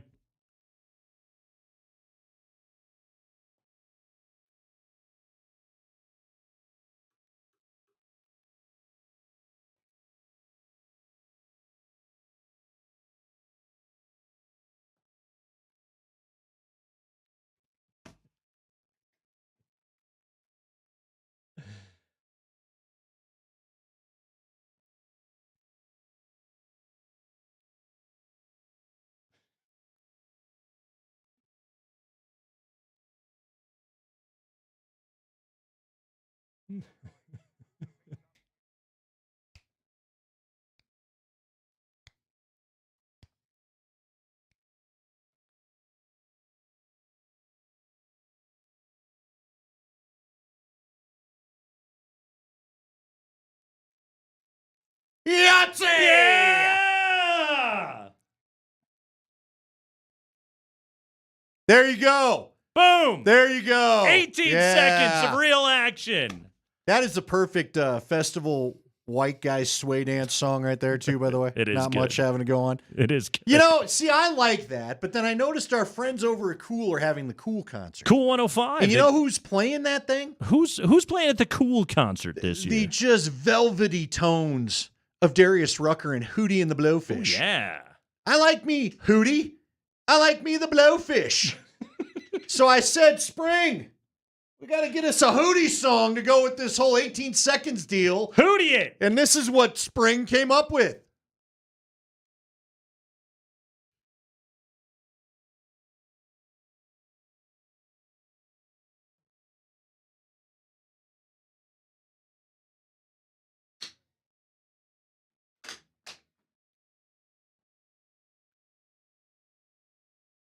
Oh, yeah. Come on. You know you got a Hootie voice. I want to be with you. But wait a minute. Who does he want to be with? We don't even know. Well, the Dolphins make him cry. Too bad. It was the Avs making me cry yesterday. Can we get the highlight? Can we get it all? Yeah. Ooh, Why let's not? see what he's made Let's of. hear some more Hootie. Yeah, give us more Hootie. Here we go. Oh, we got the Miles Wood goal again. This is thorough.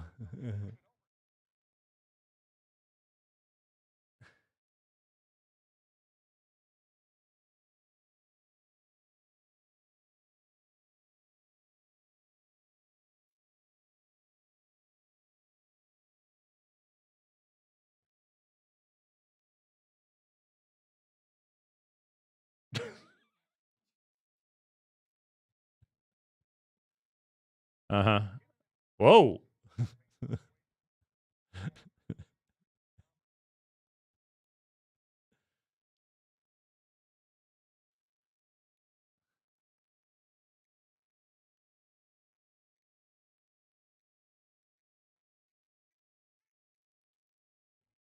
You.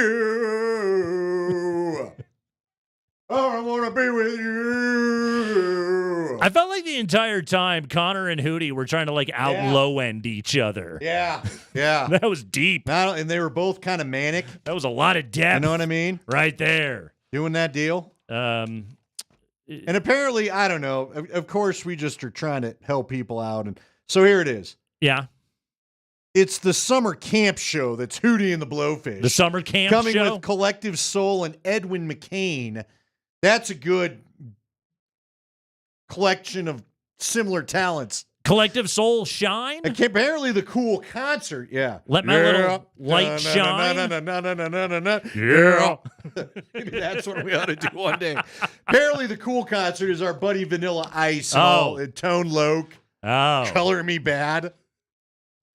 Yeah, there'll be a Color Me Mine doing a special sighting. Is there an email we didn't read? No, I had the wrong damn answer. I'm just trying to help out the folks in Rob Trujillo. Well, actually, is me. Well, actually, I mentioned cool. There's a concert. Hootie's coming. Good enough. Go to Cool 105. Figure out when their damn concerts are. All I wanted to do was hear some Hootie, Rob Trujillo. I miss me some Hootie. We got to start going to those meetings. It's the Craigman and Lindahl I show. don't think they brought that up. We got football news next.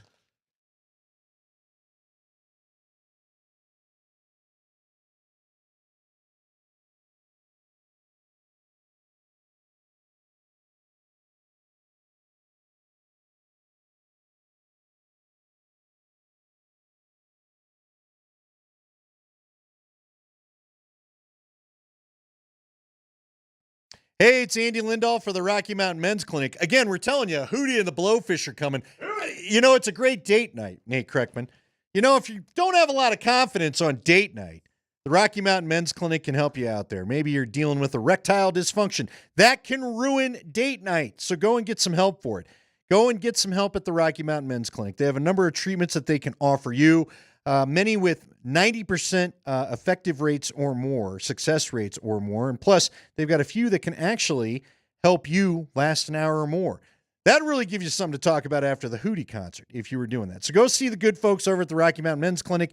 If you have questions, they can, again, help you out and get your questions answered. These guys are experts in this field. You can go in, you can get a medical test, and if you take the test dose, if it works in the office, the $99 visit is waived. If it doesn't work, then it's free. So you got nothing to lose. Get on over to the Rocky Mountain Men's Clinic today and let them help you out, possibly with the old erectile dysfunction problem. Find them at the RockyMountainMen'sClinic.com.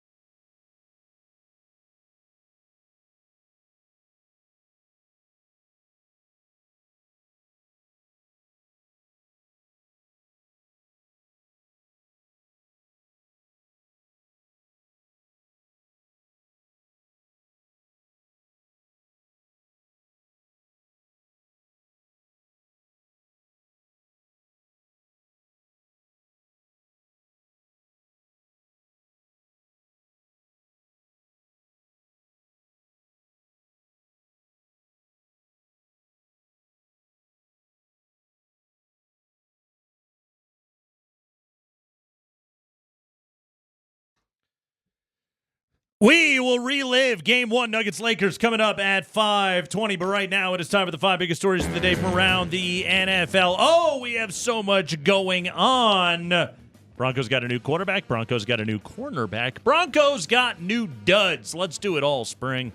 That is all in the High Five, brought to you by Bet365. Whatever the sport, whatever the moment, it is never ordinary at Bet365. And today, the Broncos traded a 6th-round pick in the draft later this week to the New York Jets for a 7th-round pick and quarterback Zach Wilson. Also, we mentioned in the High Five a week or so ago that free agent cornerback Levi Wallace was visiting the Broncos. Today, he signed a 1-year deal with the Broncos. Yes, so Levi Wallace could very well compete for a starting spot on this team. As Legwald put it last hour here on the show, lack of 2nd-round pick. The Broncos are trying to supplement what they can when it comes to the upcoming draft. Let's go back to the Zach Wilson portion of the discussion now, Andy. So the Broncos trade for Zach Wilson, essentially pick swap. They moved back 53 spots from the 6th round to the 7th round in order to acquire the services of one Zach Wilson who has had a really rough go of it so far here, Andy, in his NFL career. Things have not been good for this dude. A former number 2 overall pick out of BYU as a professional quarterback thus far here.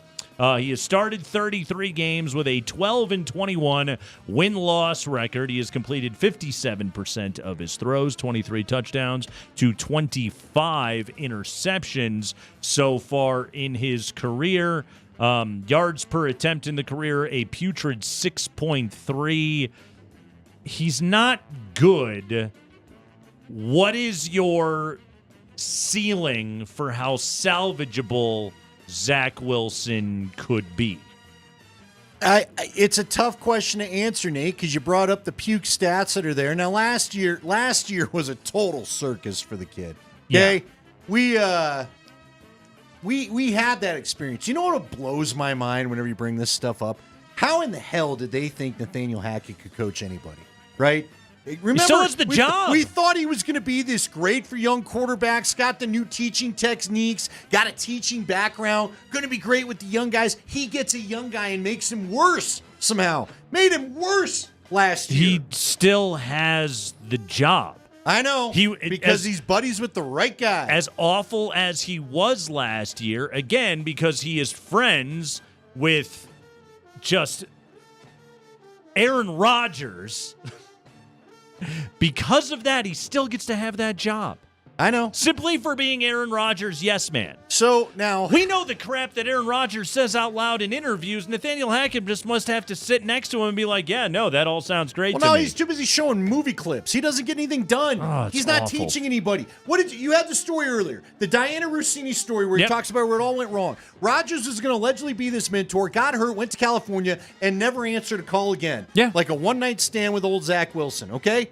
So, look, Rodgers, to me, at this point, he's kind of got the Joe Flacco of I ain't worried about anybody being good enough to take my job. Is it with all of the diarrhea that comes out of Aaron Rodgers' mouth? Does Nathaniel Hackett have a job because he's like the one person that can stand to be around him? Maybe. Look, they're just trying to get one good year out of the guy, and then I think everyone's cutting ties. Yeah. Okay? Robert Saleh still has a job because he would have been fired this year, too, if it weren't for all that. Here's my thing. What if you could get I'm not going to try to sell you sunshine and rainbows, okay? But what if you could get a Ryan Tannehill-like turnaround? Tannehill went to Tennessee after being, the 7th overall pick of the Dolphins. Yeah. He was terrible as a Dolphin. He couldn't play well. He just, not maybe to the Zach Wilson level of utility, but the guy was not good. But he had a good arm, and some people thought some stuff was salvageable. They paired it with a good running game in Derrick Henry in Tennessee. He gets out of the place where the fans, and we know this, fans get mad when you're not what they were. Bradley Chubb dealt with it. You were the 5th overall pick. You were supposed to change things, and instead you did nothing for us. Zach Wilson's been dealing with that times 10. So, yes, I think there's a world in where he gets better enough to be a cromulent NFL starter. Good enough word for you? He's fine. He's middle of the road. He's a 15th or 16th guy or whatever. I'm not saying he's ever going to be what they promised him to be. But I do think Sean Payton coaches some confidence back into the kid, gives him an easier offense to play in than whatever the hell they thought. Because look, we've seen now a couple of guys. Even Russell Wilson looked better in this offense than he did whatever Hackett was doing. Sure did. So, yes, I think there's a world, but I think you have to couch your expectations to competent NFL starter. I also think that I think the amount of mental and emotional damage that was done to Zach Wilson in his time in New York by an organization that was doing him no favors whatsoever, consistently setting him up to fail. He was drafted by a terrible franchise. That is a terrible franchise in the New York Jets. Who promised not to play him and ultimately just played him. Exactly. Robert Saleh has not been a good head coach for that franchise. Their offense has been an absolute mess. Lack of skill position talent around him. Finally, Garrett Wilson showed up, and that certainly did help things. But Zach Wilson has had little chance to be able to succeed as an NFL quarterback. I think physical skills, Zach Wilson probably has a lot of things that need to get corrected. Also, mentally, can you get the guy confident enough to where he can step back on an NFL field and actually play pretty well? But see, I hope so. Let's say Peyton gets the completions going. Yeah. And he gets the easy throws and a couple of these middle crossers that he wants out in the middle. Get him the layups. Maybe that gets him a little of the chutzpah back, okay? Yeah. And he starts feeling the deep ball again. I don't know. Again, look, I'm not promising anything. He was terrible as a Jets starter. I mean, terrible. But the fact that you basically gave up a 6th-round pick and got a 7th in return, might as well give it a shot. It's possible that he's just broken and unfixable, but it's worth a shot. Spring. High five.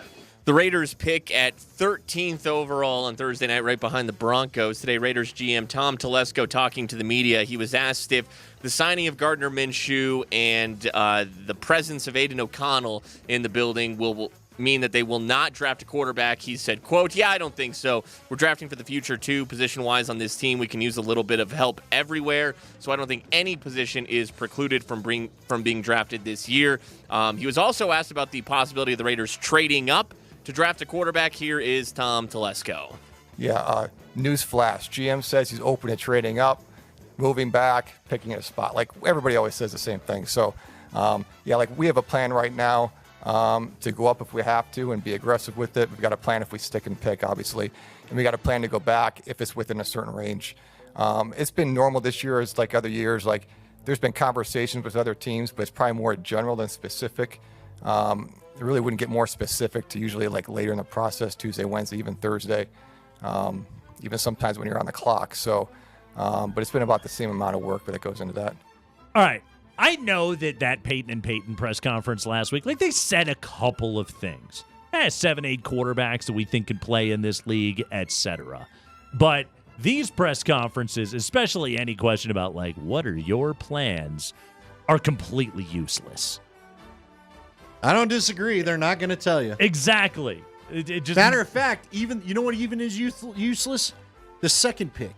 We all know Caleb Williams is going number 1. Yeah. They're talking about it on ESPN today. They're basically telling the Commanders, don't tell anybody what you're going to do. You're going to ruin the first half hour of our draft coverage. So even the Commanders are being told, don't tell anybody anything. We need people to watch this. Spring. High five. Steelers GM Omar Khan, along with their head coach Mike Tomlin, talking to the media today. So Russell Wilson, Justin Fields, and Kyle Allen are the 3 quarterbacks on their roster. They are all free agents at the end of the season. Could the Steelers draft a quarterback? Omar Khan was asked about his thoughts on this quarterback class as a whole. Yeah, I mean, if you're asking me, or I think it's not realistic that we'll be taking a quarterback in round 1, if that's what you're asking, no. Beyond that, what do you think of the guys beyond that? Yeah, there's some good players there, and I wouldn't close the door on anything. If there's an opportunity to improve that room, obviously we'll look at it. But like you said, we have 3 guys that are in one-year deals, and we have to be open to it. Door is open. We like the guys, etc., etc., etc. Yeah, you like everybody this time of year. Very much so. Talk to me in training camp. Spring. High five. All right. Drake May was part of that bro-off. The quarterback bro-off. Now this I want to talk about. Who do we like the best? Whose personality is the least awkward? With the Washington Commanders, it was Drake May, it was Jaden Daniels that apparently rubbed Jaden Daniels the wrong way, that he was part of this bro get-together. J.J. McCarthy and Michael Penix. Those were the 4 quarterbacks. Apparently they went to Topgolf. Drake May was asked about this on a podcast with Kevin Clark. It's the This Is Football podcast. How did you view the Commanders Topgolf? And that whole thing. I actually thought it was one of the cool events I've been on. I think, we always kind of these different places you go and see, kind of a steak dinner spot, and just you're surrounded with the head coach and GM and quarterback coaches, and then the Commanders took an approach of all of us being together and seeing how we interact, and getting a chance to swing the golf club a little bit. I enjoyed it. Be around the other guys. Got to meet a lot of different guys throughout the process, and a lot of guys I saw in high school recruiting. I remember Marius Mims. I tried to get him committed to Alabama when I was committed there in high school. Again, full circle. I know JJ well, and seeing Jaden and those guys was I think it was a really cool experience for me. I think we all got our separate time with the coaches when we need to. It's not like we didn't do any of that. But Topgolf was just a way for us to get out and do something fun the evening before. All right, I'm not surprised by this response, because anybody that interviewed with the Broncos at the Combine, they were all just like, whew, yeah. Yeah. Peyton wasn't messing around. Yeah, Sean Payton putting all my terrible throws on film right in front of me. And then making me memorize game plans and come back the next day and answer questions. Yeah, Drake May's like, go hang out with the Manders, go whack a few balls. Yeah. It sounds like a pretty good time. I feel like part of that's because so many spots all of a sudden if Daniels is number 2, Jaden Daniels is number 2, and him going 3, that he doesn't. I mean, what does he have to lose? Exactly. I don't know, man. I think it was very telling today hearing about how the NFL doesn't want the Commanders tipping their hand. So did they maybe get a nudge from the league and were like, all right, fine. We'll really throw you a curveball. Bring all 4 in. Take Drake May golfing. Yeah, take Drake May and Daniels. We'll even throw Michael Penix in there. Now what are you going to do? Get some wings, play some big buck hunter, have yourself a good time, all right? Who do you think has the worst swing? Of that group? Penix is a lefty. Does he go hefty lefty? I don't know. Didn't Jaden Daniels, remember that picture of him where it looked like his elbow was like all dislocated and everything, and he had to put out a statement that was like, I actually have a normal elbow. It was just a weird picture. Yeah. Or whatever it was. I don't know. Maybe it was Jaden Daniels. I have no idea. Maybe that's the problem. Maybe Jaden Daniels sucks at golf, so that's why he was big mad about dare it. You? Exactly. He was. That's where you just go, bro, I ain't playing golf. I'm getting ready for football. Exactly. Aren't all the quarterbacks pretty good at golf, though? Typically. It's usually who's on the old senior tour, right, when they're done? Exactly. Pro-ams or whatever. Yeah. The kickers are always really good, too. Just that's all they're doing. They have a lot of time. Kicking and fishing. Exactly. And finally, Spring. High five. On May 5th on Netflix, we will have the Roast of Tom Brady. It is called The Greatest Roast of All Time. It'll be hosted by Kevin Hart. In the little teaser ad they put out, you see Jeff Ross in the little teaser, but no other names have been announced. It'll be full of surprise appearances.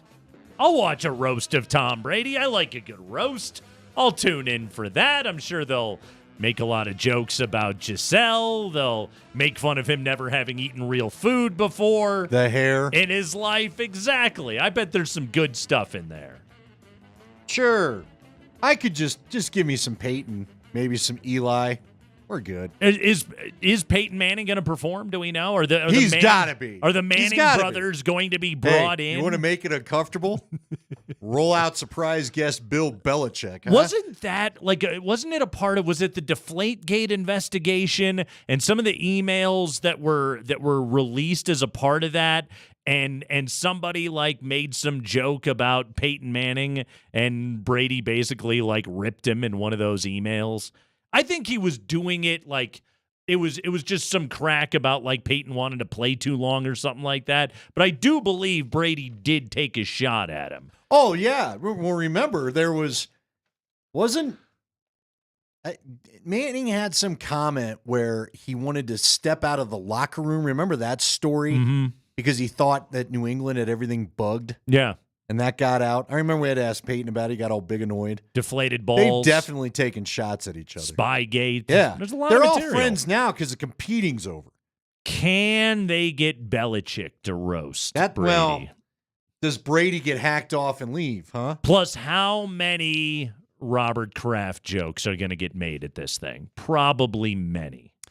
Well, remember, Brady basically put out there, if New England needed a quarterback, I'd be willing to do it. I'd go back there now that Belichick isn't there. You think Jeff Ross is going to get through this thing without making a single joke? No, I'm with you, but at some point,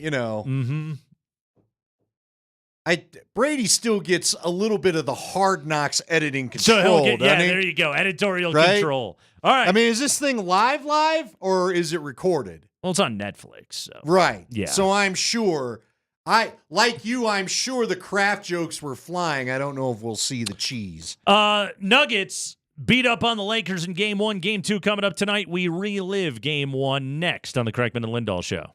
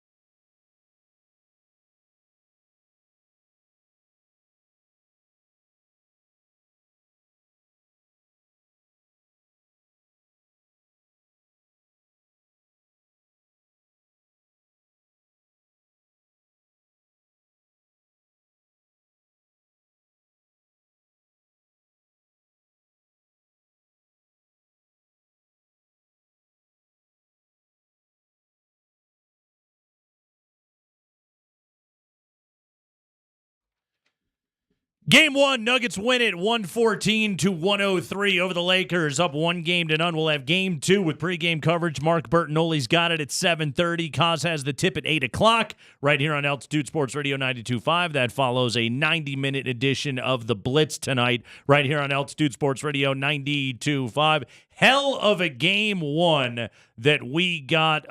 Just another hang it in every art museum on the planet sort of performance out of Nikola Jokic. Andy, 32 points in the game for the Joker, 12 rebounds, 7 assists. He was 15 of 23 from the field. He did not turn the ball over, and he was a plus 14 in his 40 minutes on the court. If you do that, I don't even think that this bench can blow that kind of lead. So let's do it, Andy. Don't. Just don't. Got a game tonight. Was Let's I tempting not too much test bait? anything. Okay. Fair enough. But let's dive into it. Let's relive game number 1. Here we go. Let's go to the first quarter, in fact, and let's start off with Jamal Murray putting any concerns over how good his legs are feeling going into this series. Rebound down to Jamal Murray, took it away from Anthony Davis. Denver down by 6. Murray gets down the lane, dunked that thing home! Right-handed tomahawk! Well, if you're not awake yet, you are now. Yeah, Nuggets going in transition. Jokic put a, you could call it a moving screen. You could call it a block on Rui Hachimura. Either way, it wasn't called. LeBron went with Jokic, forgot to stop the ball. Kind of an obvious thing for a dude of, his sort of veteran status, and Jamal hammered it. 20-16 game right there at that point. Andy, good to see the hops out of Jamal Murray. Oh, that was so fun. I thought maybe there might be an and-one situation, but the replay showed LeBron did not get there, but that was fun. It was that. I hate calling him playoff Jamal because he hates that so much, but that was playoff Jamal activated right there. Yep. He showed up and he played great. One other highlight out of the first quarter that I want to hit specifically because if Nikola Jokic catches and starts backing down from the nail, the Lakers are absolutely screwed. Roll it, Spring. Here comes Reggie Jackson. Jackson has it at the point. He picks up his dribble, throws it off over to Jokic, guarded by LeBron James. Mano. Shoots right over him. Jumpers up and in.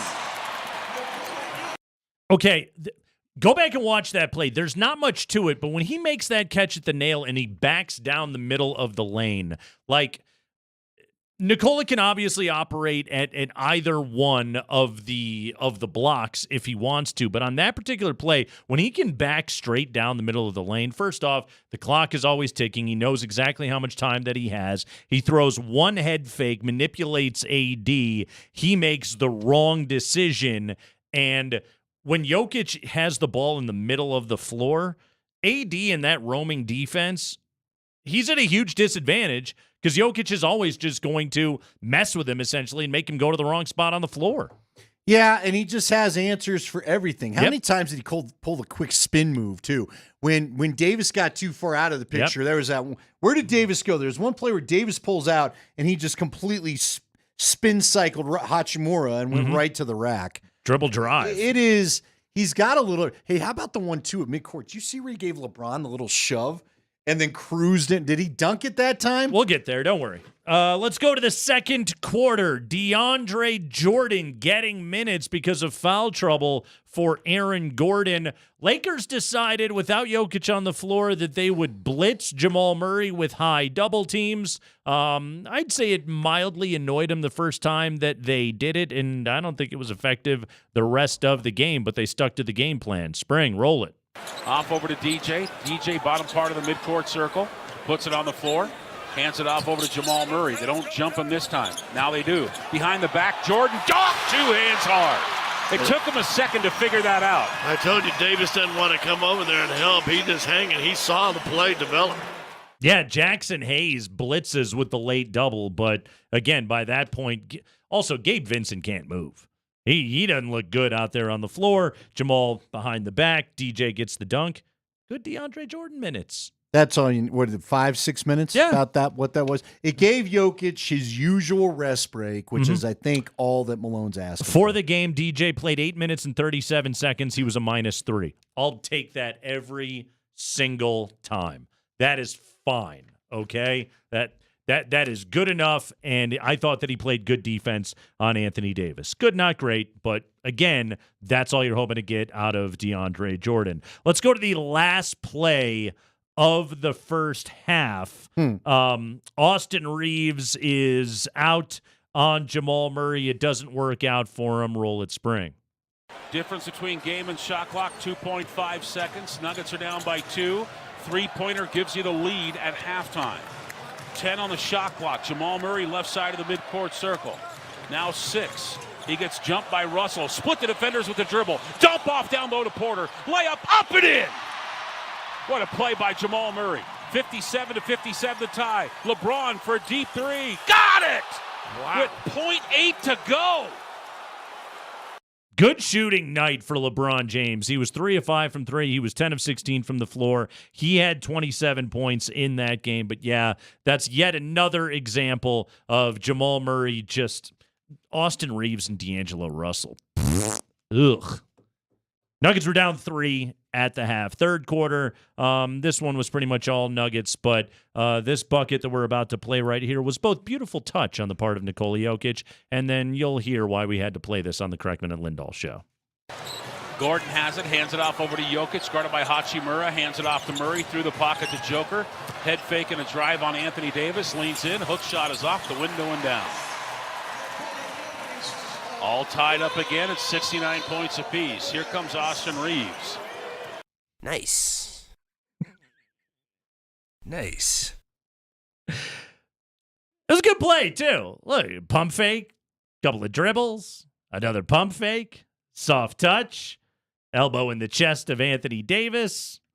It just so happened to make the score 69-69. Nikola got a little physical the other night. He did. Oh, he got real physical in that game. A couple of minutes later, I want to play this highlight right here because, Andy, this play that we're about to roll for you is a Jokic and Jamal pick-and-roll action that results in a lob to Aaron Gordon that is essentially, to me, what this particular action is coming to symbolize with this group of the Nuggets is it's like zone blocking Terrell Davis one-cut go stuff. You know, it is a play action boot and a drag route to a tight end. Like you think of quintessential Shanahan Broncos football.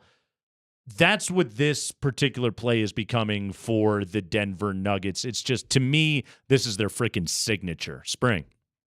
Murray has it across the timeline. Calms his team down. They're going to run an offensive set here.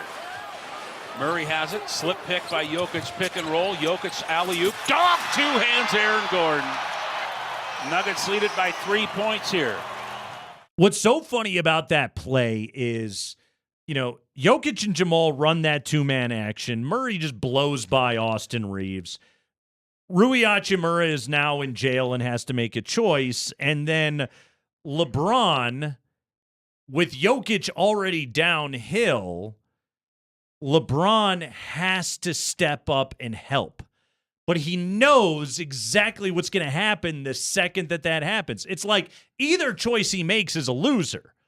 He can either stay with Aaron Gordon and Jokic has a layup, or he steps up and then Jokic lobs to AG and he gets a dunk.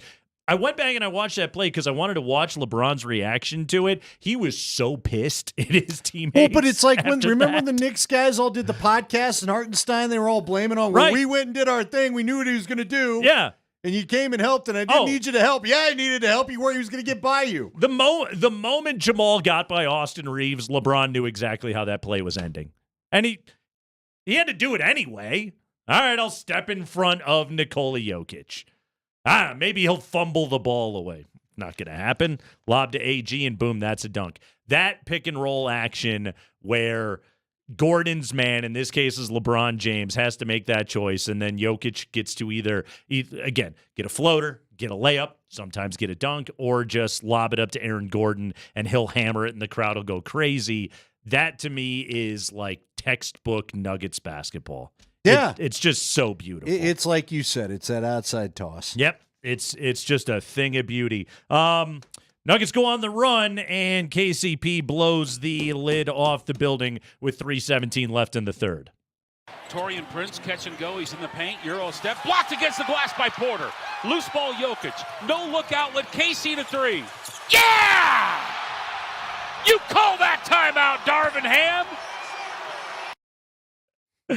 Also, shout out to MPJ. Good swat on Taurean Prince, who I thought actually played pretty well in that game. I love any time Michael Porter remembers that he's 6'10". Yeah, he's tall. Yeah. Bothers people. Lengthy arms. 84-75.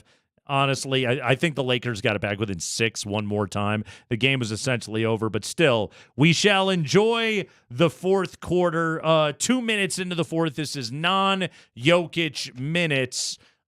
This was right after Jamal had the turnaround and the scoop shot with the left hand. This time, Anthony Davis gets him, but Jamal Murray just doesn't panic.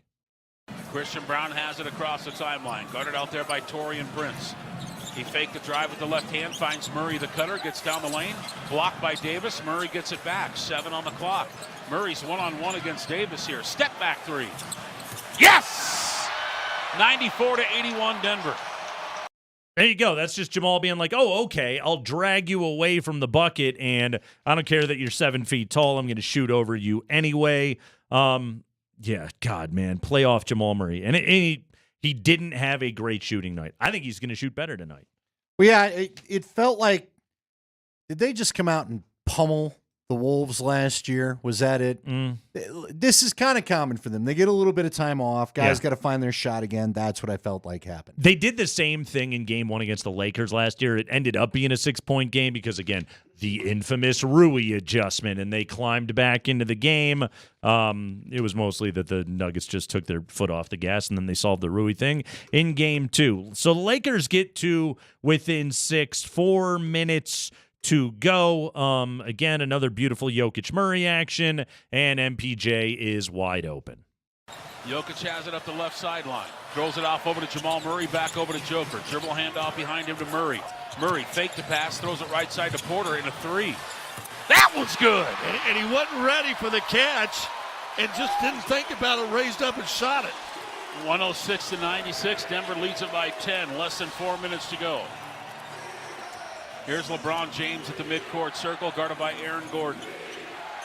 And pass picked off by Nikola Jokic. He's got LeBron to beat. Dunk that thing home with the right hand. He was going to pass it.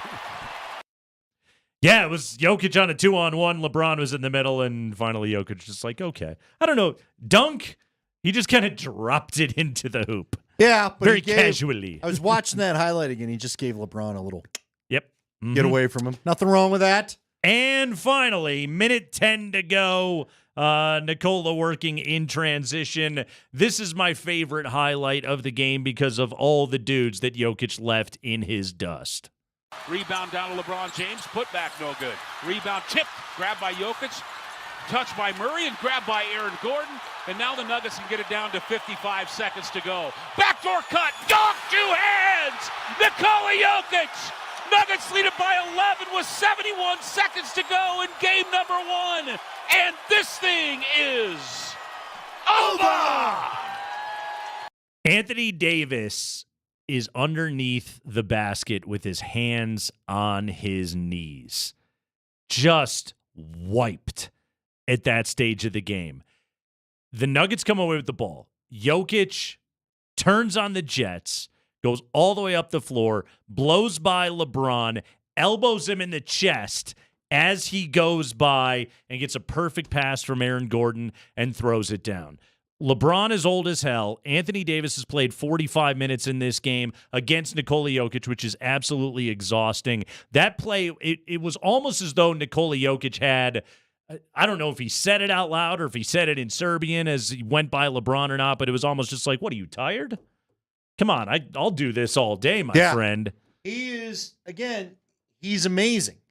He doesn't show fatigue all that often. You know, he's just a machine. It should not be. He plays at full speed all the time. It should not be underappreciated how this guy's always ready to go. And he knows he's going to he's needed from minute 1 till the end of the game, whenever that shows up. When Nikola Jokic is dunking in minute 47 of the game, that's a tell right there. I really wonder with the Lakers. And again, I know they had time off before game 1, but especially their 2 stars played a ton of minutes in game 1. And played well. They hit shots. They did. Didn't it feel like in the first half especially, they were hitting shots they weren't hitting a year ago? And Darvin Ham, he went for it in game 1. And the Nuggets didn't have a single guy hit the 40-minute threshold in that game. Like, for Darvin Ham, it remains to be seen, but is there going to be a tax to pay for as many minutes as he went with his stars in game 1? How does that bear itself out now in game 2? I can't wait to see. Yep. Look, let's get down to some business here. Okay. We're going to do a little post-game tape session now. Okay. Did you force the 69-69 highlight? Okay. I feel like that was forced to touch. Okay. Was the play worthy? Okay. Was the call juicy enough? We had Nikola Jokic catch the ball. Yeah. We had him pump fake Anthony Davis. You like that? We had him put it on the floor for 2 dribbles. We had him pick up the ball once he got to his spot on the block. Yeah. Pump fake again. Sure. Elbow Davis in the chest.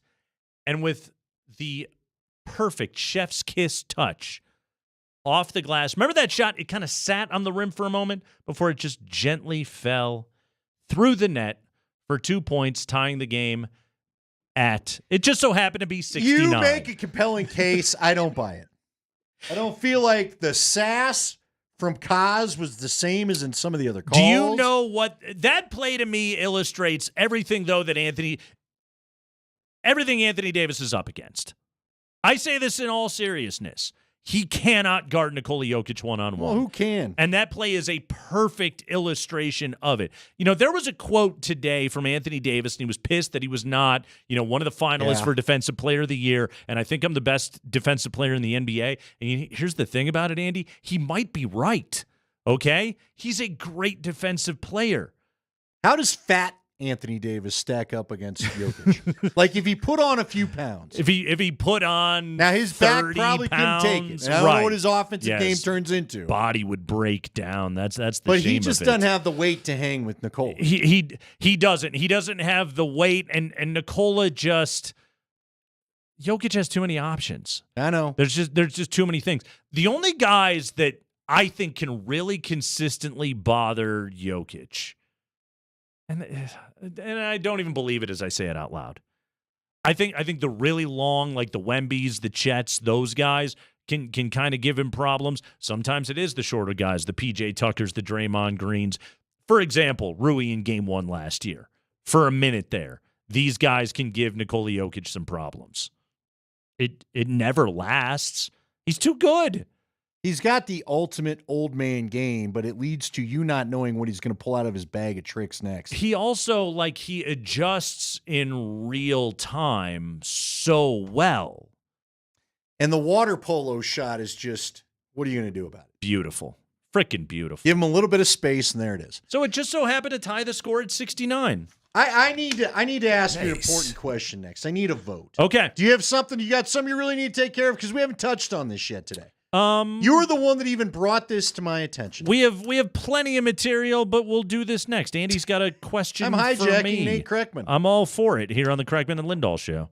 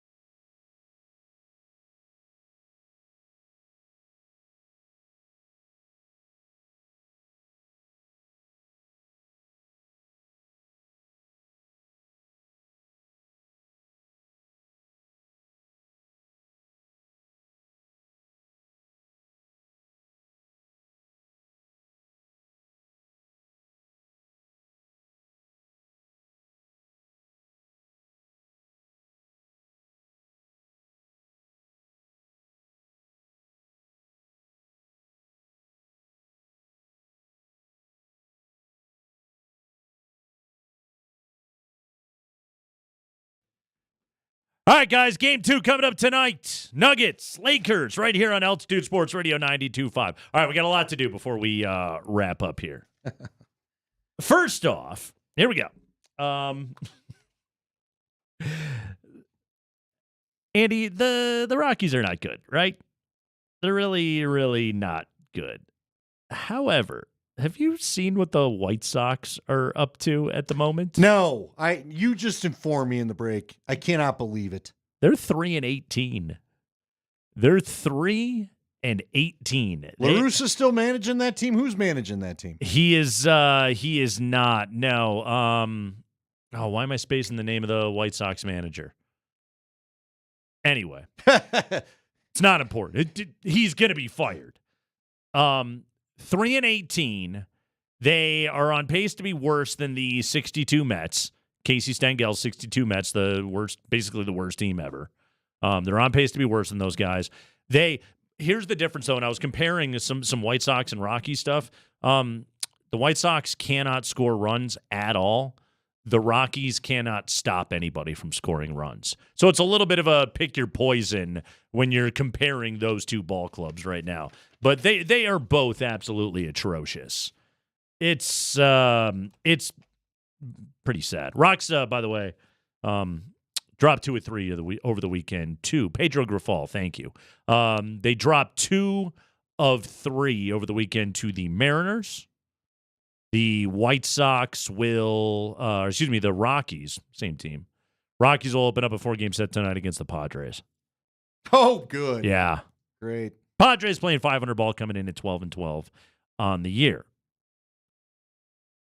Got to play a couple of baseball highlights for you before we wrap up. This is wild. It's been wild. So first off, want to play for you the first pitch from the other day because you gotta hear this call.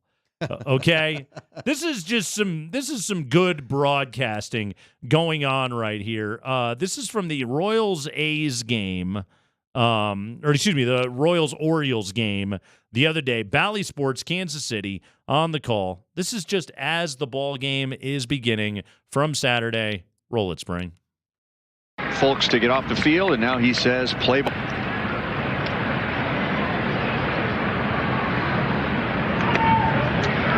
Fastball is right down the middle for ball 1. What? My goodness. Not on pitch 1. What part of that pitch was not a strike? Oh, but that one was. Oh, well. So who was umping? Was that Angel Hernandez? Who was it? That was, I don't believe that was Angel Hernandez on Ryan that one. Ryan Blackney. The umps are going to force us to have robot umps. By the way, real quick, Andy, look at the, somebody put the MLB StatCast nice. graphic. It was literally right down the middle. Right down the middle. He should have swung at it, frankly. Yes. You should not take that pitch. Give me that. Fastball is right down the middle for ball 1. He executed that perfectly. Okay, today, Yankees-A's. This is unreal. So Hunter Wentelstad is behind the dish, okay? And he's sick of Aaron Boone, and he's sick of the Yankees dugout for chirping at him. So he makes it clear, all right? I don't want to hear another word from your dugout. And the truth is, Andy, he did not. But he did hear something. This is Yes Network from today. The first base umpire you saw making that call. You're not yelling at me. I did what I was supposed to do in check. I'm looking for him to get hit by the pitch. You got anything else to say? You're gone. Okay? Oh, okay, Hunter. Well, you know what? We're not going to need a John Boy breakdown of that one. We got a very clear. Aaron, you're done. There you go. And now Aaron's saying I didn't say anything. You're gone. Aaron's saying, hold on a second, I didn't say a word.